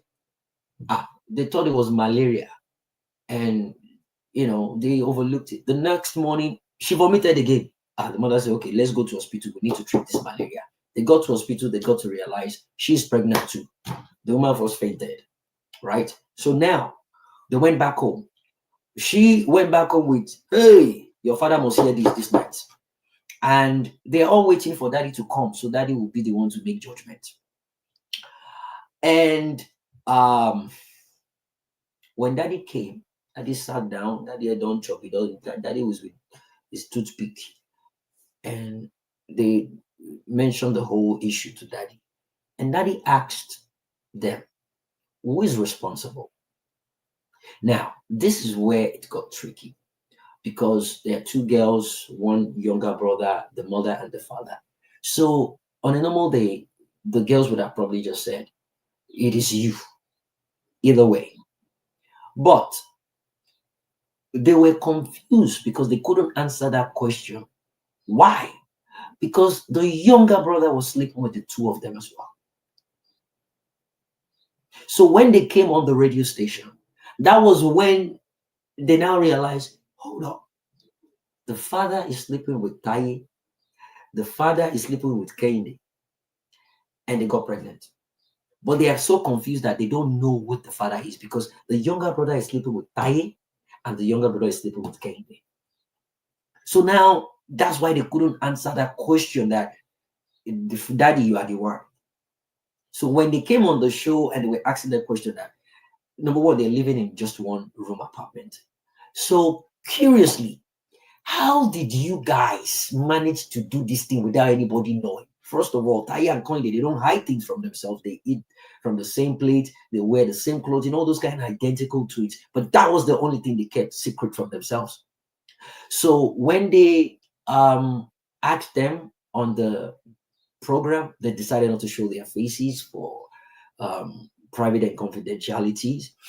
And they were like, well, the thing is, daddy always makes sure he does it when he sends my other sister and my brother on an errand. That's when he does it, while mommy is frying akara. So he deliberately sends the brother and the younger sister while he's doing it. It could be in the afternoon, it could be in the evening, it could be in the night. But he deliberately sends two of them to go do something. And guess what? The two that he sends to go do something, they use that opportunity to branch at an uncompleted building to do their business before they go and buy whatever it is that he sends them. And they've been doing it just like that, vice versa. They've been doing it just like that. So it was so messed up that the woman was just broken, right? So, but guess what? You have the family members of the woman and the family members of the man all gathered themselves together again to the radio station to go and beg. So this woman, Funke, can release. I stopped listening to the program because at the point in time, I was so pissed off that they were allowing these people to just go. Like, you're meant to rot in jail. But I picked up a lot of lessons from that program, and I still listen to her once in a blue moon, Funke Adetuber. In fact, I'm going to try and reach out to her if I can bring her on my show. She's a very powerful advocate, and she speaks for the girl child and women. She gives conferences, she gives speeches on relationships and how women should, do with their husbands and everything. I would love to have her on my show one of these days. But yeah, that's the bottom line of the discussion, and that's the reason why I painted the two pictures for you, so you know where you want to jump in from that. There you go, Integrity. Wow.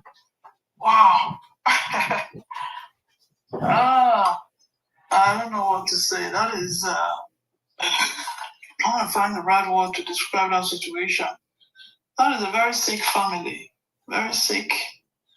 Let's keep the sex aside. It's a super dysfunctional family. They live in one room. A lot of people have lived in one room, and they were not, going haywire with, that is crazy. We're talking of 20-year-old. A 20-year-old. 20-year-old is not a minor. Yep. That's a full-blown adult. Full-blown adult. So, those people have been having sex for a very long time. They didn't just start having sex. They've been doing it for a very long time. That's why it's normal.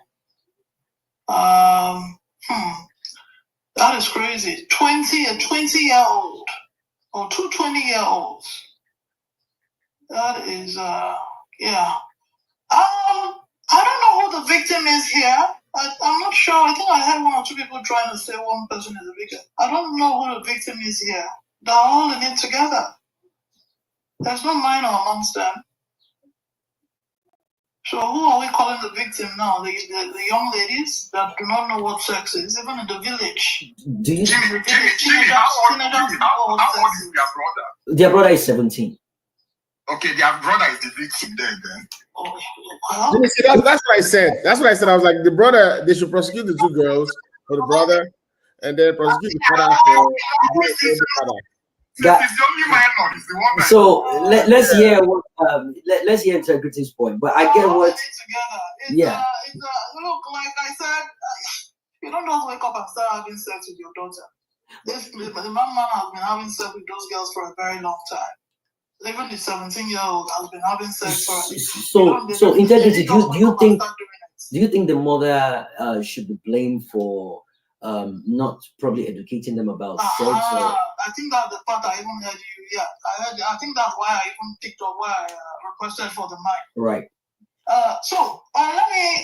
Jimmy, let me throw back another question before I respond to that, if you don't mind. Go ahead, please. What if those girls were orphans? What if they were motherless? Because we have a lot of motherless people. I'm not going to say female or male here now. We have a lot of motherless people who have grown to, be normal human beings, do things right, although they are left from their rights. What if your mother was not there? At 20 years old? I mean, why should we blame their mother? A mother is going to tell a 20-year-old what road to take, how to cross the road, what sex is. So, from my village, where they're remote, a lot of people there have children all over the place. I don't know about sex. Are they trying to say they don't know what sex is? These people have been having sex with each other for a very long time.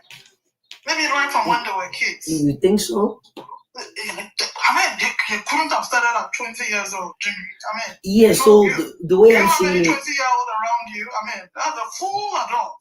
so the way I'm seeing it, it's because I think if they've been having sex, they'll probably figure out a way to go do it outside with other people, other guys, not with their parents. I'm looking at it as a way, maybe. Not necessarily. So I'm looking at it as if it's a way whereby the father opened their eyes to it and they enjoyed it. So they don't know any other thing other than that. So they just want to keep doing it that way. And now when they talk now, say they don't do things with the father. And of course, it's the sweets. Okay. You do it outside, you do it inside. Sex is sex. Sex is meant to be enjoyed. So what I have a question. As long as you are okay with the person penetrating you. No. Wait, hold on. Sorry, I have a question. What is Integrity? Otuba has a question for you. I get that part. Sex is sex. It doesn't matter who is doing it. As long as no. But I have a question. How are we so sure? The person touching you and penetrating you, it is, particularly at that age, it is to be enjoyed. So it should be enjoyed. So based on what you just said now, Otuba has a question. Otuba, go ahead. How are we so sure it didn't start when they were underage? By the way, Integrity, Otuba is on live stream, so that's the reason why. I can't even hear him. Oh, you can't? At all? Really? If he says it again, I will hear. Go ahead, Otuba. Speak a little bit. My question is, how are we so sure that it Can didn't you say it start? now? Yes. Okay, go ahead. How are we so sure it didn't start when the girls were underage? Because one thing about abusers, or one thing that would make that father be comfortable sleeping with 20-year-old daughters, a part of me tells me it started from when they were younger. Because abuse has a pattern. A man just doesn't wake up and sleep with 20-year-olds. A 20-year-old is vocal enough to know. Yeah. Yeah, that's exactly what she did. So I think the father too. They need to look at the father. Back to her. Yeah, it's the same thing. They don't start today because it has become a pattern at that age, and that is why the two of them could comfortably not tell each other, and that is why it was so seamless. It was very smooth. Father will send the other two out. They'll be having sex with themselves. They've been having sex with themselves. And what makes us think when they even go out to do that, they don't have sex with other people outside the neighborhood? Look, sex is a normal. Those people eat and greet and whatever sex. Because if you're comfortably having sex with your father at 20, Jimmy, by 20, I had already graduated from uni. 20, not a small person now. The 20-year-old. So they would have started early, and of course, I'm not saying it as a matter of fact. From my, my life experiences and all that, it is not. There's no way they would have started during COVID. It's not. You don't just start to. It doesn't work like that. At 20, the father would have started having sex with those children right from when they were able to have sex. So it's normal for them. It is very normal for them. And people like that, of course, having sex with someone else might even be difficult. Because they're comfortable having it with a familiar face, obviously enjoying it. So that one messed up. It's a messed up situation. So anyone who is going to solve that problem has to deal with their mental and psychological state first. Handle that first before you start handling the physical. That family has a spiritual problem. It's very spiritual. Have you heard of that before? Where, the whole family is having conflict. Hopefully the mother did not also do the same thing, because if you're deep, maybe she wasn't also doing her own. So there is a spiritual issue with that family. That needs to be dealt with first. It's not normal. It is not normal. Things happen in Nigeria. Hey, I'm so sorry. I heard that when I got 20-year-old, no, that's not a child, and there's no way they can be victims. 20-year-old, not consensual. I understand the incest part, but at 20, nobody's a victim at 20. You're going in with your eyes open, and there's no way they can say, we didn't know what sex was. Even teenagers now know what sex is. The 12-year-olds now know what sex is. That is messed up. And that takes me to what I was about to also say, in connection with your other story about the man, putting his penis into his toddler's mouth. We have to be very careful who we let into our lives.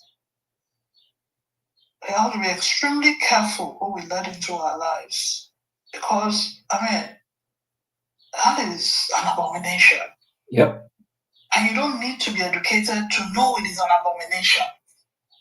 So we have to be careful who we let into our lives. Honestly. How would anybody do that to it? It's like it's your own blood. Your own blood. You're part of the hands that is destroying your own blood, your lineage. You don't need to be educated to know that.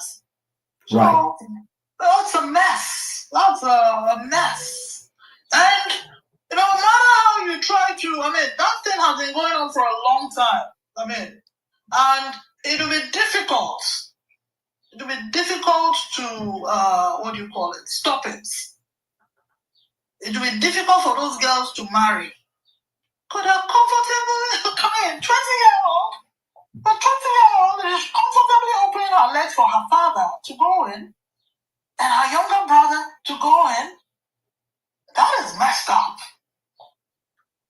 That is so messed up. God forbid. God forbid. I don't get it. I don't get it. Even a cousin is bad enough. A relation is bad enough. So your own your blood, your biological child. Jimmy, I'm so sorry I came in late. Is sex education essential, and when should it start against religion? So what was the consensus, Jimmy? 15 years, 14 years? Why do people say it's okay to... Yeah, so different people, different points of view, different perspective, compelling arguments. But the one I was focused on was can you give your 15-year-old a condom? Hell no. Okay, so Hell no. So 15-year-old. Yeah, 15-year-old. Are you saying 15-year-old won't have sex? 15-year-olds don't have sex? There you go. Otumba, I'm going to be real here. Let's be real. Correct. If my 15-year-old, I don't have any 15-year-old anyway, except it's a niece or a nephew. If my 15-year-old wants to go and have sex and come back with pregnancy, let them deal with it. It's going to be their life. You see, we got to start applying tough love to these things. You will do your I so disagree. Jesus Christ. Yeah. Let her land. I finish. I won't raise my own. I won't raise. So I have this is already I'm still raising. But at the point with what I know now, you can try your best as a parent. You can try. I've seen people who have done everything in their power, all they know as parents, and they still fail. Right. And I always tell people the day, as a parent, the day that parent is going to die, they're not going to bury that child with you. Nobody goes to heaven or hell with any child. Do your best, but prepare that child for the world. If my 15-year-old after I've done everything in my power to train and raise and do everything to school you and what do you call it? Push you toward the right direction, and you still go against it. Somebody's beyond our control. You're not moving around with that 18-year-old. You go to work, or 15-year-old. You're doing your own thing as a parent. You're not there with them 247. So how is that under your control? And if that child goes ahead and goes against all what I have done, my genuine intentions to make them the best, because the intention of any parent is to raise your child to be the best human being, to be the best. You've done all that, and that child still goes astray. Well, am I going to kill myself? If you go carry belly, make it carry belly. Anyhow, if I want to help, if I'm going to help, I help. Then when she grows up, she will deal with it. You want to kill yourself because you have a child? Why? When you're not moving around with that child. I believe in tough love. And tough love really helps children. It helps. Okay. I came abroad on my own a very long time ago. My father was not here with me. My mother was not here. To, find my path. My parents were, making phone calls at that time, sending me letters, writing me letters, sending. But I still had to, find my path. So, it's a choice. At 15, now, a 15-year-old is not meant to steal a child, in quotes. But, if that 15-year-old understand sex, then they should be ready to bear the consequences of sex. If you want to go and put your hand in fire, be ready for it to burn you. After I've pushed you, I've warned you, don't go near that fire, it will burn you. And you keep going, Jimmy. My advice to any parents here, if you dare, you will die. And I'm not burying you with any child, with you. You will not be buried with any child. So you just kill yourself for no reason because you want to have a child. I don't believe in hell no. I am not giving no 15. I was not given to a condom at 15, and I'm not going to do that. I will not do that. I don't believe in it. And of course, it's a choice. It's a personal choice. That is me. Other people don't raise their children the way I have raised mine. So it's a choice. But integrity. Would you teach them about condoms at 15? Of course. All right. I will teach them about sex. Oh yeah. Yeah, that's the same. Yeah, what's the if you think you can't go into a store and buy a condom? So I guess where I disagree is if we can pretend and act like 15-year-olds don't have sex. That's not reality. The reality is 15-year-olds are having sex. That's the reality. You can right. And the idea, it's not, and the idea to me, if our job is to raise them or to make them the best humans, if that also, which also it's not just advice, it also means providing resources. If you know a 15-year-old is active sexually, I would think the most important thing you would do is to help that 15-year-old do it safely as much as you can. And rather than the idea of, 15-year-old have pregnancy, that's still a child. 15-year-old is still a child. We can then say, we can act as, you know what, that's your own problem. Not really. That's not how life works. Especially at 15. Now, if it's a 25-year-old, 30-year-old, then you're your own. But 15-year-old, that's my opinion, is that as a 15-year-old kid, if you have a sense that your 15-year-old kid is active, sexually active, shut as a boy, man, please, whatever you can do to make sure at least they're safe. It's not even pregnancy. It's diseases. And one funny thing is, even STIs, they can pass it on to you through you're in the same house. You're sharing bodily stuff. So it's not even for the 15-year-old. It's also for the sanity of my own house. It's like, yo, Mark Binko, Wale. You think every 15-year-old is sexually active? No, but a lot of 15-year-olds are sexually active. A lot of 15-year-olds are sexually active. We can act and pretend. But not all. Not all. Obviously, not all. Same way you have 40-year-old virgins. That doesn't mean But I'm a boy. Especially boys. I'm a boy. If you do a sorry. Yeah, she's saying something. Beat my chest. That what? You can beat your chest. But you know the funny thing. Beat my chest. I said boys. I'm not saying girls. I said boys. I know boys. Boy, if you ask most boys what age they start having sex, you'll be shocked. No, I didn't say girls. Girls may be slightly different, but if you're gonna act and pretend like 15-year-old boys are not active, So again, I think it's quite important to have this sex education talk because I never got it. In fact, the way I got to know about sex, my goodness. So what happened was, my friends, we're talking about different films. Back then it used to be all this. What's it called? This name of this guy. Is it Cliff? I've forgotten his name. This guy that did The Good, the Bad, and the Ugly. I've forgotten his name. But yeah, those were the days of action movies, the days of Chuck Norris and all that.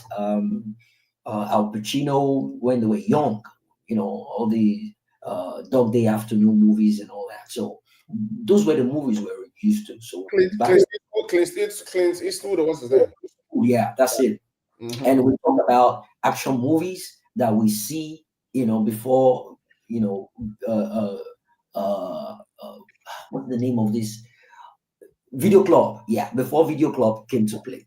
So we're just talking, group of friends, we're just talking. And they were mentioning different names like Rambo 1, Shule, and everybody, oh yeah, I've seen it. And someone asked, have you seen who have seen a blue fin here? And guess what? The first person that screamed was me. I was like, oh yeah, I've seen blue film, I've seen blue film, I've seen blue film. And they were all looking at them. Like I innocently screamed that I've seen it in a way that what was going on in my mind was because there was a particular movie, I've forgotten that movie.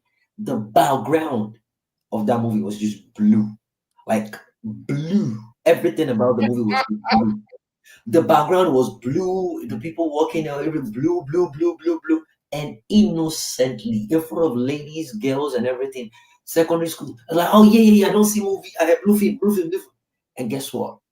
My innocent ass, I was explaining what blue film was. I was like, the actor was running, they were chasing him, and he fired. He grabbed a pistol, and he turned around. He saw some people running towards him, and he just shot them, pa, and they were all looking at themselves and they were laughing. I've never felt so embarrassed in my life. I felt so embarrassed, and the peer pressure kicked in at that point in time. Oh, this one has small, but you know how it blue film was. I was so embarrassed that I had to go and figure out what blue film was. And guess what? When I saw blue film, I was like, hey, what is this? And I got exposed to that. You know, if someone had told me about it. Jimmy, do you still remember the name of your first PF? I don't remember. But I don't remember the name. I still remember where. I remember the scene. I remember the name of my room. Pick up like that. I don't remember the name, but I remember the where, the scene, what they do. My wife just opened the door. She's been listening. She just opened the door and said, well done. See, guys, I got so into it that when I went back home, I now got to realize that video club, it's almost as if you want to do a drug deal. You go and meet the video club because they don't display it. They don't put the pictures and they don't display. You go and meet them that Shani blue film. And they'll tell you, they look at you, they weigh you up. And I think police used to harass them at a point in time. So they look like they want to sell you a drug, and they look at you if you're not if you're not a mole, if you're not planted by the police, and they'll just size you and tell you, come back in maybe 15 minutes. They're waiting for one person to go and bring his own. And when you end up getting it, that was the life of VHS. I played this thing in the house. Only me. Hey! Now so let take light. You could. Now so then take light. You know like how to repair the video. I was innocent, my brother. I wasn't as corrupt as you. That blue film taught me how to do electronic repair. My brother, this incident. I would tear it apart and bring it. This incident got me to buy screwdriver because I shared with my friend the bad experience I had. So that it was on a Wednesday. I'll never forget. I was going for midweek service and I watched it and they took light. So I went, and our church, they do live video thing and everything. Like they record it, then later on they'll play it for people to watch, and you see the program on, I think it was NTA. So they'll take time to share that video, and people will see that they did this today. This was the midweek service. I think it's about 10-15 minutes. So when I got home, okay, so before I watched that blue film, my mom was watching Kotoron before she went to shop. So I took out the Kotoron from there and I put in my own blue film. I never took light. So when she returned, she just wanted to carry on with her Kotoron. Never don't bring light. So the moment she put on the TV and everything, it was the ringtone that she heard. And she was like, oh, wow, okay. So this is what you're doing when I'm not at home. So she didn't say anything. She just paused it and she changed it to NT. When I got back, with my siblings. Everybody were talking about the church program. It was beautiful, everybody was just that's what she just called me, say, buy me more remote. Yeah, play film, play ECV AV. Yeah, it was AV. Yeah, change the remote, change it AV. My brother, when I changed it, the ringtone, and she was like, "Oh yeah, it's okay."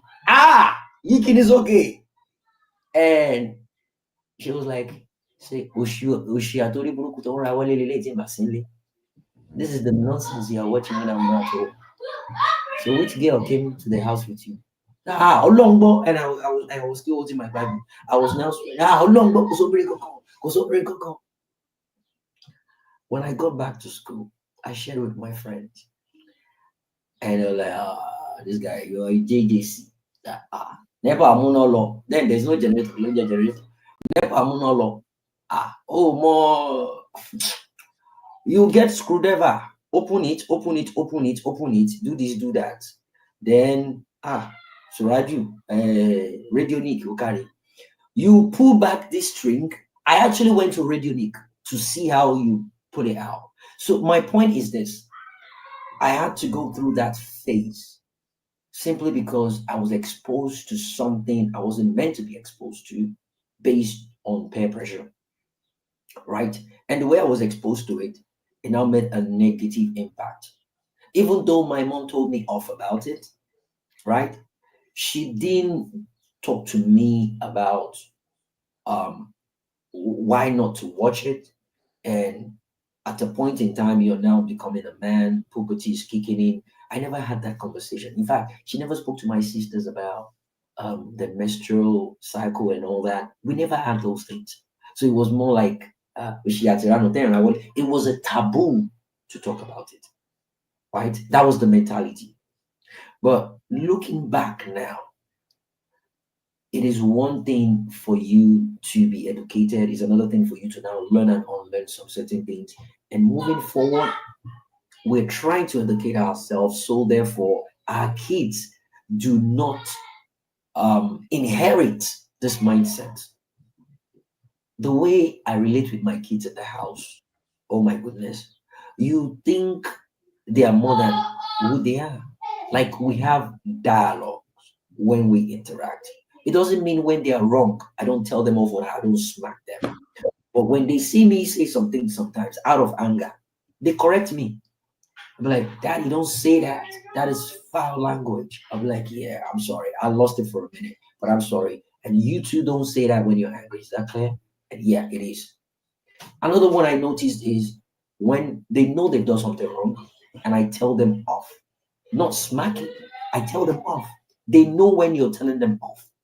And so therefore they feel excluded from the fatherly love.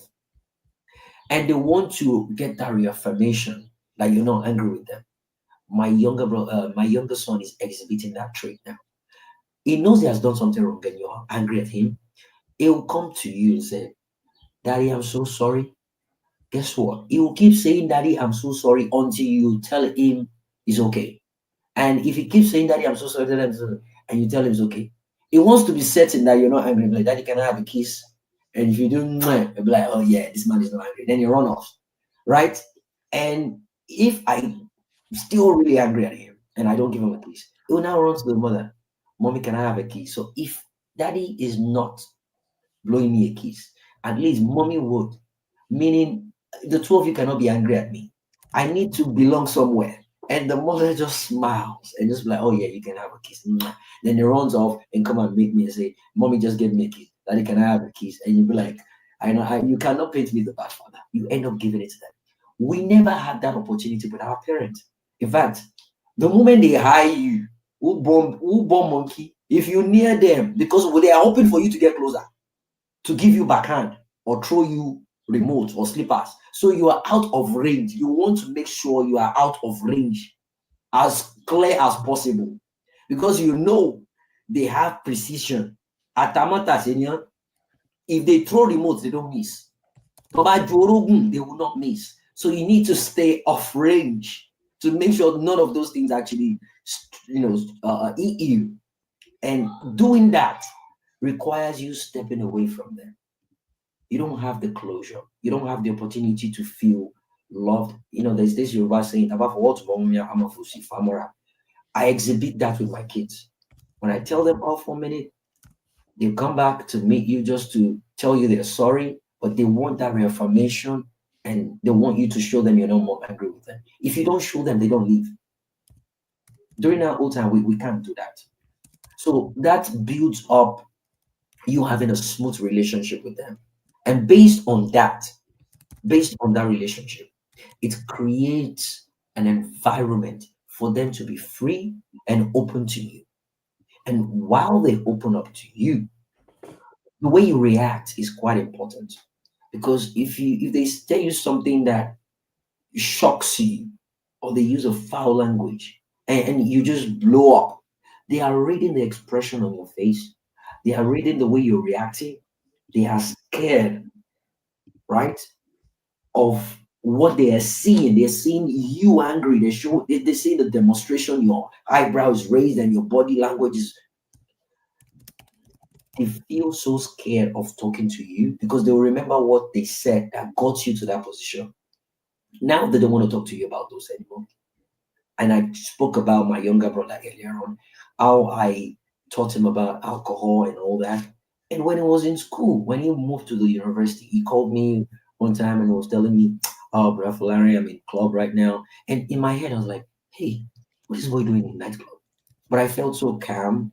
Like, "Oh, yeah, you went with your friends?" It was like, "Yeah, yeah, yeah, I went with a couple of friends." And so you went with your girlfriend?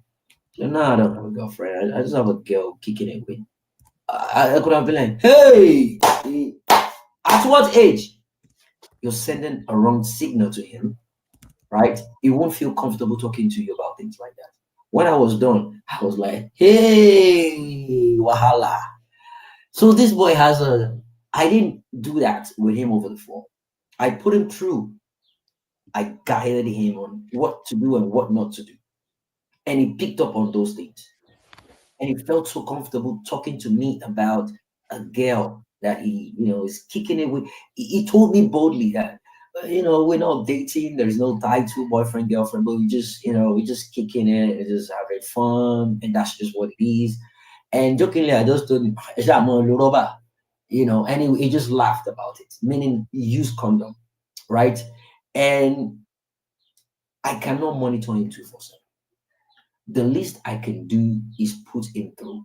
I love the fact that his parents, I'm his guardian here in America. His parents are in Nigeria. I'm his father and mother here in America. They've signed, all this documentation to me. I'm in possession of him. So if I want him to come out right, I want him to come out right in a way that the parents will not think I spoiled him, right? So the fact that number one, he is coming out to tell me, he has a girlfriend, my mindset was, okay, well, uh, you're not telling me about you're in love with one a she male that changed you into a man or none of those, right? Fine. Now we're getting somewhere. Number two, I know the mother will be concerned about, is she a white girl? Is this that? That's none of my business. She, uh, she relating with you as long as you're comfortable with that. What I'm much more concerned is you making sure that whatever relationship you're having doesn't stop or interferes with your primary assignment, which is your education.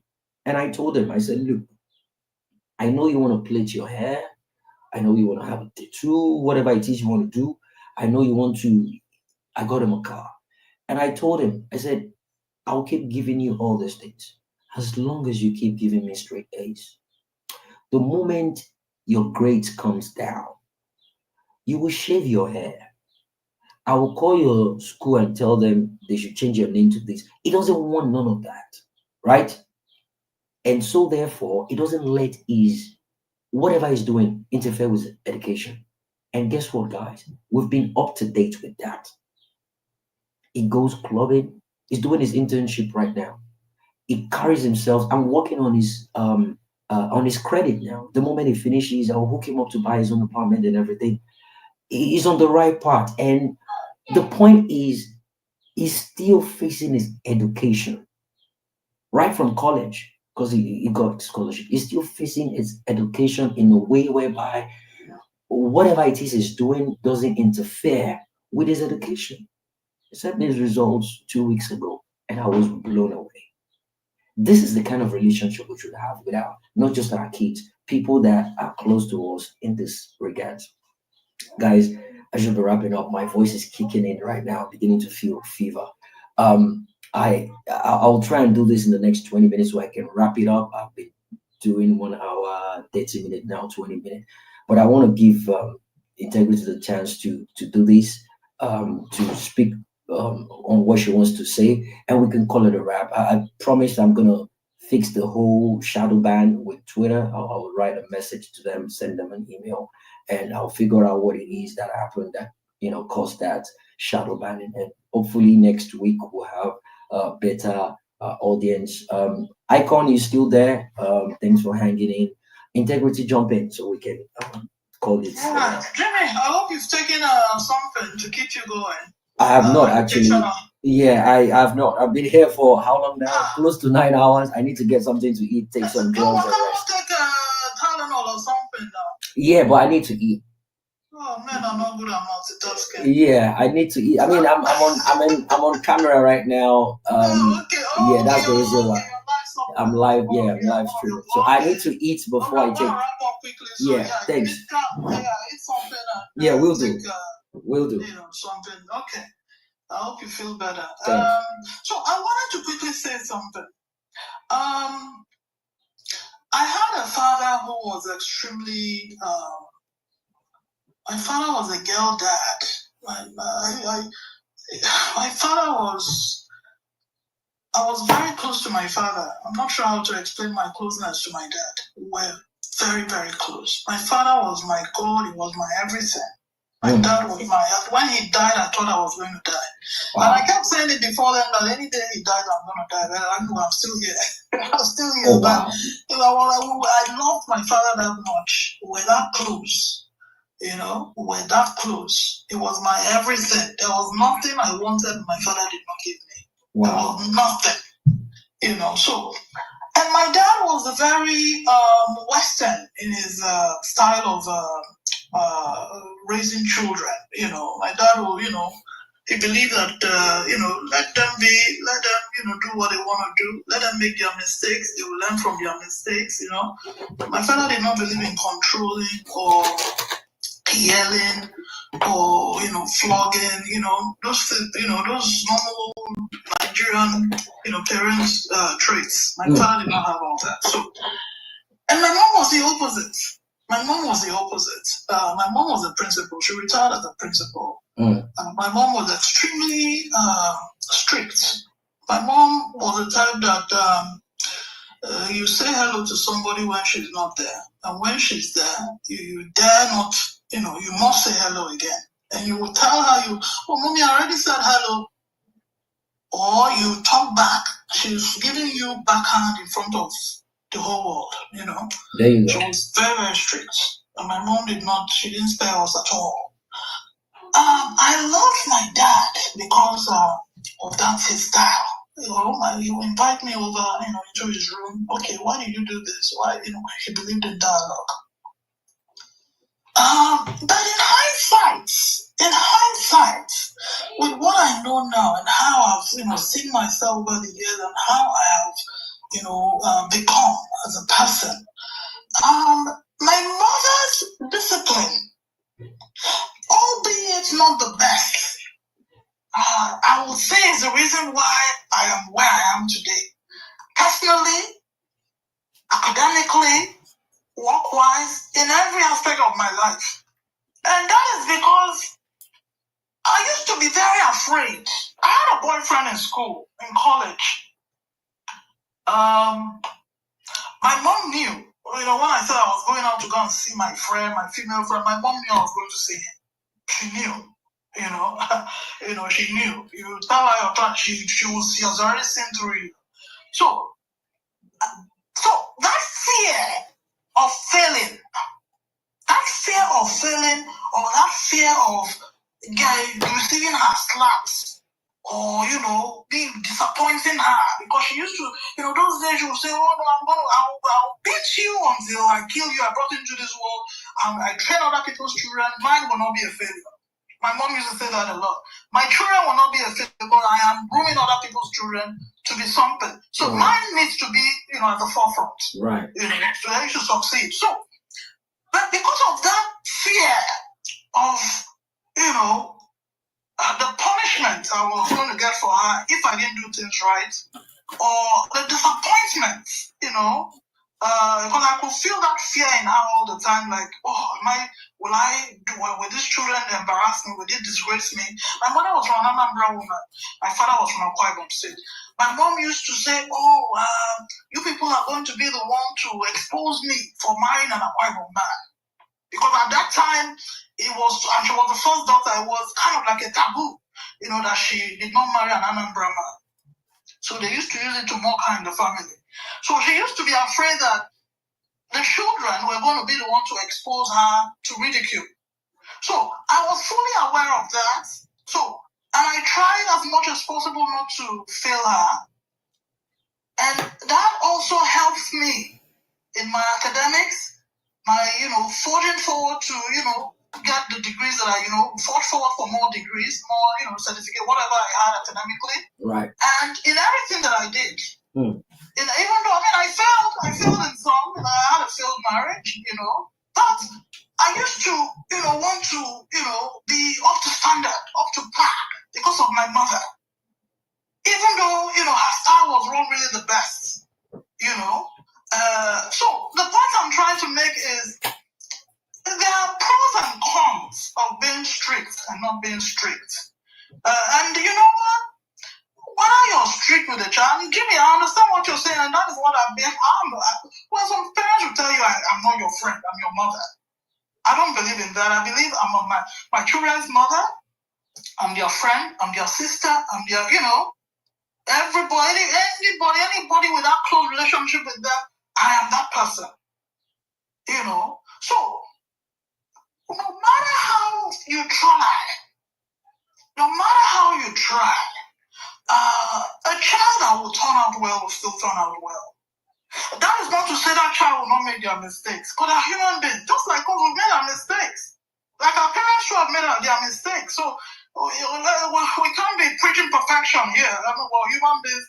And, I keep telling people the reason why a lot of our parents did what they did, albeit, horrible and archaic and, caveman-like and all that, primitive, was because that is the best they knew at that time. Our parents did the best that they knew. A lot of them were ignorant, and they walked in that ignorance. So, for sure, we know better, and we're trying to do better. No matter how you do it, whether you're strict, the child that will turn out well will still turn out well. Will still make their mistakes and, rise up from that mistake and, do better.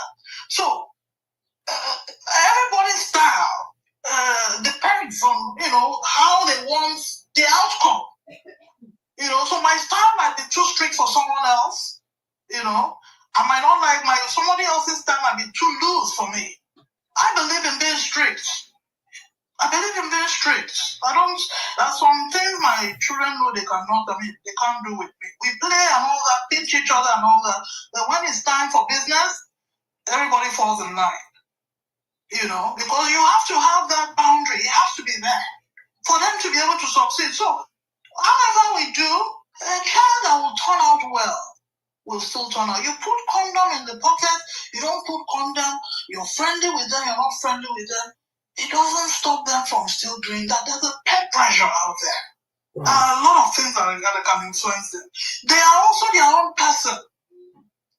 But my mom was strict and all that, but my mom had her weak points that I am very strong at. But she raised me. I took more of my father's side. So, my point is there is no hard and fast rule about raising children. It's a tough job.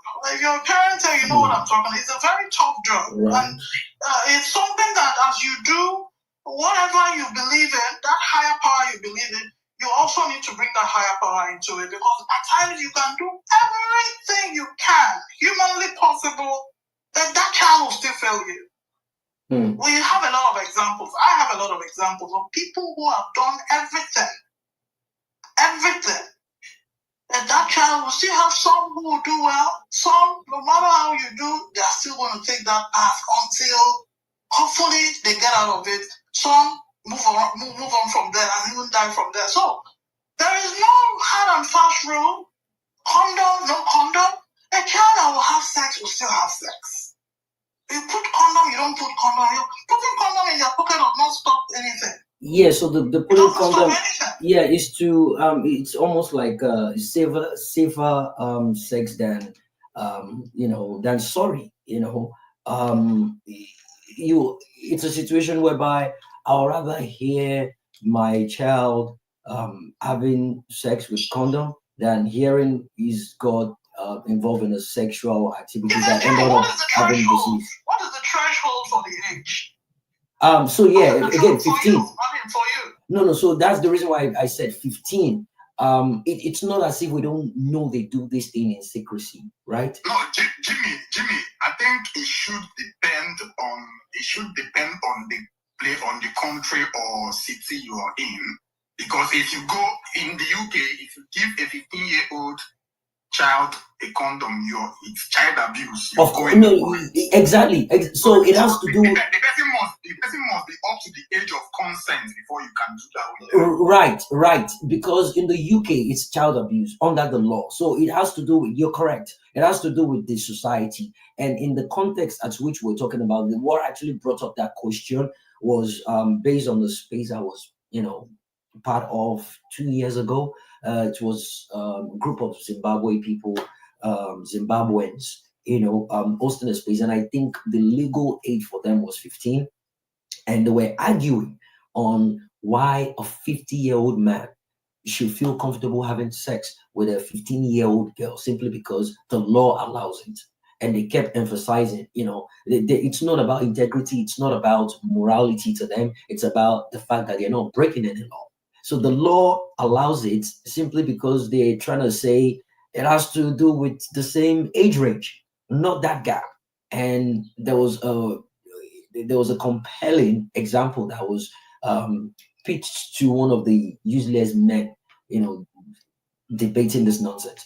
And we're like, you have a child, a 14-year-old daughter, and on the eve of 15th birthday, you have men queuing up in front of your house waiting for her to turn 15 because they want to have sex with her. How would you feel at that? In Zimbabwe? Zimbabwe, yeah. So 15 years is an illegal age. Yes, it is. It is. That is ridiculous. But there anyway, you go. So they are capitalizing on the fact that it's legal, and they will keep. You'll see people with doctorates and people with a PhD and masters, and they will be telling you, as long as they're not breaking the law, as long as they're not doing this, as long as it's ridiculous. So that was the conversation that led to people justifying it. That if you go to South Africa, in their schools, they have condom dispensers in their schools. Again, it has to do with the society. South Africa is known for the high level of AIDS. It's known for the high level of sexual intercourse is going on in there. So I think. But Jimmy, let us not lie to ourselves. There's a lot of sex going on in Nigeria. There you go. Exactly my point. A lot of sex going on. So, but guess what? Based on we had Inem on the platform a couple of hours ago. She dropped.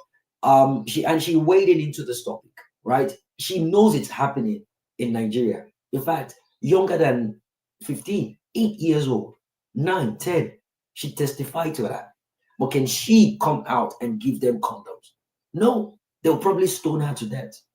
They will definitely do. So, Karigo, you're right. It has to do with the society, the area at which this thing is happening, which, boils down to the fact that here in America, if it's happening within the same age range, it is okay with them.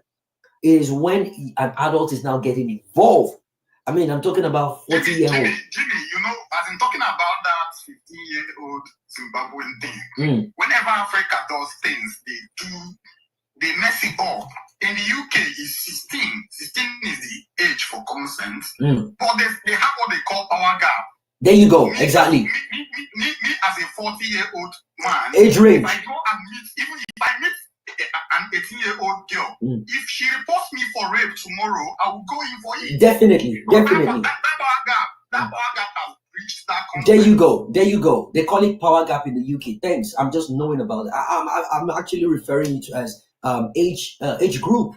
I mean, 15, 16, 17, 18, maybe 20. It's within the same age group. You know, you can still, it's quite understandable. But 40, 50, and you're coming up with this useless argument that as long as it's within the law. No, it doesn't make it right. But Jimmy, I have a question. Go ahead, real quick. So, our generation, how did we do it without condom? Because, I mean, when I was growing up, condom was a taboo. Oh, yeah. You know, people used to hide. So, how did we do it? That why? I mean, the way we did it. Why can't this current generation do it? Why do we have to get condom? Because me, I became sexually active in my teens.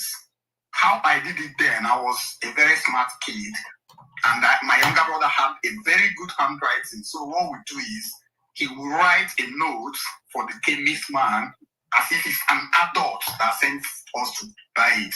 So the chemist man will give us the condom, put it in a black nylon, tie it, and tell us not to open it. He will give it to our uncle. Hey, Karigo, you are a prolific criminal. You are, man, Jesus Christ. That's the same way we get blue. But funny enough, doctors, they don't have good handwriting. That means that chemist guy doesn't have sense, because doctors and all this, their handwriting is always crazy. You can't even read it. No, we do it as if it's our uncle that sends us. Hey, Jesus Christ. Hey. I understand what you're saying. No, my point is, we make it appear as if the current generation, the current generation, our generation failed because our parents were strict, and we're trying to ensure this upcoming generation does not fail like us. So my point is, however you do it, a child that will still turn out well will still do. After what you did, aren't you successful now? aren't you doing your thing? Yeah, integrity. I think we have the. You don't have a condom. For me, I don't know. Personally, I can't imagine giving my 15-year-old a condom. I cannot imagine doing that. I will feel I can't. If they want to have sex, let them go have sex. And then I will kill myself. And I am not going to be part of. No. I'm not going to be sleeping at night and worrying about maybe my child is having sex. Do my best. If they want to go have sex without protection and come home with a pregnancy, let them go have sex, but they are not going to bring that child here. They know that you also have to to raise kids to understand that the consequences will not be good. So that is part of what deters them, not because they don't want to have sex. I mean, we all did this. The consequences, when they think of the consequences, they will not. Because, I mean, are you going to leave your job and be moving around with your child, or you're going to be buying condom? I mean, I don't know. But personally, I did not do it. And thank God, they are grown up now. I didn't do it. I did not do it. I would not have been able to sleep with myself. As 15-year-old, at 15, I was a child. Right. At 15, I was a child. So I can't imagine. No. I don't believe in this. The people who want to do it, fine. Like I said, the fact that I didn't give condom does not mean that the child is not having sex. Right. But we also have to create an enabling environment. Well, I mean, if I talk about my kind of sound as if I'm talking from a place of privilege. Right. Because our daughter attended a boarding school. It was very secluded. It was very strict. It was an all-girls school, so there was no way. But it does not mean that they were not. All kids will, I mean, we all did these things. You can sneak on. If you want to do it, you still do it. Right. But I don't think it's something. Being a parent should not be I think one thing I've noticed about parents is we worry too much. We worry too much about our children. We were once children too. We are still children. Like me, my mother is alive. You know, like my father would tell my mom, my mom used to worry so much. Oh, you keep praying. My mom can pray for 24 hours. Oh, if one of us travels, my mom is praying. She will not eat. And my dad used to tell her, if you believe so much in this your God, why don't you have faith in him that wherever your child is, that child is protected? Right. And not worry too much. Right. Like me, I told my story that did my father not die? Am I not still here? Right. So we need to also have a life as parents. I think parents worry so much. And if anything happens to you, you'll go. Life will move on. So they're having sex, they're not having sex, they want to get sexually transmitted. There's always a workaround. They will find a way out for themselves. Beautiful. They will. Yeah. Jimmy, you know that this space is recorded. I would have given you guys a very personal story about us. I seriously hope Trudeau or Dr. O should open another space, or Caribou safe. We should open another space. Story of what we had to deal with, even though we're out of it now. I would love to join. My husband and I, and it was not a joke. It was a big fight. I would love it if they can open a space so we can all join it. Wow. And how we dealt with it and how we got out of it with our son. And he was, almost 24 at that time. With an older person. I would have told you guys that story. Right. I hope they open a space. Yeah, I totally understand. If they can open a space, I will jump right in. I just need to go take some rest now, guys. My voice is already kicking in. Thank you, Integrity. I can see Icon is now showing her face. For people that wants to see Icon, check on the live stream. You see Icon. She's showing off. Yeah. Sleep well. We'll do that. We'll do that. We'll do that. Thank you so much. Thank you, everybody. So, have a good weekend. God bless you all. So, very soon. Yeah, before you go. Yeah, so before you go, what I was gonna say is everyone on the space right now, I'm gonna follow everybody. It's a tradition I intend to do twice a year. Considering the fact that tomorrow is on Sunday is gonna be 1st of June. That's the middle of the year. So I'm gonna follow everybody back, and the next time I'll be following people will be in December, hopefully. But yeah, everyone on the space. Yeah, I'm following every single one of you. And the next announcement is, I'm a family man, and I also every day I need a video editor. I'm gonna be paying you good. I need a video editor, preferably from Nigeria, someone that is skillful, and I'm gonna be paying you whereby I don't have to be stressing myself, checking through all the lengthy videos. I'll be doing that. Jason will come and meet me, eat milk. I need to go grab 1 or 2 things outside. I'm a family man, but at the same time, I want to make sure that many of the juicy conversations we have, intellectual conversation, beautiful submissions, we've had over all my spaces, all my live streams. People have not actually heard 2% of them. And I believe it's due to the fact that these videos are not being out there. So I need an editor. I know a lot of people that are doing what I'm doing. They probably have people doing it for them. They have workers. But I'm going to pay good money for an editor. So you on this space, if you know anyone that is good, skillful at it, I'm going to be paying good money for it. So all they need to do is just do a very good editing, mix up the pictures, bring out serious talking points, and just send it back to me. I'll do the video, I'll do the posting. And I already have all the softwares, I have all the apps necessary. In fact, I only tweet very few times a day. I only reply to tweets. Most of my tweets are automated. Like I just pick a day and I'll program all my tweets for the next 2 months.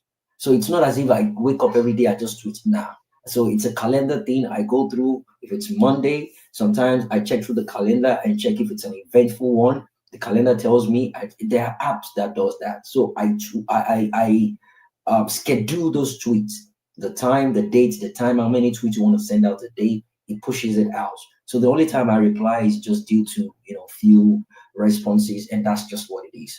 So please, if you know anyone that has that does it for living, you know anyone that is skillful in what they do in video editing, name it, please reach out to me. Tell them I'm in search of one. I don't want to put the publication out there. I only want it to be from people that I know, people that can recommend someone. It's a privilege to people currently on the space. I don't take this for granted.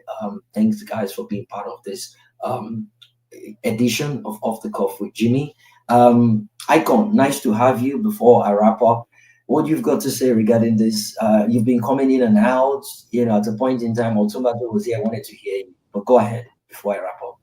Oh yeah, I'm so sorry. It's my grandmother turns 90 today, so we're actually at her party. Wow. At her 90th birthday, but I was like, as soon as I settled in, ran out to, you know, I can see come you in and the finish car. up. Yeah. Yes, Thanks. yeah. So I like ran out, came out to the car, to like just talk quickly. I just wanted to say this was a fantastic space. I think like I didn't get to hear everything, but what I did, it was just quality as always, Jimmy. These are conversations that just need to be heard. Um, Hard conversations, and unfortunately, there's a pattern where like our people don't gravitate towards what is best for them, Right. right? And so I just think this is just such a powerful conversation that needs to be had. I think your last two um, streams, we've said, hey Jimmy, we need to repeat this because we just need more people to hear it. Like Right. Right. it's just conversations that really, really, really need to be had. I was Right. going to share Right. like a story about the dangers of not sharing things with your kids, or so my aunt, she's in her 60s now, my mom's older sister. So she said when she was younger, she was sick. They sent her to the hospital. She got out of the hospital, and then they ran tests, and then they gave her her results. She came home. She was young. I don't know how old she was, but she was young. So she said she came home, and then she gave the test to my grandmother, and then my grandmother started screaming, "You're pregnant! How can you be?" Like screaming at her because apparently it said she was pregnant. So my aunt is like, she was so confused, because it was like, how can she be pregnant? And my grandmother just kept saying like, "Wait till your father comes home. Wait till your father comes home." And she said, obviously, like when something like that happens, you're in trouble. So she's like, she's just sitting in the corner. She said, genuinely, she was asking, can you get pregnant from drinking Coke? Like these were the thoughts that were crossing her mind, because she was like, she had not been near any boy, but she didn't know really like what sex was or how you got pregnant. So she just knew it was something to do with a boy touching you and a girl, but she was just completely out of her depth. Anyways, my grandfather came home. My grandmother is very upset, says, look at your daughter, look at what she's done. And then my grandfather like called her, told her to sit down, and then told my grandmother to give him the result. And then, he's done reading it, and then he just looks up and he's like, it's not even her name. What? So she had been giving somebody else's result. She didn't catch it. That was a twist I didn't see coming. I know. She didn't catch it. My grandmother didn't catch it. But she was accused, and she was like, for the life of her, she just, she was just confused because she didn't know how people got pregnant. She just knew it had something to do with boys and girls. But she was like, I haven't been, and she was just like, it was just a couple of hours of just like pure torture. Wow. I can imagine what that might have done to her mentally. Yeah, she always tells the story like it's like, oh my goodness. But anyways, I say all of that to say, I think you guys, I heard, I know you did a thing where you wrote it down because I had talked about like having stages and stuff like that. So I think we covered a good chunk of like the things that, I was interested in. I had my, and your kids would just turn out different from what you had hoped or what you had expected, right? You Regardless of what you do. I can't go Sorry? ahead. Okay. Yeah, yeah. Okay, just now. Oh, can you hear me? Now. Hold on. Sorry. Yeah. It's like what happened. Were you using the car stereo? Yeah, I was using, yeah. Yeah, I left it on so that my lights can stay Yeah, on. you're back. Yeah, can you hear You're me back. now? Yeah, loud and Okay. clear. Yeah. So yeah. So I think I think everyone has covered. I heard Otumba speaking briefly about how it's like you can wish for what you want. And I think that was what I was trying to drive at. Unfortunately, I couldn't be part of the round table, but it's we can Right. wish, we can speak, you can talk, but what is going to happen is still going to happen. And so it's making sure that you prepare them for eventualities, so you Right. have you should always prepare for the worst, right? Right. So I Right. just it was a great conversation, and well done, and I just keep pushing. I think I'm hearing you're sick. Please go and take care of Yeah. yourself. Yeah. Madam has come um to give me warning a couple of times now. I need to wrap it up right now. okay, But thanks, Icon. please. Yeah, Yeah, thank you yeah, so much. yeah. So Um, fantastic space. I just wanted to come back and say thank you. fantastic Thank space. you. And I know Dr. Olds wanted to speak, but due to my health, I believe he pushed back to maybe some other time. So thank you so much, guys. Before I wrap up, let me give a shout out to our sponsor again, OPG Foods, for making today's episode possible. They're not just feeding families, right? They're preserving culture, one delicious, beautiful meal at a time. So whether you're in Lagos, in London, well, they're just about getting into London, in US, any state in the US, and in Canada, especially in Chicago here, there is a particular store I go to, Old World, and I get their product. But I stopped doing that because they shipped packages to me about their product that I use in my house now. My wife would love every single item they're into. So when you think about quality food, think about OBG, and they're good at what they do. They have an online website, obgfoods.com. You can follow them online, ask them about, or just go through their website and you see the closest store to you, whatever state you are in America here. Um, and they can also deliver to your house. You can place order and they'll get it delivered to your house. Um, yeah, I think it's still a work in progress in the UK. Though he sends me a couple of pictures to show me, because he's been listening as well, to show me that they are now trying to have a store in the UK. They even got a van. They printed their names on it. So it's a beautiful look so far, so good.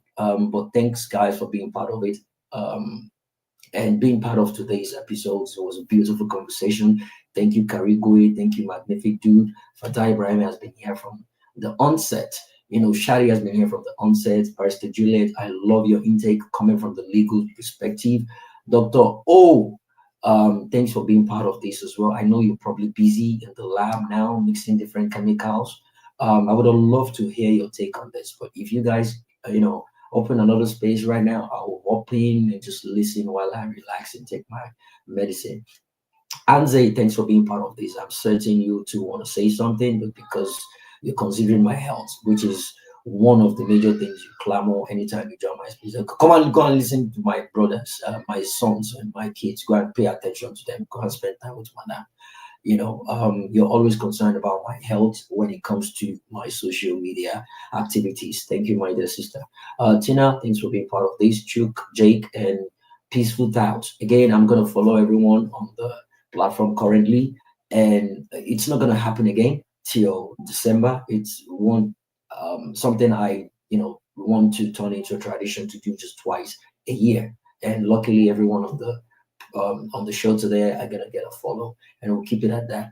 Until next time, guys, you keep it real, keep it raw, keep it off the cuff with Jimmy. And I've sent a message to Funkade Tuberu. Hopefully, she'll be willing to jump on my show one of these days. Barrister Juliet, I saw your tweet. You join her, guys. You can look her up. She's got wonderful takes on subjects like mine, and there are different videos of this event that I just described to you guys. Check on Fresh FM Yinka Fela Station on Facebook. You'll see endless videos. Or just check up our handle. Just type her name, Funke Adetumberu. She Matters. That's the name of our program. She's got a Twitter handle. She's got Instagram and Facebook. All the video recordings of all the programs from 2000 to 2005. You can get everything on this social media platform I just mentioned. So once again, keep it real, keep it raw, keep it off the cuff, and until next time we'll see. Thank you so much for being part of today's episode. Thank you so much. Bye bye. We'll see you.